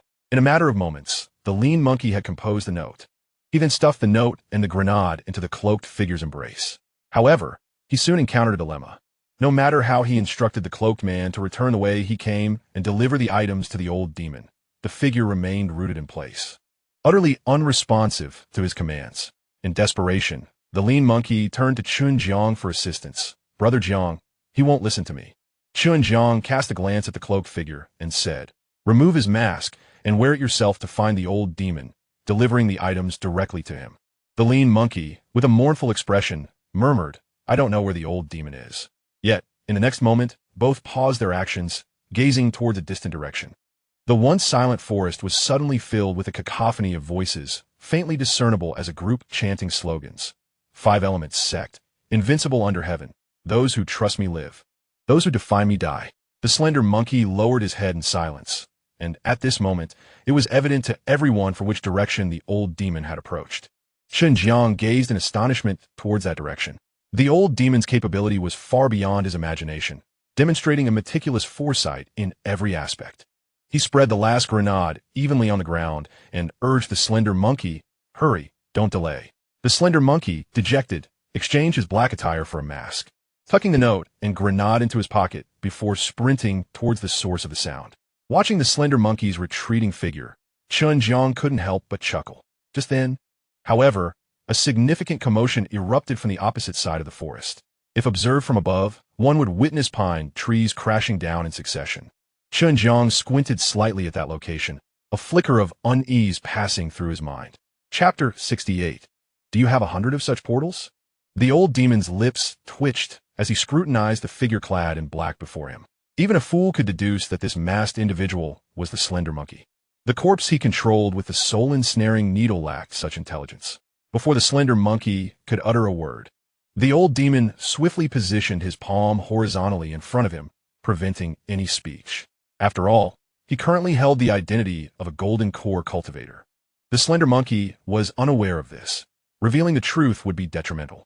In a place unseen by the onlookers behind him, the old demon swiftly accepted the note and grenade handed over by the Slender Monkey. Wait, a grenade? The old demon's expression faltered slightly as he looked up at the Slender Monkey, but the mask obscured much of his facial expressions. Upon unfolding the note and reading its contents, the old demon could not help but twitch his face, staring blankly at the Slender Monkey while gripping the grenade in his palm. This was quite unexpected. The plan left him momentarily speechless.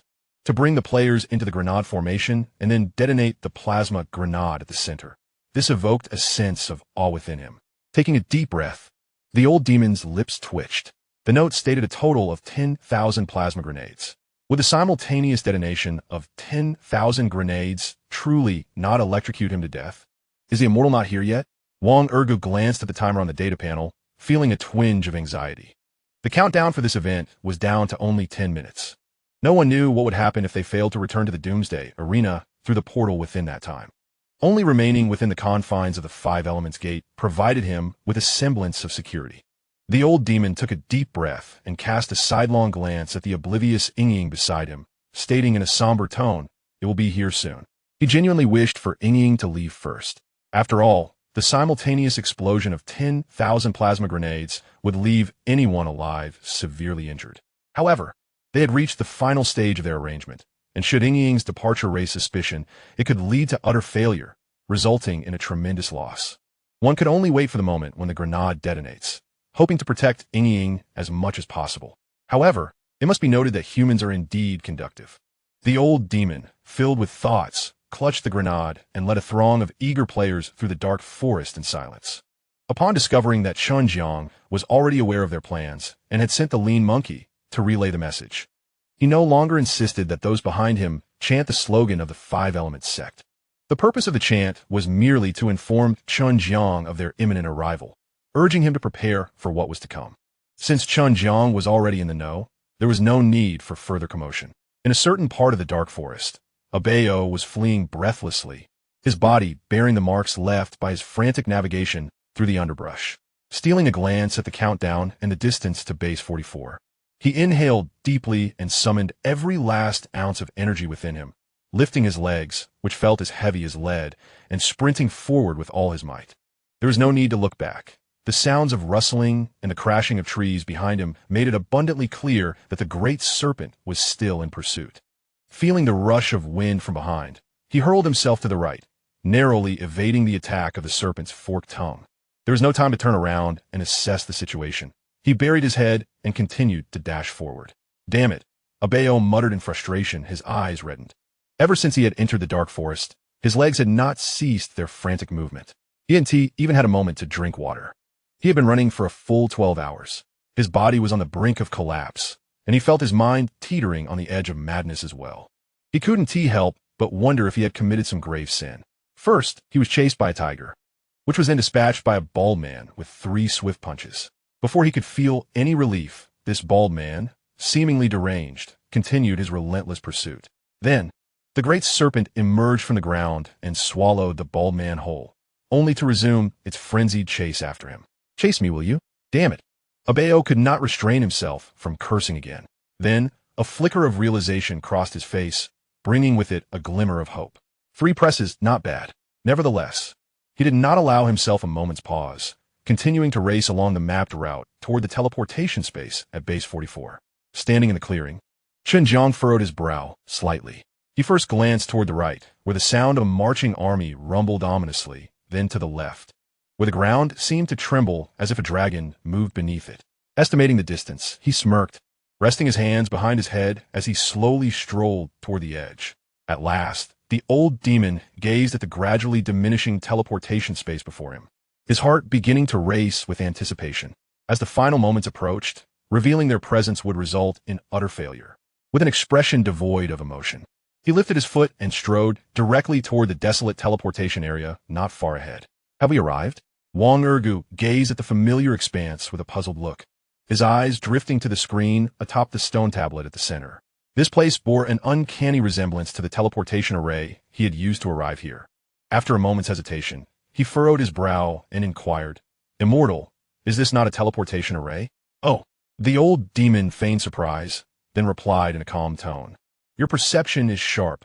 Indeed, as expected from someone from Earth Village. This is a teleportation array. In the Trial Mountains, there are no fewer than 100 of these arrays, utilized by elders for inspections and by disciples for entering the mountains to participate in assessments. Through this array, one can reach the five-element sect."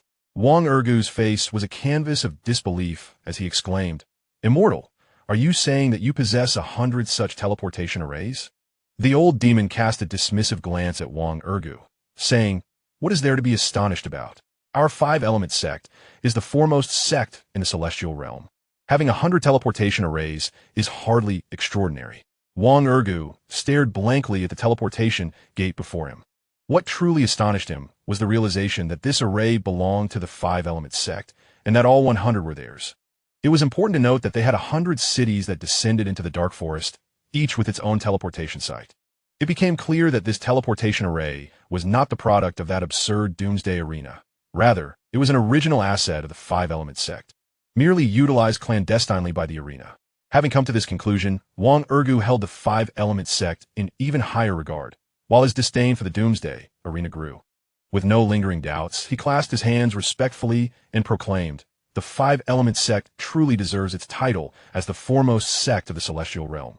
I, Wang Ergu, am in Alva."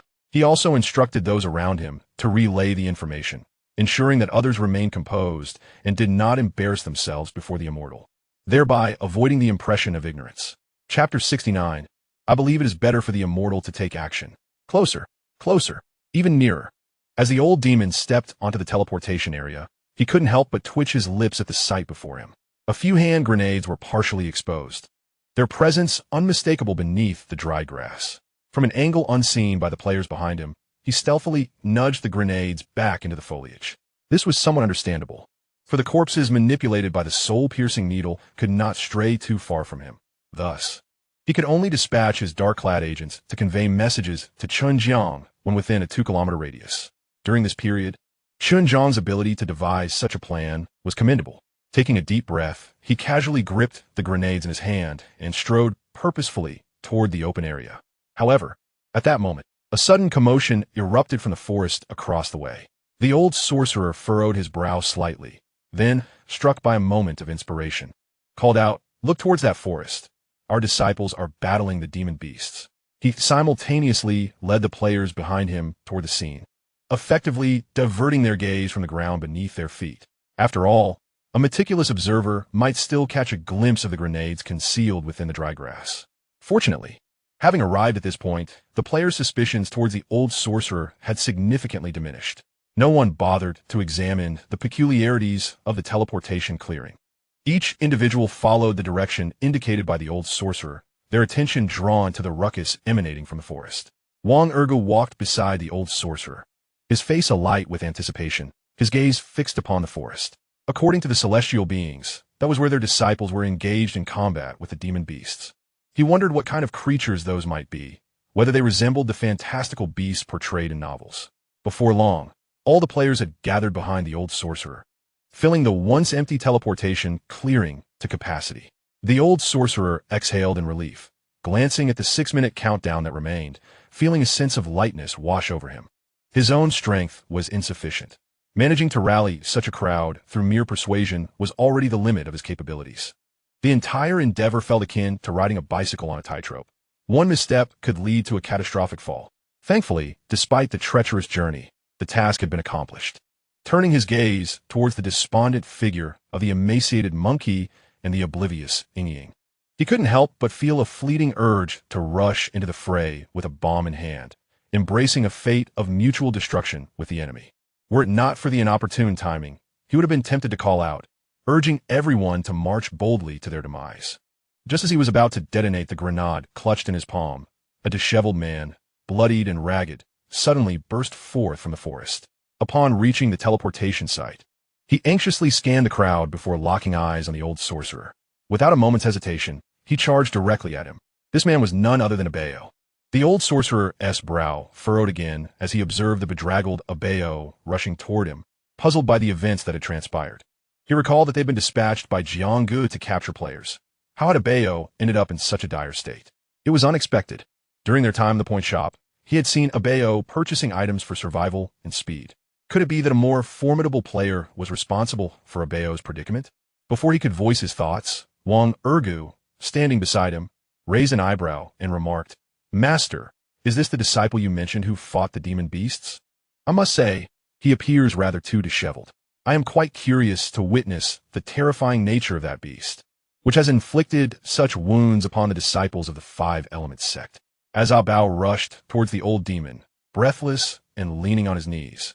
He had not yet uttered a word when he noticed a stranger standing beside the demon. "Who?" With a look of astonishment, inquired, "Beast? How do you know there's a beast?" Wang Ergu proudly raised his head and declared, "I am a newly recruited disciple of the Five Elements sect, endowed with exceptional five-color talent. Wang Dege is my elder brother. How could I be unaware?" Bao was momentarily taken aback.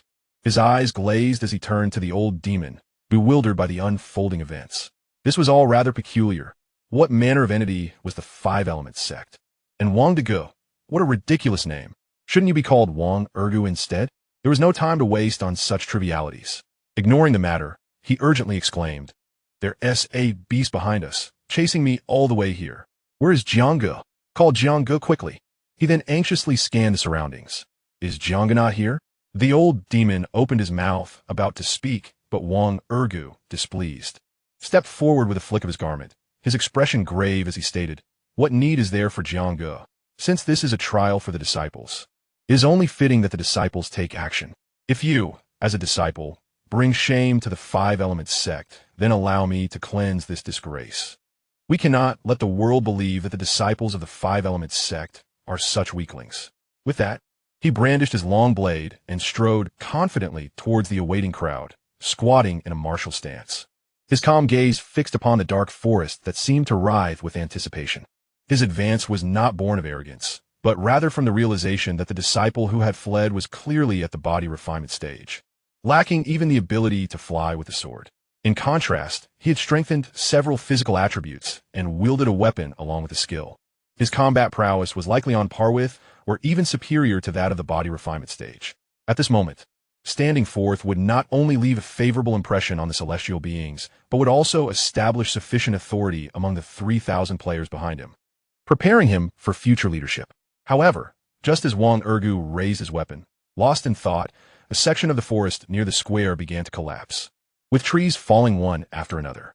A serpent's head, the size of a small truck, emerged from the forest, its body, several dozen meters long and as wide as a small car, slithering out. Wang Ergu stared, dazed at the shimmering scales glistening under the moonlight and the large, frantic green eyes. After a moment of silence, he expressionlessly turned and walked back to the old demon, saying nonchalantly, "I believe it would be better for a celestial being to intervene. After all, we have just entered the sect. It would seem presumptuous for us to steal the spotlight." At that moment, the old demon, equally astonished, gazed incredulously at Bao, who lay on the ground, gasping for breath. "When the world have you brought back?" He initially aimed to capture the player's attention by claiming the disciples were engaged in a fierce battle with a monstrous beast nearby. To his astonishment, there truly was a beast lurking in the vicinity, as if he had encountered a ghost.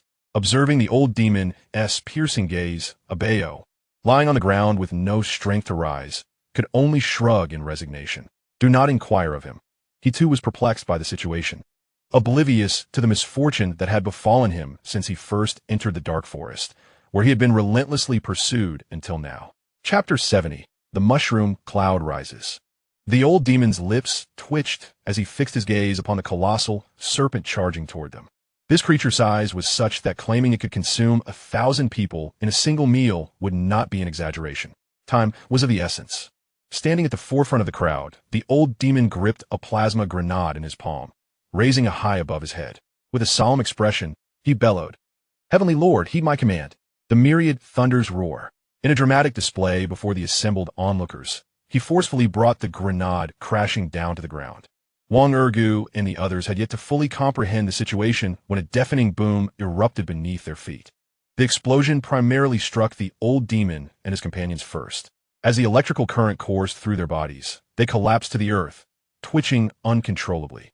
Abeo, still unable to rise, succumbed to convulsions on the ground. In the next instant, the 10,000 plasma grenades buried in the teleportation area detonated in unison. No one had the opportunity to react or flee. A cacophony of explosive sounds accompanied by a tempest of lightning enveloped the entire teleportation space. The massive serpent, too, was ensnared in the storm of electric chaos, crashing to the ground in agony as it writhed in pain. Wang Ergu, in excruciating discomfort, crawled to the old demon's side, unable to contain his admiration as he stammered, "Immortal, your technique, the roar of 10,000 thunders, is truly remarkable." The old demon, lying incapacitated and twitching on the ground, turned back with an expression of fury, retorting, "Remarkable, my foot. If it weren't to retrieve you ungrateful wretches, would I endure such torment? At over 60, my body feels as if it is on the verge of falling apart." After a while, the storm of electric sparks dissipated, leaving behind a multitude of twitching figures sprawled across the teleportation area. The frail monkey, struggling with all his might, shouted hoarsely, "Brother Jiang, the countdown is almost over." Observing the scene before him, Chen Jiang glanced at the diminishing countdown. 3, 2, 1, system announcement. The countdown for the citywide battle event has concluded. The leading city is city number 6, with a total score of 55-250. The second-ranked city is city 28, with a total score of 45-000. The third-ranked city is city 17, with a total score of 35-000. The surviving players from the aforementioned 3 cities shall respectively share 30,000 points, 20,000 points, and 10,000 points. Players must return to their cities through the teleportation array within 20 minutes. After 20 minutes, the teleportation array will close. Thank you all for your active participation and best wishes. Chen Jiang glanced at the convulsing players who sprawled across the ground, and with a click of his tongue, he remarked on the bountiful harvest this time. He then leaned on his tang knife and leisurely approached the old demon and others. Crouching down, he spoke solemnly. "I sincerely thank you all. I shall honor my promise and deliver every point as pledged." The old demon gazed at the young man before him with astonishment, unable to believe that all the points would indeed be fulfilled. Having said that, Chen Jiang did not elaborate further, but cast his gaze towards the suddenly appeared teleportation portal in the center of the square. Time was of the essence. Only 30 minutes remained. He then took out a loudspeaker and directed it towards the dark victory, proclaiming loudly, "Everyone come out. Throw this group of people lying on the ground into the teleportation portal." The players from the city, who had been hiding in the surrounding bushes at Chen Jiang's command, exchanged glances before emerging from their concealment. After all, they needed to return to the city. They could not remain hidden indefinitely. Upon hearing Chen Jiang's orders, there was little opposition, and they proceeded to the square, grabbing the convulsing players and tossing them into the teleportation portal. Some players, still unclear about the situation, shouted angrily, "Hey, be gentler. I'm a preordained genius. Be careful, or I might make things difficult for you later. Do you even know who I am? I'm the brother of Wang Ergu." "Do you know who Wang Ergu is?" "He is the brother of Wang Degu, the foremost powerhouse in the immortal realm."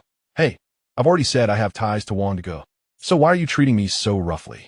Wang Degu is that prodigy who emerged in the immortal realm 30,000 years ago. How can you younger generations not recognize the strongest in the immortal world? The players from a city exchanged knowing glances, their faces filled with derision as they silently rolled up their pant legs and tossed the loudmouth into the teleportation portal. It seemed these individuals had lost their minds, continually boasting of being unparalleled geniuses and the foremost powerhouses of the immortal realm. Chen Jiang cast a sidelong glance at the large snake convulsing on the ground nearby, his eyes glinting with intent. He drew his tang knife and, tentatively, aimed to strike at the snake's body.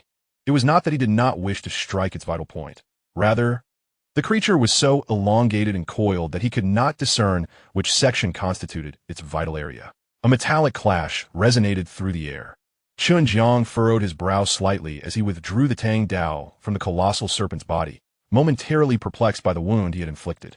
Despite delivering a powerful strike, he had only managed to leave a gash about the depth of a palm on the enormous creature. While such an injury would be fatal to a human, It seemed rather insignificant on the vast form of the serpent. If given several hours, he could theoretically slay it.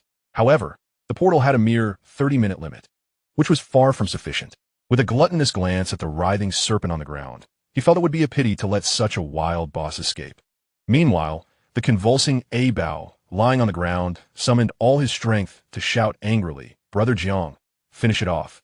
It's just a mantis shrimp." Chen Jiang cast an exasperated glance at Bao, who was still in the mood to freestyle. He tucked the Tang Dao into his embrace and, in the next moment, retrieved a portable nuclear missile from his ring, hoisting it onto his shoulder as he aimed at the serpent. The lean monkey, witnessing this, immediately shouted in alarm, "Brother Jiang, that nuclear missile has an effective kill radius of 1,000 square meters. If you use it now, we'll all be blown to bits." Chen Jiang chuckled lightly, adjusting the missile as he aimed at the serpent, replying, "Of course, I'm well aware of that." At this juncture, all the captured players and those from the city had entered the teleportation array, with only 30 seconds remaining before its closure. Chen Jiang first kicked the lean monkey and others into the portal. Then, as the countdown reached 5 seconds, he stood beside the portal. 3, 2.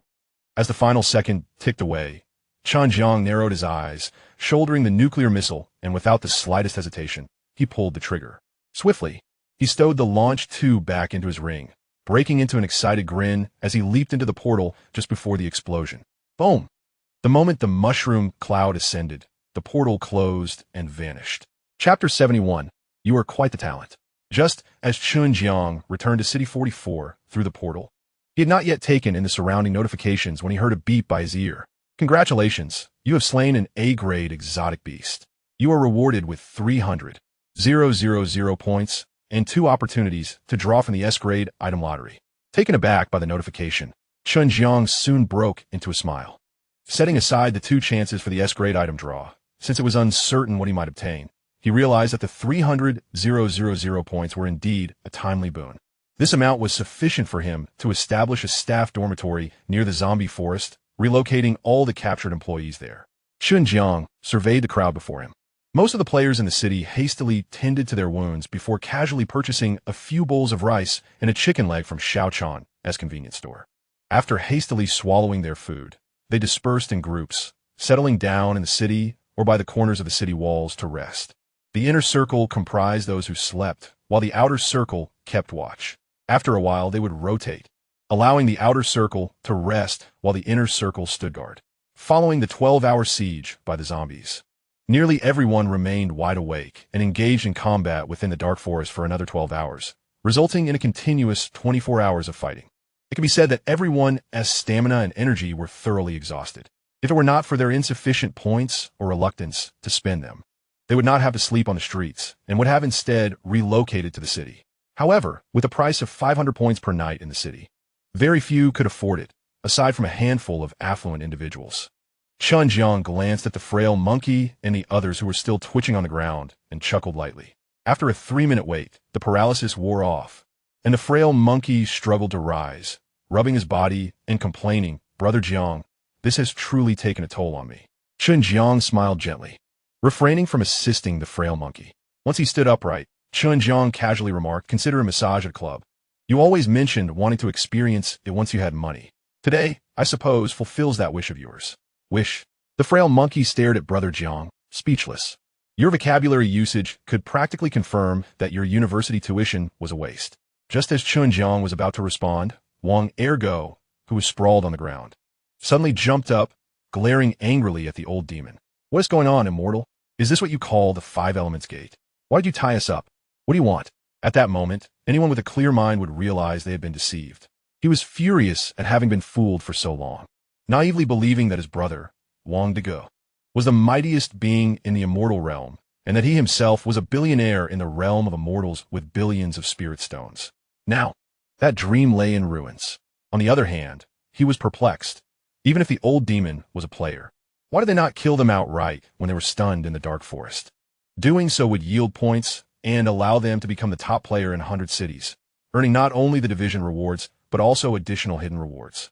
Instead, they had chosen the laborious method of tossing them one by one into a portal, bringing them to a city that bore no distinction from their own. Though he had narrowly escaped with his life, he felt even more anxious. In the dark forest, his life was worth 50 points. Here, his life held little value, and killing him would yield no profit. The fact that they preferred to spare him and bring them here only indicated one thing.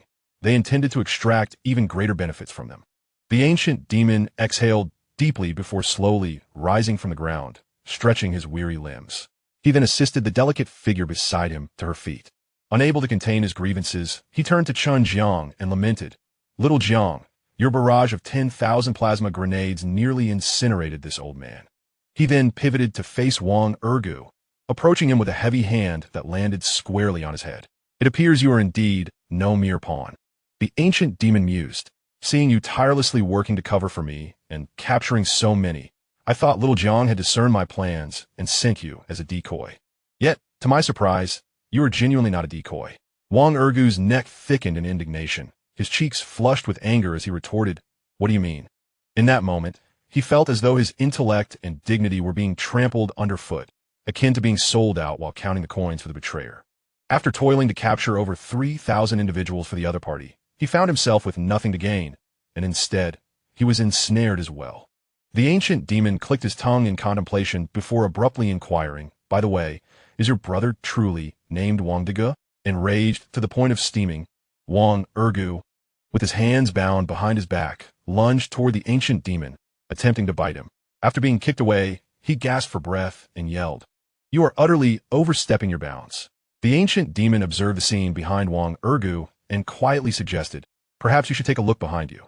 Momentarily stunned, Wang Ergu turned to glance back, only to find his eyes widening in terror. The players behind him, their hands shackled behind their backs, had broken free from their stupor and were now glaring at him with gritted teeth, their bloodshot eyes seemingly ready to devour him whole. Wang Ergu swallowed hard. Facing the pack that was encircling him like a horde of ravenous wolves, and without a moment's hesitation, he scrambled to his feet and fled into the distance. Being surrounded by these individuals would undoubtedly lead to his demise at their hands. As he sprinted away, the crowd behind him, their eyes ablaze with fury, pursued him relentlessly. Is this truly the renowned Five Elements sect you spoke of? Is this the grand opportunity you promised, the escape from the apocalyptic arena to the celestial realm? To master the art of sword flight? He yelled in frustration. "If you have the guts, don't run. Let's see if I can bring you down." He had been promised a reward of 10,000 spirit stones for capturing someone, yet now he found himself empty-handed. The ancient demon watched Wang Ergu retreat, shaking his head in disbelief. In some respects, this lad is indeed quite the prodigy. Meanwhile, among the remaining players still bound, they exchanged glances without causing much commotion. One bespectacled middle-aged man, urged by the gazes of his peers, slowly stepped forward and stood upright before Chen Jiang. From the recent conversation among the old demon and his companions, it is evident that the true leader orchestrating the affairs is a young man clad in a suit, wielding a Tang Dao. The old demon, who has long considered himself an immortal, is merely a subordinate to this young man. Chapter 72. I have truly fallen into misfortune. After a moment of silence, the middle-aged man with glasses, devoid of any visible signs of dejection, spoke in a grave tone. What a masterful deception. An absurdly outrageous ruse, akin to the schemes of the foremost sect in the celestial realm, the Five Elements sect. Such a trick would scarcely deceive even a pig on earth. Yet, within the dark forest, nearly everyone is utterly convinced and has begun to plan their ascension to the immortal realm. The old demon, with no trace of pride on his face, replied indifferently, "Because you are all hypnotizing yourselves. You yearn to escape this hellish doomsday arena, longing for a world of cultivation devoid of such high mortality rates. The true deceiver is not us, but yourselves." After a brief silence, the middle-aged man conceded without objection, "Indeed, you speak the truth. We are indeed deceived by our own desires. We yearn for such a world, hoping to escape this hellish arena, even if the probability is slim. Yet, we choose to take a gamble. It is ironic that despite the numerous flaws in your scheme, we remain entranced in the paradise you have crafted, unable to regain our senses. It is, after all, our own doing." In the next moment, the man suddenly chuckled lightly. "It is rather amusing. In the dark forest, I brought 12 individuals for Wang Ergu. According to his promise, I should have earned 2 million spirit stones. Before being shackled, I was contemplating how long that sum would allow me to revel in the immortal realm. Little did I expect the dream to shatter so swiftly." Chen Jiang, observing the loquacious middle-aged man before him, chuckled softly. So, are you here to share your reflections with us? Not quite. The middle-aged man slowly shook his head.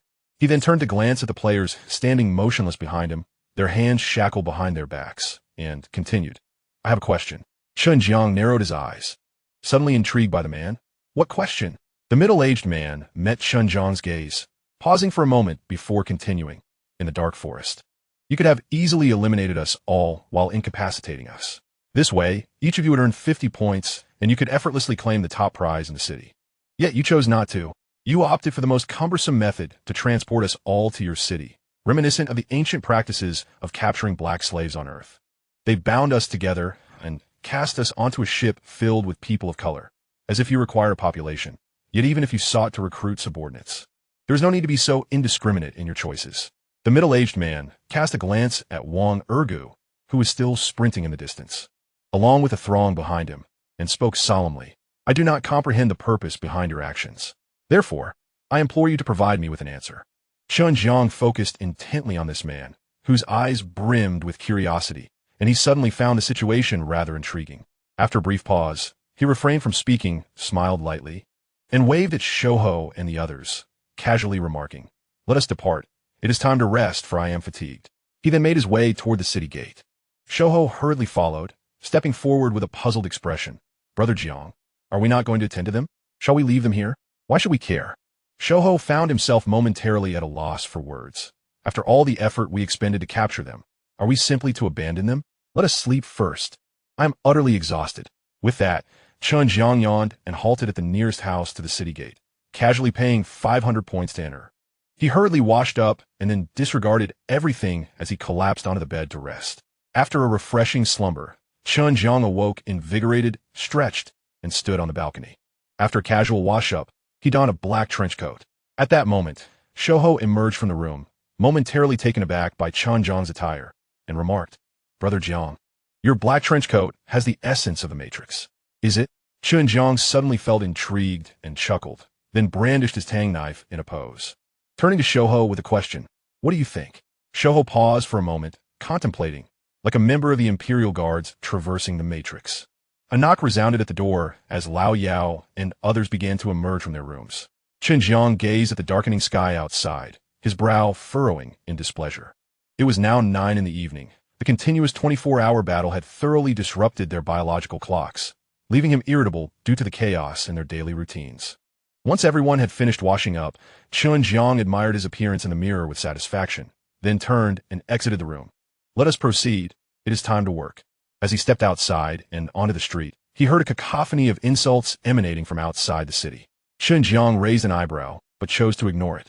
Retrieving his off-road vehicle and tossing it onto the ground, he climbed into the driver's seat, and once everyone was settled, he drove straight down the main road toward the central point store of the city. Chen Jiang cast a glance at Ah Bao, who was seated behind him, and remarked with a hint of amusement, Old Demon has managed to capture 3,000 players this time. I must reward him with 600,000 points. How many players did you manage to bring back? Are you worried I won't settle your points? Hence your reluctance to share? Upon hearing this, Ah Bao's expression immediately soured, and with a bitter smile, he replied, Brother Jiang, it's not that I'm being lazy. Rather, you have no idea how unfortunate I've been. The moment I entered the dark forest, before I could even react, I encountered a tiger measuring 5 to 6 meters long. It swiftly took a person, leaving nothing but a crunching sound in its wake. There was no way I could defeat it. I could only run, but I don't know if that tiger had lost its mind or what. It relentlessly pursued me, as if I were its coveted prey, refusing to relent until it had me in its grasp. Eventually, I stumbled upon a bald man and thought to lure the tiger towards him, hoping he could buy me a moment to catch my breath. But who could have anticipated that such a formidable creature, a tiger that could defy gods and Buddhas alike, would be dispatched by that bald man in just 3 punches? Ah Bao's throat felt parched, and he retrieved a bottle of mineral water from behind him, taking a deep swig. Chapter 73. I actually quite admire you, little creature. And then what happened? The lean monkey in the front passenger seat turned around, his face alight with anticipation as he gazed at Ah Bao in the back. Ah Bao shot a vexed glare at the gleeful lean monkey, wiped the sweat from his brow, and continued, Initially, I was relieved when the bald man dispatched the tiger, as the threat that had been pursuing me was eliminated. I even contemplated expressing my gratitude. However, To my surprise, the bald man, perhaps resentful of my leading the tiger to him, began chasing me frantically as if possessed. The lean monkey clicked his tongue and mused, well, of course he would chase you. If someone brought danger my way, I would certainly pursue them down the street. You brought this upon yourself. Bao looked at the lean monkey in silence, then solemnly stated, then that bald man chased me relentlessly. I must say, his stamina was remarkable. My body was on the brink of collapse. At that moment, a giant snake suddenly emerged from the ground and swallowed that bald man whole. The snake was so large that, enough, the old demon interjected suddenly. There's no need to elaborate further. We are all familiar with the appearance of that giant snake. Please continue. The lean monkey interjected with a laugh. What more is there to say? We all witnessed what happened next. He was pursued by that snake right to the teleportation grounds. Bao's face flushed crimson, and he swelled with indignation, wanting to retort, but ultimately fell silent, dejectedly returning to his seat. The old demon cast a surprised glance at Bao and inquired, are you saying that throughout this entire time, you have never engaged with the players at all? Bao, increasingly flushed, nodded shyly. In that instant, laughter erupted among the occupants of the vehicle, even Inin, who had merely played the role of sex saintess without any tangible contribution, joined in the merriment. Yet, she was fortunate enough to have a formidable grandfather, which ensured she would receive a portion of the points from the old demon, a better fate than the complete lack of rewards that Bao faced. Chen Jiang could not suppress a chuckle himself. We've arrived. You may proceed to procure what you need, he announced. Without hesitation, Chen Jiang leapt from the off-road vehicle, intent on purchasing essential items from the point store. However, he paused momentarily, turning back to the old demon, who had yet to exit the vehicle. After a brief silence, he spoke in a grave tone, for my words, you shall receive 600,000 points as a reward. Rest assured, you will not lose this sum. Although I cannot claim to be a virtuous man, I do uphold my promises. Here, I will transfer 50,000 points to you. Without waiting for further dialogue from the old demon, he proceeded to transfer the points with unwavering resolve. The remaining 550,000 points will be dispersed to you over the coming days. Not allowing the old demon to respond, Chen Jiang then turned his attention to Bao, who had been idly standing by. After a brief pause, he continued, you have invested 10% of your funds with me, amounting to 10,000. My goodness, Bao exclaimed, tears welling in his eyes, overwhelmed by emotion. Brother Jiang, you actually remembered. Initially, his willingness to invest 10,000 was driven by the allure of monopolistic profits, specifically from the Xiaochan convenience store, but also as a means to tether his fate to Chen Jiang's. He had first encountered Chen Jiang in a position of weakness, and now he found himself even more vulnerable. When he realized that Chen Jiang was growing increasingly powerful and had never mentioned dividends, Bao had resolved to forget about the 10,000 points entirely. Yet, to his astonishment, Brother Jiang still recalled his stake in the profits. Observing Bao's incredulous expression, Chen Jiang smiled gently. Of course, I have not forgotten. You shall receive your share of the dividends in due time. I will transfer the initial 50,000 points to you now. Without waiting for Bao's response, he continued, what is rightfully yours will be given. I shall not withhold it. However, I expect corresponding returns from you as well. For instance, regarding this matter, Chen Jiang turned with admiration towards the old demon, exclaiming, your performance has been commendable, truly remarkable. I have a principle. I focus solely on the outcomes, not the processes. As long as the results align with my desires, I will not inquire about your methods. I will always commend you with a thumbs up. Conversely, Chen Jiang drew out the last word, turning to Bao and speaking softly. Your recent performance has been somewhat lacking. The rationale is both substantial and comprehensible. However, I am not inclined to listen, as my focus is solely on the outcome. Thus, I sincerely hope that you can surpass your previous efforts next time. Bao, with a complex expression, cast a glance at the old demon before gradually meeting Chen Jiang's gaze for a moment, then nodded emphatically. All right. Chen Jiang, visibly pleased, gave both of them a hearty pat on the shoulder before wrapping his arm around Shouho's shoulders and making his way toward the point store. Spend 50,000 points to enhance your strength. Your abilities are too feeble. Oh, Jiangge, do you have enough points on your side? I can manage without enhancing my strength for now. There's more than enough. There's still a total of 5,000 players outside. Do you realize how much profit they can generate for us daily? It will be an astronomical figure. With that, Chen Jiang ceased further discussion. He retrieved his tablet from the general store and proceeded to purchase a 100 square meter house. His first step was to dismantle the small convenience store at the base of the city walls and relocate it near the zombie forest. This way, players would be dissuaded from remaining in the city, as only the convenience store would offer food to obtain sustenance. They would have to venture 10 kilometers to the zombie forest. For the second step, Chen Jiang browsed the item store for quite a while before finally selecting satisfactory items: a single soldier tent and a simple single bed. Both items were priced at 10 points each, and without hesitation, he purchased 50,000 of each, watching as 100,000 points vanished in an instant. Subsequently, he acquired a few additional items from the store until his ring was filled to capacity. Stretching out, he glanced back at Shouho, who had already procured a lavish feast, and shrugged. "Let us have a meal first." After a hearty repast, the group boarded the off-road vehicle and set off outside the city. Along the way, Shouho, using a toothpick to pick at bits of meat stuck between his teeth, casually remarked, "Jiangge, it seemed quite noisy outside the city gate just now. Did you hear that?" "Indeed," Chen Jiang replied with a playful smile. "It seems both sides have reached a standoff." The old demon, seemingly struck by a sudden thought, lamented, "I wonder if Wang Ergu was killed yesterday. I actually have a certain admiration for that little fellow." Chapter 74, 5 days later. As Chen Jiang leisurely stepped out of the city gate, chaos reigned outside. At some point, the 3,000 players who had been shackled found their handcuffs shattered and discarded. The throng of over 3,000 players stood in a cluster, hurling insults at the seasoned players across an open space, appearing on the brink of violence. "Yang Yi, should we intervene?" Shouho inquired, frowning slightly at the unfolding scene. "No need," Chen Jiang casually remarked. "If a fight is to occur, it should have commenced earlier." As 3,000 players lay incapacitated in the dark forest teleportation area, their weapons had already been swiftly appropriated by the seasoned players. Consequently, the overwhelming number of over 3,000 captured players found themselves at a distinct disadvantage. After all, with no weapon in hand, they could only hurl insults at their adversaries, who were armed with genuine weaponry. In stark contrast, the fewer players from this city were each brandishing a weapon, some even wielding two, one steel knife in the left hand and another steel knife in the right, exuding an eagerness to engage in conflict. Chen Jiang, resting his hands upon his tang knife, adjusted his suit and calmly stepped into the space separating the two factions. With his arrival, the cacophony of shouts and curses gradually subsided. As he stood at the center of the clearing, he gently pressed down with both hands, silencing the uproar entirely. All eyes fixed upon Chen Jiang, who then turned to face the more than 3,000 players who had been captured, locating the bespectacled middle-aged man who had questioned him the previous day. Approaching him, Chen Jiang chuckled softly. "Are you preparing to lead a rebellion? I wonder whose rule you intend to overthrow."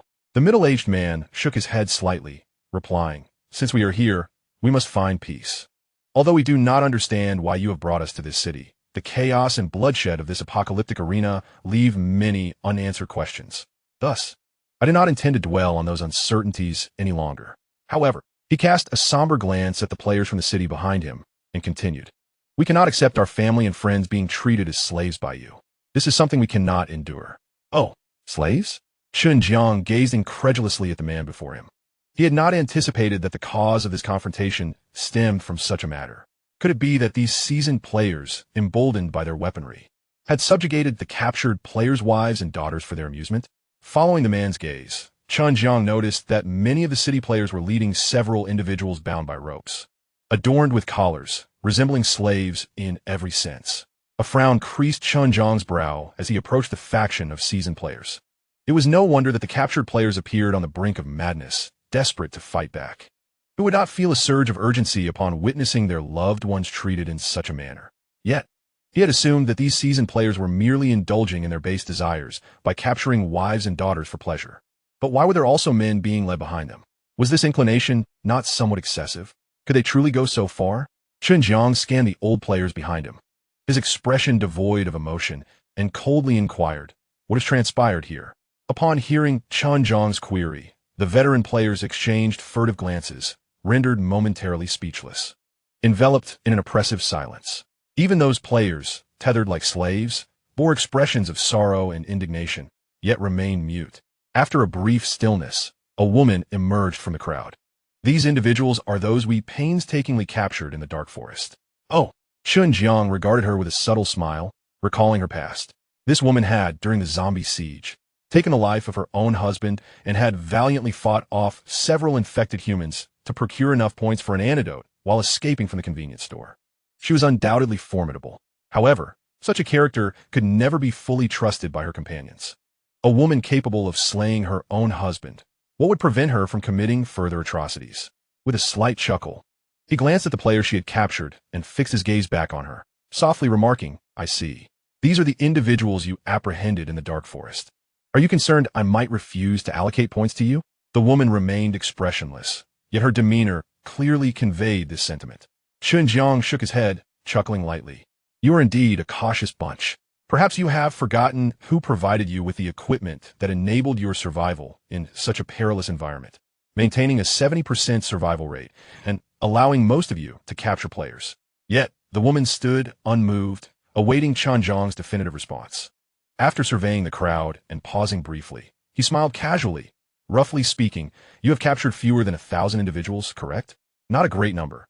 Merely around 200,000 points." He then presented them with two choices. First option, take the captured players to a bow for registration, after which they will be released. 5 days later, you may come to me for your points. He paused before asserting, the second option, keep them for yourselves, perhaps to assist with menial tasks or to settle personal vendettas, ensuring you can sleep soundly at night without closing your eyes. Chen Jiang cast a sidelong glance at the crowd, whose faces were aflame with fury.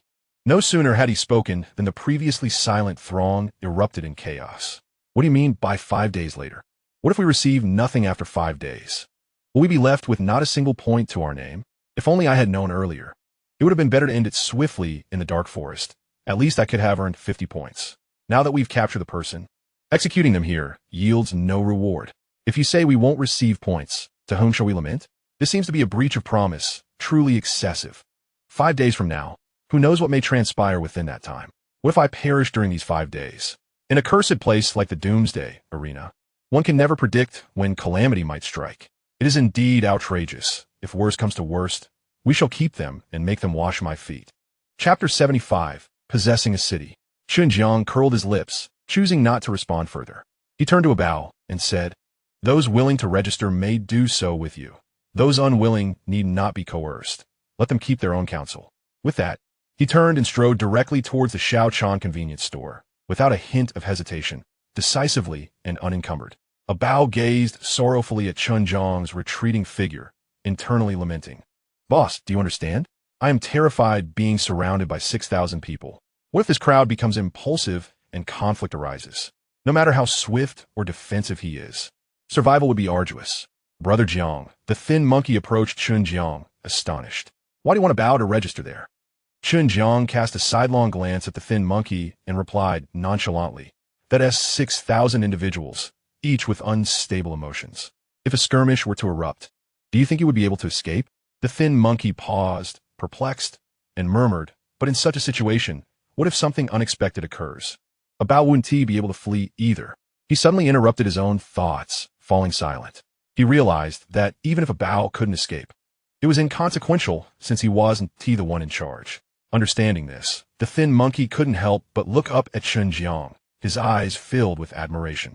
In Brother Jiang's heart, his position was far superior to that of the frivolous individual. Chen Jiang, unaware of the thin monkey's expression, stood tall at the entrance of the Xiaochan convenience store. He then began to dismantle the remaining meager inventory, along with the previously purchased automated vending system and defensive mechanisms, restoring everything to its original state, and tossed them into the thin monkey's ring. Gazing at the now empty Xiaochan convenience store, Chen Jiang paused silently for a moment, under the puzzled gazes of the thin monkey and others. He clicked the demolition button on the property panel. Instantly, the structure collapsed into ruins. Chen Jiang glanced wistfully at the remnants of the building before turning and summoning the Tu Wu off-road vehicle. He settled into the driver's seat and turned to Lao Yao, saying, "Go inform them that the Xiaochan convenience store has relocated, now situated beside the zombie forest 10 kilometers away. Let the slender monkey take the passenger seat as we head towards the zombie forest located 10 kilometers away." Brother Jiang, the slender monkey, exclaimed with excitement. "We will relocate the Xiaochan convenience store near the zombie forest, compelling those in need of sustenance to venture into that perilous area. Moreover, to accumulate points, they will inevitably have to confront the zombies. In a struggle for survival, the risk of infection becomes unavoidable, thus creating a demand for our antidote. When calculated, this could lead to an abundance of points for us. Chen Jiang chuckled softly, resting his arm on the car window, his right hand casually draping over the steering wheel, as he gazed at the seemingly endless wasteland. Furthermore, he continued, there are individuals who possess a surplus of points, several hundred at least. If they are frugal, sustaining themselves on rice, they could last over a month. This cannot be allowed. We must replenish the store with high-demand products. On one hand, it encourages these individuals to expend their points, while on the other, it grants them a sense of superiority over those less fortunate. After a brief pause, Chen Jiang, his expression inscrutable, softly remarked, I have a foreboding sense that an imminent battle is approaching, one more perilous than any before. 10 kilometers away, at the zombie forest, Chen Jiang slowly exited the vehicle, momentarily entranced by the scene before him. Countless zombies stood in a semblance of slumber, eerily still in the distance, as if an invisible barrier separated them from the outside world. Curiosity piqued, Chen Jiang picked up a stone and hurled it into the horde. Yet, the zombies remained oblivious, maintaining their dormant postures. Do they only attack those who encroach upon their territory? Chen Jiang mused. The slender monkey, observing the scene with a hint of displeasure, interjected. Brother Jiang, doesn't this significantly reduce the danger? Those individuals could merely stand at the periphery and strike at the zombies without harm. If they remain unscathed, who will purchase our antidote? Chen Jiang chuckled softly and shook his head. You underestimate human nature. A lower risk is advantageous. It will lead to a greater number of infections, resulting in increased profits for us. The slender monkey gazed at Chen Jiang, perplexed. Brother Jiang, if the danger diminishes, how can the number of infected individuals increase? With a playful laugh, Chen Jiang replied, because those who drown are typically those who can swim. The non-swimmers would never venture into the water. However, if the water is shallow, even those who cannot swim may muster the courage to jump in. Yet, how would they know that the surface is calm while treacherous currents swirl beneath? The slender monkey nodded, a smile beginning to form. Brother Jiang, I believe I understand. Understanding is good. Now we must proceed to construct the buildings. Completion awaits. Chen Jiang clapped his hands, gazing with satisfaction at the newly reconstructed Xiaochan convenience store, situated not far from the zombie-infested woods. In addition to the essential food supplies and antidotes, he had incorporated numerous indispensable items, rendering the store's designation truly fitting. The lean monkey, bent over with hands resting on his knees, panted with pride as he beheld the 5,000 tents he had erected. Although deploying a tent model the size of Button could summon a full tent in mere seconds with minimal effort, the task of throwing 5,000 of them was no trivial feat. It indeed bestowed a sense of accomplishment upon him. The lean monkey couldn't help but exclaim in admiration. Just then, a multitude of figures appeared on the distant horizon, densely packed like a migrating swarm of ants. Converging towards them, Chen Jiang smiled broadly at the approaching throng, exclaiming, they've arrived. Our employees are finally in position. Soon, we can look forward to a daily influx of points. After all this time, it's about time I reap the rewards. At the very least, the city requiring 1,000,000 points for construction should soon become a reality. The lean monkey chuckled in agreement, recalling how he had envied others buying homes back on Earth. He never imagined that in this world, he would have the opportunity to own a city. Chen Jiang laughed as well, his gaze drifting vacantly into the distance. The pace must quicken. I sense danger approaching, and our strength remains insufficient. Chapter 76. Without points, even wild dogs would dare to urinate on one's shoes. Let us go, Chen Jiang said with a smile, heading towards the Xiaochan convenience store. Call the old demons over for a rest. They must be exhausted. The lean monkey paused, asking, aren't you going to greet them? Greet them for what? Chen Jiang replied, glancing at the lean monkey. Let them do as they please. We need not intervene. But we prepared 5,000 tents to offer them for free, and they haven't tea. Observing the lean monkey's anxious expression, Chen Jiang chuckled. What do you expect, gratitude? No, at least keep your thoughts to yourself. In this environment, they want to express gratitude, as they are aware that free things often come with hidden costs elsewhere. I don't wish to hear thanks either. It becomes tiresome. Let's go inside and take a break. Brother Jiang, a bow, remaining inside the house, glanced at Chen Jiang lounging in the massage chair and remarked with a frown, they are utterly unresponsive. Oh, Chen Jiang's interest peaked as he slightly opened his eyes and softly inquired, what do you mean? About turned once more to the images displayed on the screen from the outdoor cameras, responding in a low voice. The players who were apprehended, although their weapons were swiftly taken by the seasoned players, still possessed a modicum of points. Each of them purchased a bowl of rice, retreating to their tents to hastily consume their meal before surrendering to slumber. There was no intention of slaying zombies among them. The veteran players, despite wielding their weapons, also predominantly chose not to engage the zombies. After exchanging points for sustenance, they too retreated to their tents. Only a select few of the seasoned players remained, armed and positioned at the periphery, cautiously dispatching zombies. Yet, they were exceedingly vigilant, never daring to step beyond the line. They merely swung their weapons at the zombies from the safety of the outer boundary, retreating with remarkable swiftness after each strike. Thus far, none of these individuals had succumbed to infection. Bao cast a glance at Chen Jiang, whose countenance betrayed no emotion, and after a moment's hesitation, spoke up. Brother Jiang, if this continues, we will scarcely sell any antidotes in a day. The points they possess are sufficient to sustain their rice consumption for 10 to 15 days. During this period, they will hardly entertain the thought of venturing out to slay zombies. Even if they do, it will only be to eliminate a solitary zombie at the edge before retreating, remaining exceedingly cautious and minimizing their chances of infection. In such a scenario, Bao surveyed the room filled with people, his voice low. All our efforts will have been in vain. He had observed the considerable cost Chen Jiang had incurred. Just bringing back these 4,000 individuals had cost nearly 800,000 points in rewards, along with the provision of various supplies, leading to a total expenditure exceeding 1 million points. It was evident that if these individuals did not adhere to the plan, the losses would be catastrophic. Chen Jiang reclined in his rocking chair, his demeanor unruffled. Do not be hasty. Let us wait for a day. After a moment of silence, Lao Yao unexpectedly interjected. Brother Xiao Jiang, in my opinion, the most effective strategy would be to raise the price of food. Bao's eyes brightened as he raised his hand in agreement. Indeed, if they can no longer afford food, they will be compelled to confront the zombies. This would enable us to sell a sufficient quantity of antidotes.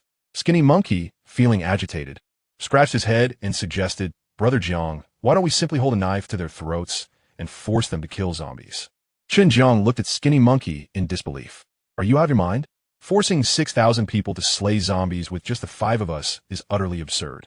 He then shifted slightly to find a more comfortable position, contemplating for a moment before softly addressing Lao Yao.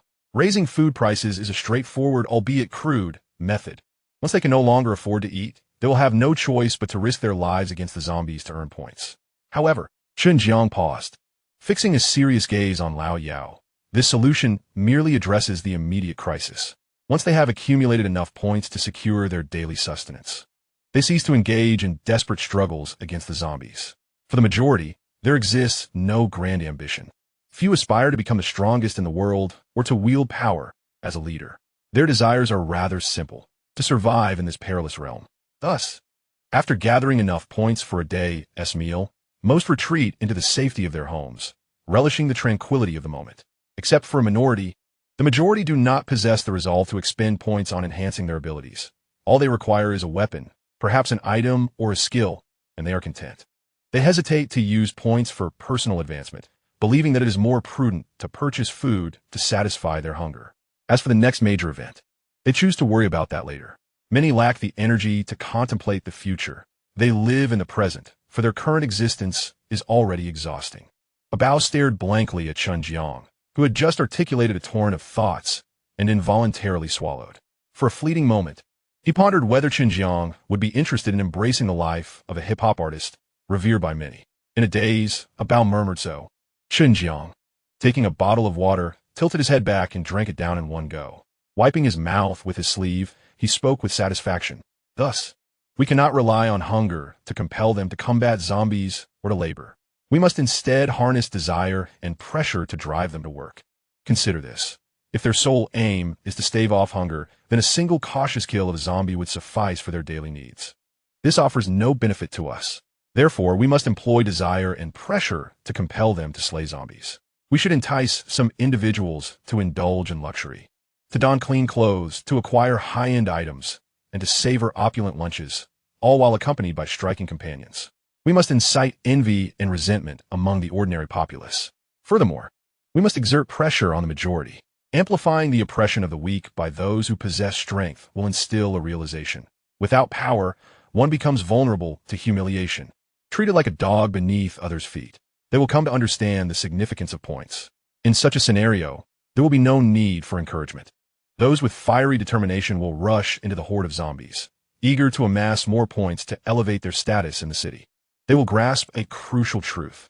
Without points, even stray dogs would dare to relieve themselves upon their shoes.